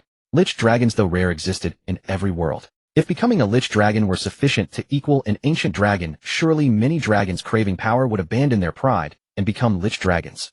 It seemed Odell had grown powerful by absorbing the world origin of this Underdark. Kaelen no longer feared. He walked before the Black Sun, feeling surging energy strike his body. Kaelen slowly placed his dragon claw upon the Black Sun. Though he had not yet broken through to legend since becoming an ancient dragon, the Dragon Clan's heritage had bestowed upon him many new things, including methods for dealing with such world origins. Just as Kaelen was about to touch the Black Sun, a sharp claw slashed toward his heart. The hard claw and the claw upon Kaelen's heart created violent friction, spawning bursts of sparks. Yet the claw could not penetrate Kaelen's body, even slightly. Finally, you've appeared. Kaelen had been waiting for this moment. When he and Bronya departed, he had sensed someone spying on him, and ever since arriving here, he had been awaiting its appearance. Kaelen seized the claw that stabbed at him and flung it away with a single motion. Kaelen finally saw its true form clearly. So it is a shadow dragon. What met Kaelen's eyes was a shadow dragon measuring 15 meters in length, its eyes glowing with a faint crimson light. Its body was serpentine with 2 head fins on its neck and blue fins and black spines on its tail. Its scales were a deep gray coated with a layer of flowing shadow, rendering it nearly invisible in this dim space. Shadow dragons prefer dark, desolate environments, such as cursed ruins, the dark underworld, or areas eroded by the shadow plane. They are more solitary and cruel than other dragons, yet equally greedy. They have a particular fondness for objects rich in dark emotions. After its attack proved ineffective and Kaelen flung it away, the shadow dragon immediately retreated back into the darkness. With ordinary detection spells it was difficult to find him, but unfortunately for him, he was facing Kaeluan. As a slender-bodied dragon, this shadow dragon's 15-meter length indicated it had reached adulthood. Moreover, due to the shadow dragon's unique nature, even an ordinary adult red dragon would have to tread cautiously when facing it. But unfortunately, it was facing Kaeluan. Not to mention that Kaeluan's body tempered by the storm heart possessed a physical strength no weaker than that of a legendary dragon. More importantly, upon breaking through to become an ancestral dragon, Kaeluan's electrostatic perception had also undergone a transformation. Kaeluan gently tilted his head to the left, dodging the shadow dragon's shadow breath. From Kaeluan's perspective, this was already the second time such an action had occurred. During this ascension to ancestral dragon, Kaeluan seemed to have awakened the bloodline of the time dragon through the evolution process. The electrostatic perception combined with time, while retaining its original function, had formed into electrostatic precognition. After activating it, Kaeluan could foresee the future within a 3-second range of his electrostatic precognition. These brief 3 seconds were enough to accomplish many things. Thus, any assassination attempts became futile against Kaeluan. Kaeluan was not in a hurry to immediately subdue the shadow dragon. Instead, he chose to continue observing its strength. Kaeluan sensed the scene before him shift, and he saw Buluonia appear before him running toward him. Trying to use illusions on me, you're still too inexperienced. Kaeluan merely released his dragon's might, and the Buluonia before him shattered like a mirror. Seeing that illusions were also useless against Kaeluan, the shadow dragon launched another breath attack, but this time the breath came not from a single direction, but from 4 sides simultaneously.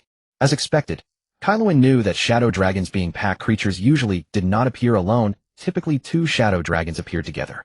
But Kaeluan hadn't expected that there were not 2 here, but 4. No, it was 5. At that moment, due to the faint light of the black sun, Kaeluan's shadow twisted, and from it gradually emerged a small dragon only 3 meters in length.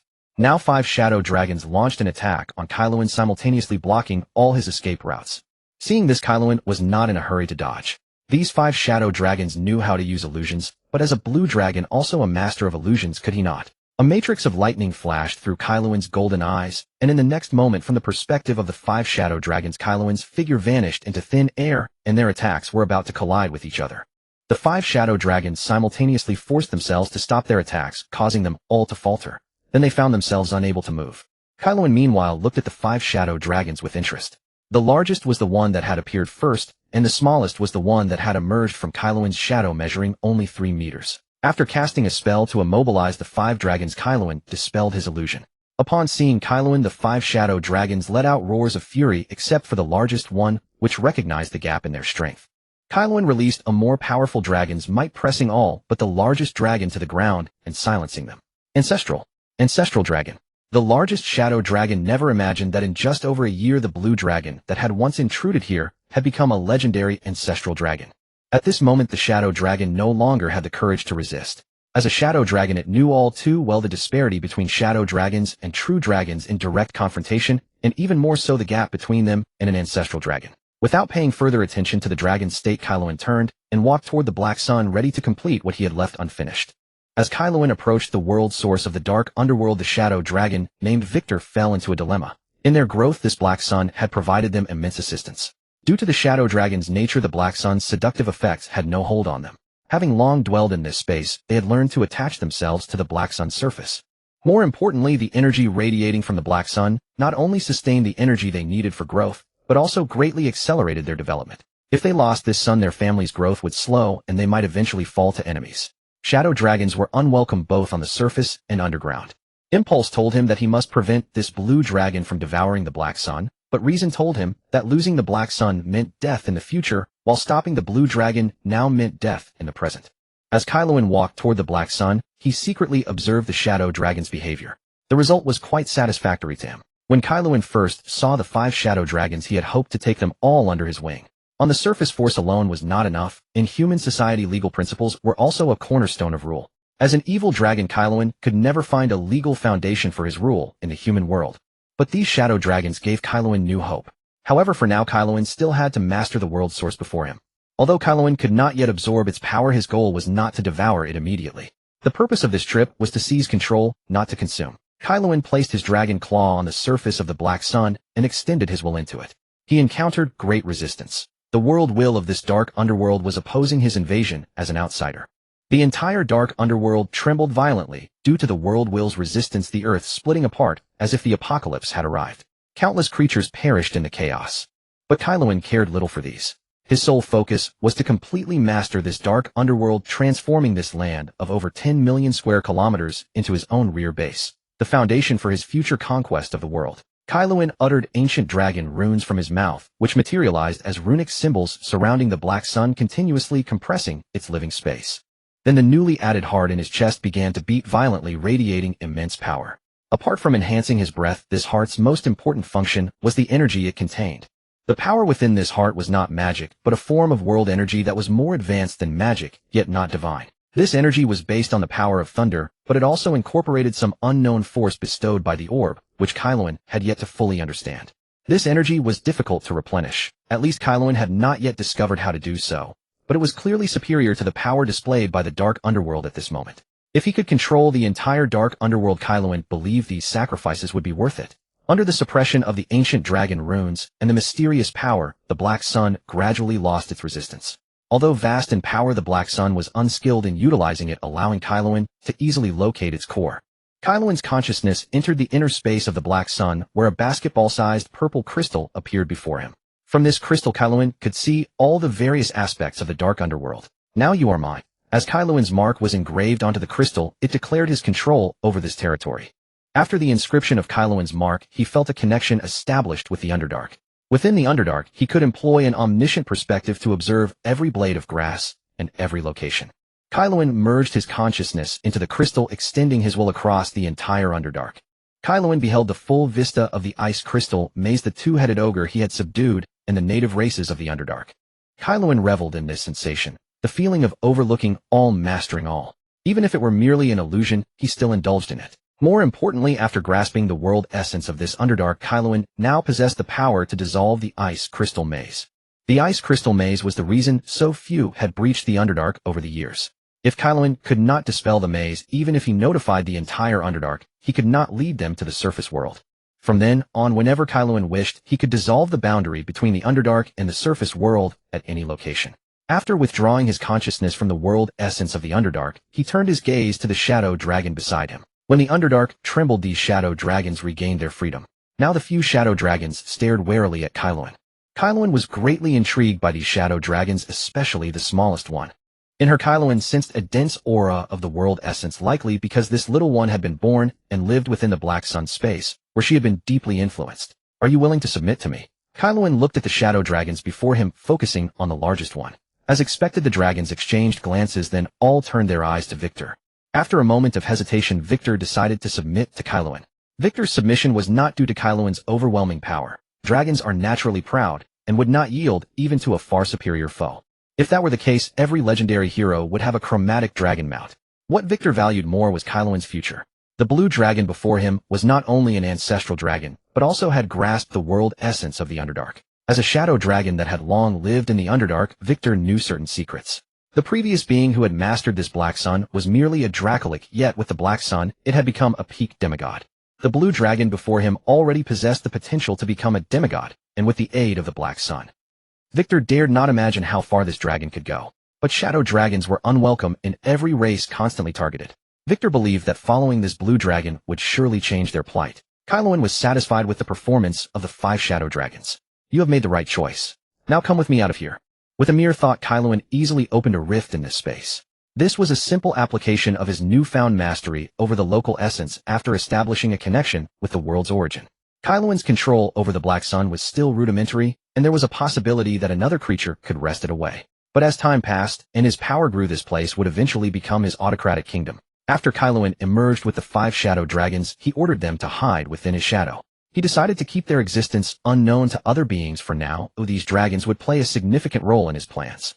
When Kaelin summoned the two-headed ogre, the entire ogre tribe, led by Rouge, quickly arrived at his location. When the ogres saw Kaelin's current form and the intensifying innate pressure of a superior species over an inferior one, their reverence for their master grew even stronger. Respected master, your loyal servants come to pay homage. Rouge led the ogres, kneeling before Kaelin, using his 2 uneven heads in an attempt to lick Kaelin's toes. Kaelin disdainfully avoided Rouge's heads, but Rouge was not discouraged. Instead, he kissed the very ground where Kaelin had stood. Kaelin looked at Rouge in speechless amusement. One might think Rouge was a ferocious ogre, but his actions made him seem more like a groveling kobold. All right, rise. There are important matters to discuss. Kaelen's expression grew serious and the two-headed ogres pricked up their ears pretending to listen attentively. But Kaelen believed that aside from Rouge, the brain capacity of the other ogres might only allow them to follow the simplest commands. I will leave the Underdark for a time. I require you to subdue the Grey Dwarf tribe as quickly as possible, but you are not to slaughter them. Never. Even if there are rebels, wait until I return. Is that clear? Understood, my master. Kaelen nodded in satisfaction. Although these ogres were not the brightest, they were loyal. In Kaelen's mental sand table, the phantom throne, representing the two-headed ogres, grew increasingly solid. Next, Kaelen instructed them not to act rashly after subduing the dwarf tribe, lest they attract powerful enemies. After gaining control over the core of this place, Kaelen observed that there were still numerous formidable beings here. Though none were stronger than him, they could still pose considerable trouble for the ogre tribe. In Kaelen's mind, every creature here was a potential future soldier, and he was unwilling to let them die without value. After giving his orders, Kaelen prepared to leave the Underdark with the 5 shadow dragons. He had been away from his territory for so long. How was it faring? How was Binger? Kaelen was eager to return, so he wasted no more words. He arrived at the boundary between the Underdark and the surface world, set up a teleportation node to connect the two realms, and cast a concealment spell to hide the node from discovery. When Kaelen stepped onto the surface with the 5 shadow dragons, he took a deep breath.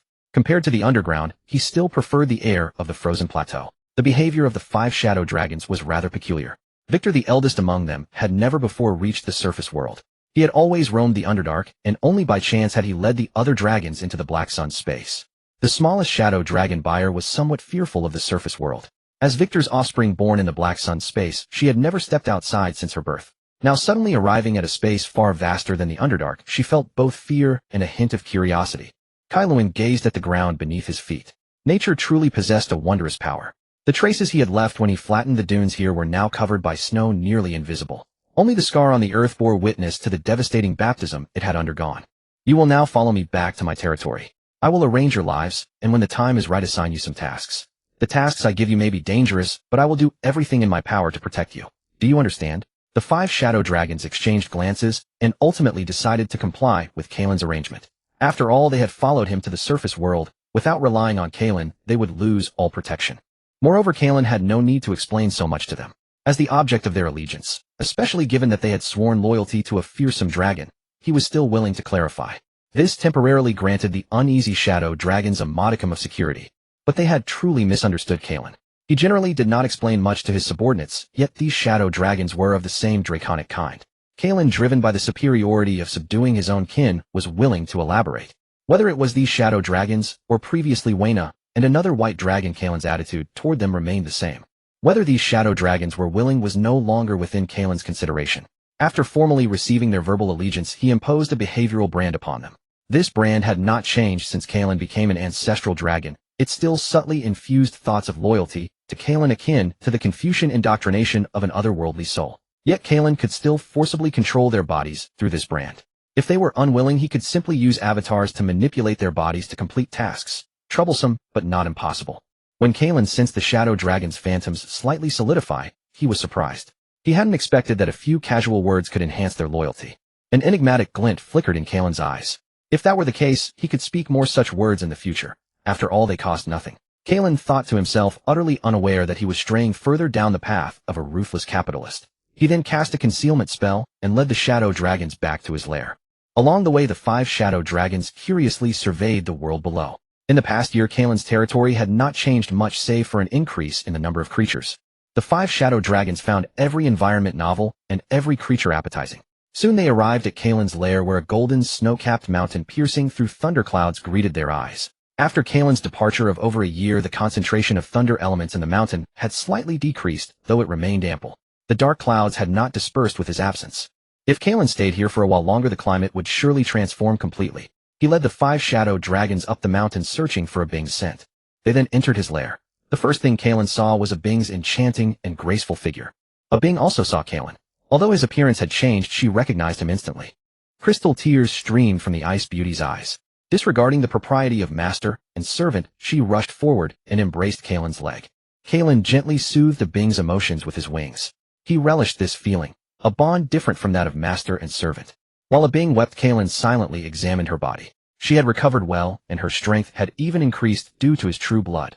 Kaelen waited until a Bing's emotions had calmed before saying, "A Bing, come, let us return to the home I have not visited for so long." Kaelin did not realize how tender his tone had become.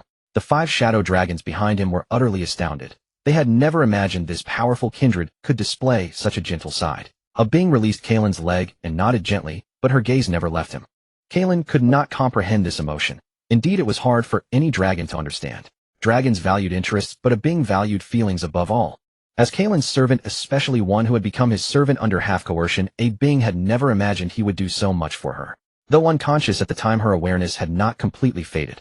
She had witnessed his anger at her injury and his concern for her. Kaelin had even contributed his own true blood to hasten her recovery. As an ice snow maiden, a being understood well the importance of true blood to a true dragon. In the human world, a single drop of true blood from a dragon as gifted as Kaelin could fetch tens of thousands, even hundreds of thousands, of gold coins. Previously, a being's interactions with Kaelin had been relaxed, but she had always maintained proper boundaries. As the leader of her clan, she was usually very rational. Yet now, upon seeing Kaelin again, her emotions overwhelmed her. Under the leader's exterior, a being was also a sentimental being. Kaelin had done so much for her that she could no longer treat him with her former detachment. Upon entering the lair, Kaelin noticed the other snow maidens hiding in the shadows of the cave. They were delighted at his return, but they left this moment of solitude to their leader. As Kaelin went deeper, he saw more gold and treasures than before. During his year away, the trade between his territory and the human world had not ceased, it had only grown. The snow maiden's eyes did not see the shadow dragons. After meeting a being, they had re-hidden in Kaelin's shadow. Kaelin returned to his throne. A being, once her emotions had settled, stood beside the throne. The other snow maidens tactfully withdrew, leaving the space for Kaelin and a being.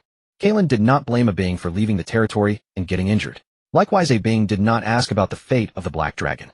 They trusted each other implicitly. Come out. As a being wondered whom Kaelin was addressing, 5 dragons emerged from the shadows of the cave. Shadow dragons.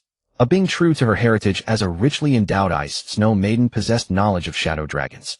Information about them was absent from many intelligent races' records, and even when recorded it could be erroneous. For instance, there were debates about whether shadow dragons were true dragons or lesser dragons. In fact, shadow dragons were genuine true dragons, though their renown had always been obscure. Upon recognizing the shadow dragons, a being instinctively stepped back. But then she remembered this was Kaelin's lair, and these dragons had appeared at his command. Perhaps they were his new vassals. She halted her retreat, though the subtle movement did not escape the shadow dragon's notice. A faint bitter smile curled on Victor's lips. As expected, shadow dragons once exposed to the light were loathed by the world, even by ice snow maidens like this one. The reason shadow dragons were so detested lay in their ability to steal the lives of others.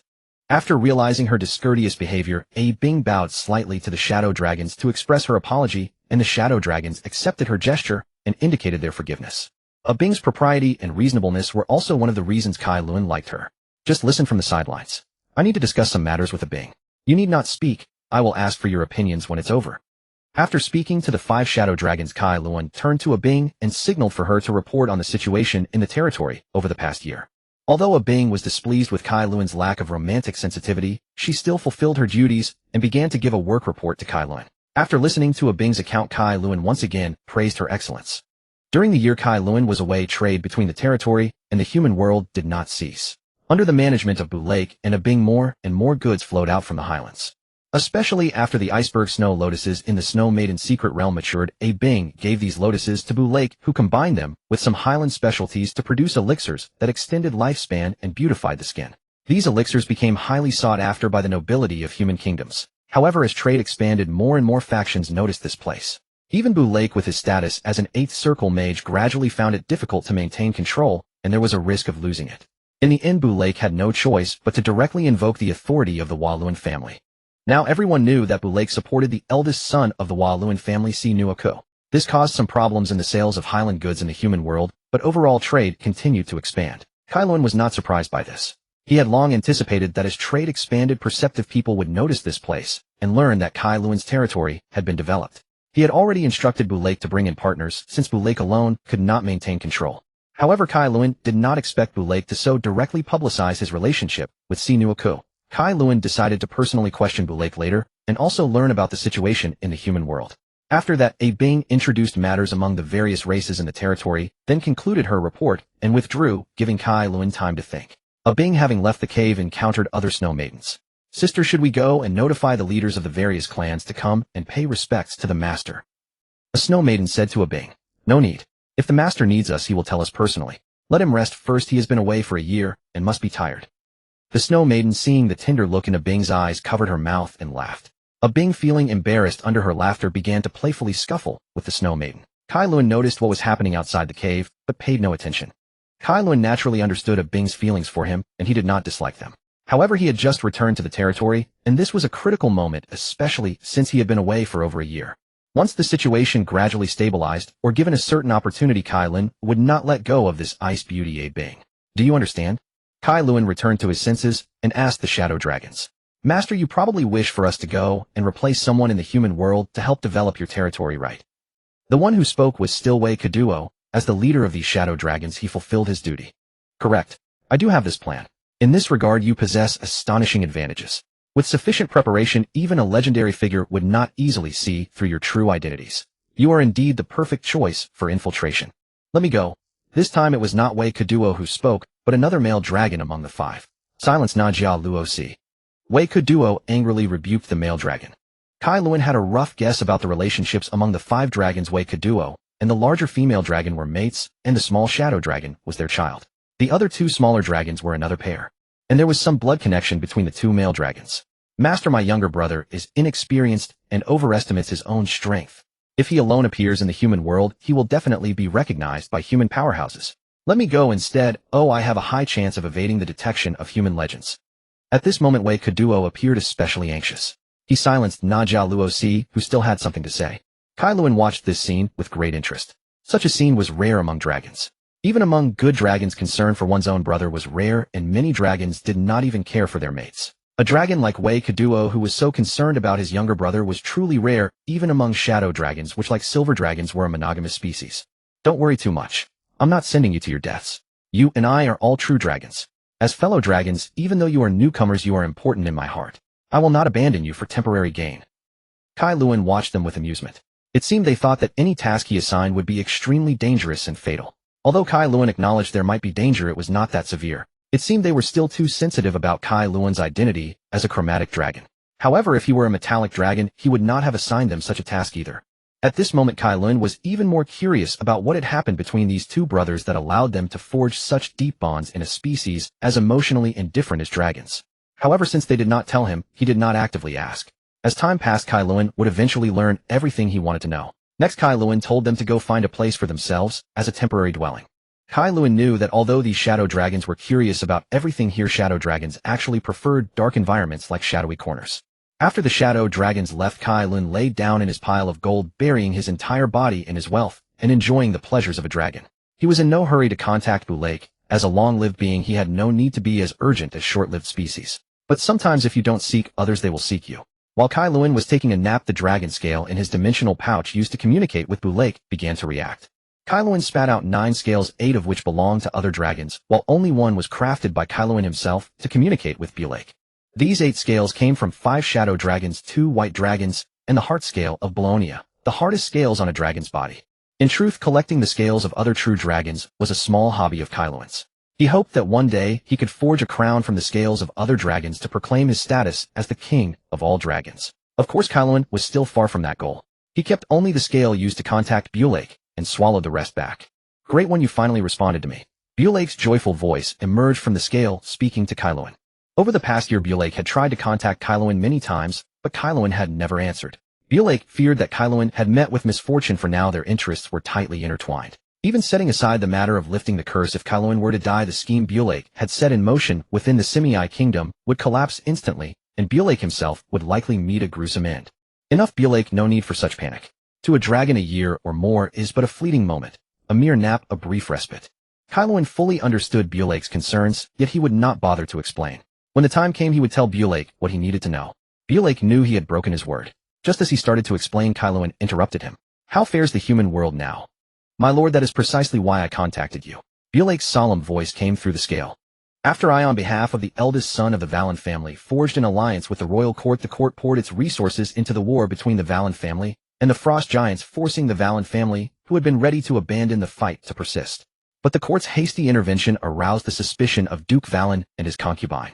Thereafter, the Duke tightened his grip on the family's territories, and the eldest son, Snoke, proved too inexperienced. Previously, his blatant bribery of mid- and low-ranking officers was discovered by the Duke. Under the concubine's instigation, the Duke was once prepared to have Snoke executed, To protect our plan, I had no choice but to openly support Snoke. The Duke, fearing me, spared Snoke's life. Kaelensos found it ironic that humans who prided themselves on civilized manners would kill their own son for buying loyalty. This was the so-called human nobility, willing to sacrifice everything, even kinship, for power. How were they any different from the vile dragons? This was the so-called human nobility, willing to sacrifice everything, even kinship, for power. How were they any different from the vile dragons? Is there anything else? How long do you think you can suppress the Duke's desire to kill his son? Bielake's voice paused for a moment before he spoke. According to my intelligence, within the Valen family, the Duke's attitude towards Snoke has grown increasingly hostile. He has forbidden Snoke from attending any noble activities or managing the territory, essentially placing him under house arrest. In my opinion, this matter is likely tied to the Duke's concubine named Isabella. Bielake's voice turned strange.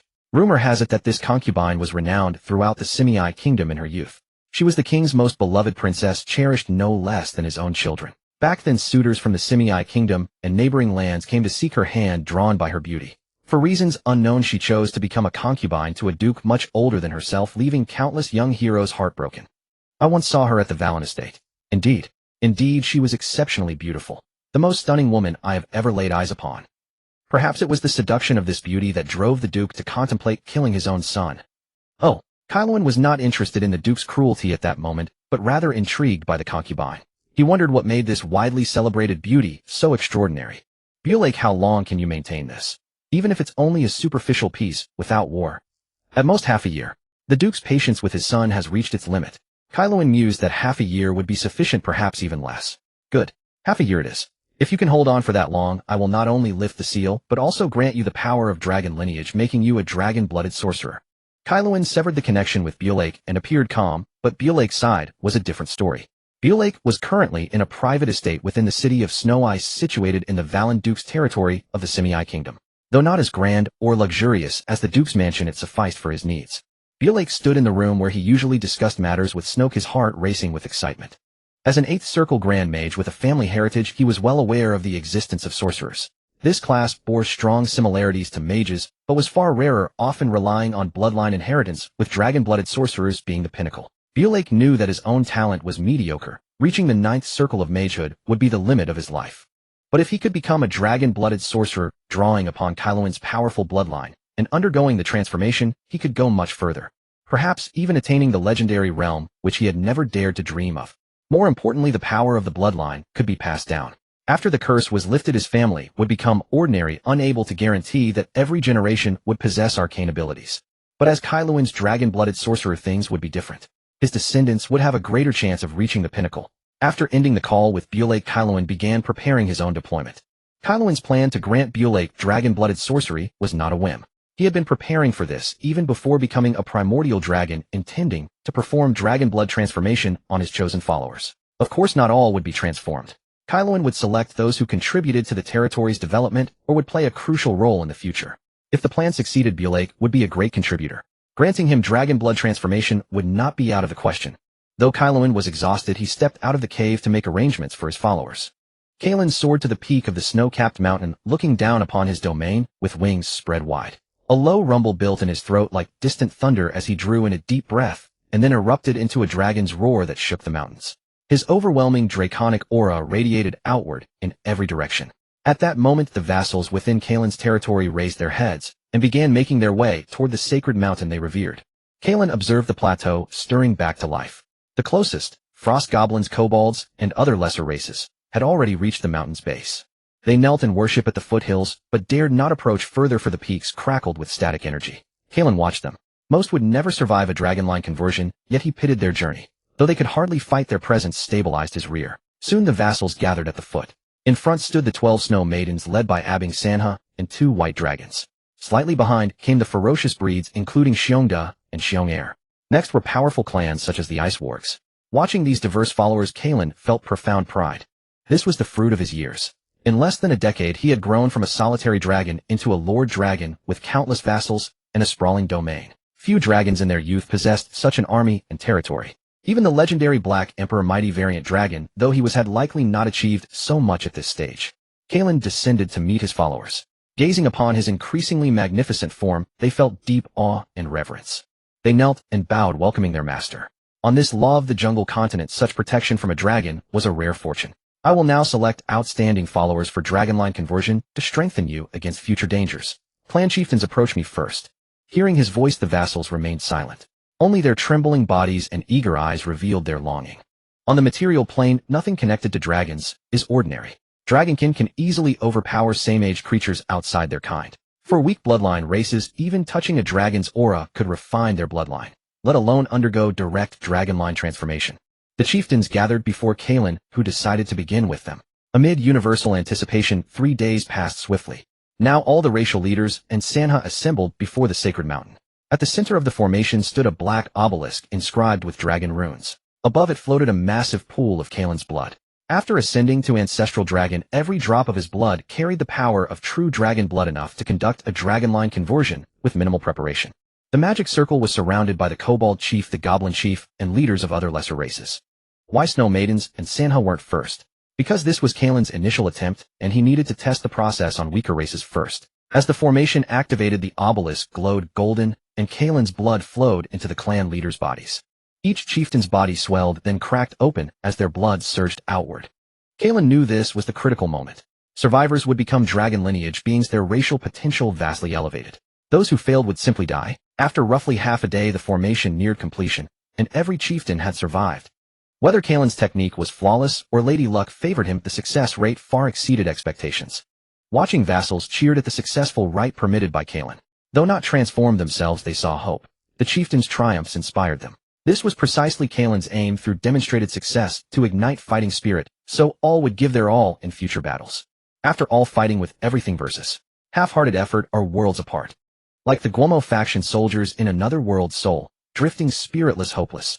No wonder they fell to a greater faction. Is this truly my body?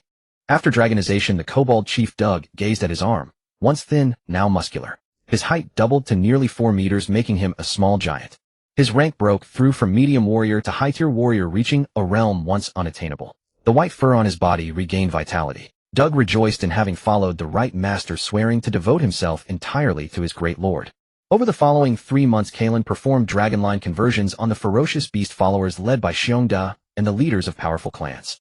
The process spanned 3 months because although his blood supply was ample, he spaced the batches to preserve his own condition. Now Kaelen was conducting the conversion for the 12 snow maidens inside his nest rather than at the mountain base. For this round, he would not use ordinary dragon blood, but the true blood of the ancestral dragon. As his earliest followers, and each strikingly beautiful, Kaelen held high expectations for them. Thus, even though ancestral dragon true blood was coveted even among human legends, Kaelen bestowed it without hesitation. Abing, are you ready?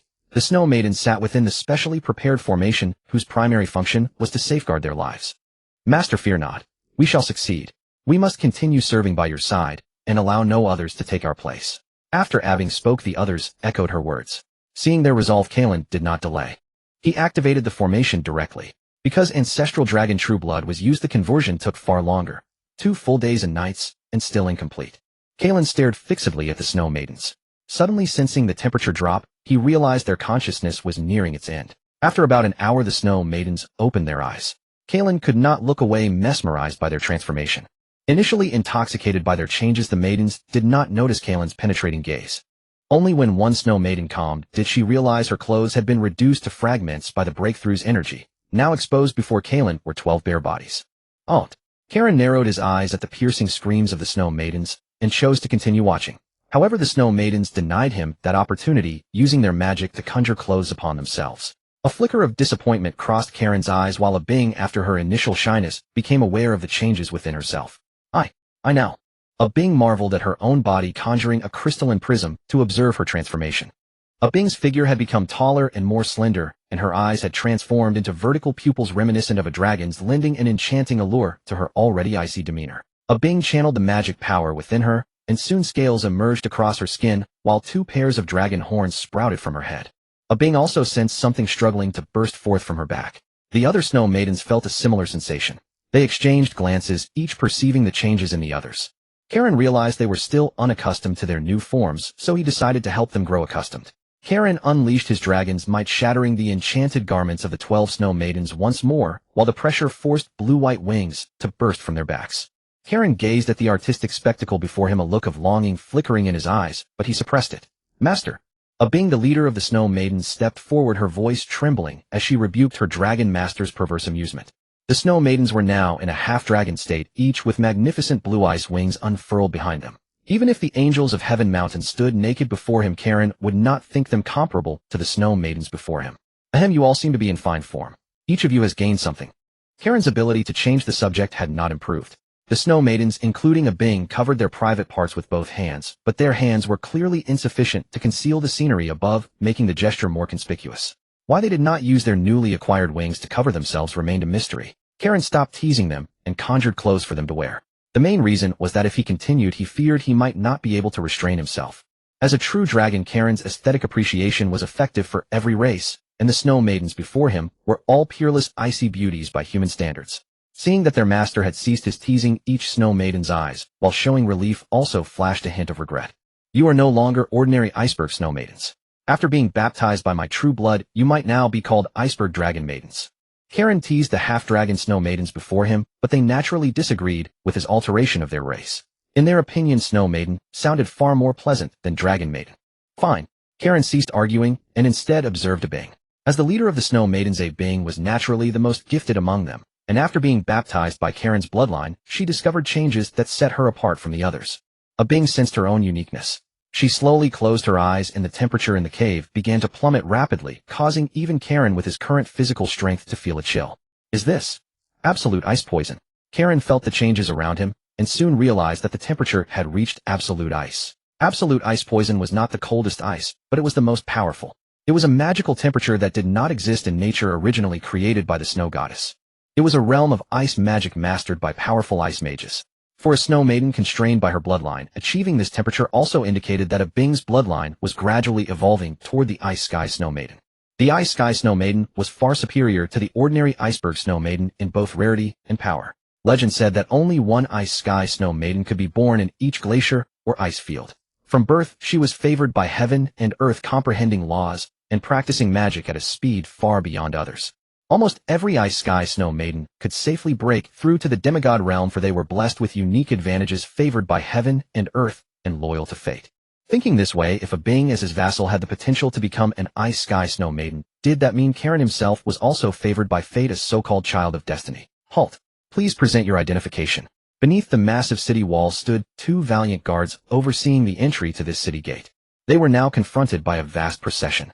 The procession consisted of dozens of mounted guards on white horses escorting a magnificent carriage. One of the gate guards humbly approached, sensing the powerful auras of these guards, which further confirmed that the owner of this procession was no ordinary person. As he neared the carriage, he was stopped by the surrounding guards. Please forgive me, my lord. The Semi-I Kingdom has a regulation that anyone entering a city of the kingdom's main city level must possess a pass issued by the royal family or the Grand Dukes. Otherwise, entry is not permitted. The guard named Kaelensos patiently explained to the guards before him, or rather to the owner of the carriage. Regardless of whether the procession had a pass, it was not someone he could afford to offend.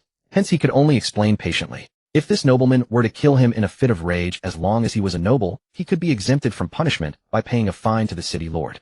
But he and his family would receive no compensation after his death. Since we are here, let us follow the local customs. Aiden, give him the pass. Kaelensos heard a young yet authoritative voice from within the carriage, and it sounded like heavenly music to his ears. He was just an ordinary guard, and did not want to offend a powerful figure over such a matter, lest he lose his life. Kaelensos took the document handed over by the guard, and examined it carefully. Finally, he respectfully returned it to the guard. Welcome, Count Kaelensos. Hearing this, the young man inside the carriage opened his eyes, revealing a sharp gaze. His eyes were like the azure sky, clear and bright. The Count Kaelensos stood at a height of 2 meters and 10 centimeters with well-developed and smooth muscles like marble, powerful arms, and a thick chest that exuded a strong sense of oppression. His hair was light gold with thick curls naturally falling onto his shoulders. His face had distinct contours, and his nose was straight and high. This nobleman possessed perfect body proportions, highlighting the masculine beauty of a man. This dashingly handsome and virile Count Kaelensos was naturally the identity that Kai Luan had sought for himself in the human world, and it was also Kai Luan's new form as a human.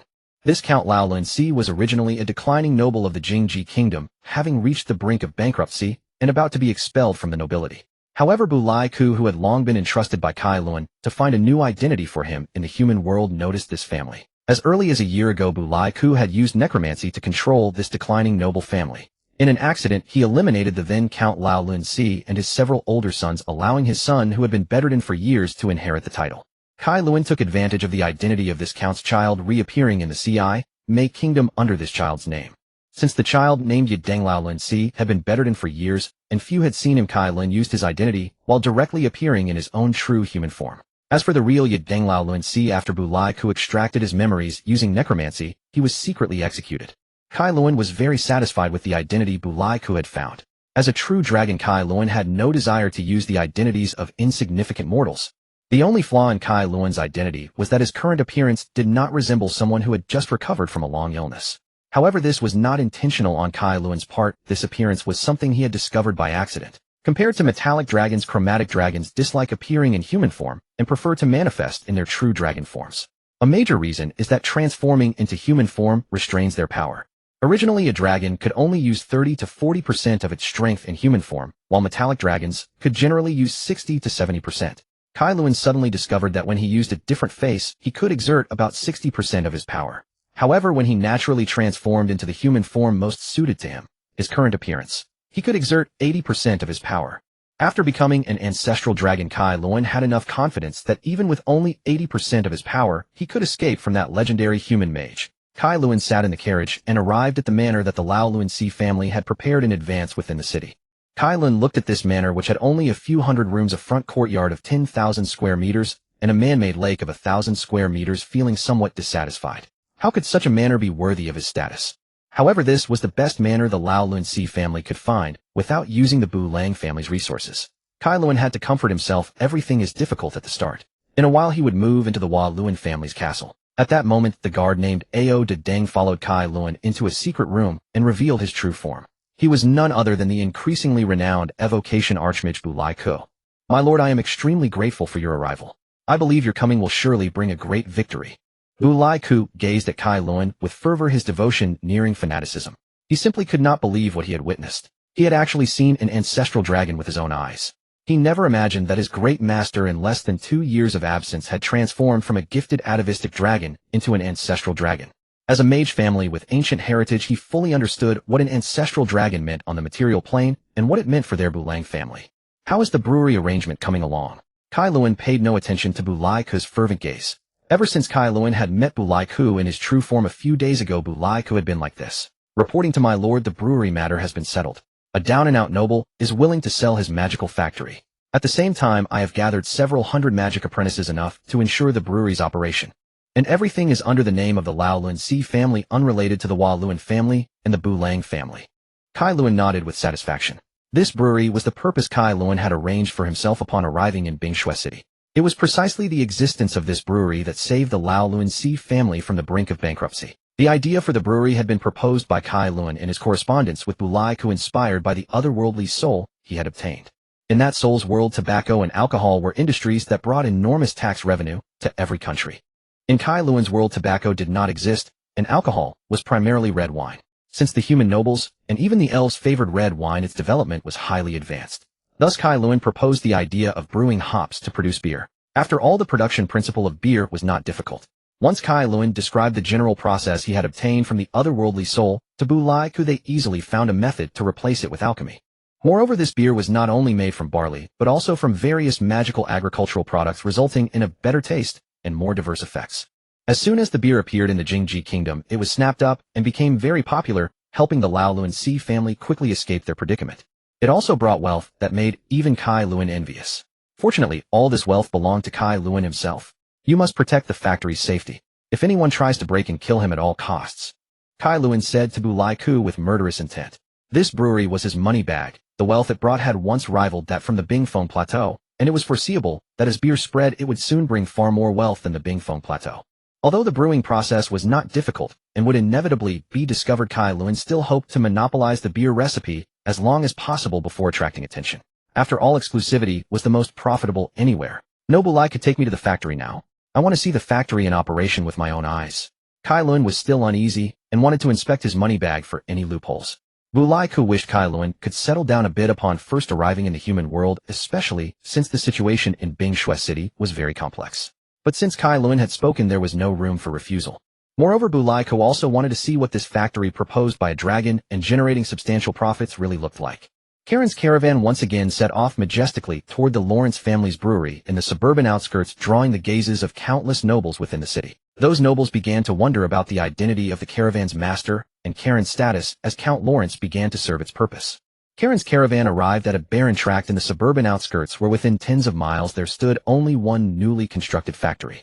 Karen stepped from his carriage to survey his new fortune's wellspring.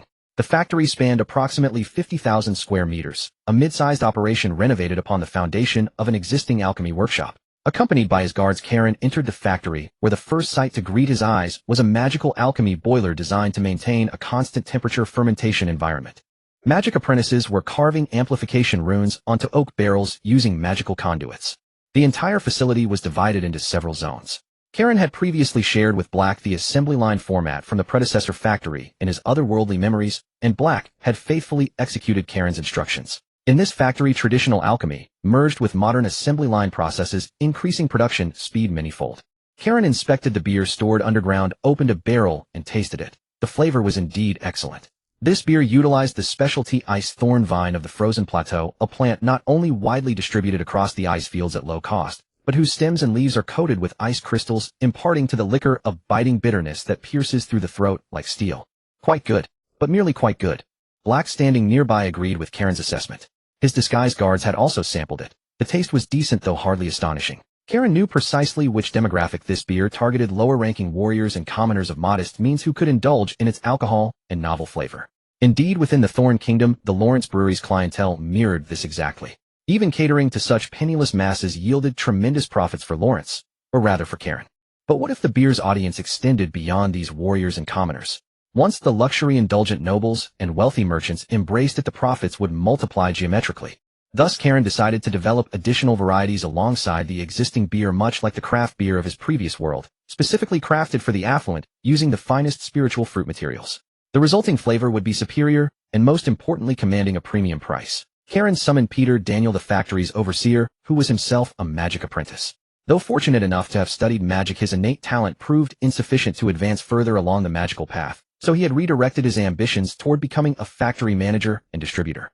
After hearing Karen's explanation, Bob harbored profound admiration for the brilliant, handsome young count before him. Who could conceive of such ingenious schemes? No wonder he grew so wealthy. Bob then offered supplementary insights on Karen's ideas. Karen had to concede that while this man's combat prowess was laughably weak, he possessed genuine talent in commerce. Satisfied with his curiosity, Karen prepared to depart. Yet before leaving, he placed behavioral seals upon every person present, ensuring he could monitor his lucrative venture. Karen subsequently returned to the manor, and only after observing his master finally settled did Black resume, reporting the current situation. My lord, the situation remains quite precarious. In merely 4 months since our last communication, opposition to Snook within the Warren territory has grown increasingly vehement. Nearly all officials and military factions have begun openly supporting the third young Master Pisk. Even the royal court now questions whether Snook truly possesses the capability to govern the Warren domain. Oh, it appears your king cannot wait to escalate hostilities with the Frost Giants. Karen possessed a certain understanding of the cultivation technique he had created. King Charlie's power had undoubtedly reached an impasse, yet after experiencing the enhancements granted by the giant's innate talents, he found it impossible to abandon the technique, leaving no choice but to continue battling the giants. The Warren territory, situated within the Thorn Kingdom, lay directly adjacent to the Frost Giant tribes led by Harkin upon the frozen plateau, making it an ideal battleground. Even if the Thorn Kingdom could procure resources from other regions, the process would be both slow and conspicuous. Despite the royal family's caution, according to Black's reports, rumors had already spread that the crown was conducting unsavory experiments utilizing giant blood. Therefore, to avoid arousing suspicion, the royal family could only pin their hopes upon the Warren family's conflict with the Frost Giants. After all, who would believe that a regional duke wielding substantial authority would silently align himself with the king? Karen rose to his feet and gazed out the window, his cerulean eyes fixed upon the direction of Duke Warren's castle. Duke Warren's actual domain encompassed Ice Snow City itself, the 20 or so nearby cities, and hundreds of small villages in the vicinity. Within the Thorn Kingdom's noble hierarchy, the Warren family's influence ranked approximately mid-tier. Yet within Ice Snow City, the Warren family's renowned stronghold, their castle stood as the tallest and most opulent structure in the entire city. The Warren Duke's seemingly prosperous reign would soon undergo a dramatic transformation, a shift that would determine whether Karen could successfully establish his foothold in the human world within a short time frame. I shall not fail. Though these words seemed to arise without cause, Black understood Karen's meaning and believed in his ability to fulfill such a declaration. What I require now is merely to wait for those greedy human nobles to deliver themselves to my door. Throughout the month since his arrival, Karen had not departed the manor, remaining instead within its grounds to study the newly acquired spells from the human world. Karen thoroughly enjoyed this sense of self-enrichment, yet the world beyond the manor's walls reacted to his presence with decidedly different sentiments. At that moment, Karen reclined against his study chair, perusing a spellbook titled Grand Compendium of Illusion Arts, while the brewery's latest craft beer creations rested upon the table beside him. The book Karen held carried an imposing title, though in reality, it contained only mid to low tier illusion spells. Nevertheless, Karen read with keen interest, drawing considerable inspiration from these modest techniques. Your Grace, the City Lord's mansion has sent an invitation, hoping you will attend the banquet hosted by the City Lord 3 nights hence. A guard's arrival shattered Karen's tranquility. Taking the invitation, a faint scoff escaped Karen's lips. Can they not restrain themselves any longer? These human nobles truly chase wealth like hounds in heat. Their patience runs even shorter than I imagined. Kaelen was not surprised by the City Lord's invitation. He had never intended to conceal his arrival. On the contrary, he wished to make it unmistakably clear to these people that he had come. The travel documents granting Kaelen entry into Ice Snow City were issued by another Duke, Duke Edward, who frequently traveled between Thorn's Kingdom and Bramble Kingdom. During a visit to Thorn's Kingdom to call upon someone, he happened to encounter the Lawrence family promoting their beer and quickly recognized it as an extraordinarily profitable venture, so he began making contact with them. Though labeled a partnership, this was essentially an attempt to seize control of the already declining Lawrence family. Unfortunately for Duke Edward, fate intervened in the form of Kaelen, who had traveled to Thorn's Kingdom assuming the identity of Adam Lawrence. Duke Edward had brought only 2 tier 8 warriors who were easily dispatched by Kaelen. In the end, Edward himself became nourishment for the Shadow Dragon. With the testimony of Duke Edward of the Bramble Kingdom, Kaelen's identity would hardly be discovered. The only vulnerability lay within Kaelen himself. If he could maintain composure and reveal no flaws at the banquet 3 days hence, his noble rank as a Count of Humanity would be firmly secured. In the blink of an eye, 3 days passed. Within a chamber of the City Lord's mansion, a group of nobles was now deliberating over the newly arrived Count Lawrence. My Lord City Ruler, must you truly invite that outsider us? He has no roots here. We could simply discard him and handle everything ourselves. The portly middle-aged noble with a balding crown expressed his grievances to the elderly man with white-streaked hair. In his view, the City Lord had grown far too old, foolish enough to share benefits that had already fallen into their grasp. Though the City Lord appeared aged, his movements remained sharp and decisive. A powerful aura of authority radiated from him, rendering the Mediterranean noble silent. Foolish Glenn, the older you grow, the more stupid you become. That valiant and capable knight of days gone by is truly lost to history. Glenn dared not show the slightest discontent at the City Lord's mockery. Regardless of the City Lord's great seniority, he had watched this generation of nobles grow up. His martial strength remained formidable. As a high-tier warrior, only the commander of the 1st Legion of the Valen family in Ice Snow City could match him. This new count arrives from Thorn's Kingdom, bearing his liquor trade. Yet we have never heard his name before, which proves his business has never held absolute dominance, even in Thorn's Kingdom. Nevertheless, he has journeyed countless miles to reach this remote frontier city. There must be other reasons. The elderly City Lord spoke slowly, yet his words silenced every noble's opposition within the chamber, offering them precisely the answer they desired. Moreover, do you not understand? His entry documents into Ice Snow City were issued by Duke Edward. Are you not curious about the role Duke Edward played in all of this? After hearing the elder's words, the nobles in the room began showering him with praise. Though his expression remained impassive, a trace of bitterness lingered in the old man's heart. Those who had risen to nobility and wielded power for years would never be fools. These nobles understood perfectly well that this distant noble must have some connection with Duke Edward. The moment Count Lawrence stepped into Ice Snow City, his travel documents were forwarded to every noble, great and small. Now their collective expression of dissatisfaction was merely a pretense.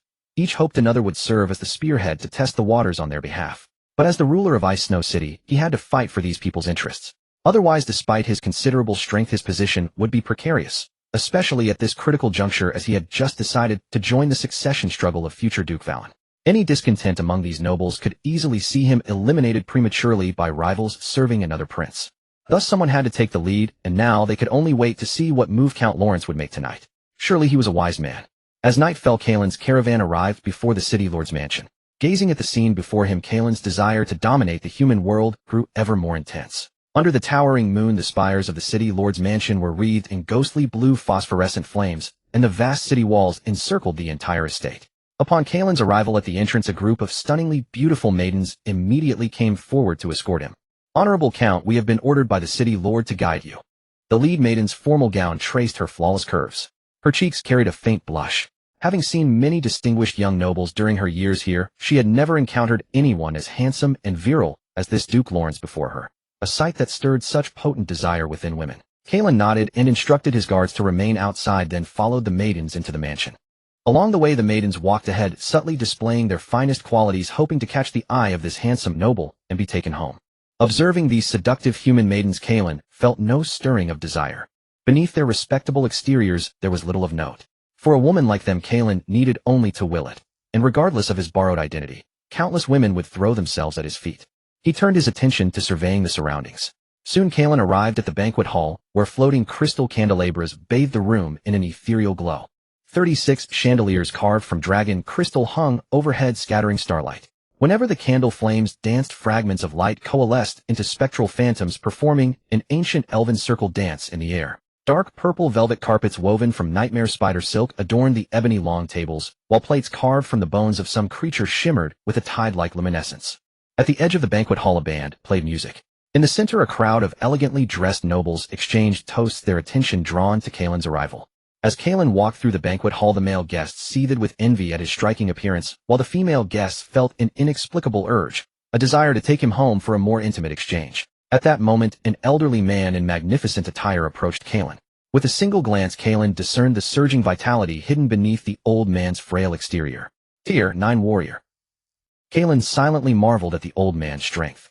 Though clearly the strongest in the room, beneath the elder's vigorous blood chi, an inescapable aura of death was spreading.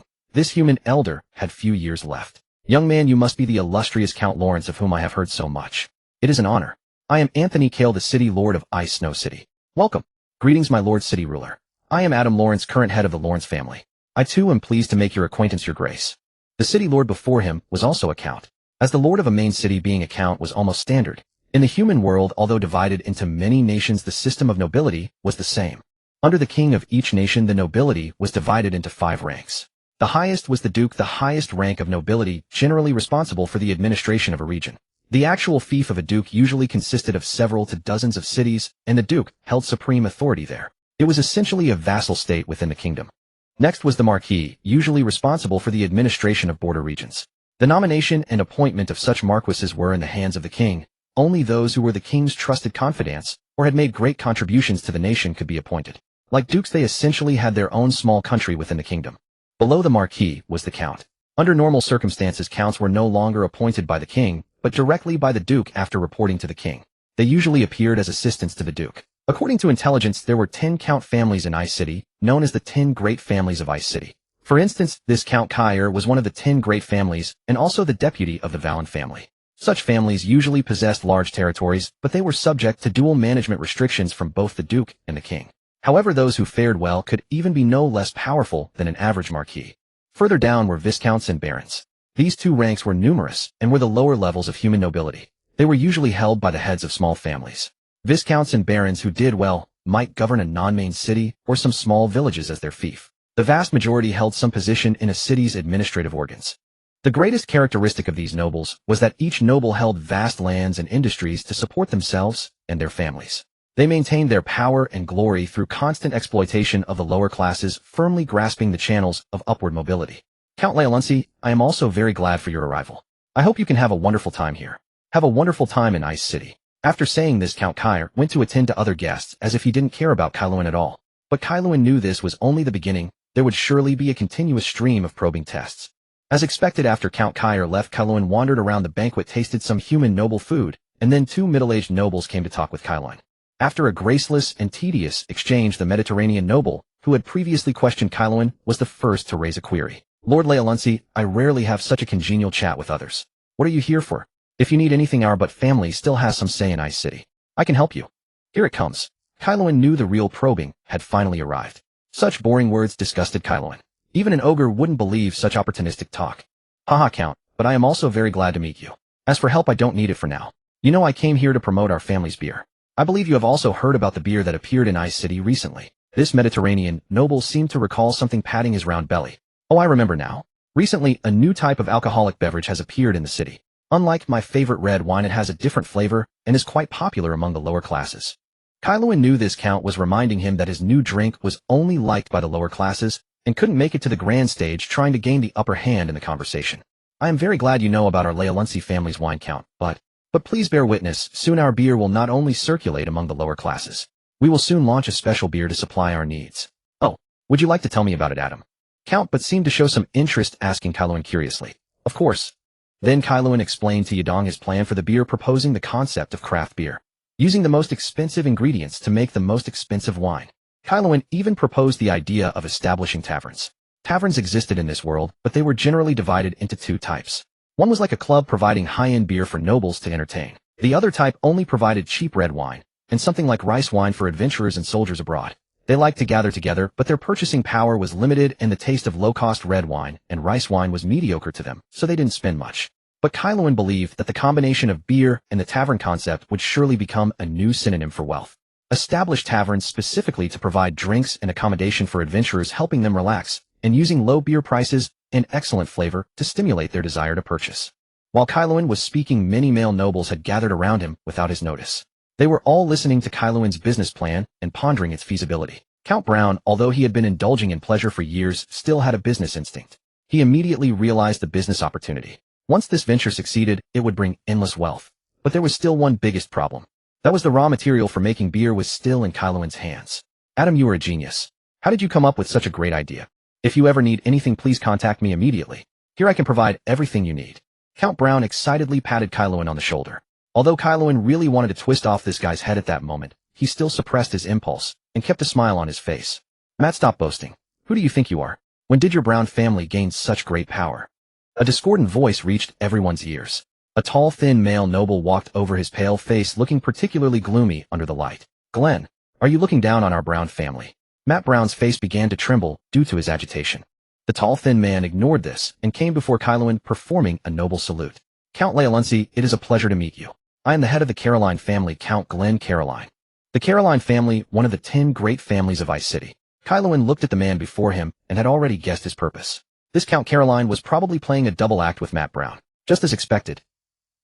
This handsome count from the Kaelensos family was personally introduced to the Jingji kingdom by Duke Adhua. How could he possibly need your family's assistance? Isn't that right, Lord Kaelensos? Kaeluan looked at this straightforward man. Count Kaeluan made no attempt to conceal his intentions, perhaps because in his heart he never regarded Kaeluan, an outsider noble, as worthy of his attention. Kaeluan showed a bright smile to Kaeluan, which directly stirred the hearts of the noble ladies who were discreetly observing the scene. You flatter me, my lord. I believe that the strength of the Bulang family will greatly assist our Kaelensos family's business. In particular, Duke Adhua told me before he arrived that the 10 great families within Bingshua Chengwang are all powerful. I am confident that with your help our family's business will progress as smoothly as it did in Duke Idewa's domain. Upon hearing Kaeluan's words, the smiles of Kaeluan, mate Bulang, and the surrounding human nobles gradually froze. It seemed they had not expected that the Kaelensos family's business had already reached the Adhua family's territory. If so, it proved that the connection between the Kaelensos and Adhua families was even deeper than they thought, complicating matters. Yadong, you are truly talented and promising. I believe even without our help you will do very well in Bingshua City. This Mediterranean nobleman reacted the quickest, swiftly changing the subject with Kaeluan. Those around, including that Kaeluan, left after exchanging a few pleasantries with Kaeluan, leaving only Mate still talking with him. Mate, it's rude to keep pestering a gentleman. You should allow this young and handsome count some personal space. A seductive voice reached Kaeluan's ears. Kaeluan turned around to see a young woman in a black robe approaching. He was amazed by the sight of this woman who came and stood beside Mate. This noble lady was about 30 years old, having completely shed the immaturity of a young girl. Her entire being exuded temptation like a ripe peach. Kaeluan, let me introduce you. This is my wife Alisai. Lady Alisai, hello, nice to meet you. Kaeluan took the beautiful lady's hand and kissed her knuckles. This countess seemed uninterested in Kaeluan, reminding him that other nobles still had matters to discuss with him. Oh, Yudong, I'm sorry. We were having such a pleasant conversation, but I'm afraid I must take my leave. Mate said to Kaeluan apologetically. Kaeluan watched the departing count. What a struggle for you. Kaeluan thought to himself. As a true dragon, he was extremely sensitive to malice from the outside. He clearly sensed that Count Mate Bulang bore immense hostility toward him, the greatest of all at this banquet. Kaeluan did not mind this little episode. He then wandered freely around the banquet, and soon a group of noble ladies surrounded him again. These noble ladies were either wives of counts, or wives' sisters, or daughters of barons and viscounts. They all expressed interest in Kaeluan, with some even directly inviting him for a deeper exchange after the banquet. However, after seeing the graceful figure of Lady Bueling, Kaelun found it difficult to take interest in these common beauties. But he did appreciate their intuition. After Kaelun extricated himself from the groping hands of a group of eager young women, Andongni Kair came before him again, this time accompanied by a young human girl of about 20. Let me introduce you, Yidong. This is my granddaughter, Ingali Kair. Ingali, this is a friend from a neighboring country, Count Yidong Leolunsi. Nice to meet you, Miss Ingali. Kaelun observed this human girl. Unlike other girls, she did not have long hair. Instead, she had a neat short hairstyle and wore a tight-fitting outfit that outlined her perfect curves. The most striking was her appearance. A baby face with a voluptuous figure. In response to Kaelun's greeting, Miss Ingali merely nodded without making any substantial reply. Quite arrogant, aren't you, young lady?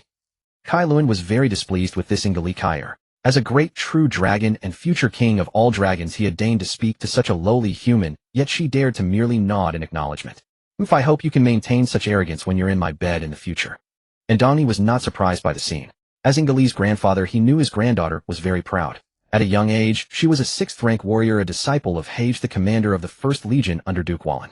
Countless suitors pursued her throughout the Simi kingdom, which had fostered her arrogant and willful personality.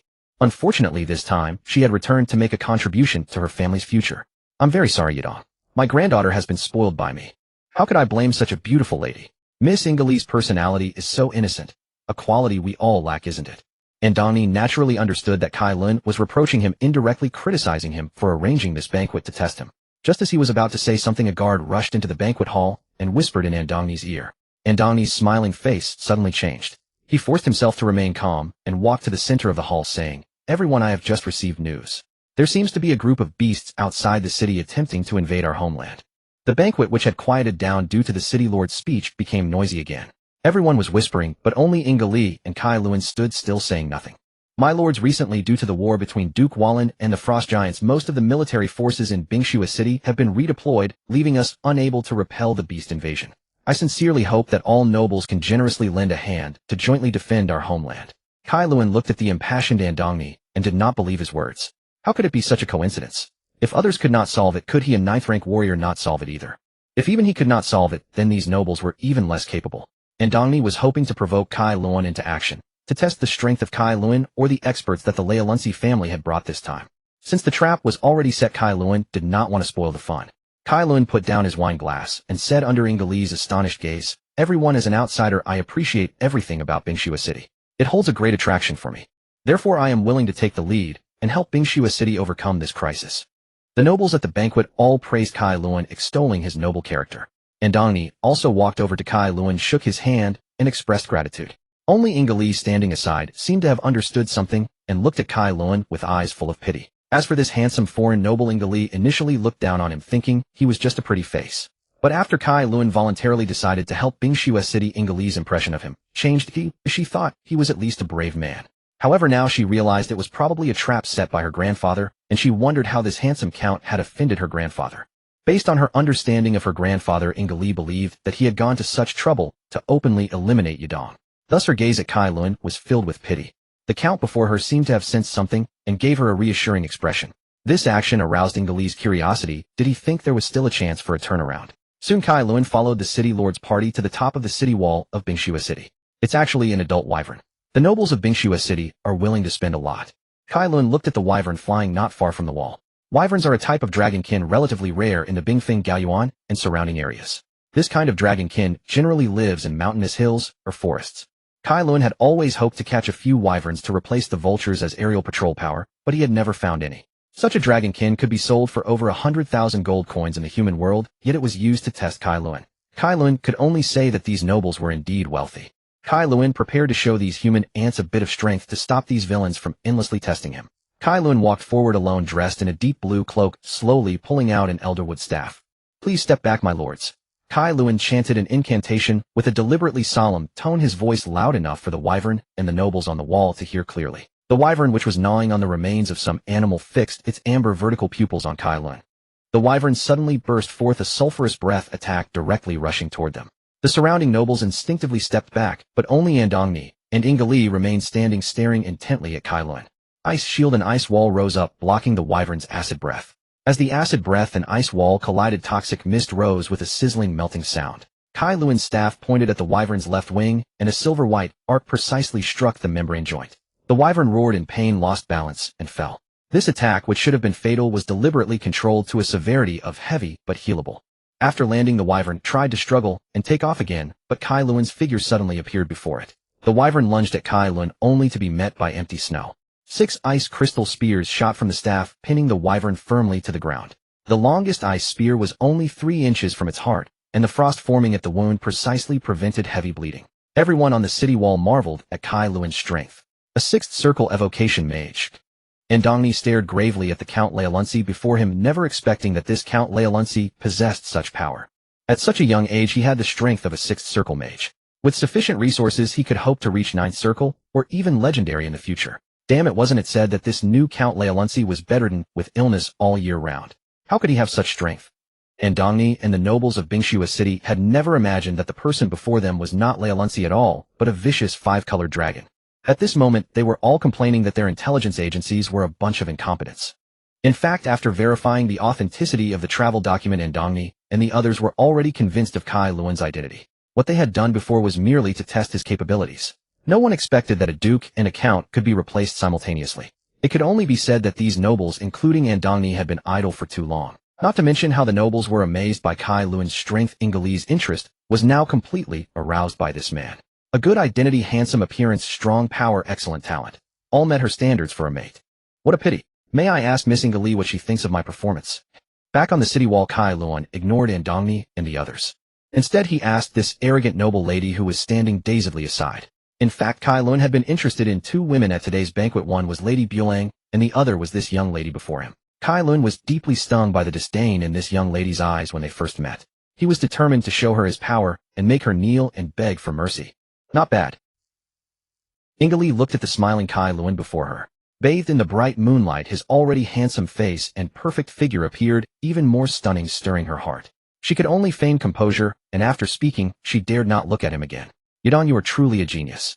A 6th circle evocation mage at such a young age, and you know how to revitalize your family. Your future is limitless. Andongni stepped between them. With his many years of experience, he could tell at a glance that these two had developed improper feelings for each other. If it were before, Andongni would have strongly supported it, since Yidong was not only young, wealthy, and exceptionally talented, but uniting with him would undoubtedly maintain the prosperity of the Kyer family. But now Andongni had already agreed to the request of the Wallen family, planning to marry his granddaughter Ingali to the 3rd son of Duke Wallen Pysyke and formally support Pysyke in his bid for the heir's position. Now he could not let anything happen between these two. At least until Ingali bore a child of the Wallen family, they had better have no contact. Kai Luan also knew that his behavior was a bit abrupt. He thought Ingali's silence was due to human trivial shame, so he did not think much of it. After receiving a heap of flattery from the nobles, Kai Luan and the others returned to the city lord's manor to finish the incomplete banquet. During the continued banquet, Kai Luan was much more popular than before. Almost everyone had exchanged words with him. The hundreds of people present were essentially the upper class of the entire Bingshua city. Even now, Kai Luan could still sense malice in the crowd, but more of it was fear and flattery. After the banquet ended, Kai Luan returned to the Leolunci manor and entered the basement. He dispelled the transformation spell and returned to his true form. Kai Luan's thick tail slammed heavily against the ground, causing cracks to appear. He lay down to rest on a small mountain of gold coins formed from the brewery's income over nearly a month. Compared to the human body, Kai Luan still preferred his true dragon form, where his power was unrestrained and his body could relax better. Kai Luan closed his eyes and thought. This banquet preliminarily displayed his strength. As the brewery business grew larger, when it reached a certain level within Duke Wallen's territory, the Wallen family would surely send someone to contact him. Even at tonight's banquet, who knew how many people were sent by the Wallen family? After all, nominally Duke Wallen and the king were the dual leaders of these nobles. Kai Luan's original plan was to directly find Duke Wallen and arrange for a shadow dragon to take over his identity, then slowly plot consuming the power of the frost giants and the human kingdom, while accumulating his own strength, ideally provoking the mysterious legendary mage of the Simei kingdom to act. This way Kai Luan could better observe the gap between the two sides. If the gap was not as large as he thought, he would directly choose to forcibly occupy this human kingdom. But that Duke Valen was far too cautious. For a long time, Karen had no opportunity to make a move. The current Duke Valen neither participated in any social gatherings nor involved himself in military affairs, merely issuing occasional decrees from within his castle. Karen's primary purpose for coming to the human world this time was to seize control of Valen's territory, laying the foundation for future conquest of the entire Simei kingdom. As for why Karen was so eager to claim human territory, it wasn't solely because he wished to become a Lord Dragon. Another crucial factor was that with the expansion of Karen's domain, the precious gem within his mind had finally undergone a change. Karen's consciousness gradually entered the precious gem. It was still that familiar place, but what differed was the appearance of 7 black suns beneath the gem in the sky. These black suns radiated immeasurably evil power. As a 5-colored dragon, Karen was quite familiar with such forces. Many deities of the righteous faction judged whether a creature or race was evil through them. They were pride, greed, lust, envy, gluttony, wrath, and sloth. These 7 black suns all represented the most primal desires of living beings, each of which could be reflected in 5-colored dragons, and even metallic dragons. It appeared only after Karen became an ancestral dragon. But Karen was certain this was not left behind by Bahamut's assistance in his ascension to ancestral dragon. As the platinum dragon god, a benevolent deity of justice, Bahamut could never possess such evil power. Therefore these things still originated from the precious gem. Through Karen's observations, these 7 sins possessed extremely pure power of a quality far surpassing the energy of the material plane. In other words, Karen sensed the authority of divine office within these forces of original sin. It was worth noting that as far as Karen knew, no deity in the multiverse explicitly held the divine mandate over these 7 sins. That is to say, the divine position of the god of original sin was vacant. In fact, it wasn't that the gods refused to control them, but rather that the definition of the 7 sins was far too broad. The divine mandates of gods typically govern specific domains such as magic or thunder. The primal sin energies of the 7 sins, however, were dispersed among multiple deities in various forms. For instance, the divine mandate of the god of fate was associated with envy and lust, the gods of fury related to wrath, and the god of strife implicitly corresponded to gluttony and sloth. As for pride, many deities of the righteous faction had their own connections to it. Apart from these, the archdukes of devils and the lords of the abyss both aligned well with the concept of the 7 sins. Yet although they wielded power comparable to deities, they were not recognized as gods.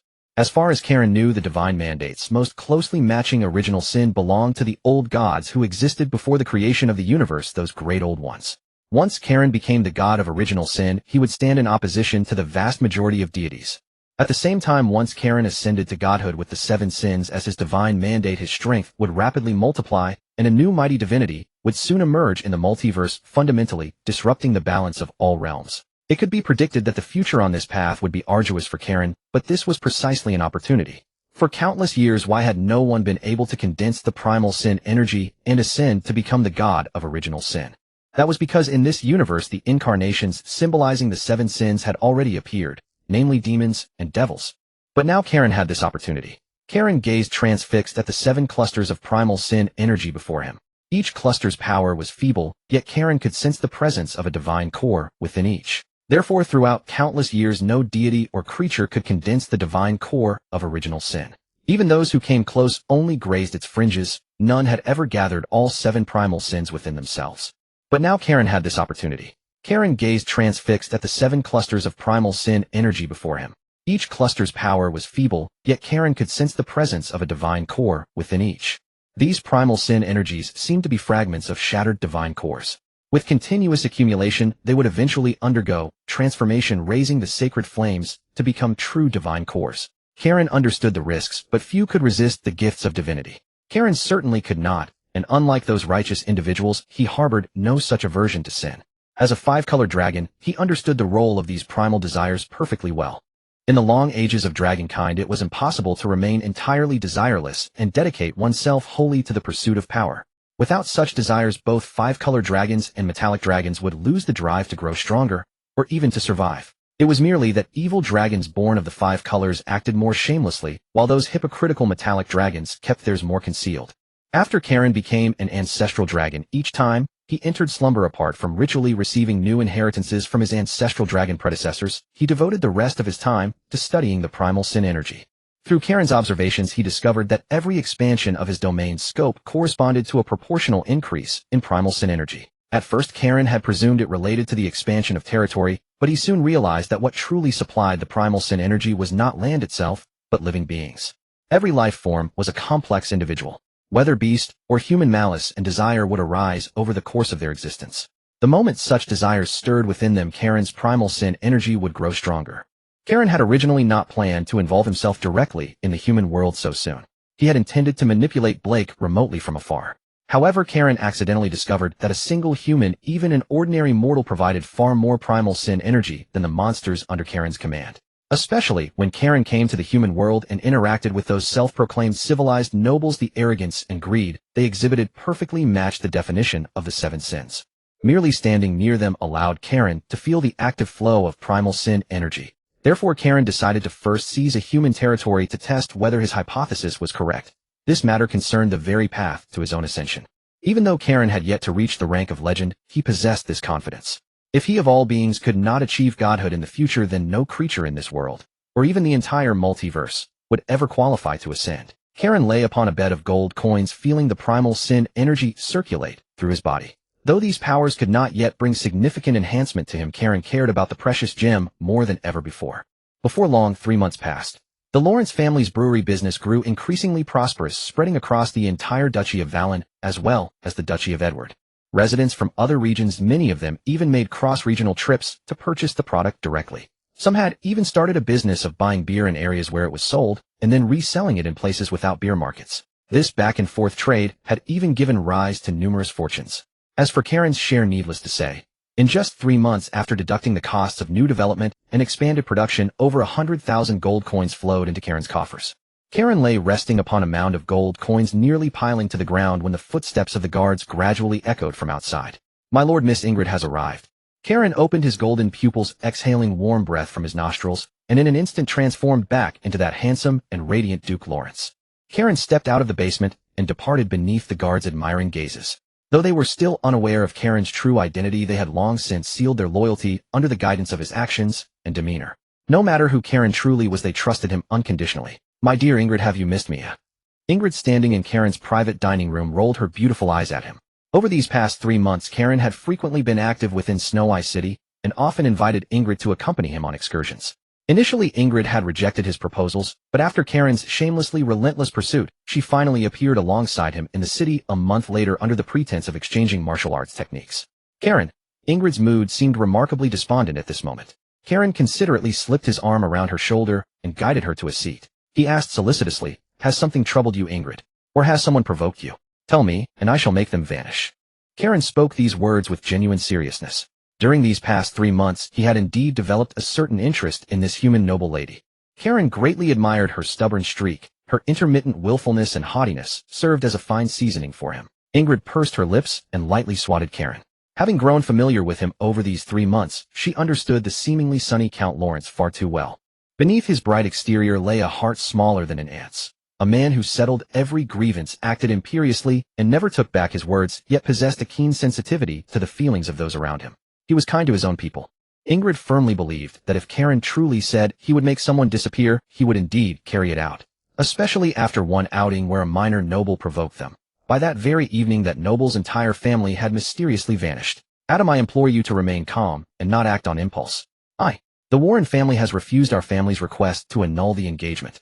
It seems my Ingrid's beauty has won the approval of the young master of the Warren family, refusing to dissolve the engagement even like this." Upon hearing this, Karen appeared entirely unfazed by the continued engagement, but Ingrid felt Karen simply did not care for her at all. Tears streamed uncontrollably from her eyes, completely shedding the icy detachment she had shown upon their first meeting. Karen could only repeatedly offer comforting words. In truth, he did not genuinely care whether Ingrid annulled the engagement or not. After successfully persuading Ingrid to meet him, she had openly confessed that she held an engagement with the third son of Duke Warren, but she was deeply dissatisfied with it.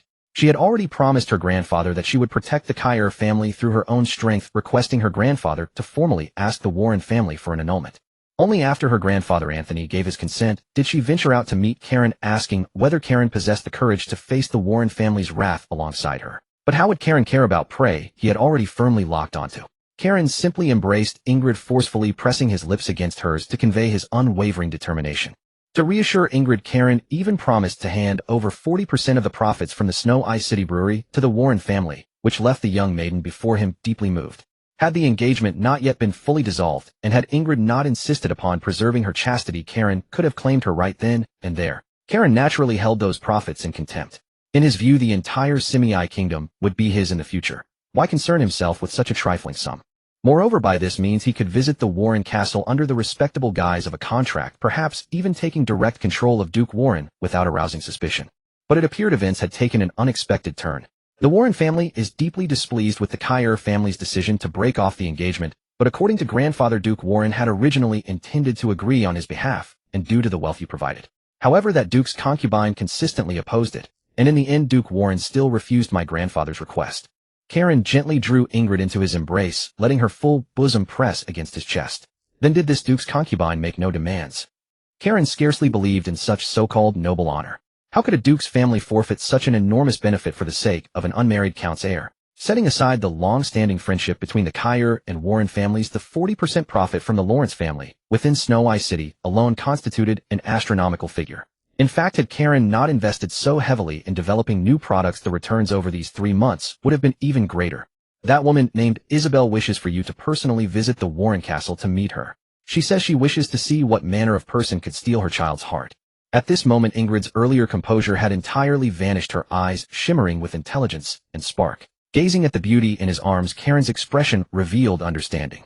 Through their time together he knew Ingrid well. She was not one to be easily broken. Everything just now had been her act. Her true purpose was to hope Karen would go forward for the sake of their future. Yet fearful that Karen would refuse out of pride, she had attempted to awaken his compassion, urging him to accept Isabel's condition. Upon hearing Ingrid's words, Karen felt genuinely delighted. To his surprise, the situation had turned favorable. He still had the opportunity to enter the Warren family's castle. Amidst Ingrid's startled cry, Karen swept her into his arms. Seeing Karen's expression, Ingrid realized her performance had been discovered. She immediately reverted to her former state, tears streaming, freely sobbing, and begging Karen to agree. Very well, when have I ever refused? But after all I have done, should I not expect some reward in return? Then amid Karen's mischievous laughter he laid Ingrid upon his dining table. After a few token struggles, Ingrid went entirely limp. After all, Karen was the man she had accepted. The man Ingrid chose would be hers for life. Since even Karen himself was already hers, what harm in allowing him to exercise his rights ahead of time? If this mission of Karen's were to fail, she would not allow Karen and her family to face hardship. She would choose to end her own life so that neither Karen nor her grandfather would need to struggle further. After nearly half a day of exertion, Karen climbed off Ingrid's body from the dining table with satisfaction, leaving behind Ingrid's snow-white form. Ingrid, with eyes glazed over, bore the marks left by Karen all over her fair skin. She had never expected that Karen, a mage, would possess such formidable physical prowess. She had utterly defeated a 6th-rank warrior, leaving no trace of resistance. In truth, Karen had not reached his full satisfaction. It was entirely because Ingrid was inexperienced, and especially because Karen had cast a spell to increase his speed for greater thrill, which sent Ingrid into ecstasy. Karen draped his clothes over Ingrid, personally escorted her to the room, and arranged for a maidservant to take care of her. Then he prepared to head to the Vallon family castle to investigate. Karen gazed at the waning moon in the sky. When Ingrid had arrived, it was still early morning, but now it was midnight, the perfect time for murder and arson. Karen did not take a carriage, but walked alone on foot. The Vallon family castle was located at the southernmost part of Ice Snow City, while the Lord's Manor was near the frozen plateau in the north of the city. Even when Karen was still a considerable distance from the Vallon estate, he could already see the castle. As he ventured further, he even spotted rows of soldiers patrolling. Halt! This is the private territory of the Vallon family. No outsiders are allowed to pass. A soldier clad in armor blocked Karen's path. Karen paid him no heed, instead staring straight at the castle. The commotion gradually drew more soldiers. Dozens of them slowly encircled Karen. I seemed to catch a familiar scent. A faint smile curled at the corner of Karen's mouth. Sensing such a familiar scent here was truly unexpected. Only then did Karen look at the soldiers blocking him.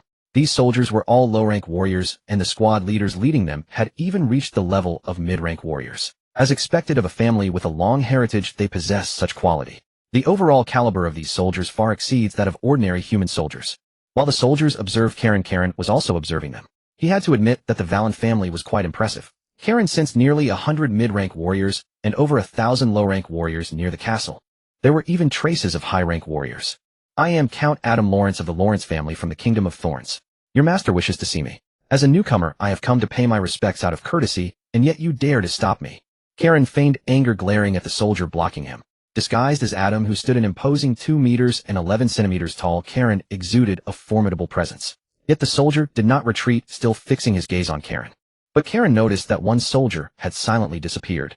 Thus Karen was in no rush. Instead, he felt satisfied. He stood still observing the soldiers, for they would all become his soldiers in the future.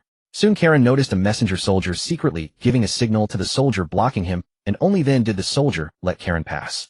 Apologies, Count. These soldiers are nothing but rough men who know nothing. How could they recognize a figure as illustrious as you? The speaker was a middle-aged man who came to greet Karen. His manner of speech and behavior were quite similar to the eunuch Karen had encountered in his otherworldly soul. Under the man's guidance, Karen successfully entered the Valen estate. Even from the perspective of a dragon like Karen, the decoration here could be described as exceedingly extravagant. Every flower and plant around the castle was a precious magical herb. Karen even sensed that the mana concentration here was significantly higher than the outside environment. A glint of greed flashed in Karen's eyes. Soon all these things would be his. Karen was already considering which part of the castle would be most suitable for his true form to rest. Karen thought the spire at the highest point of the castle would be perfect. His dragon body could coil around it comfortably. As Karen ventured deeper, he finally arrived at the meeting hall where Duke Valen entertained guests. Upon entering, Karen's attention was first captured by a mural on the wall, a strikingly radiant and beautiful human woman. Karen stared at the mural until the master of the house arrived, startling him from his reverie. "It seems Count Lawrence has taken quite a liking to my mural." A deep voice reached Karen's ears. A middle-aged noble in resplendent attire appeared. This was Duke Valen, the very man Karen had been seeking. The Duke greeted Karen with an enthusiastic embrace exuding warmth. Karen found the scent emanating from him even more peculiar. "Oh, Adam, allow me to call you that. Though this is our first meeting, I have long admired you. Your exceptional strength and astonishing commercial talent leave me in awe. You flatter me, your grace. I am merely advancing toward my own goals," Karen replied to the Duke before him. After a lengthy conversation lasting half an hour, neither Karen nor the Duke had yet broached the main subject. It was only when a maidservant came to remind the Duke that it was time to rest that Karen took the initiative to take his leave. Before departing, Karen turned his head to look at the entrance on the other side. "My dear, this young count is no simple man. No matter how I tried to pry, he refused to show any goodwill toward us, and he never even mentioned the matter between him and Antonio's little granddaughter. I understand, but he is just a young man. I believe you will teach him how to respect his elders." A voice emerged from the other entrance of the banquet hall. A stunningly beautiful young woman with green hair dressed in an elegant gown appeared at the entrance. Watching the powerful Marquis display his confidence, a mocking glint flickered in her emerald eyes. After leaving, Karen did not depart. Instead, he cast a concealment spell and hid nearby. It was not until the dead of night that he prepared to sneak into the Valen castle. Through his observation, Karen determined that there were 5 high-level life forms in the Valen estate. 2 were roughly at the 8th rank warrior level, another possessed 8th rank strength with a dense aura of magical power, likely an 8th circle mage, and 1 more was located in a camp 1,000 miles behind the castle, where Karen sensed the aura of a heroic domain. Karen was confident that his infiltration would not be detected by that heroic domain figure. As for the last high-level life form, even Karen had to admire her audacity. Karen leaped into the castle's attic and gradually made his way forward, observing the environment and layout as he walked. He had to admit that the castle alone, not to mention the entire estate, would require millions of gold coins to complete. No wonder he was not the only one eyeing this place. Without the corresponding strength to protect such vast treasures, yet hoarding them. This was the reality for most aristocrats in the human world. When Karen reached the door of a bedroom, she pushed it open directly, without any concern of being discovered. As she entered, she indeed found a person sitting by the bed, smiling at her playfully. Dreamleaf grass, a gram worth 1,000 gold, possesses an extremely potent substitution-enhancing function. Karen picked up the incense burner placed at the entrance, smiling with a seductive charm. "You are quite willing to pay such a heavy price, or are you lack confidence in your own illusions, green dragon?" Upon hearing Karen's words, the woman was not flustered. Instead, she patted the sleeping Duke Warren's face beside her. "Do you know that I am on the verge of success? I have operated in the Warren family's territory for so many years, and I am about to fully control that old man Warren. Once my child succeeds me, the entire Warren territory will be mine." The woman, transformed from the green dragon, rose from the bed clad in a translucent nightgown, with the moonlight casting a faintly revealing glow. "But now you have become a variable. My eldest son died unexpectedly in the Bingfeng Plateau, so I have to let my younger son take his place and fulfill his duties." "Your son? You have no connection with those 2 humans, do you? There is not a trace of dragon bloodline in them." Isabel covered her mouth with her delicate hand and chuckled softly. "Those 2 were originally the children of a maidservant. If I hadn't raised them later, how could they have survived under that old woman hill? All these years I thought it was that necromancer trying to provoke a war between the Warren family and the Frost Giants. Just as the next war was about to begin, you arrived. I initially thought you were an underling of that necromancer, but I was wrong." Isabel appeared before Karen, hooking her chin with her fingers while leaning half into Karen's embrace. The warm breath from her lips patted against Karen's face. "But now I realize my earlier judgment was mistaken. I never expected that the renowned genius mage and commercial prodigy whose appearance is said to rival the gods is actually a dragon. Judging by your demeanor, you must be a blue dragon. It's rare to see a blue dragon near the Bingfeng Plains." Karen looked at the green dragon in his arms. Her alluring appearance in his eyes was nothing but the image of a ferocious green dragon. Karen lifted Isabel and placed her beside Duke Warren's head, pressing his own face into her surging bosom. Since you know I'm not human and still dare to sit here waiting for me, are you ready for me to kill you? At this moment the two appeared like a pair of lovers in an illicit affair, yet their words were far from tender. Ha ha, as the future master of Lin and a powerful green dragon, why would I fear a juvenile dragon like you? You'd better obediently become my subordinate. I guarantee you'll reach adulthood safely, how about that? Karen lifted his head from Isabel's bosom and looked into her seductive green eyes. Since you're not afraid of me, why did you poison me the moment I entered? Before Karen finished speaking, a dragonized hand pierced through his chest, yet strangely no blood flowed out. Damn it. By now even the dullest creature would realize that this blue dragon had come prepared. Isabel had made thorough preparations to welcome this arriving blue dragon. The room was filled with hypnotic runic arrays. The breath she had exhaled from her mouth was also a venom unique to green dragons. By all rights, Karen should have been completely incapacitated by now. Karen had partially elementalized himself at the moment of Isabel's attack, so although she seemed to strike him, she actually did not. Seeing the female green dragon attempt to flee, Karen cast a spatial lock sealing the entire space. Karen grabbed Isabel's head and forced her to meet his gaze. Just as Isabel was about to transform into dragon form and break free, Karen successfully pulled her into another dimension. Where's this place? Isabel stared into the pitch-black surroundings. In the distance, a figure of a blue dragon suddenly appeared. I never expected you, a blue dragon, to be so skilled in illusions. Truly the master of illusions among dragons. Isabel quickly assessed the situation. She realized that the distant dragon was none other than Count Lawrence, who had been intimate with her on the bed moments ago. But as Karen's figure gradually drew closer, Isabel could hardly believe her eyes. A primeval dragon. You are a primeval dragon. Impossible. It must be your illusion. You are not a primeval dragon. You are not even a pure-blooded blue dragon. You merely conjured the form of a primeval dragon to satisfy your own fantasy of noble blood. Karen looked at the hysterical green dragon and said slowly, your guess is not bad, but unfortunately you are only half right. Karen's 18-meter-long form fully manifested before this green dragon.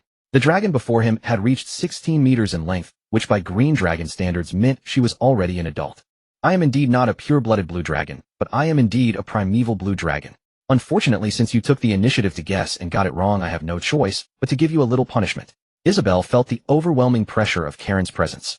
At this moment, even as an adult green dragon equally skilled in illusions, she could not distinguish truth from falsehood. Bolts of lightning descended from the sky, striking the green dragon. She tried to flee but found herself unable to move.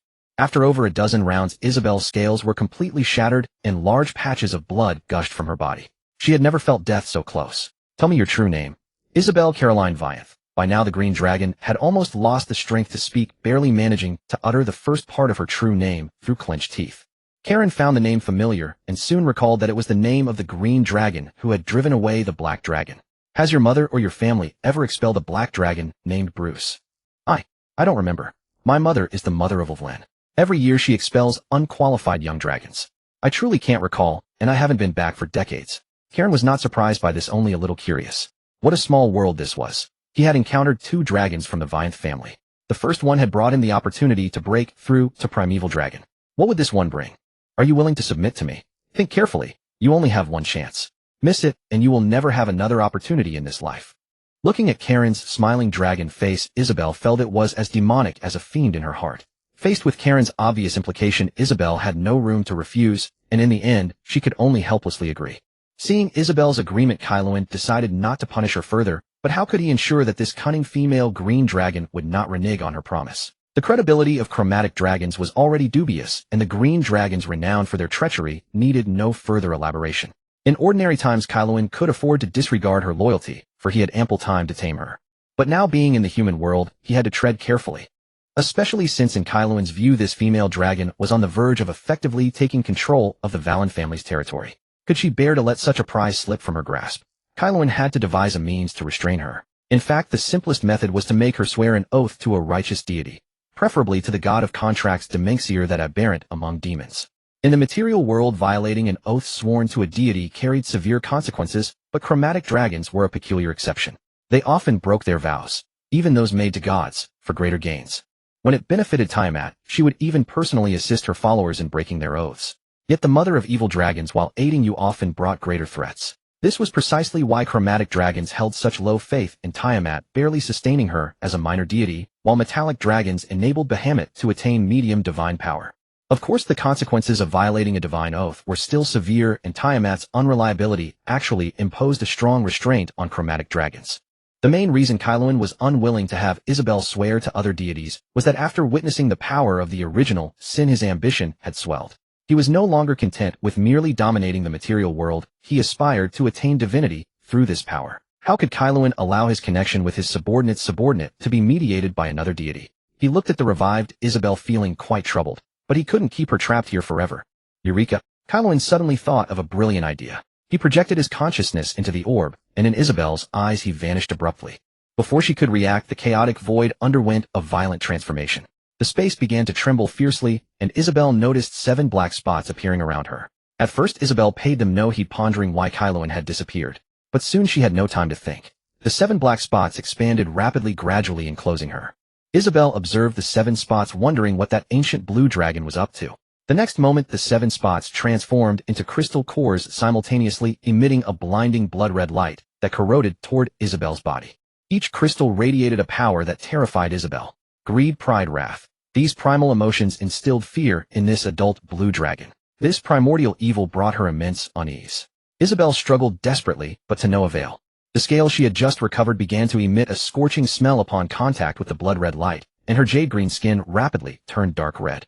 Isabel writhed in agony as Kaelensos' figure reappeared. This is a gift from me, or rather from the original sin. Embrace them well. This was Kaelensos' newly developed application of the power of original sin.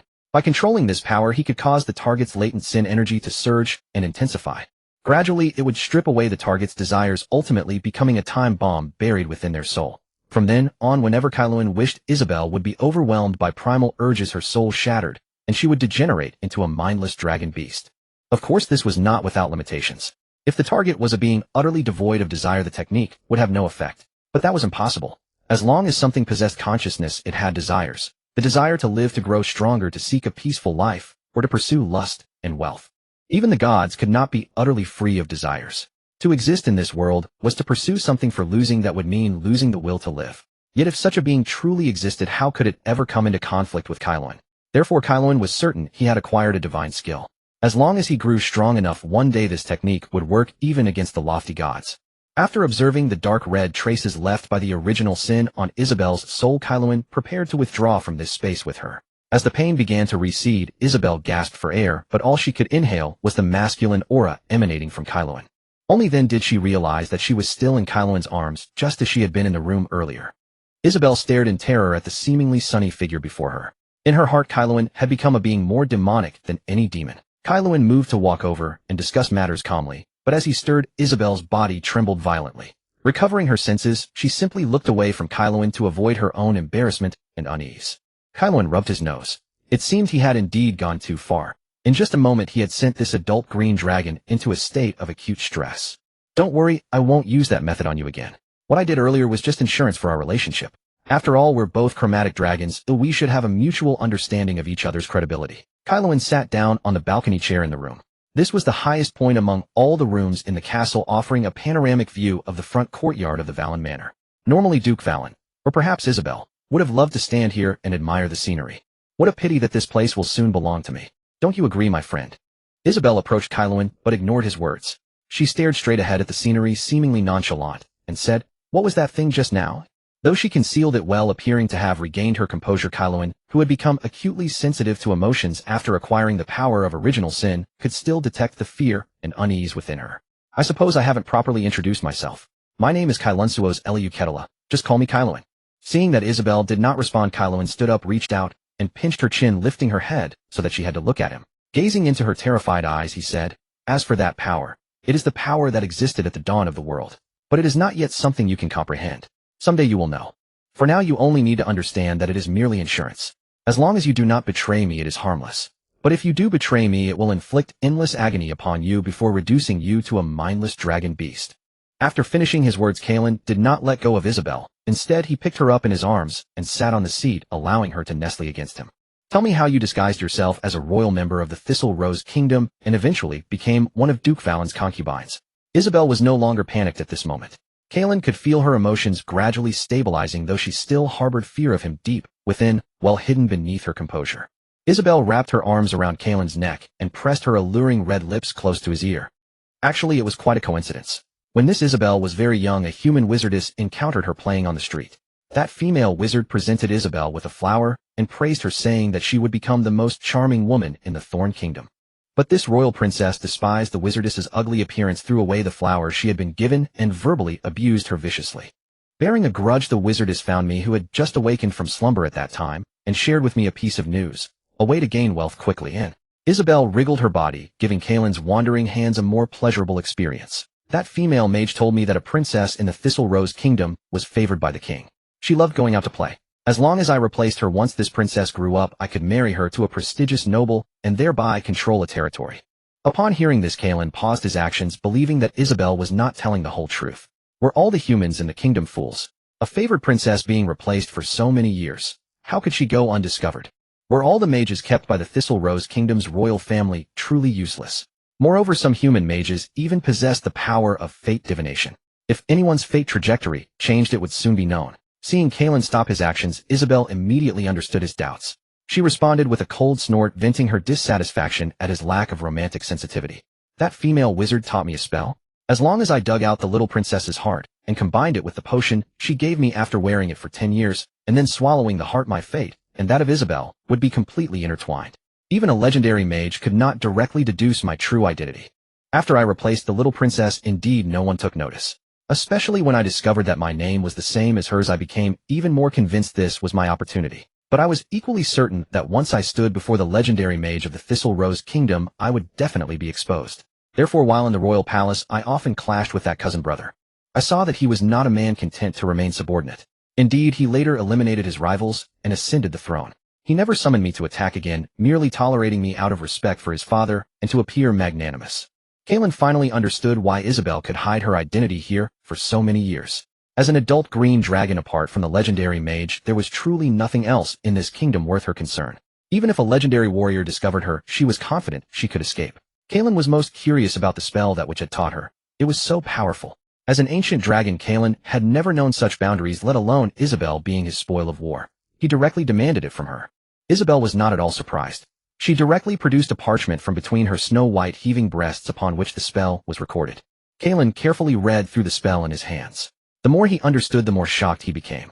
This spell before him was no longer merely a magical spell. It was far closer to ancient arcane arts. People in the current era believed that magic was a broad category encompassing both divine and arcane arts. Kaelin himself had once thought the same before becoming an ancient dragon. But after ascending to ancient dragonhood, new doors to the world gradually opened before Kaelin. He realized how absurd the current definition of magic, as merely a combination of arcane and divine arts, was. It was nothing more than a lie collectively spun by the gods for mortals. First and foremost, divine magic could not truly be classified as a spell. Spells were based on magical power, while divine magic was rooted in divine authority. Secondly, the current magical system divided all spells into 8 schools. But in reality, ancient arcane arts were similarly categorized. The current spells were essentially a weakened version of the original arcane arts. Ever since a remarkably outstanding figure successfully cast the so-called strongest spell in history, the Ascension to Godhood technique, he had completely trespassed upon the gods' exclusive domain. This provoked the gods to intervene, utterly causing the downfall of ancient arcane arts, and thus giving rise to the weakened magic spells of the present age. Traces of ancient arcane arts had almost disappeared from the multiverse. But what lay before Kaelin's eyes now? A complete ancient fate arcane spell. The inherent function of this ancient arcane art was of limited use to Kaelin, but it brought him tremendous inspiration. As an ancient dragon with substantial magical talent, Kaelin could absolutely use this spell to improve his own magical system and elevate his spellcasting abilities. Kaelin's eyes blazed with ardor, a thirst for knowledge. Though he was not a spell maniac, he had invested no less effort into spells than any devoted arcane scholar. And what happened to that witch afterwards? Kaelin was particularly curious about that witch's identity. How could a wizardess possessing such an ancient arcane art remain so obscure, reduced to relying on a dragon for revenge after being insulted by a petty royal princess? When I obtained this spell, I knew this matter must never be revealed. So when she least expected it, I simply ate her. Isabel completely failed to recognize anything wrong with this. How could someone possessing such a thing be killed by a mere child? More importantly, she had far more methods to kill or torment that little princess. There was absolutely no need to seek out a green dragon. Actually, one could hardly blame this chromatic dragon Isabel. In the inheritance of ordinary chromatic dragons, such matters were barely mentioned, known only in passing. She likely thought this was merely some unusual and exotic spell. After all, magic was the strangest thing in the world, and everything incomprehensible could be attributed to magic. Having figured things out, Kaelin no longer pressed the issue. He shifted position and embraced Isabel again. Now tell me properly about the situation in the Valen territory and the political landscape of the Thistle Rose Kingdom. Isabel paid no mind to the cruel dragon's antics. She said not a word about her chest being roughly handled by Kaelen, merely panting heavily. Karen stood beside Duke Valen with pity, gazing upon the man who should have been at the apex of power, but had instead become a plaything for two chromatic dragons in succession. Yet he had no one to blame but himself. The law of the world was survival of the fittest. The Valen family possessed a noble status, but lacked the strength to safeguard their authority. Over-reliance on external forces had eroded the Valen family's pursuit of power, leaving them blindly chasing prestige. Originally, Karen intended to have Victor replace Duke Valen to control this territory, but with Isabel as a trusted confidant and insider, Karen saw no immediate need to oust the Duke. This arrangement not only utilized Isabel's abilities as a true dragon, but also served to reassure her. Both humans and dragons must have a purpose. When a creature realizes it serves no use to its superior, it begins to overthink, and overthinking leads to trouble. Isabel, who had been kneeling, slowly rose to her feet. A swallowing sound came from her throat as she cast a cleansing spell on her oral cavity. She simply could not understand why Karen as a dragon would take pleasure in indulging in human games. Karen patted Isabel's backside with satisfaction. Had it not been for the lack of time, the Duke still needed to meet his subordinates in the morning, and keeping him in prolonged slumber was inadvisable. Karen would have taken her right there in human form. Isabel remained on the balcony watching Karen depart. Everything that had happened tonight had transformed her beyond recognition. She had gone from an adult green dragon who controlled everything from the shadows to a subordinate of a juvenile ancestral blue dragon. Her draconic pride made it difficult to accept this reality. Yet the fear of death, especially the power Karen had planted within her body, compelled her to choose submission. Most crucially, the words Karen had spoken to her. Even knowing it was merely a tantalizing promise, she could not help but fantasize. Having witnessed my power, you should understand that I will never be trapped in the material world. The day I break through the limits of this realm, I will personally bestow my blessing upon you, helping you undergo a metamorphosis into an ancestral dragon. The mere thought of those words uttered in Karen's deep, resonant voice made Isabel's cheeks burn and her spirit uncontrollably surge with excitement. For most dragons, the pleasure of the body paled in comparison to breakthroughs in power. Isabel naturally understood what Karen meant by transcending the material plane. Transcending the material plane did not mean Karen would journey to the astral plane. Rather, it meant he would completely break free from mortal constraints, becoming a dragon king, like the ancestral dragons of legend, a being capable of rivaling the gods. Perhaps he might even seek apotheosis. In comparison, Isabel was more inclined to believe that Karen would become a dragon king, for most ancestral dragons in history, who did not fall prematurely, had become dragon kings wielding power equal to the gods.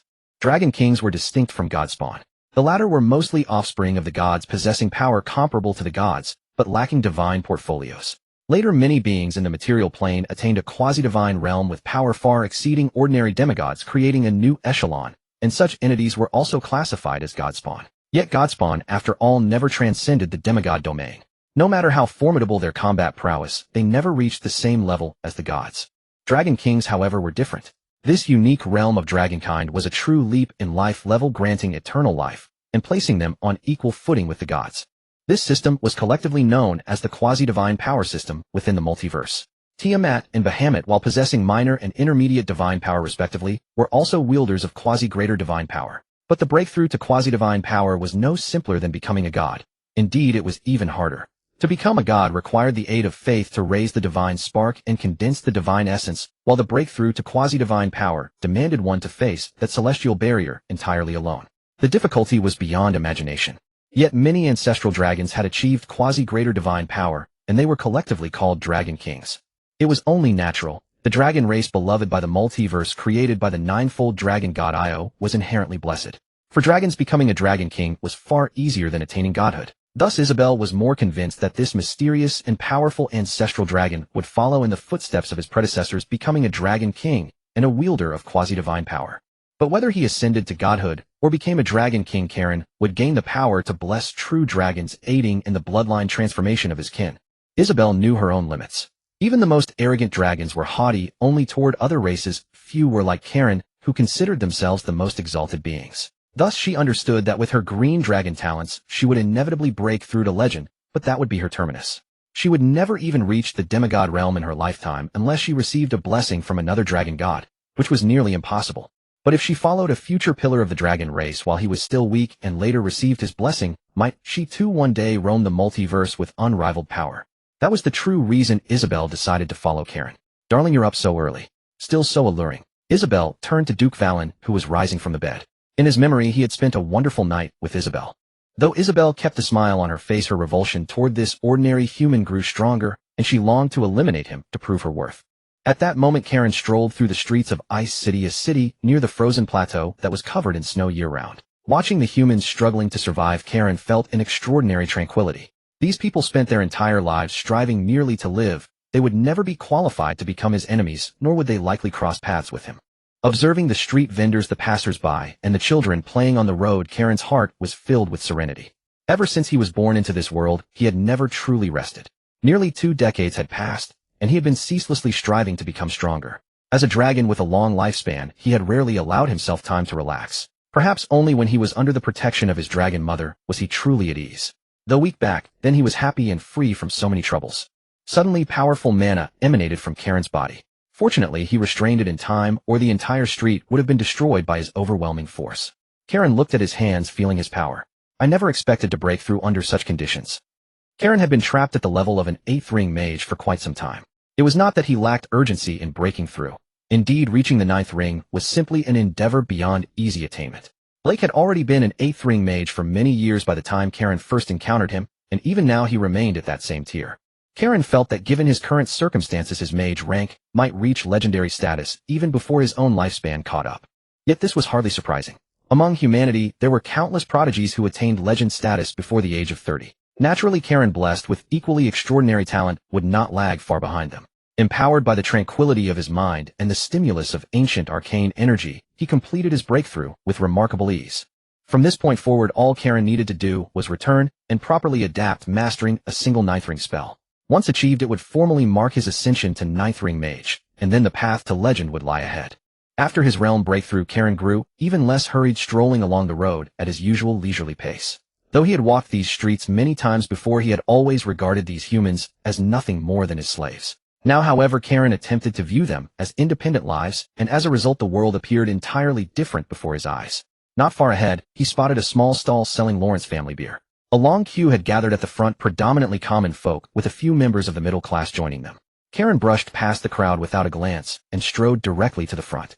Those waiting in line had been about to erupt in curses, but upon catching sight of Karen's attire, they forcibly swallowed their anger.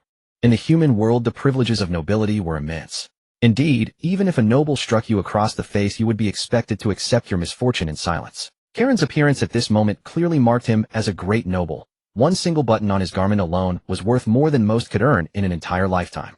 Karen regarded the stall before him. Dozens of beer bottles rested inside a crate specially crafted by the Lawrence factory, embedded with a cooling rune that maintained a 0-degree environment within, keeping the beer perpetually chilled. These cooling crates were available for rent to small retail vendors, most of whom were ordinary folk, without warrior aptitude, let alone magical talent. By borrowing such a crate to preserve the refreshing chill of their beer, they paid the Lawrence family merely 5 silver coins per month. In an era where a single gold coin was sufficient to sustain a family of 3 for an entire month, 5 silver coins represented a considerable sum. Yet the profits from beer sales were ample to offset this expense. The Lawrence family sold each bottle for 3 copper coins, while these vendors sold them for approximately 4 copper coins apiece.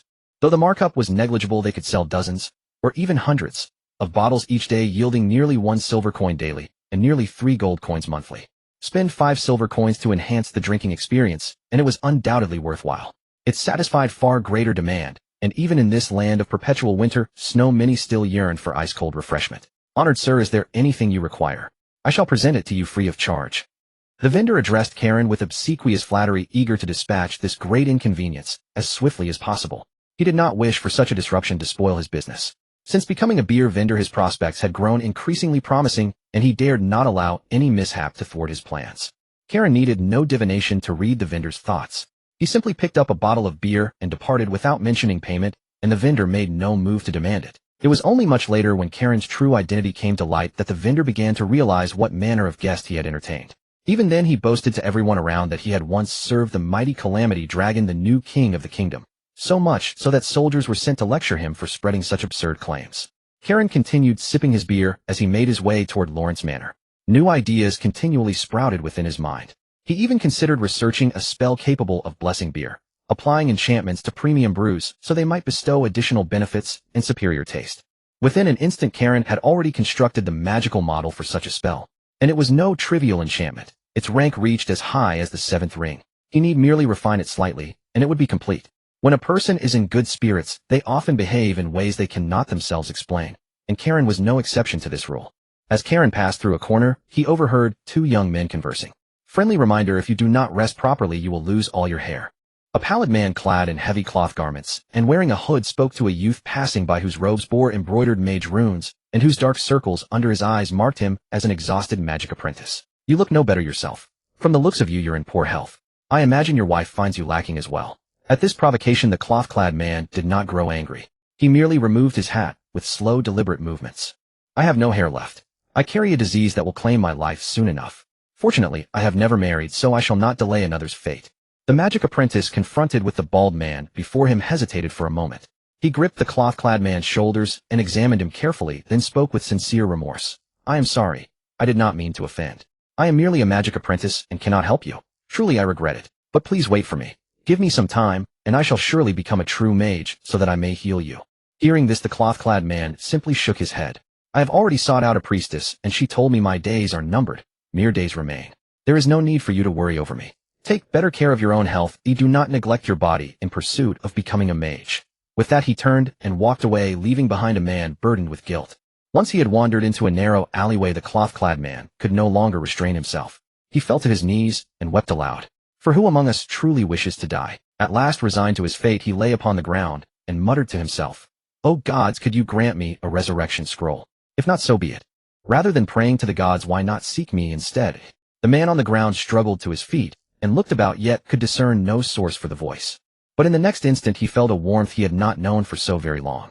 My body. I am healed." The cloth-clad man leapt about in disbelief. He had not felt so light and free in years. In his excitement, the man knelt once more.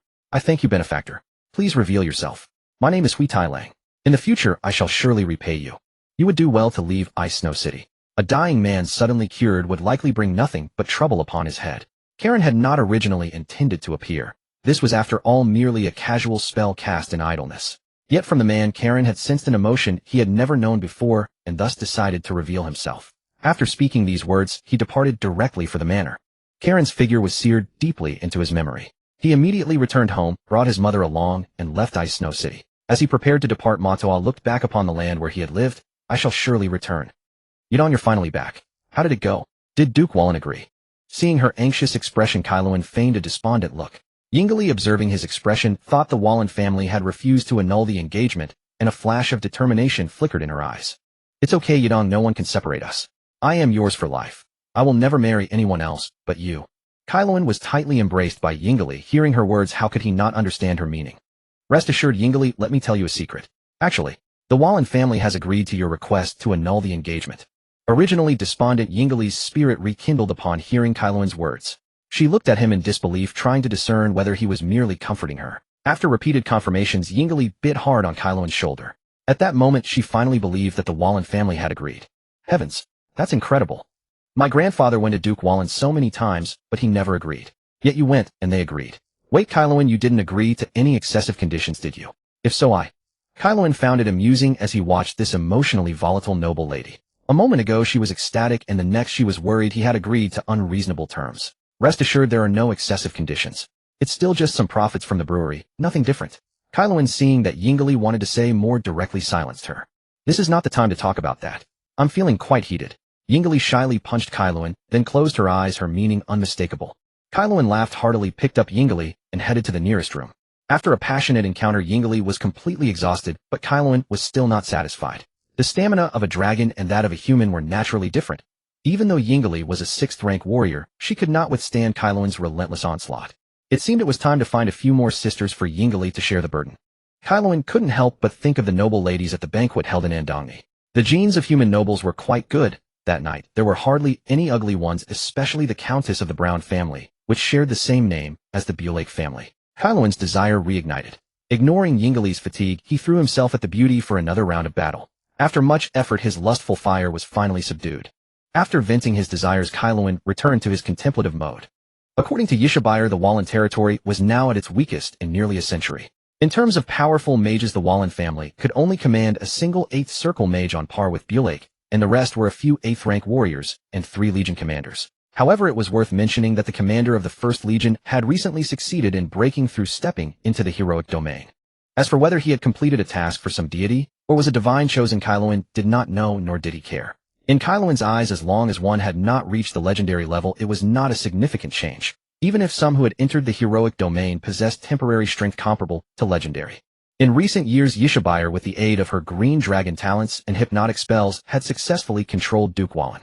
It was said that Duke Wallen had once dearly loved his wife Sheer, but for some unknown reason, he soon grew tired of her after taking the throne, allowing Yishabire to seize the opportunity. The situation now was vastly different from when Kaelin was at the Bingfeng Plateau. Fundamentally, the growth in his power had greatly diminished his fear of that mysterious legendary mage. Kaelin did not believe he would lose to a human legendary mage. Secondly, with the emergence of the Shadow Dragon and Yishabire, Kaelin no longer needed to support a member of the Wallen family as the nominal lord. Both the Shadow Dragon and Yishabire could use the current Duke Wallen's identity as a cover for Kaelin's development. Kaelin pondered whether to appear directly as a dragon and forcefully conquer the Simei Kingdom, or to continue operating under the identity of Count Leolunci in the Simei Kingdom, waiting for a more opportune moment. While Kaelin was deep in thought, he suddenly felt himself being summoned. I can't believe it. Master Kaelin actually found the legendary Undu. Bielake, who had arrived at the Undu, had a fanatical look in his eyes. As a necromancer, being in the Undu was nothing short of paradise for him. Human, this is not the time for your sentiments. You should complete the task Master Kaelin assigned as soon as possible. Wayna, who was in the Undu together with Bielake, felt great disgust toward Bielake's presence, partly due to her fear of necromancers, and partly from the anger of having been seen by him after being severely beaten by Kaelin. But regardless, she had to carry out Kaelin's orders. In particular, Bielake's aura had been continuously growing since entering here, showing signs of breaking through to a ninth circle mage, which made Wayna even more cautious. The human and the dragon quickly left the entrance and arrived at the Ogre Valley. After Kaelin left, he had instructed Luge to lead the ogres in a preliminary clearance of the Undu. Especially after Kaelin deployed 3 drakes, Luge led the ogres to dominate the entire northern part of the Undu. However, the rapid expansion of the ogres also provoked opposition from other races. Beyond the territory ruled by the ogre tribe, forces were subtly restraining the ogres' expansion.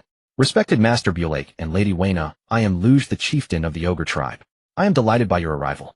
With your help, the master's task will surely proceed more smoothly. Both Bielake and Wayna looked astonished. The two-headed ogre before them was not as savage and cruel as other ogres. Instead, it possessed a cunning that was uncommon for its race.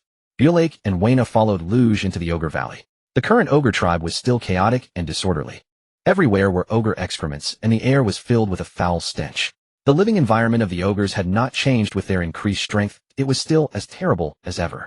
This was partly due to the ogre's nature. They never cared about such things, but also because apart from Jellu, it was hard to find a single ogre with normal intelligence in the entire tribe. Bielake and Wayna couldn't help covering their noses. Especially Wayna, whose dragon sense of smell was extremely acute. The foul odor in the air was magnified countless times for her. Not to mention that white dragons, unlike black dragons, were a cleanliness-loving species. If not for Kaelin's instructions, she would never set foot here in her life. It would be better to turn them all into ice sculptures. Take us to see those gray dwarves immediately. Wayna was not a dragon proficient in spellcasting, but she could still cast a concealment spell. Beside her, Blake did not bother. He had endured far harsher environments in his youth and was long accustomed to such conditions. Under Luge's guidance, Wayna and Blake quickly arrived at the place where the gray dwarves were being held. This location was about 2 kilometers from the ogre's main camp, giving the dwarves room to live while ensuring they could not easily escape. Greetings, noble lords. One by one, the gray dwarves emerged from the crude huts they had built. Blake observed these 4 to 5 inch tall creatures and understood why Kaelin valued them so highly. Gray dwarves possessed extraordinary talent in metal smelting and forging, capable of producing vast quantities of military equipment from basic swords and blades to siege weapons. They were also gifted in resource extraction. More importantly, gray dwarves could craft magical alchemical items and play a crucial role in constructing teleportation arrays, magical factories, and even mage towers. With their addition, the technological void in Kaelin's domain would be greatly filled. Their skills would also prove immensely attractive to human nobles and elves, generating additional revenue. From any perspective, subjugating these gray dwarves was a venture of immense profit. Is this all of them? Blake looked at the 50-plus gray dwarves before him, still dissatisfied. According to Kaelin, there should have been around 200. Lord Blake, you may not be aware. After receiving my master's orders, the first thing I did was to secure them. But to my surprise, the gray dwarves had split into 2 factions. Those who provide us with weapons are the peaceful ones before you, while the majority of the others are under the control of another entity. You failed in your duty and still dare to make excuses. Has Kaelin not taught you how to handle matters? Or are you trying to deceive us? Wena's head nearly pressed against Luge, her exhalation covering him with a layer of frost. Hearing her words, Luge remained calm, meeting Wena's gaze with steady composure. As an ogre chieftain who had survived in the Underdark for many years, he had learned to suppress his fear of higher beings, unless faced with a chromatic dragon as formidable as Kaelensos. As for Wayna, this white dragon measuring 10 meters in length, his fear was considerably less. As a vassal of the mighty blue dragon, even if he had truly aired judgment, would come from his master, not from this blue-white dragon, who was also a servant of the same lord. Wayna perceived Luge's disdain. Rage boiled within her. How could a noble true dragon be slighted by such a lowly race? It was an utter disgrace. Wayna drew a sharp breath, a dangerous white light gathering in her maw. Luge likewise prepared for battle. Just as the two were about to clash, Blake, who had been watching the spectacle, stepped between them and cast a necromantic spell to halt their conflict. Gentlemen, you may settle your grievances privately later, but our priority now is to resolve the issue of the Grey Dwarves. If we mishandle this, Lord Kaelensos will hold us accountable, and you all know the consequences. Blake's words sobered both parties. Luge in particular had never wished to clash with a true dragon.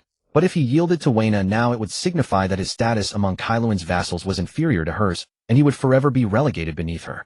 Wayna fixed Luge with an icy glare, her murderous intent undisguised, a constant reminder that he had incurred the wrath of a true dragon. Luge could only force a bitter smile. He believed that as long as he remained loyal to Kaelensos, he would be safe. Surely a white dragon would not dare to harm him. Blake watched the farce with a grin. As a necromancer, he understood the minds of these evil races well. Serving true dragons was common among them, but hierarchy was paramount.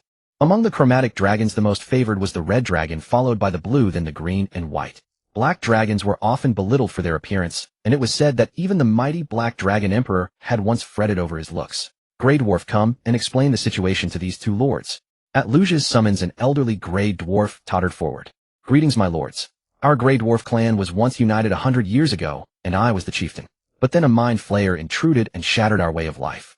Blake and Wayna exchanged glances, both realizing they had stumbled into trouble. They had not anticipated that this expedition would involve the legendary devils. These fiends from the Nine Hells were not easy to deal with, even though they belonged to the lawful evil alignment. Mind flayers in particular were a rather unique breed among devils. After hearing the Grey Dwarf's account, Blake and Wayna once again marveled at Kaelensos' omniscience. After arriving at Ice Snow City, Kaelensos had instructed Blake to return to the Frozen Highlands and lead Wayna to the Underdark, ordering him to summon Kaelensos with his scale when necessary. He specifically warned that if they encountered devils, they should summon him immediately and not act rashly. Wayna came to her senses as well. As an evil dragon, she too disliked devils. Unless absolutely necessary, no creature would willingly cooperate with them. Blake conducted thorough interrogations of the Grey Dwarves, roughly determining the location of the Mind Flayer. According to the Grey Dwarves, the Mind Flayer had enslaved most of their kin upon its arrival, turning them into its servants and soldiers. Yet for all these years it had never waged war against other races, remaining secluded in its lair. If not for the occasional attacks by these transformed soldiers on their former brethren, the Grey Dwarves would not even have dared to confirm whether their old companions were still alive.